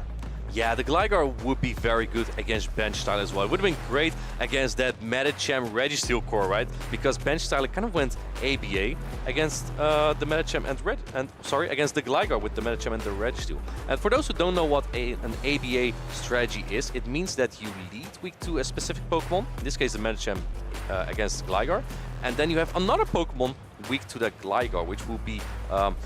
What are we saying, Thomas? He doesn't even have a Gligar. Yeah. It's bench styler with the Gligar. Yeah, so maybe bench styler in this case will. It's still a little ABA versus that Sableye. I actually really don't like having that Registeel in that matchup as well, though it is playable, and that's why it's like what we call a soft ABA, where even though they're both slightly losing matchups, one of them can at least put in enough work to where the other doesn't really have to worry about it. Absolutely. What do you think of the Umbreon from bench styler against a Mind Joke? Actually, I think it's very good. That Medicham has Psychic, so Umbreon has a playable matchup there. And besides that, a Mind Joke doesn't really have any counters except for maybe the Shadow Registeel. Yeah. Or Steelix, I mean.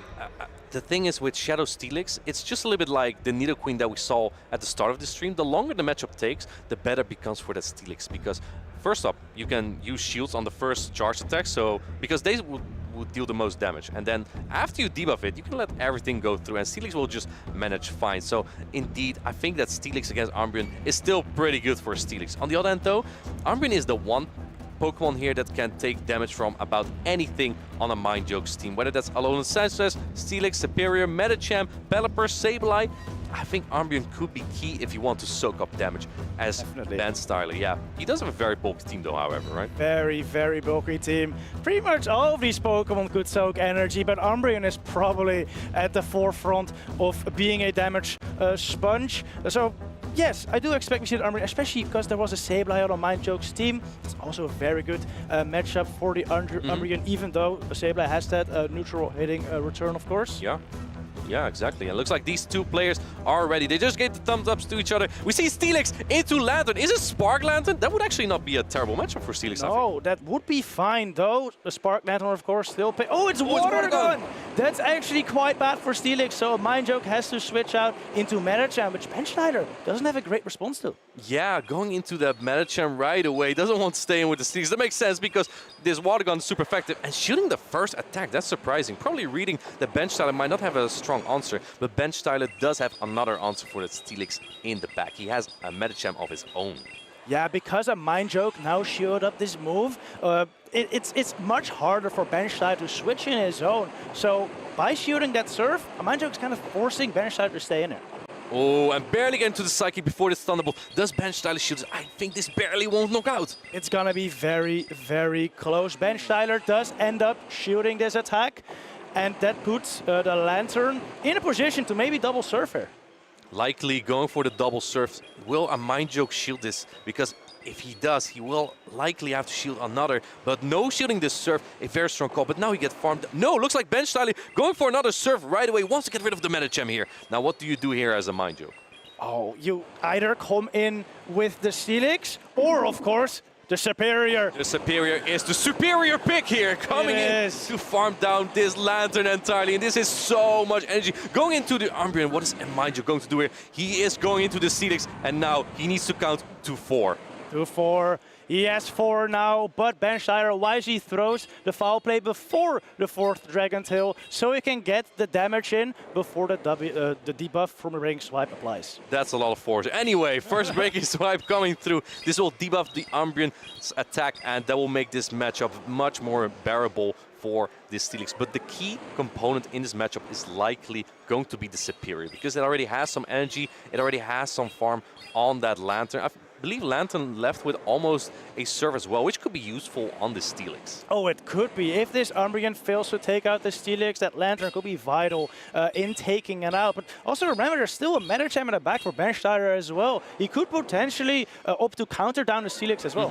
Yeah, but what if you get hit by another Breaking Swipe? That would not be ideal, right? Then your Medicham is left debuff for the remainder of the battle, likely. Foul play coming through. Double debuff tickles the, the Steelix. It is over. Ooh! Oh, man. Here comes the Medicham. A Mind Joke opts to switch out instantly into the Superior and to go for these Frenzy Plants. Yeah. Are 2 Frenzy Plants going to be enough, Thomas? I think barely. Ooh, it already brings it into the yellow. Another Frenzy Plant coming through, and looking at the previous damage of the last Frenzy Plant, this should be enough. Yeah, Frenzy Plant is going through. Is this going to take out Medicham? It takes it out! And this puts a Mindjoke in such a good position. There's only Umbreon left. There's also Lantern with some energy, some health, but it's not in a commanding position here. Going to build to another Frenzy Plant here, but looks like...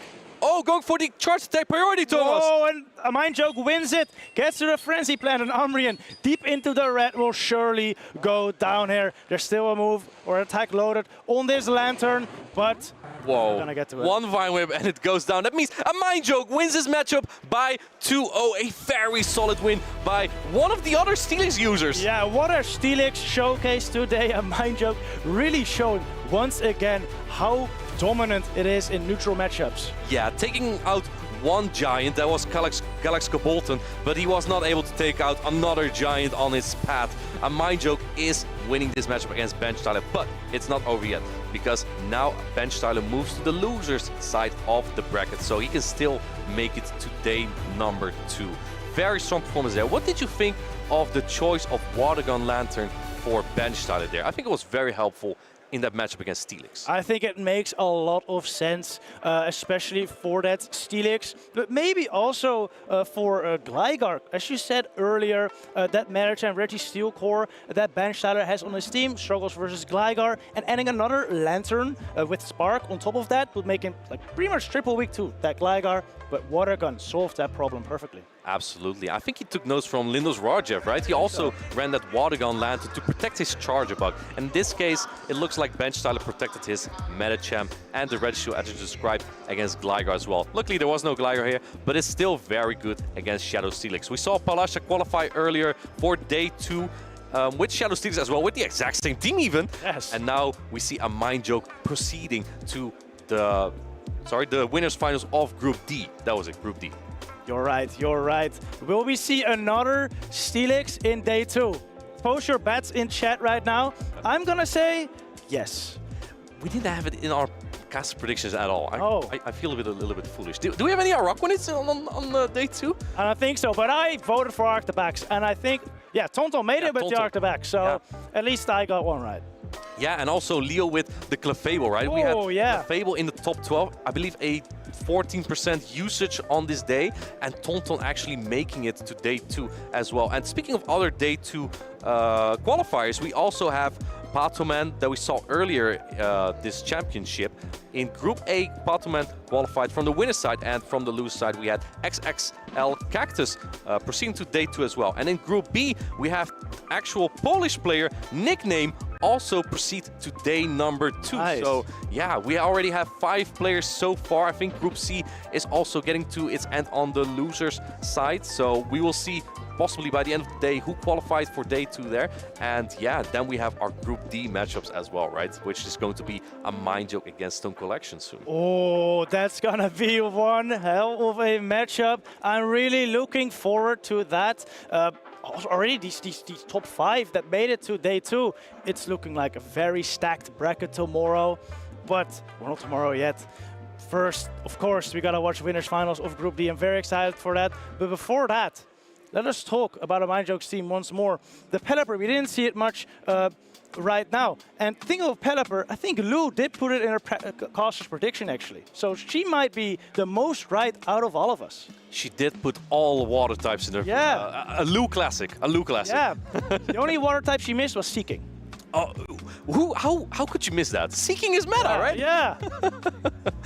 Can you tell us how you can actually obtain a Seeking for PvP? Because it's not like an easy just catch in the wild, right? No, it is not. All 3 of Seeking's attacks, at least the attacks that Tonton runs, are considered like special attacks or legacy moves, as we like to call them in the community. And that means that you cannot get them by like normal means, currently being normal means being like evolving or using a regular old charge TM or fast TM. The only way to get them is either trade a Seeking or get a Seeking traded to you with those attacks already, or using 2 elite charge TMs and 1 elite fast TM to get those attacks.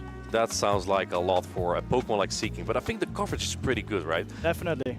You have Poison as the fast attack, you have Ice and specifically Icy Wind. We already saw so many debuff Pokemon this tournament. We saw Araquanid, Dugong, and Steelix so far.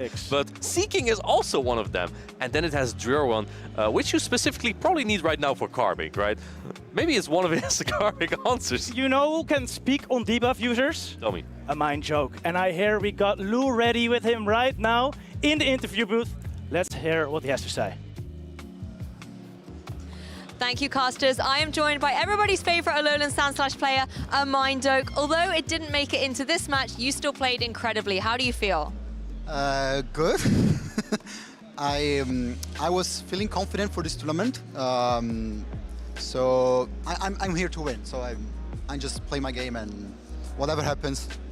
One game at a time. One game at a time. I'm gonna do my best. Fantastic. Well, it's always a joy to see you on the broadcast, and I want to dive a little deeper into that particular match. Yeah. Let's look at game one, because things looked a little bit dicey for you in your Sableye. Yeah. You took the debuff with the Zap Cannon, your opponent then called the switch with the Licky Tongue. How did you come back for that, or were you confident you could still win game one? Okay, I was confident I could still game even with the catch, so I wasn't too worried about the catch, as Reggie, after his Zap Cannon, couldn't really lock on down my Sableye. So whatever happened, I could just still Shadow Claw down the Reggie, and still I had the Steelix with plenty of energy. So I could just double Breaking Swipe if Sableye occurred to, the Sableye occurred to faint. So I was fine. So that's why I didn't really wait for the catch. I was confident anyway. That's good to see your confidence coming through. And I'm really glad you mentioned Steelix, because between you and Paul Asher, Steelix has been like a superstar. And when I was talking to Paul Asher earlier, she said that you were really kind of the mindset behind choosing Steelix for this event. Can you talk us why you picked Steelix? Why is it the meta call right now? I think Steelix has been, I mean, a lot of people complain about Steelix being so good, but then on paper, no one brings it to the tournament. So I was like, okay, I think it's time to try it. I think it's his time to shine. And I just had a solid team that I already had in mind for Lil. Okay. But I ended up to scrap Steelix at the end, and it wasn't the best idea probably. But now I was like, okay, I need to bring Steelix, and this is gonna be good. And it's working. Oh yeah, it's definitely been in the spotlight and been really good for you this weekend. Not tomorrow, in a couple of minutes, you'll be facing against Stone Collector. Yeah. Have you ever played against him before? What's your win record, maybe? We never faced each other. Okay. We know each other, of course. We spent a lot of time together in Japan because we planned, we planned Japan as an OLED as well, and we also spent a lot of time with Stone, so we know each other. But we never faced a single time in a tournament, so this is going to be the first time. Is it hard playing against a friend? Is it? Is it hard playing against a friend that you know well? Yeah. Yeah? I had to play against my Italian friend Scafo today, so it's pretty hard to play against someone you know. It feels a bit, even if you win or lose, you feel bad anyway. It's one of those things. Sometimes that's just the way we play Pokemon. We will let you go get ready ahead of your next match, but before you go, is there anyone you'd like to shout out back home who's maybe been supporting you or even here today at the event? Okay. It would be too many people to mention because I scrim with so many people, so I can't really list them all, but thanks to all the people that scrim with me in the latest weeks. And yeah, Paola, because we brought the same team and it's always working apparently. So many people I know will be cheering for you. Thank you so much for your lovely words in this interview. We will be bringing our next match between a Mind Joke and Stone Collector very soon. Don't go anywhere, Pokemon trainers. This one is going to be epic. Let's go back to the casters. Thank you very much, Lou. What a great insight from a Mind Joke there. Bring the Steelix, even though everyone was doubting it. I know, right? I mean, he was right. It's a very good Pokemon, but no one really has been using it so far. And now he and Palasha are showing us how it's done. How do you think it would pair against Stone Collection? Because he has a double counter team, right? With the Medicham and the Deoxys. It does have, he does have a double counter team, but that Deoxys doesn't have any charge attacks to hit the Steelix. And the counters are non-stab. So I don't think that matchup is that great for the Deoxys still. Can you explain to us what stab means exactly? So stab stands for same type attack bonus, is a term we use in the community. And pretty much that means that if you're using a fighting user or a fighting type, like Medicham with counter, your counter fast attack will do slightly more damage than a counter from a Deoxys would do. Yeah, so the Deoxys basically is a little bit worse in that scenario against a Steelix because you don't have that added boost, because it's not a fighting type, it's what we call a pseudo-fighter, right? Exactly, Yeah. exactly. And it has that Thunderbolt and the Psycho Boost, which both do resisted damage versus the Steelix, so you're not gonna do much damage with that. I think actually with shields up, Steelix actually wins that matchup. While when shields are down, Deoxys, it might depend a little bit on the defense and the HP of the Deoxys, but I believe it wins by about 1 HP. Wow, that is extremely close. The Medicham does have a better matchup versus Yeah, Steelix, absolutely. of course. However, it is a Psychic Medicham, which makes it slightly worse. Yeah, that means that Steelix actually also there is not the worst. And I would not be surprised if we see a Mind Joke use it. One strategy that I've seen from him a couple times is that he plays this ABA strategy, which we talked about earlier, right? You're leading, you're basically weak to something in the lead. Let's take, for example, an ABA strategy that a Mind Joke could use. Steelix in the lead, Alolan Sanchez in the back, right? You are weak to counter in the lead, but also in the back. But because Steelix is such a soft loss, you can actually make that strategy work. And here we see the teams again. How do you think Dragonair pairs against a team from a Mind Joke? I don't think we're going to see it a lot here, right? I don't think it's too bad. You do beat the Superior, beat the Pelipper. I think it's pretty good for a Sableye, and a Medicham is kind of even. But yeah, you really don't want it aligned versus that Alolan Sandslash and the Steelix. And one of them is likely coming out from a Mind Joke. Yeah, exactly. So I'm very curious how that's gonna go. I don't think there are any safe Pokemon to use in this matchup either, right? It looks like every Pokemon is answered by something. The Superior from a Mind Joke can be answered by the Mandibuzz, but the Mandibuzz is basically answered by that Alolan Sandslash. Alolan Sandslash is not safe because they are counter users. So this is going to be a really tough matchup, I think, on both sides. It really comes down to what both sides think that are really good to use here. Exactly. What would you use if you were Stone Collection here and you see that Alolan Sandslash, the Steelix, and, well, the other Pokemon that maybe the Dragonair is better against? I think the Mandibuzz is very strong on Stone Collection's side. The only real threat to it is that Alolan Sandslash. But even with Powder Snow, Alolan Sandslash is not that dominant versus a Mandibuzz. If you get a couple Snarls of energy lead and get to double Dark Pulse, you can actually knock out the Alolan Sandslash. Yeah, exactly. So the Mandibuzz indeed could be a good pick. And what would pair well with that? You kind of need to answer, well, the Alolan Sandslash and the Steelix. So Mandibuzz and a counter user likely, right? Is that something we can expect from Stone Collection here? I think you're definitely right. Mandibuzz plus Medicham sounds like an incredible combination. Or maybe even Mandibuzz and Deoxys. Or maybe both. It could be anything.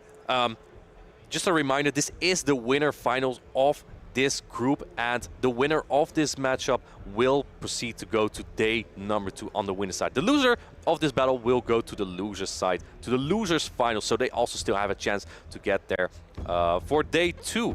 Yeah, and these are two very good and seasoned players. Stone Collection also played many tournaments. I don't think as many as a Mind Joke, but he has that experience. He played I believe he won the Last Chance qualifier last season in his group, right? He did.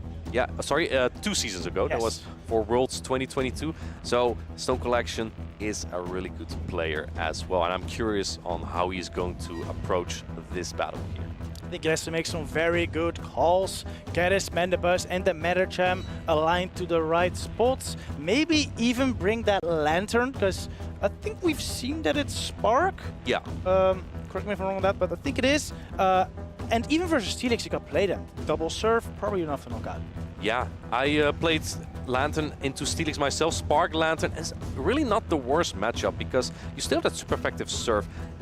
2 should knock out unless they shield the first Surf, because then obviously they throw the Breaking Swipe and it's debuff. But here we go, Thomas. We have on the left Stone Collection. We have on the right a Mind Joke. We have Medicham into Steelix. Oh, this is kind of what you called out earlier. It's the ABA line, Steelix with Alolan Sandslash in the back. Yeah, and that Alolan Sandslash in the back is looking so good. 1, 2, 3, 4, but no, he's going for good timing here. So Stone Collection, Ice Punch is coming through. Does a Mind Joke shield this?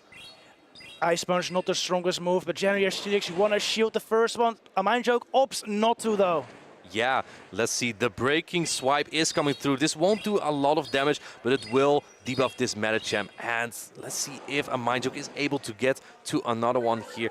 I think he only will if Stone Collection doesn't. Oh, he goes for the charge attack priority. Does not want to take another breaking swipe. I want to keep the Medicham healthy. Very good timing by Stone Collection there. Firing off his Ice Punch before a Mind Joke can fire off another breaking swipe. Now looking to instantly switch into the Manibus, likely expecting this Alolan Sanchez in the back. Yeah, very good read by Stone Collection and getting out that Alolan Sanchez with Power Snow, which would also be pretty good against the Licky Tongue, right? So I really like this play from Stone Collection, letting that first Ice Punch through. Now, did he swap in enough? Does he have enough time to get to 2 attacks here? I think he might barely not. The Alolan Sandslash seems to be 3 Powder away from the next Ice Punch, and I think the Manibus is 2 Snarls away, which means they will charge that priority here. Yeah, let's see. Going for... Oh, Stone Collection is not going for the charge stack priority, knowing he would lose it, and actually putting in a shield here. Interesting play from Stone Collection. Yeah, wants to get those shields down, and because he got a full free Snarl in, he's actually able to get to a couple area aces here. He baits. Let's see, does a Mind Joke shield this? He doesn't shield the aerial ace. This is huge because... Yeah, no, oh, and going for another one right away. I think a Mind Joke now is putting 2 shields. Is he putting 2 shields on Alolan Sanchez here? Let's see. Yes, he is letting this go. And now it's all in the hands of that Medicham. Yeah, a Mind Joke opting to put it all on the fighting Psychic type we've seen do work all day. Stone Collection, Licky Tongue in the back is doing a lot of damage with those super effective licks, but Medicham is hitting back very hard. Yeah, Psychic is blocked here. 2 shields down on Stone Collection's side now, but a Mind Joke still has them, and he is using 1 Protect shield here. Body Slam would do significant damage here on this Medicham, and you kind of want to keep this healthy to clean up the rest of the battle, right? Yeah, definitely. If you let a Body Slam go now, he might be at risk of getting licked down by this Licky Tongue, so also decides to shield up the next one. Yeah, now it comes down to perfect energy management, because you also still need energy to take out the opposing Medicham here. Going for the Psychic, but man, I think Stone Collection's Medicham is just a little bit too healthy. It does have a lot of health remaining, and I believe also a tiny bit of energy, which might allow to even outpace the Medicham. Opposite going to Manibus first, though. Yeah, probably just trying to soak up some damage here. Stone Collection reached for that switch advantage, but wasn't able to. Yeah, a Mind Joke is knocking out the Mandibus here, and now it's all in the hands of both Medicham here. But I believe that a Mind Joke is in Ice Punch range here, right? Oh, it's gonna go down to... Barely doesn't get there! Oh, he gets farmed down by the Medicham, and game number 1 appears to go to Stone Collection. What a close game there, and I think a Mind Joke may have missed a counter, may have been looking into that now, but either way, a very close battle. I don't know if an Ice Punch would have even knocked out that the opposing Medicham, right, from Stone Collection. Yeah. It would have been very, very close. It does about 19%. And seeing as Stone Collection's Medicham was only barely into the red, it's gonna really come down to the stats of both of these Medicham. Yeah, exactly. And for those in chat who are wondering what the winners finals means, it means the winner finals of this Group D that these players are in right now. The winner of this matchup advances to day 2. Now, how do you think that a Mind Joke will adapt to Stone Collection here? I don't think we're going to see that ABA strategy again. No, unfortunately it didn't work out for him here. Stone Collection read that scenario perfectly. Realized that once a Mind Joke was staying in with Steelix first, the Medicham, that would most likely be that Alolan Sandslash in the back, and was able to save that Medicham to get some counters into it later. Yeah, exactly. And I really like preserving that indeed, because I think at that point he just read, oh, it's going to be Alolan Sanchez. Yes. It has to be Alolan Sanchez in the back, right? So very good read from Stone Collection here. Yeah, maybe we might see something like the Sableye here. I wouldn't be surprised if a Mind Joke brings Sableye this time. This is the Pokemon that won him the previous matchup as well. It was very good for him. And, you know, why not stick with this with the good old same, right? Yeah. It could be, if you get aligned on that Medicham or the Deoxys, it would be fantastic. On the other hand, though, the Mandibus or the Licky Tongue, that would not be so great. No, it would not. You really wanted to get aligned first, those Psychic types. But if Stone does opt to go with a different line next game and also bring the Lantern or Dragonair instead, Sableye has like okay-ish matchup there as well. Yeah, exactly. So what do you think of the Pelipper? I think it would have been pretty decent in that match. A very neutral pick, right? We saw Medicham, Lickitung, and Mandibuzz, and Pelipper has played against all three of those. Yes, especially versus that Medicham. That's a very good matchup for that Pelipper. So I could definitely see a Mind Joke bring that next game, maybe even paired with that Steelix. Those two seem to have pretty good synergy. Yeah, absolutely. So looking into game number 2, this is very tough for a Mind Joke. He already has a lot of experience here though, because he got to so many winners finals in his play Pokemon career. Stone Collection on the other hand, I don't think we've seen him in something like a Grand Finals or a Winners Finals on day 2 yet, right? So I think that also comes in this. A Mind Joke already has so much experience. Stone Collection, also a veteran, but only got past the last chance qualifier only once. And that was to qualify for the real tournament back then. That was Worlds for 2022. You right? can't sleep on Stone Collection though. This man has proven to be incredible at this game. We've seen him play many very good battles today. So I'm sure he'll come up with another great line for game number 2. If you wear Stone Collection shoes right now, what will you bring? I would really like that double counter, to be honest. Really? Because I know a Mind Joke loves Alolan Sensors. He loves that Steelix. Why wouldn't I go for it? But what can you safe swap here as Stone Collection then, right? Because that Sableye is just so punishing. I think you would really need something to take all the damage from that Sableye. So there could be something like Mandibuzz or Lickitung as the lead, and then with Medicham or Deoxys in the back to, you know, bait out the Sableye and then catch all that energy later on again on the Mandibuzz. I honestly think that Medicham isn't the worst against Sableye with an energy advantage.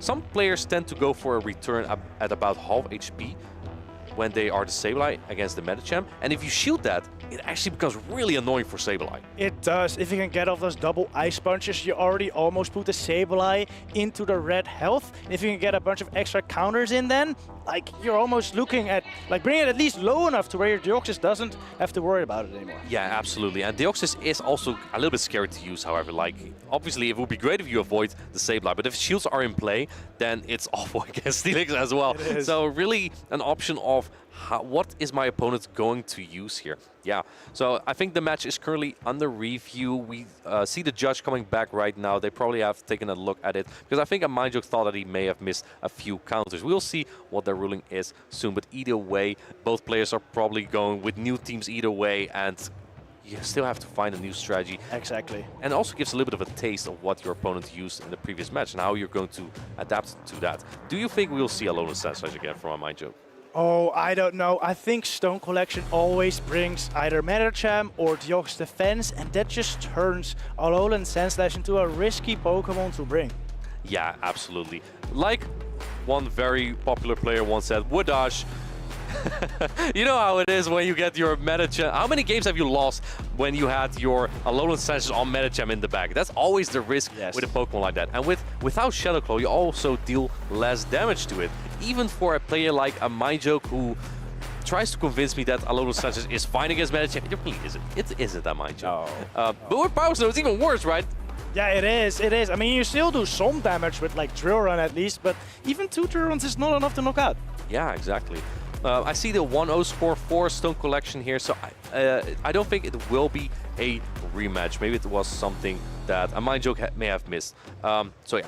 We got an incredible team of judges here, so I trust their judgment that everything went okay in that match, and we're now moving into game number 2, it seems. And we just got confirmation that it indeed is no rematch. So the score right now, 1-0 for Stone Collection, and we'll see how a Mind Joke has to adapt to this strategy. If you are a Mind Joke, this is a pretty tough spot to be in. He already beat his friend Scafo99 early in the tournament, right? And this is your final challenge of the day. Going through a pretty tough bracket like that, this is it. Like, you are very far like this. This is how you want to conclude day 1, I think, right? Yes, if he can win this after being down 1-0, that's like incredible. But the same can be said about Stone. Stone has a very strong bracket as well, facing off against Radek in the previous round. Those were some very feeling.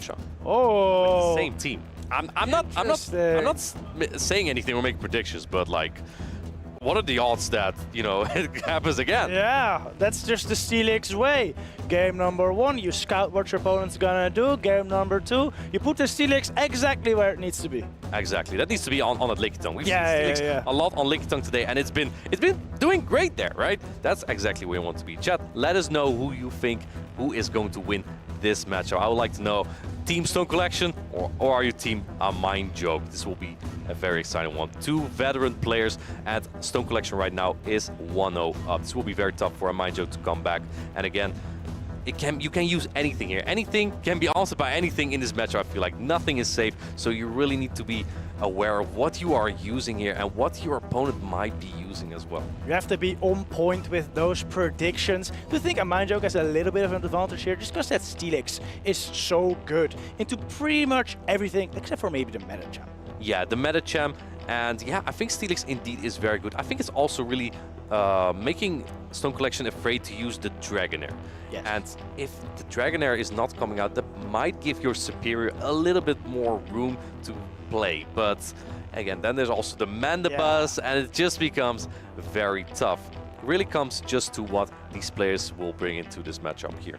Yeah, and for those who don't know, there's also the Marip Community Day today. Have you caught a shiny Marip today? Actually, the very first Marip I caught today did end up being shiny. Really? Yeah. Wow, I actually got one as well. I don't know when I have the Go++ running, but anyway, that's enough about Marip. Here we have the Mandibuzz, I couldn't recognize the German name for a second, into the Medicham. Can you tell us about how this matchup is going to go? This is a pretty interesting matchup, actually. You know, you would think that Mandibuzz has the typing advantage here with being flying versus a fighting type, but because 2 Aerial Aces are not enough to knock out Medicham, and these counters are really stacking up, as well as the Ice Punches, Medicham actually has a slight edge here. Does it win any even shield scenario? I think the 0 shields are pretty okay here for Medicham, right? Yeah, I believe Mandibuzz might take the 0 shield scenario, but if A Mind Joke does decide to invest a shield, he can counter down the Mandibuzz. Yeah, let's see. Another Aerial Ace is coming through, and this is the flying type charge attack that has been slightly buffed last season from 45 to 40 energy, and that means that after 1 Aerial Ace, you only need 3 for all your next Aerial Aces. Exactly. Actually, specifically, your next 12 aerial. Your next 12. Yes, all the 12 areas you get to. And there we see another Ice Punch land. Can you farm down as the Medicham? I think you can, right, if you shield this. You can, but does A Mind Joke want to go for the switch advantage if it costs him a shield here? Let's see. This is his choice. He is letting it go, going for a farm down on one of his Pokemon. Let's see. Going in with that Steelix here, and I think that, doesn't get the areas of Stone Collection, but now he has that alignment. Going straight into the Sableye here, and is answered by the Lickitung. This is looking very tough. If only he had switch advantage now. Yeah, Stone Collection is looking very good here with the switch advantage. Has the Lickitung aligned versus Sableye, and will get the Medicham aligned versus the Steelix later. But as we saw earlier, that can be a very close matchup, so A Mind Joke is definitely not out of this. Yeah, is there any chance that you can preserve your Sableye out of this and maybe use it against the Medicham later? 100%. It's gonna come down to this shield call though. Do you shield a power rip? No, he lets it go. Now he's likely gonna get licked down. Yeah, that's very tough. Going for a return here, I think Stone Collection now is very satisfied with this result and keeping that shield for the Medicham to take out that Steelix later. This is a lot of work to do for the Steelix. Can you get to another foul player? It might be crucial. Oh, is he gonna get there? Oh, it does it, barely not. He goes down with it, and the Lickitung now has so much energy. And Stone Collection just not baiting. He is not playing around, going for that Power Whip immediately. And I think this is a smart shield because this might do more than the Ice Punch from Medicham. Here it comes, Medicham. Yeah, it probably would have, as he also gets an early breaking swipe debuff in versus Medicham here, which means the counters are now going to do less damage, as well as the Ice Punches. Yeah, exactly. Attack is being dropped here. You probably want to go for that Ice Punch right here before the next breaking swipe. And at this point, you have to use your shield as A Mind Joke. And here we go. You have to go 1, 2, 3, 4 breaking swipe more and more here to win this matchup maybe. Yes, exactly. He goes for the next breaking swipe immediately, dropping down Medicham's attack even more as soon as possible. Yeah, attack being dropped again. Bright shite from the Steelix there, the breaking swipe. I love it sometimes in other languages. This Ice Punch won't do a lot of damage now. Is Steelix able to win this maybe? I think it might. This Ice Punch will not knock out, and the Steelix will likely reach another breaking swipe. Yeah, going there. But man, can you take out the Lickitung? I don't think you can. You are way too low on the Steelix, I think, right? It's going to be a race. Yeah, you're going to have to survive 13 licks to get to this next breaking swipe. Can he do it? Oh. Even if he does, there's a body slam almost on a Lickitung, and he's able to fire it off right now. Already has so much energy, and the body slam is going through. That is a 2-0 score for Stone Collection. And Mind Joke is going down in that winner's final. And it means Stone Collection is your fourth winners your fourth winners bracket player for tomorrow, day number 2. Yeah, so well-deserved victory from Stone Collection there, showing how good he is at reading teams and making use of that Lickitung. Yeah, Lickitung was just not in the position that Stone Collection, that Mind Joke wanted it to be, right? He wanted it on the Steelix, but then Mind Joke had to go for switch advantage. And with such an alignment-dependent core in the back, in my opinion, right, with the Sableye and the Steelix, they cover each other very well. It looks like Mind Joke just preferred the shield over the switch advantage, and I think if he didn't do that, it may have been a very different battle, right? Because you would have had Sableye on Medicham and Steelix on Lickitung. Yeah, I agree, but it is very tough to go a shield down that early in a matchup, especially while your Medicham is already like at 5% of HP. Yeah, I think that what a Mind Joke was thinking is, if I keep shields up, my Steelix is just in its best position, right? Because I can keep debuffing and debuffing and debuffing. And in that case, Steelix would be great. But one thing that you probably should need to keep in mind here is that Stone Collection is probably always going to bring at least one counter user. He has 2 of them. He can bring either or both. I think what a Mind Joke might also have been thinking is that he got rid of the Mandibuzz pretty much with that Medicham, which means that his Sableye in the back was likely gonna be strong. However, Stone Collection made a very smart lineup there by packing another Sableye answer in the back in that Lickitung. Yeah, absolutely. I really like the strategy. It was maybe a little bit soft to the Steelix. However, if you lead Mandibuzz into Steelix and you play the zero shield scenario, I don't think that's the worst case, right? No, you probably lose it as Mandibuzz, but then your Lickitung stays clear of that Steelix. It's like that ABA strategy you keep talking about. Exactly, but it did work better for Stone Collection than for a Mind Joke, unfortunately. And yeah, we had Stone Collection win that battle by 2-0. So honestly, I didn't really expect it to go that quickly. I thought a Mind Joke would maybe find a way to align his Steelix to the Lickitung, because that's really what he needed. That Mandibuzz was just too strong. We haven't seen it that much today, actually. But Stone Collection showing that it's still very much meta.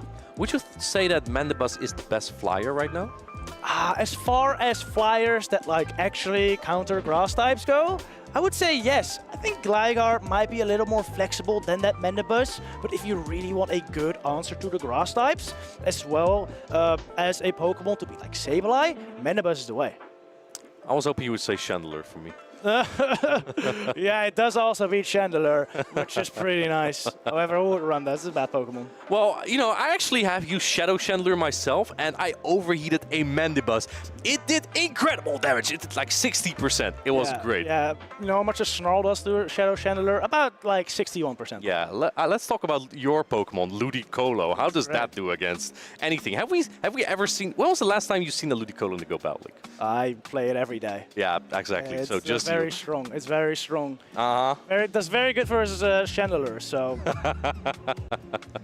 Okay. You win this one round. We'll see. Anyway, yeah, I would love to see other Pokemon like that as well, right? Let's say we have a Ludicolo or a Chandelure at one point in a tournament like this. That would be pretty cool, but I think this Pokemon needs a little bit of a boost maybe, right? We've seen last season we had Gligar buffed a lot, right? We had the Area Ace buff, we had the ground type charge stack Dick, we had it buffed, and I think that Pokemon like Ludicolo, for example, or Chandelure could really use a buff like that, and this might be happening soon. We have only 1 week left in the Go Battle League in the current season, and what are your predictions really? What would you like to see for the next season? Oh, this is such a tough one. I think balancing the meta game is such a tough job. You change one move and it can all just shift. Hopefully to the right direction, but sometimes maybe not. So it is tough to say. I would really like a Ludicolo buff though. And maybe Gastrodon for Lou. What would you give Gastrodon to make it better? Mud Shot's the easy choice. Body Slam? Oh wait, it already has it has Body Slam, already. Earth Power, water pulse is not a very efficient attack, I It is think, not. right? Yeah, so maybe it needs surf. That'd be pretty good. Yeah, surf would be pretty good. So mud shot, body slam, and surf Gastrodon. Would it be similar? It probably would be a little bit similar to Quagsire then, right? Already have a lot. Yeah, talk about Quagsire. We had a video earlier and you called out Leo on not hitting Legend with Quagsire, but then he did the day after. Do you have any words about that? I eat my words, basically. Right. He actually did hit Legend. Maybe I gave him that boost, right? He was like, okay, Martijn, you think I cannot hit Legend with the Quagsire? Well, I'm gonna prove you wrong. And well, boy, he did. He did. And it was his first time hitting Legend as well, right? So again, a big congratulations from the cast to Leonard for hitting Legend for the first time. Yeah, that's really, really a big... speaking of proving people wrong, I feel like a lot of people were kind of downplaying Deoxys, you know, as being not that great in this current meta, but Stone Collection really showed it off in that double counter line just now. Yeah, speaking of Stone Collection, how about we go to the interview area where we have Leo ready for the interview with Stone Collection. We're back again, once again, with another winner's interview. This time we are joined by Stone Collection, who just took out one of the strongest players we have in Europe. Stone, what's on your mind right now? Pretty much nothing. I'm just happy to have gotten that far, as I said last interview, like 5 minutes ago. So, yeah, I just want to go eat something, and yeah, I'm pretty happy. I don't have anything to add to that. All right, we gotta talk about the last game, because on stream, the Shadow Steelix has been performing like crazy so far. And you are one of the only players, maybe the only player except for the Mirror Match, who was able to actually handle the Shadow Steelix quite well. How did you do it? I kind of got lucky and aligned it to my Medicham. Well, yeah, Shadow Steelix is like, yeah, I think it's a really strong pick. Sometimes a bit annoying, to be honest, but this time, I mean, with my Mandibus, okay, he had, I used my Medicham to go into the Steelix, he already lost some HP, he had some energy advantage, but still with shields up, I think Medicham can handle Steelix quite well. My luck was that he also switched out and had a Sableye in the back, which my Leaky could handle. If they had A-Slash in the back, would have been maybe a bit annoying in the end game, but yeah, I got lucky, and the end game, Leaky is awesome against Sableye, or it's pretty good, let's say it like that. And yeah, that's why, yeah, I got lucky. So did you have any plans going into this match, except for just getting lucky and aligning the Medicham to the Steelix, or was there any emergency plan you had? Yeah, I face him a lot in GBL, and usually I lead my Shadow Dragonair, so my plan was to not lead Shadow Dragonair, because yeah, Shadow Steelix and Shadow Alolan Sandslash are really hard counters, and if I leaded my Dragonair into one of them, the game would pretty much be over. My other plan was that Mandibus looked like a kind of safe switch. I mean, he had Powder Snow on his A-Slash, so he was kind of forced to use it. So I knew that it was somewhere, but still Mandibus can draw out the A-Slash or the Alolan Sandslash, since I think there's not many other Pokemon that can handle the Mandibus. Or maybe the Shadow Steelix, I don't know. I mean, Umbreon kind of handles Steelix, so I think Mandibus can do that too. Yeah, that was my plan, like to get Mandy into play if my lead was really bad. But the lead turned out to be good in both scenarios, so... Yeah, the leads actually turned out to be fantastic, and I mean, you also won based off of alignment, a little bit at least. Let's talk a little bit about your experience in the 2022 season, because you have managed to get to the World Championships there, and if I remember correctly, you went quite far, right? Yeah, I mean, there were, I think, only 64 players, or a 64-player bracket, and yeah, I managed to get top 16. Which is pretty awesome, but I only managed to qualify because of the SEQ. At the regionals before that, I didn't perform that well. So yeah, my experience there was pretty good. Yeah, and I hope that I can relive it this year.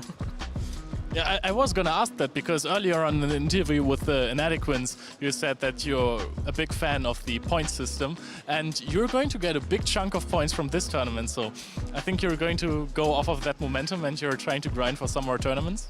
Yes, I'll be at, I think, pretty much every tournament until May. So I'm not sure about Stockholm, and maybe in June we get another regional, but I don't know yet. So yeah, I'll be at plenty of events. Yeah, that's exactly what I'd like to hear. Okay, thank you so much, Stone Collection. Congratulations again on reaching top 8. We are looking forward to watching you tomorrow as well again. And we're just going to kick it right back to the casters. Thank you very much, Leo and Stone Collection, for those insights. Yeah, and congratulations again to Stone Collection, the fourth to make it to day 2 in the winners bracket. So yeah, that was basically the battles for today. However, we will be recapping everything for today, and then we will also talk about what we have for tomorrow. But first, we're going into this Go Team format video. Let's see this video, Thomas. Yeah, I'm excited. Looks like it's not ready yet. However, yeah, it's ready now. This 2024 Regional Championships event will be showcasing exciting Pokémon Go matches all weekend. Trainers from around the globe are here to compete for over $125,000 in cash prizes, travel awards, and championship points to qualify for Worlds 2024 in Honolulu, Hawaii. This tournament is a 2-day event, with our trainers competing in a double elimination bracket using the Great League format in Pokémon Go. Matches are best of 3, except for the winners finals, losers finals, and grand finals, which are each best of 5. All matches are played in a bring 6, pick 3 format. This means trainers will create a team of up to 6 Pokemon, but only 3 are brought into each game. Who is taking home the title of Regional Champion this weekend? Who will secure the points to qualify for Worlds 2024 in Honolulu? Stay tuned this weekend and watch all the action live. If you want to learn more about upcoming Play Pokemon events, visit pokemon.com/play.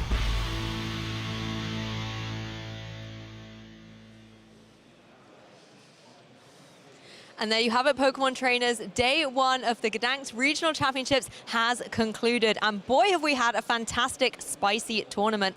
I want to go over from my co-commentators a little bit of their, I suppose, highlight, let's say, of how day 1 have shaped up. Though Technical, let's start with you. Those battles from Tonton Bateus with his Clefable were just incredible. The way he kept setting up his Clefable with either a shield advantage or energy lead was just fantastic, and I really hope we're going to see more of that tomorrow. It's going to be hard to stop him for sure. What about you, Inadequence? I was really impressed by the Shadow Steel display that we saw from Parlasha, and I think she might take it all. There's a lot of contenders, definitely. Some trainers have really put their best foot forward. What about you, though, Leo? What stood out for you? I gotta be really boring here and go with what we just saw. Stone Collection versus a Mind Joke. I love these guys. They are such nice people. They are great players. I really look up to them. And it was just so nice to see both of them on stage. I was Team Stone Joke in that matchup, so I really wanted both of them to win. But unfortunately, that's not possible. So let's see if a Mind Joke fights his way through the losers bracket now. Maybe a little bit of a divided front there in that final match. And I think it's been hard for us all to kind of pick a favorite as the day has gone on. But I think I'm in agreement with you, though, Technical. Tonton Batiste looks absolutely unstoppable at the moment. Of course, you guys at home can get in on all the Pokemon action using that hashtag #PlayPokemon and engaging with us on all of our social media channels. One of my highlights was being able to look at some of your messages as well and posts, and seeing particularly Inadequence riding on the back of an Araquanid. All the art posts are incredibly welcome. Please do engage with all of the social media channels you see below. You can post on X. If you need to catch up on some Pokemon action, maybe you're on the other side of the pond and just waking up in time to catch all of our matches, you can recap them on YouTube as well. So, of course, we have a couple of other regionals coming up throughout the rest of the season. But first of all, let's recap the bracket and how the winners bracket has gone for this day 1 and how things are maybe going to be shaping up going into day 2. We have in Group A, we had Patoman, and he is paired with Parlasha tomorrow. That is a Spanish classic, basically. 2 really good players from Spain. In the second matchup, we have Tonton Bateus against Stone Collection. And yeah, these are 2 players. We just talked about 2 really strong players. Then in the losers bracket, we got a Mind Joke versus Amon, a CZ, a Mind Joke with that Steelix, and Amon running that Guslord and Talonflame. That's gonna be one hell of a spicy match. Yeah, and then of course in the last match we have EB versus Bumalanchek, and this is also a really nice matchup. Both of those we haven't seen too much of in previous tournaments, and I'm really looking forward to these trainers battling it out. Me too. A lot of these trainers we've fortunately been able to showcase on the broadcast as well today. So it's going to be nice tomorrow to showcase the rest of their tournament run as well. And one of them could very well be our champion at the end of the day. Of course, those of you tuning in on Twitch can take a look at what the Twitch schedule is going to look like across the next couple of shows. So you will be able to catch all of the different Pokemon action. There's plenty to catch. On Tuesday, we're going to be some Shining Sinnoh matches as well, with the adorable little Piplup looking ready for action. As well on Wednesday, a blast from the past, the 2015 US National Championships for the trading card game. Some more Piplup action with Shining Sinnoh on Thursday. And then on Saturday, Pokemon the Movie 2000. That's a nostalgia hit if ever I've seen one. Oh yeah, indeed. I have that one on DVD actually, and I actually regularly watch it. Exactly, and this is only one of many regional championships that we have here on the European side of things. Let's take a closer look at the schedule so you can see what other amazing events are coming up. As you can see, with 3 events down in the regional side of things, plenty more to go in Stuttgart, Liverpool, Dortmund and Utrecht. We then have a little segue to the international stage in London, as well as another regional championship in Stockholm, segueing in between New Orleans at NAIC right before the coveted World Championships. I mean, what would it mean for our players to get there? I think everyone who came here wants to get to the World Championships. We heard Patuman talk about it, we heard Palasha talk about it, we heard Stone Collection talk about it. They're all here for all of it, and I think they're already pretty satisfied with the championship points that they already have gotten so far.